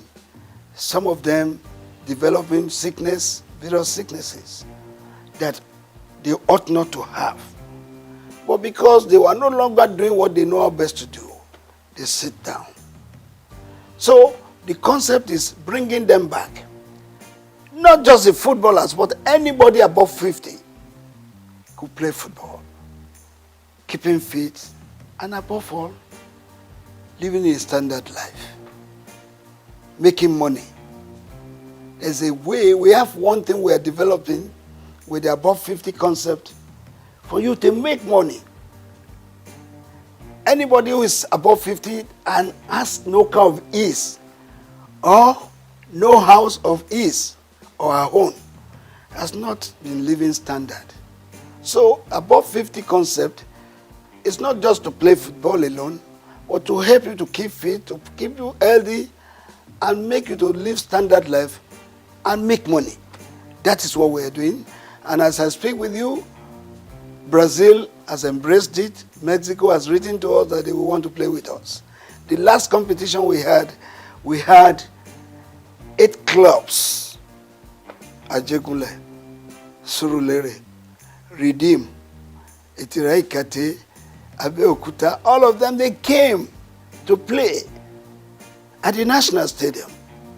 And the prize, the winner's prize was 5 million, which was paid instantly.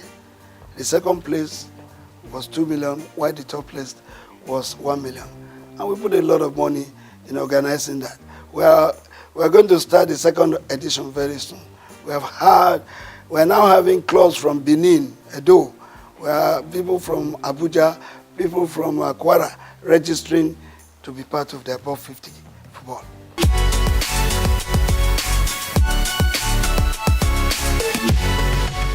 How much do they put into sports? What you have in sports is noise.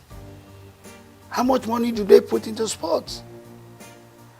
They need more money to run sports, particularly the development of the sports, not just taking part in competitions. Because if you have to develop sports, it takes a lot of money. And all those successful countries doing sports, it's because they have put money into its development. So government has got to put more money into the development of sports. Fantastic women. They've done us proud severally, having been champions of Africa for 9 times. I don't think any country in Africa can boast of that. But beyond that, we should also realize that these ladies, they are getting old. Some of them are 40, 38, 36, down the ladder. You need replacements for them. That is why we're asking that we should put more money. We should put more focus in the development of sports, both male and female. I think with what the female national team has done for Nigeria, we owe it a duty to put more money into the development of female football.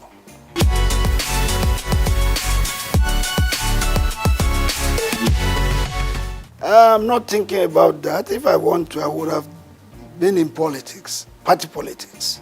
I would have been there, and by now I think I would have been something else. But no, I chose to be part of giving an image to Nigeria, a good image, positive one. Take, for instance, if you go out of the country, you get to the entry point of any country, and you speak of our sports, they give you a wide latitude for you to go in. Well, you say when you get there, you speak sports. They ask you, where's Kanu? Where's Okocha? Where's Finidi? Where's Amokachi? That means they recognize Nigeria sports. In fact, that's the only thing we can be proud of right now. Every other thing we talk in diversities. But when it comes to sports, every one of us were together. If the Nigerian team is playing and a Christian has to pray, and he say, I pray that the Super Eagles wins today's match, in Jesus' name I pray. Even the Muslim will say amen. So together in sports, where in this country, football and sports is a lifeline, particularly football. Football unites not just the states, it unites the country, it unites the countries of the world. So I believe we can do much more in promoting and supporting our sports so that we get the best benefits, as we say. First and foremost, I want to use this opportunity once again to congratulate him on his appointment. I've met him twice now, and I'm going to meet him soon again. And why am I going to meet him is to advise him on what I think from my own views and from what I've seen to improve sports. First, we have talked about it. The development of sports is key, not just the taking part in competitions. Because if you are not developing sports, you are only taking in competition. If you don't win, what happens? But if you develop sports, one, you are helping the youth. Two, you are helping the nation. Three, you are growing the economy. And thirdly, you are removing restiveness and restlessness of the youth in the society. I want us to advise the minister to key into the development of sports from the grassroots. Let's go back to the schools. Let's go back to the rural areas. Football is played everywhere. Go under the bridges, you see people playing football. Let the minister put in place, through the NFF, a consortium of coaches that will go to these schools, that will go to these corners. Everywhere in Nigeria, you have talents that can be helped, sponsored and nurtured to stardom. Once we do that, our sports will improve. And let the minister put his feet there on ground and say, every club that is playing in the Premiership and the National League must have their feeder teams, must have their own fields and other infrastructures to make them develop sports. Thank you very much. I want to pray for this organization to continue to thrive, to continue to blossom in making money, because without money, this kind of things that I hear cannot be sustained. So God will grow you the more, and your business will continue to flourish.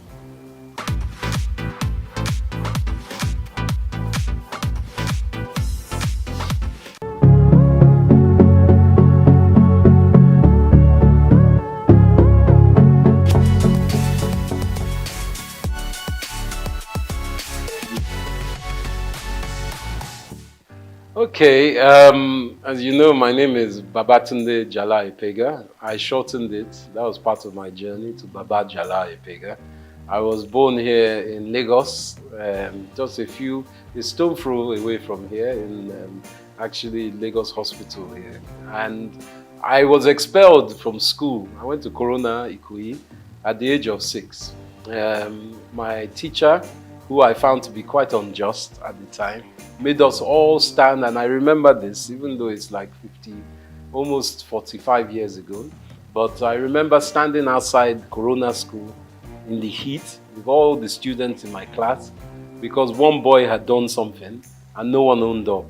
So I found that quite unjust that all of us had to suffer. So I picked up a stone and I threw that stone at my headmistress's glass and it broke her window. She told my parents, and my parents weren't very happy, of course, but they realized that I wasn't meant to be in school like that here. So the teacher actually asked me to leave, and my parents took me to England. They said, take this child to England. We can't control this child here. He's a wild fellow. So as soon as I got to England, I went to Tunbridge Wells in Kent. I went to school there, and it was the most cold experience I've ever had in my life. I was 6.5 going to 7, and I went to boarding school at that age. And I think that woke me up in life straight away, that even in comfort, you still have steel. And by that I mean that everyone would think, oh, you are lucky, you went to England at 6, 7. Well, I was very young. I was put in a dormitory with children from England, from Japan, from Saudi Arabia. We were all very young. There was a lot of crying in the dormitory, 12 boys, 6 on each side. And the room was very cold. I remember the cold. But one other thing I got to learn was rugby. And through my life, rugby and learning to deal with my condition and environment has instilled a strength in me. And as we know in Nigeria, you have a lot of things that happen that are out of your control, but you have to find a way to evolve and adapt. And I think from the age of 6, 7, I was very lucky to have that. I went to the oldest school in the world called King's Canterbury, started by St. Augustine in 598 AD. This was the secondary school I went to. And my life seemed pretty, what they say, gold-leafed at the time. Everyone's like, you enjoy, you're in Nigeria, you're in London. I learned to speak Spanish. Unfortunately, I lost my Yoruba, but I'm trying to get that back. I learned to speak Spanish and French. But at the age of 17, my father had a stroke. And he was working too hard, obviously. And sadly, my mom and dad had split up by that time. So my whole life that seemed so rosy stopped because my father's business partners, all of them somehow took the business and it went away. And from that going away, we were left destitute. My dad was in a coma for 3 months, and my mother, who wasn't working, because my sisters and I have 2 lovely older sisters, Yewande and Gigi, we were still in school. So much so that my last year's school fees were not paid. But one of my uncles kindly paid for my school fees, and my mother had to go to work. She started her own business. She too was a journalist, Mrs. Ibiene Epega, but she started a chauffeur driving company and started using cars to drive people with her staff. So from that age where I thought a university was going to be given, I was left floating in the abyss because we didn't have financials. So for 1 year I had to work in a post office in London, and it was quite an eye-opener for me, but it didn't stop me from adapting. And again, adaptation helped me grow. So from being in a very wealthy family as a young man, coming to the age of 17 to become an adolescent, a grown-up, I realized that nothing is given. My father sadly was in a stroke, and when he had that stroke, he became semi-paralyzed. For another 30 years, he was semi-paralyzed. But my mother died quite soon after that time in a car crash on the road to Warri, because my Okrika side and Warri side is where my mom was from, even though my father was Ijebu. So my mother died at the age of, when I was 21, which was 20 actually, when I was starting university. And my father was semi-paralyzed.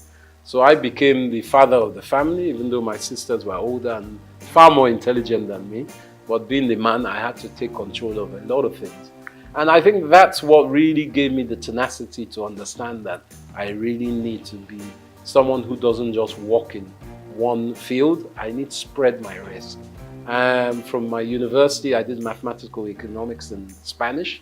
I was able to go to University, Queen Mary College, London University.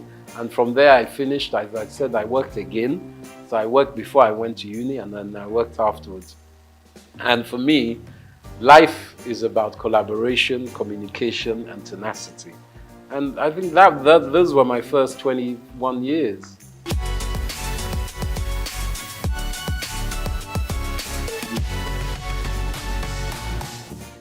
There were less people in Lagos in those days. I won't lie. I grew up every summer and even Christmas where we could afford it. Back in my day, 1978, 79, Naira was 0.8 to £1. So you can understand that people were very wealthy. I think in those days there was like 40 million people. It wasn't that much of it because my dad was an estate surveyor. So we used to go to Abuja a lot. And he was one of the surveyors that gridded Abuja when it was being built during the late 70s, 80s with Obasanjo, and even before Murtala Mohammed. They were gridding it. And Lagos, or should I say Abuja, was made the capital. And Abuja is a model city of Milton Keynes, which is a model city of Paris. Just like Brasilia in Brazil was changed from Rio de Janeiro as a capital. So for me, coming back to Lagos was a joy. I enjoyed it because I was young. We used to just walk, run the streets on our bicycles and cycling, just exploring. Everything was open. There weren't as many cars. It was no big apartments, and there weren't as many people. So I had a beautiful time. There were a lot of lizards on the ground, and we used to throw stones at them. But that was my own youth. We used to go to the beach a lot. Bar Beach was around. It's not around now. Sadly, my dad used to take me to Bar Beach to see the capital punishment killings of armed robbers, and even Dimka, who was one of the leaders of the coup d'etat against Murtala Mohammed. We saw him shot there. Saturdays was a big day, and NTA used to have a channel. I think they still have their studio there. So one of our aunties, Ms. Julie Coker, was there. So we saw a different side of Nigeria. We would go to Ibadan. We'll go to Ijebu, we'll go to Benin, we'll go to Port Harcourt by road. In those days, you could travel, and along the way, we go to Akure, you pick up mangoes, you pick up coconuts, my dad will pick up palm wine, all these things on the road that I don't know if you get it now because security is an issue. So for me, it was a romantic time.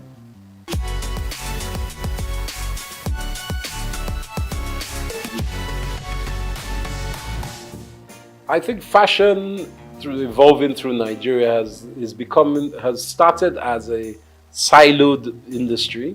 By that I mean every individual was doing their own thing, whether they were a seamstress, a tailor, a designer, a stitcher, they were doing their own thing.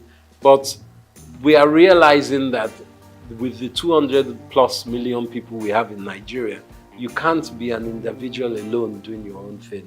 So the evolution of fashion that I've seen in my own small way, as someone who's worked in the industry, is that there's more collaboration. The designers are looking for hire specialist artisans to help with their stitching, the styling, and the putting together of clothes and accessories.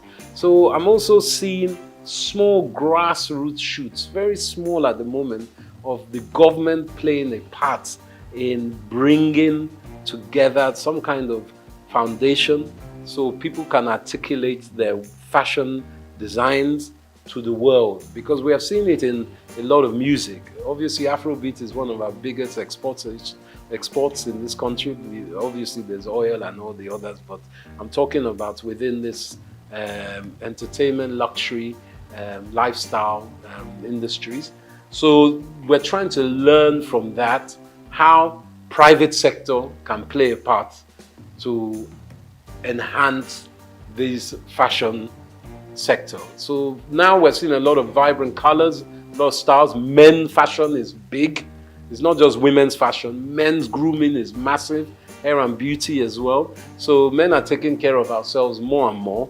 And accessories. Accessories, I think, is fundamentally the quick fix of fashion, where we can enhance and create jobs and hyper growth in GDP by focusing on this. And this is where I implore the government with working in mineral resources, our precious metals, semi-precious metals, help those industries to grow. There's a great lady, Janet Adeyemi, who works in Women in Business, and she is working within that. Let's help our fairer sex or the female gender to grow in business as well, because there's a fundamental knowledge that if half your population are women, as ours is roughly, or maybe 51%, 52%, you have to educate the women so they too can add to GDP. It's a simple economist theory. You can't leave them out of it because it's very important. And these industries in fashion are enhanced by women, and we need to push that forward.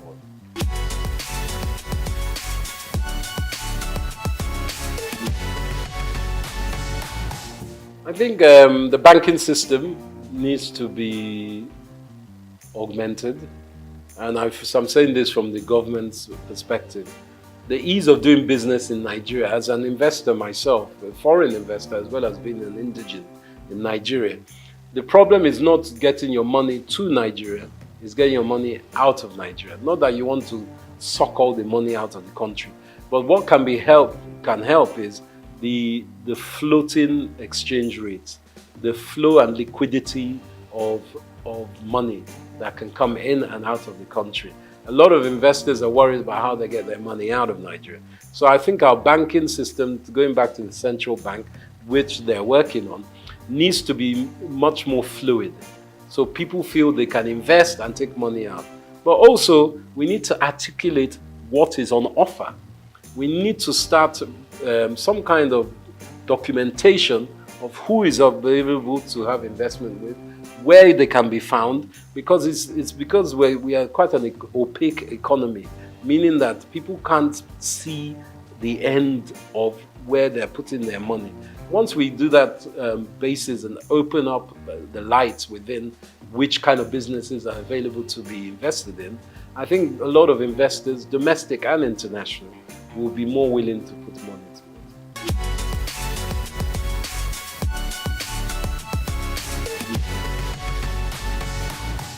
I think content creation for me has been an evolution. I started as an ex-banker, as I said. I used to trade futures and options in Barclays Bank. I was on the Life Exchange, trading bonds, and I found that wasn't my life. I wanted to be more closer to people. Some people can be bankers on the trading desk or trading floor, but not for me. So I started doing events. I was very lucky enough to show that I was quite adept at doing events. So a big company called Richemont, they owned Cartier, Dunhill, Hackett. They were part of British American Tobacco. They took me on to do their events. So I was doing a lot of polo matches, a lot of Christmas parties, a lot of brand activation events in England. So for me, I got a lot of content knowledge from that. Different styles, people, different countries. But in the last 10 years, I felt that helping companies like LinkedIn, Google, all kinds of big banks in Europe and America was not my remit. My business, EMC3, was going very strongly in America. But as a Nigerian man, I didn't feel love in America. I know that everyone says it's the land of opportunity, but being someone of my own African descent, I didn't like the mentality there. People are good, but the infrastructure is racist institutionally, as we know. So I felt I wanted to give something back to Nigeria. And with all the 20 years of, at that time, about 17 years of knowledge I'd gained from doing some of the best Grand Prix parties in the world, Formula One, around Monza, Silverstone, Abu Dhabi, I was doing a lot of events. I thought, let me take this back to Nigeria.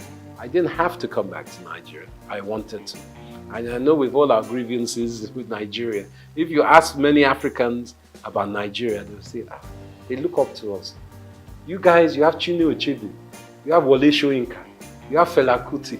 What's your problem? You have Chimamanda Adichie. What's your problem? So we have to take ownership and say, yeah, we do have all these people. We have Afrobeats, whether it's Burna Boy, Davido, the Venus Bushfires, all these different people that are exported. Let us look inside and say, wow, we do have a lot. So I wanted, as a content creator, to show Nigeria in all the different sectors that we do have a lot. And that's why with the marketing and communications company that I've started, my own company, I felt I could touch so many sectors. And finance, as I mentioned, I work with banks. Also government, Nigerian Investment Promotion Commission, a very great entity. I work in fashion, with brand labels and people across the board. There are great shops like Alara here that also promote African fashion and African business. And did you know even Leventis does a lot of research, Nigerian bottling company, to help this country. And do you know Nigeria was blowing glass 1,000 years, almost 1,000 years before Europe knew glass blowing. And it's been found in Oyo State only recently. So it's very important that architecturally, we take ownership of our country. The Nok civilization that has been in the mid to, I think it's above Abuja, near Benue, and even Niger River, above those basins, that has a lot of artifacts and a lot of archaeological excavation potential. But we've allowed that just to linger. People have stolen a lot of our artifacts. Nigeria was known for Benin bronzes. We were the best smelters of iron before people were smelting iron. So these are things we have to take stock of. And me as a content creator, I bring all that information together and I make sure that people acknowledge it and are aware of it. So then that will uplift us all.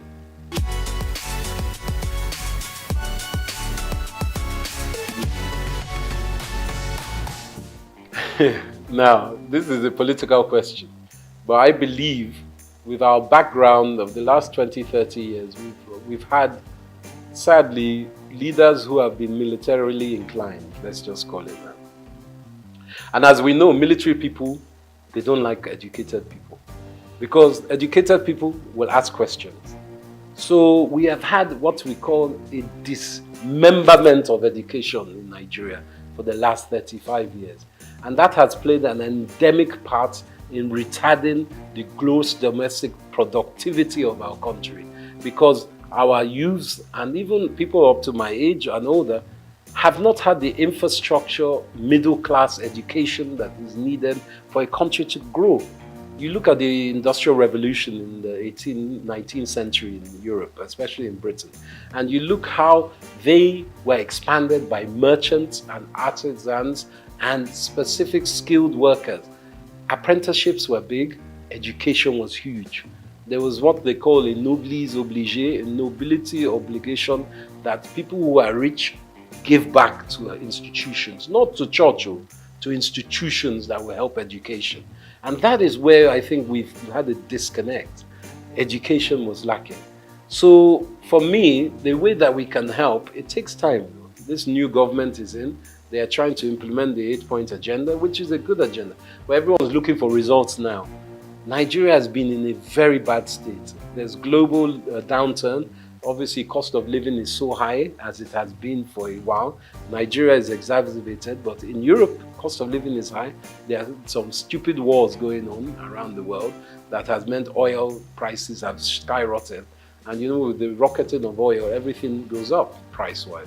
So Nigeria needs to reevaluate education and apprenticeship. I believe even in fashion industry especially, apprenticeship is very important. Whether it's weaving, designing, marketing, online, whatever it is, factories, you need apprenticeship. And that's the quick fix of education. But education is fundamental to everything. Education of men and women, or girls and boys, both. Let's be honest, we need both sides of our genders to work together. Yoruba, we've always been what we call a dual binary kind of culture.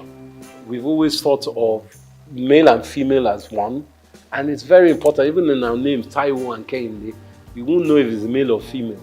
So we have to really educate ourselves that we can work together. And I think our women are our future. I can't even emphasize that more. And education is key. But it takes time.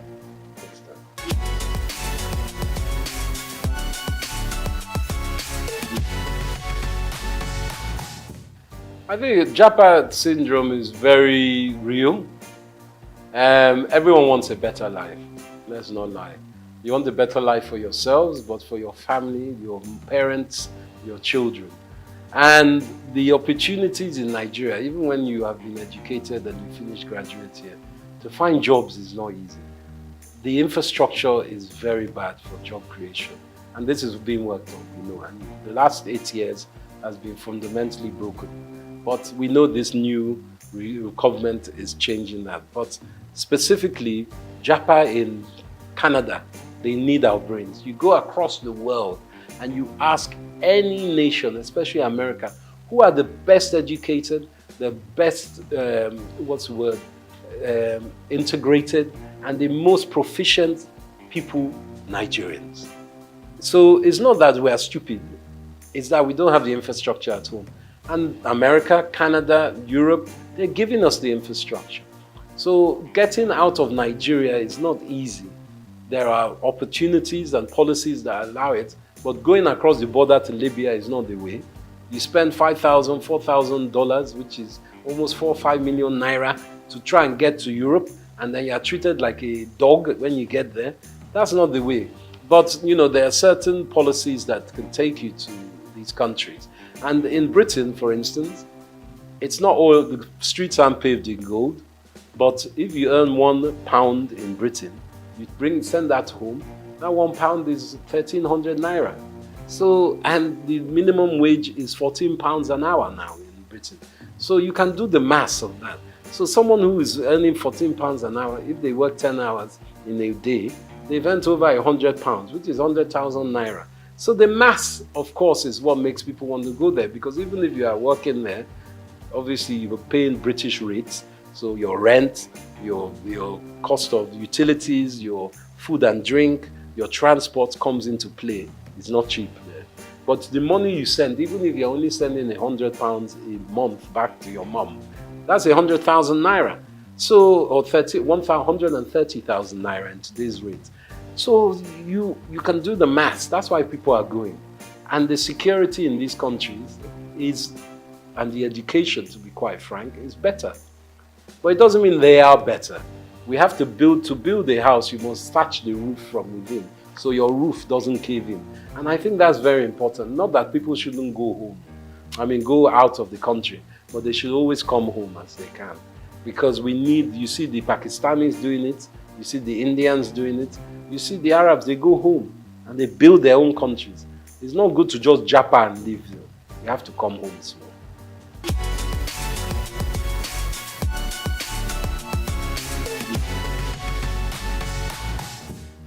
I think my success is down to, as much as I can say a success, because it's still a book that is not finished and the stories are still unwritten, is a tenacity of hard work. It's very important that people understand that it takes a lifetime to look like an overnight success. It doesn't just come. What I'm still doing, I'm not the most successful in my business, but I love my business. And if you can find something that you love and you can make money out of, then you're in heaven on earth, to be quite frank. I think my spirituality and my faith is very important, as is my wife's. My wife, Helen Epega, she wrote the world's first Pidgin English opera. And we've been staging it here in London. We played in Cape Town, in Nairobi, and in Lagos, And we've staged it in London. We're at the Royal Albert Hall next year. I'm executive producer of that. So I think my success, to add to that, is that I put all my eggs in one basket.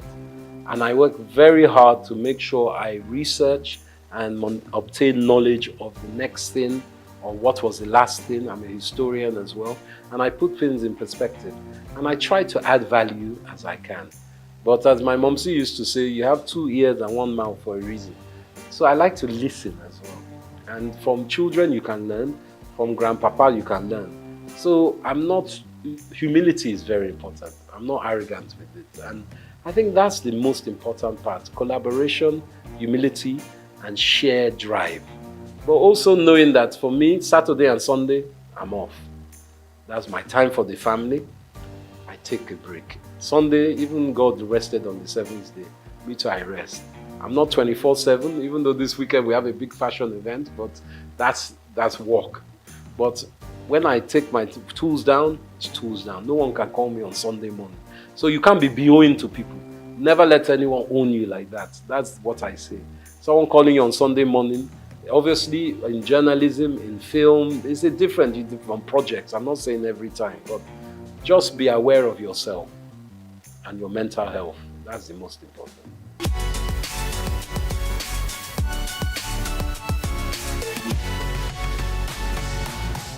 Sure.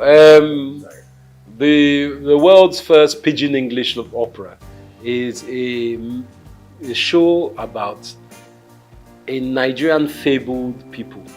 It's almost like Orisha, but it's not. There are people who are Mami Waters as well as they are spiritual people. They are the guardians of the galaxy, to use an expression. There is God, the all-faithful God, and the all-knowing God, omniscient, omnipotent. But below that, there are all these almost demigods that look after, let's say, this sector of the universe. And these people are singers. They sing opera. But they sing it with pidgin English. And you know, pidgin is a language that is known by most Nigerians, but it's a language that people shun and say, it's a bad language. But they speak pidgin in Hawaii. They speak pidgin in China. They speak pidgin, Old English Cockney is pidgin. American even is a form of pidgin because they Yankified English. So what my wife has done, Helen Epega, she's also known as the Venus Bushfires. She is an Afrofuturist musician. She composes songs. So she put together this compilation, which is a pidgin English opera musical. And it's a show that lasts for about 45 minutes or an hour and a half. It depends if you're doing the short version or long version. So we have tenors, we have sopranos, we have violinists, we have kura player, and my wife plays something called the hang, which is like 2 tortoise shell steel drums that sound like a harp. And she plays that and she sings. She's the main protagonist in this. And it's a drama about all these people that have come, the Meneme people, who are meant to look after the planet, but they lose their voice. So Earth is, because God is angry with them, the Earth, and says these people are rubbish. But the Meneme people say to God, please, give them one more chance. They're not that bad. I know they're fighting, there's lots of wars, but give them another chance. So the lead Kanate of these Meneme people has to go to the Venus Bushfire, which is the heavenly celestial place, to bring the voice back, to sing Earth back into harmony. So it's a drama, and it kind of plays on our old cultural awareness in Africa and heritage of Nigeria of there are other beings. And you must have faith in your ancestors as well as in a God. And the deities, as we know in Yoruba, I think there are 7 deities. And these are very important cultural awareness that we try to give to children as well.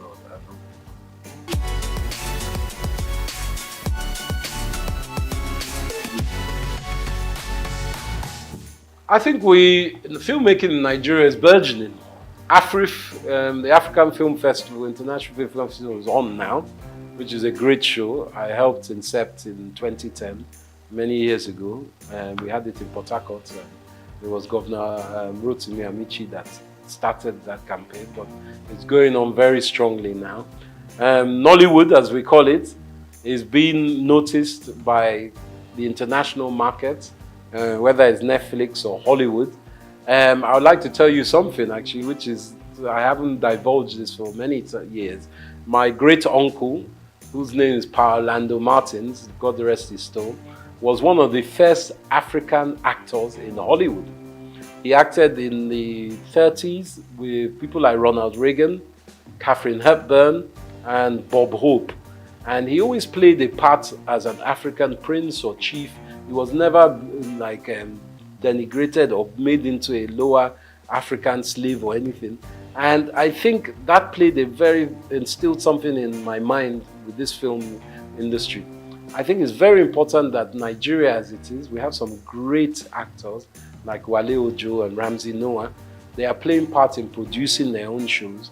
And it's very important. Like in America, you obviously have people like Mel Gibson, Robert De Niro, who have produced their own films as well. That Nigerians are not just actors or technicians, they are also producers and directors. It's very important that we have that link within our industry. And we make friends and we forge relationships not just with Hollywood. There's Bollywood, the Indian industry, and there's also Chinawood, because China's film industry is massive. Technically, I think just as big as Hollywood. So we must look to ourselves in Africa as well. There's some great film makers from Zimbabwe, South Africa, Ghana, and I think collaboration is, I always use collaboration because I would not be here without collaboration. Obviously, my wife, you collaborate with your spouse, but also my businesses. I have very good English business partner, Israeli business partner. I've started a new business. I collaborate with all kinds of industries and different sectors.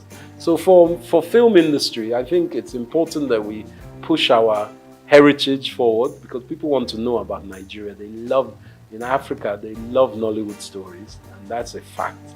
And we can expand by using distribution. Distribution is key. Netflix, all the Hollywood film houses, negotiate with them. Even if you don't get the best price for this show, make sure you check your contract, make sure you get it for your next film. So I think that's important, distribution.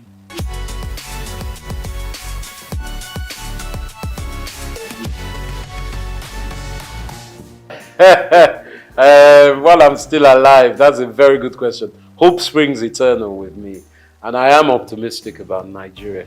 I think Nigeria is not what we all will think it will be. It's something it's a country that needs to be more fluid.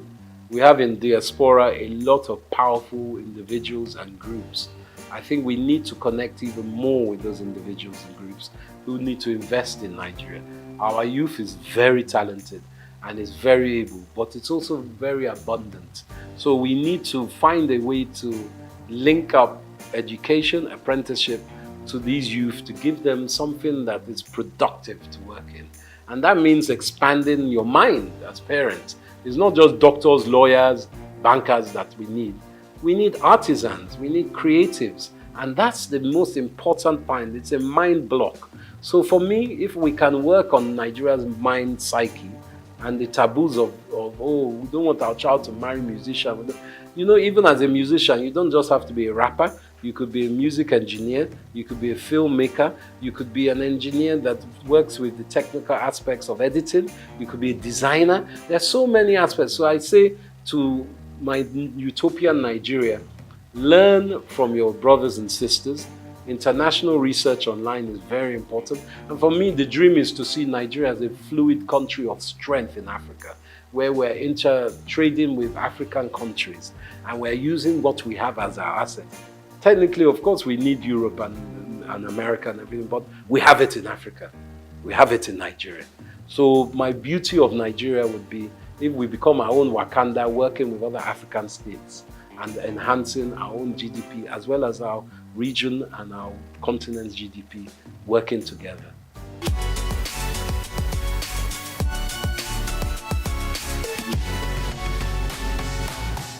Gosh, my favorite, what's the first one? Food. As you can see, I like my food. I like a mixture actually. I like amala. I like yams. I swallow very well. Whether it's with ogbono soup, that's very good. But also, from my mother's riverside, there's one okra, seafood okra that my mom used to make. And I still strive to find that. I go and find that whenever I go away. In London, you have some nice Nigerian restaurants, and in Lagos, of course, as across Nigeria. But nothing like home cooking when my wife makes me a nice, I suppose she makes a egusi for me, eba, and that's my staple. My best music, I love Afrobeats, of course, but predominantly I'm a Fela man. Ebenezer Obey. I like the old styles. And I also like Zaire music. There's high life that comes across Africa. But to be a lie to say I don't like Jimi Hendrix. I like Jimi Hendrix. He's a guitarist, a Native American, African-American guitarist. I love his kind of music. So those are my mainstays, and Gorillaz and De La Soul are still very great music of mine. Those are my Spotify at the moment. What was the other question? I like wrestling. They used to call it Gidigbo back in the day, Yoruba wrestling. I used to love that. I haven't seen that much lately, but I like Nigerian wrestling.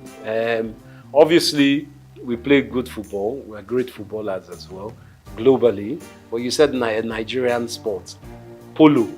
Nigeria. I like Nigerian polo as well.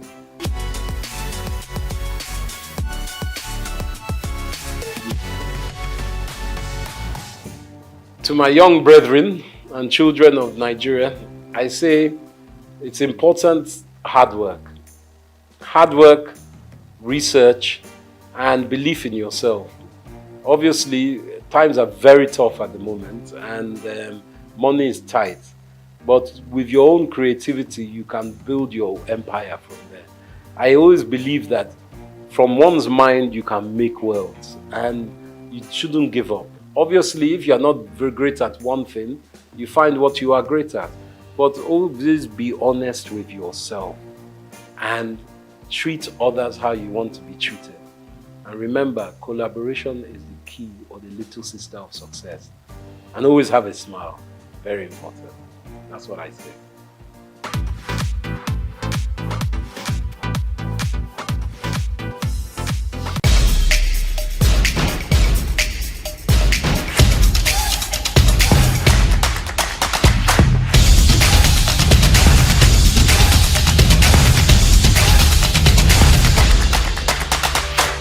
I want to unleash that creativity. I want to unleash, those things that we see every day that we find amazing now. That's what's driven me personally. That's what's driven me at Trace.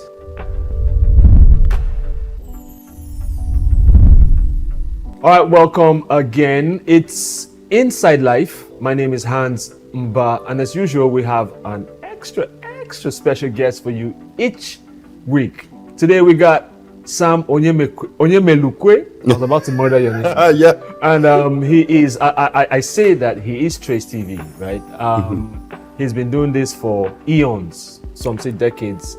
And it's in the system. You know how the line goes. When they're in the system, ain't no telling. So Sam is here and we want to really talk his life, his inside life, how he's come this far, the things he has done to create a paradigm shift in the business. And I'll let him do all that talking. Sam, welcome to the show. Thank you so much, bro. How are you? I'm well. Good to see you. It's been a while. It's been a really long time. Yeah. So talk to us about Trace. For those that don't know, let us know just a brief introduction about you. Sure. Well, so for those of your viewers who don't even know Trace, maybe I'll tell them. You want to start from there? Yeah. I like it. Well, so we're lucky to be what I would say is one of the most influential and popular music and entertainment platforms on the continent.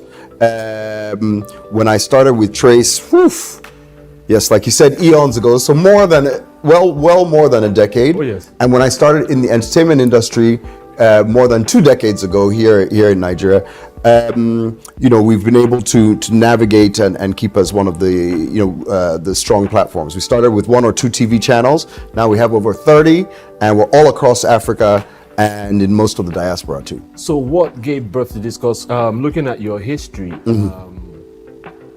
Trace, it seemed like Trace just jumped out of nowhere and just started to, do things. And because we have the amount of young people, youth here, and many, especially in recent times, are being navigated towards the entertainment, towards the creative. Naturally, yeah. Back in my day, you told your daddy you wanted to make music. What are you talking about? That's even the list, But now parents are enrolling their children. They're pushing their kids to it. Yeah. They're buying them a whole studio setup, birthdays, guitars and stuff. Yeah. So what influenced y'all just jumping out and making this happen? Well, no, to your point. I mean, I love the fact that as you said, back in our days, I would see a kid in the village, one of my nephews or niece, and all they were interested in was just kind of surviving, maybe finishing school. They were hoping maybe they'll have a bigger farm. Now they believe they're going to be the next whiz kid. Oh yeah. Right? And so for me, it's that. And it's doable. It's very doable. Yes. And so it's that excitement, that burning passion and ambition that we have as young Africans that has driven me. Because I want to unleash that creativity. I want to unleash, those things that we see every day that we find amazing now. And then now parents are saying, take this, go forward with it. So that's what's driven me personally. That's what's driven me at Trace. And how we just jumped out.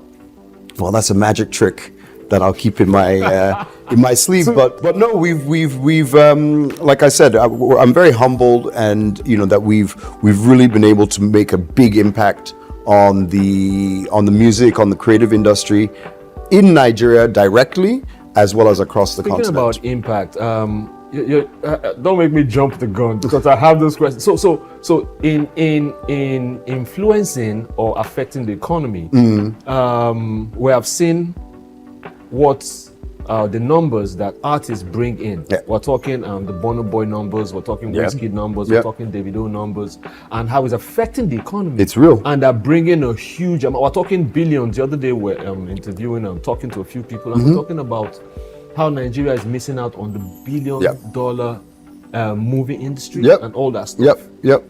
So based on that, what do you think our stake is in that whole? I'm not even going as far as Hollywood now. I'm talking Sure. In Africa, Nigeria, what's our cut in the cake, the massive cake? No, look. I'm a proud Nigerian. Some of you pretending I'm not Nigerian because I'm yellow, but I'm a proud Nigerian.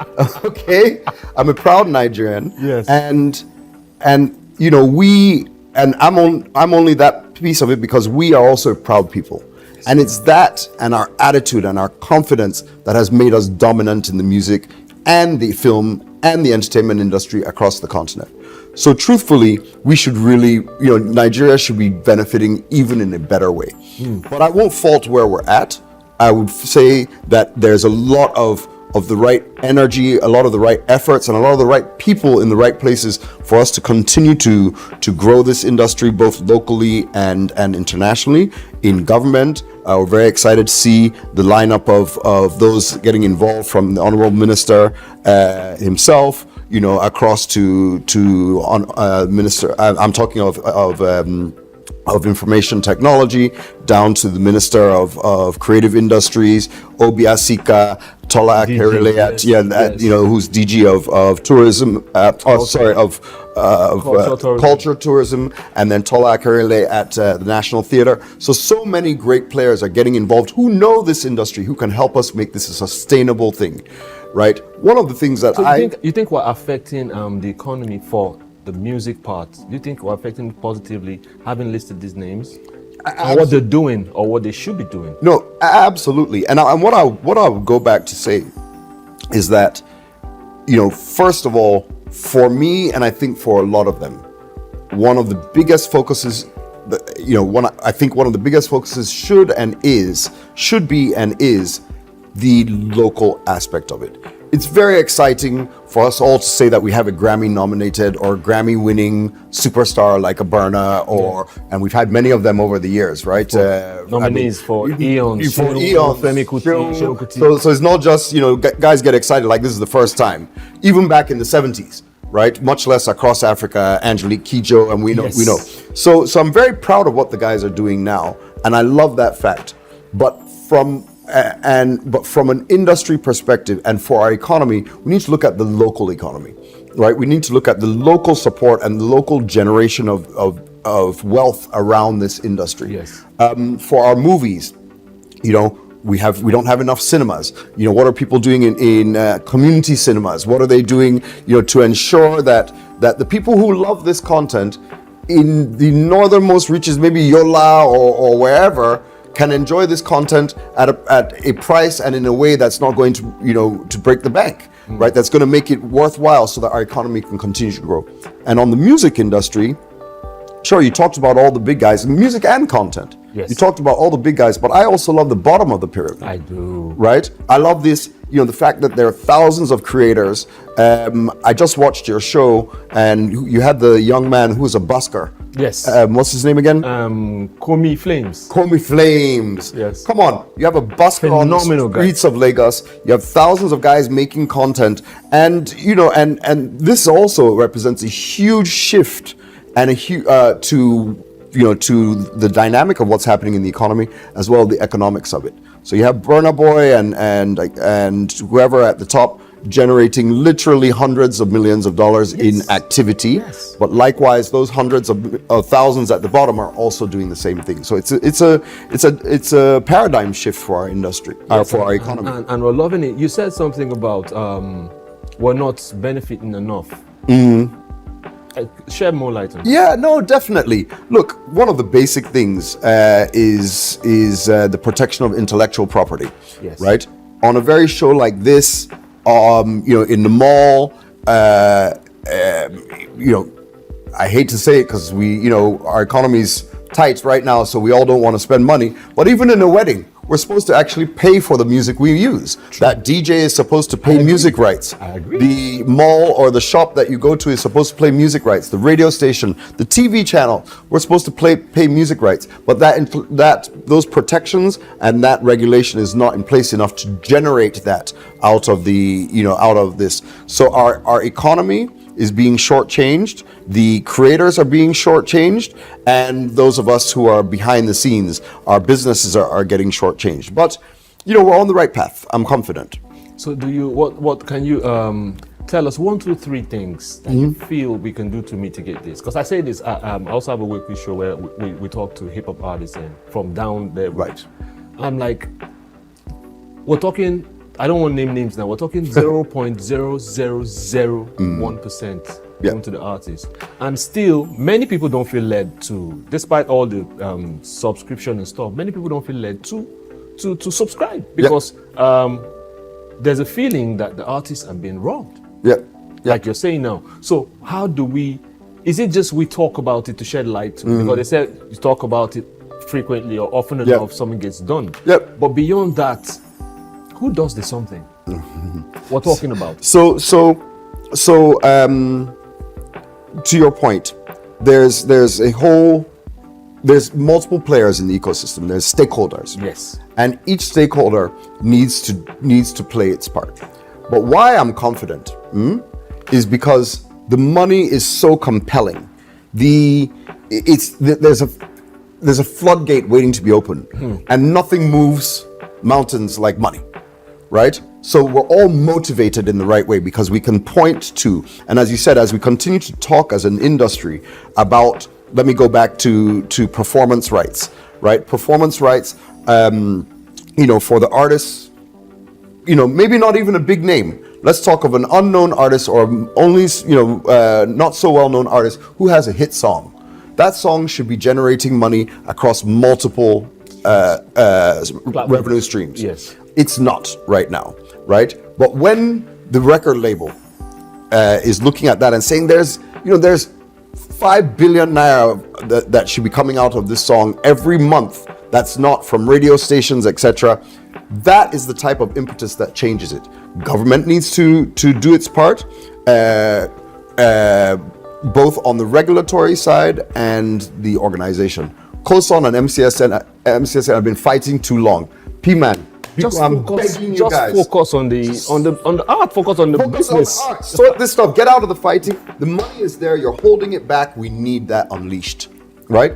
Likewise, industry players need to play their part. Radio stations, TV stations, hotels, bars, we need to fess up and say this music is worth something. Yes, it's not free. It wasn't even made free. It wasn't made free, and it's the way, me as a TV station, it's the way we make money, right? The reason that people watch my channel is because I play these music videos. So I can't take this for granted. So we pay almost 25% of our revenues at Trace to music rights. So here in Nigeria, that's in the billions that we pay for music rights every year, right? And that money should be getting to the artist. Sometimes it doesn't. But we need to play our part. Government needs to play its part. The private institutions and the viewers. The public needs to recognize there's value in this thing. It's real. When you jump and dance to a Davido song, sure, you see him rich on Instagram, but just know that this thing is real. It's real money. It really costs money. Guy, will you enjoy it? You make hit song, you won't collect. Just make it easy. Your product. Yeah, exactly. You hand whatever it out for product, free. it's your product. You hand it out for free. Exactly. So also, a lot of these things are happening to affect the youth and how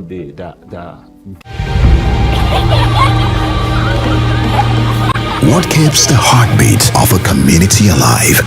Is it the courage to create, the power to connect, the vision to transform? Well, it's all of these and more. It's a symphony of ideas, innovation, and industry. But where do these stories come alive?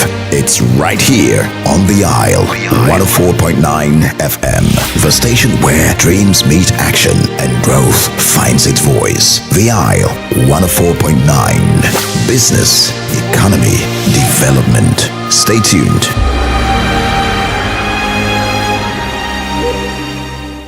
We've got just what you need right here at Femi Wash Media. Call it the Midas Touch and you wouldn't be wrong. Let us record, produce, mix and master your audio like nobody does. Reach us on our contact today for the best quality job. My yellow pepper, pepper, pepper.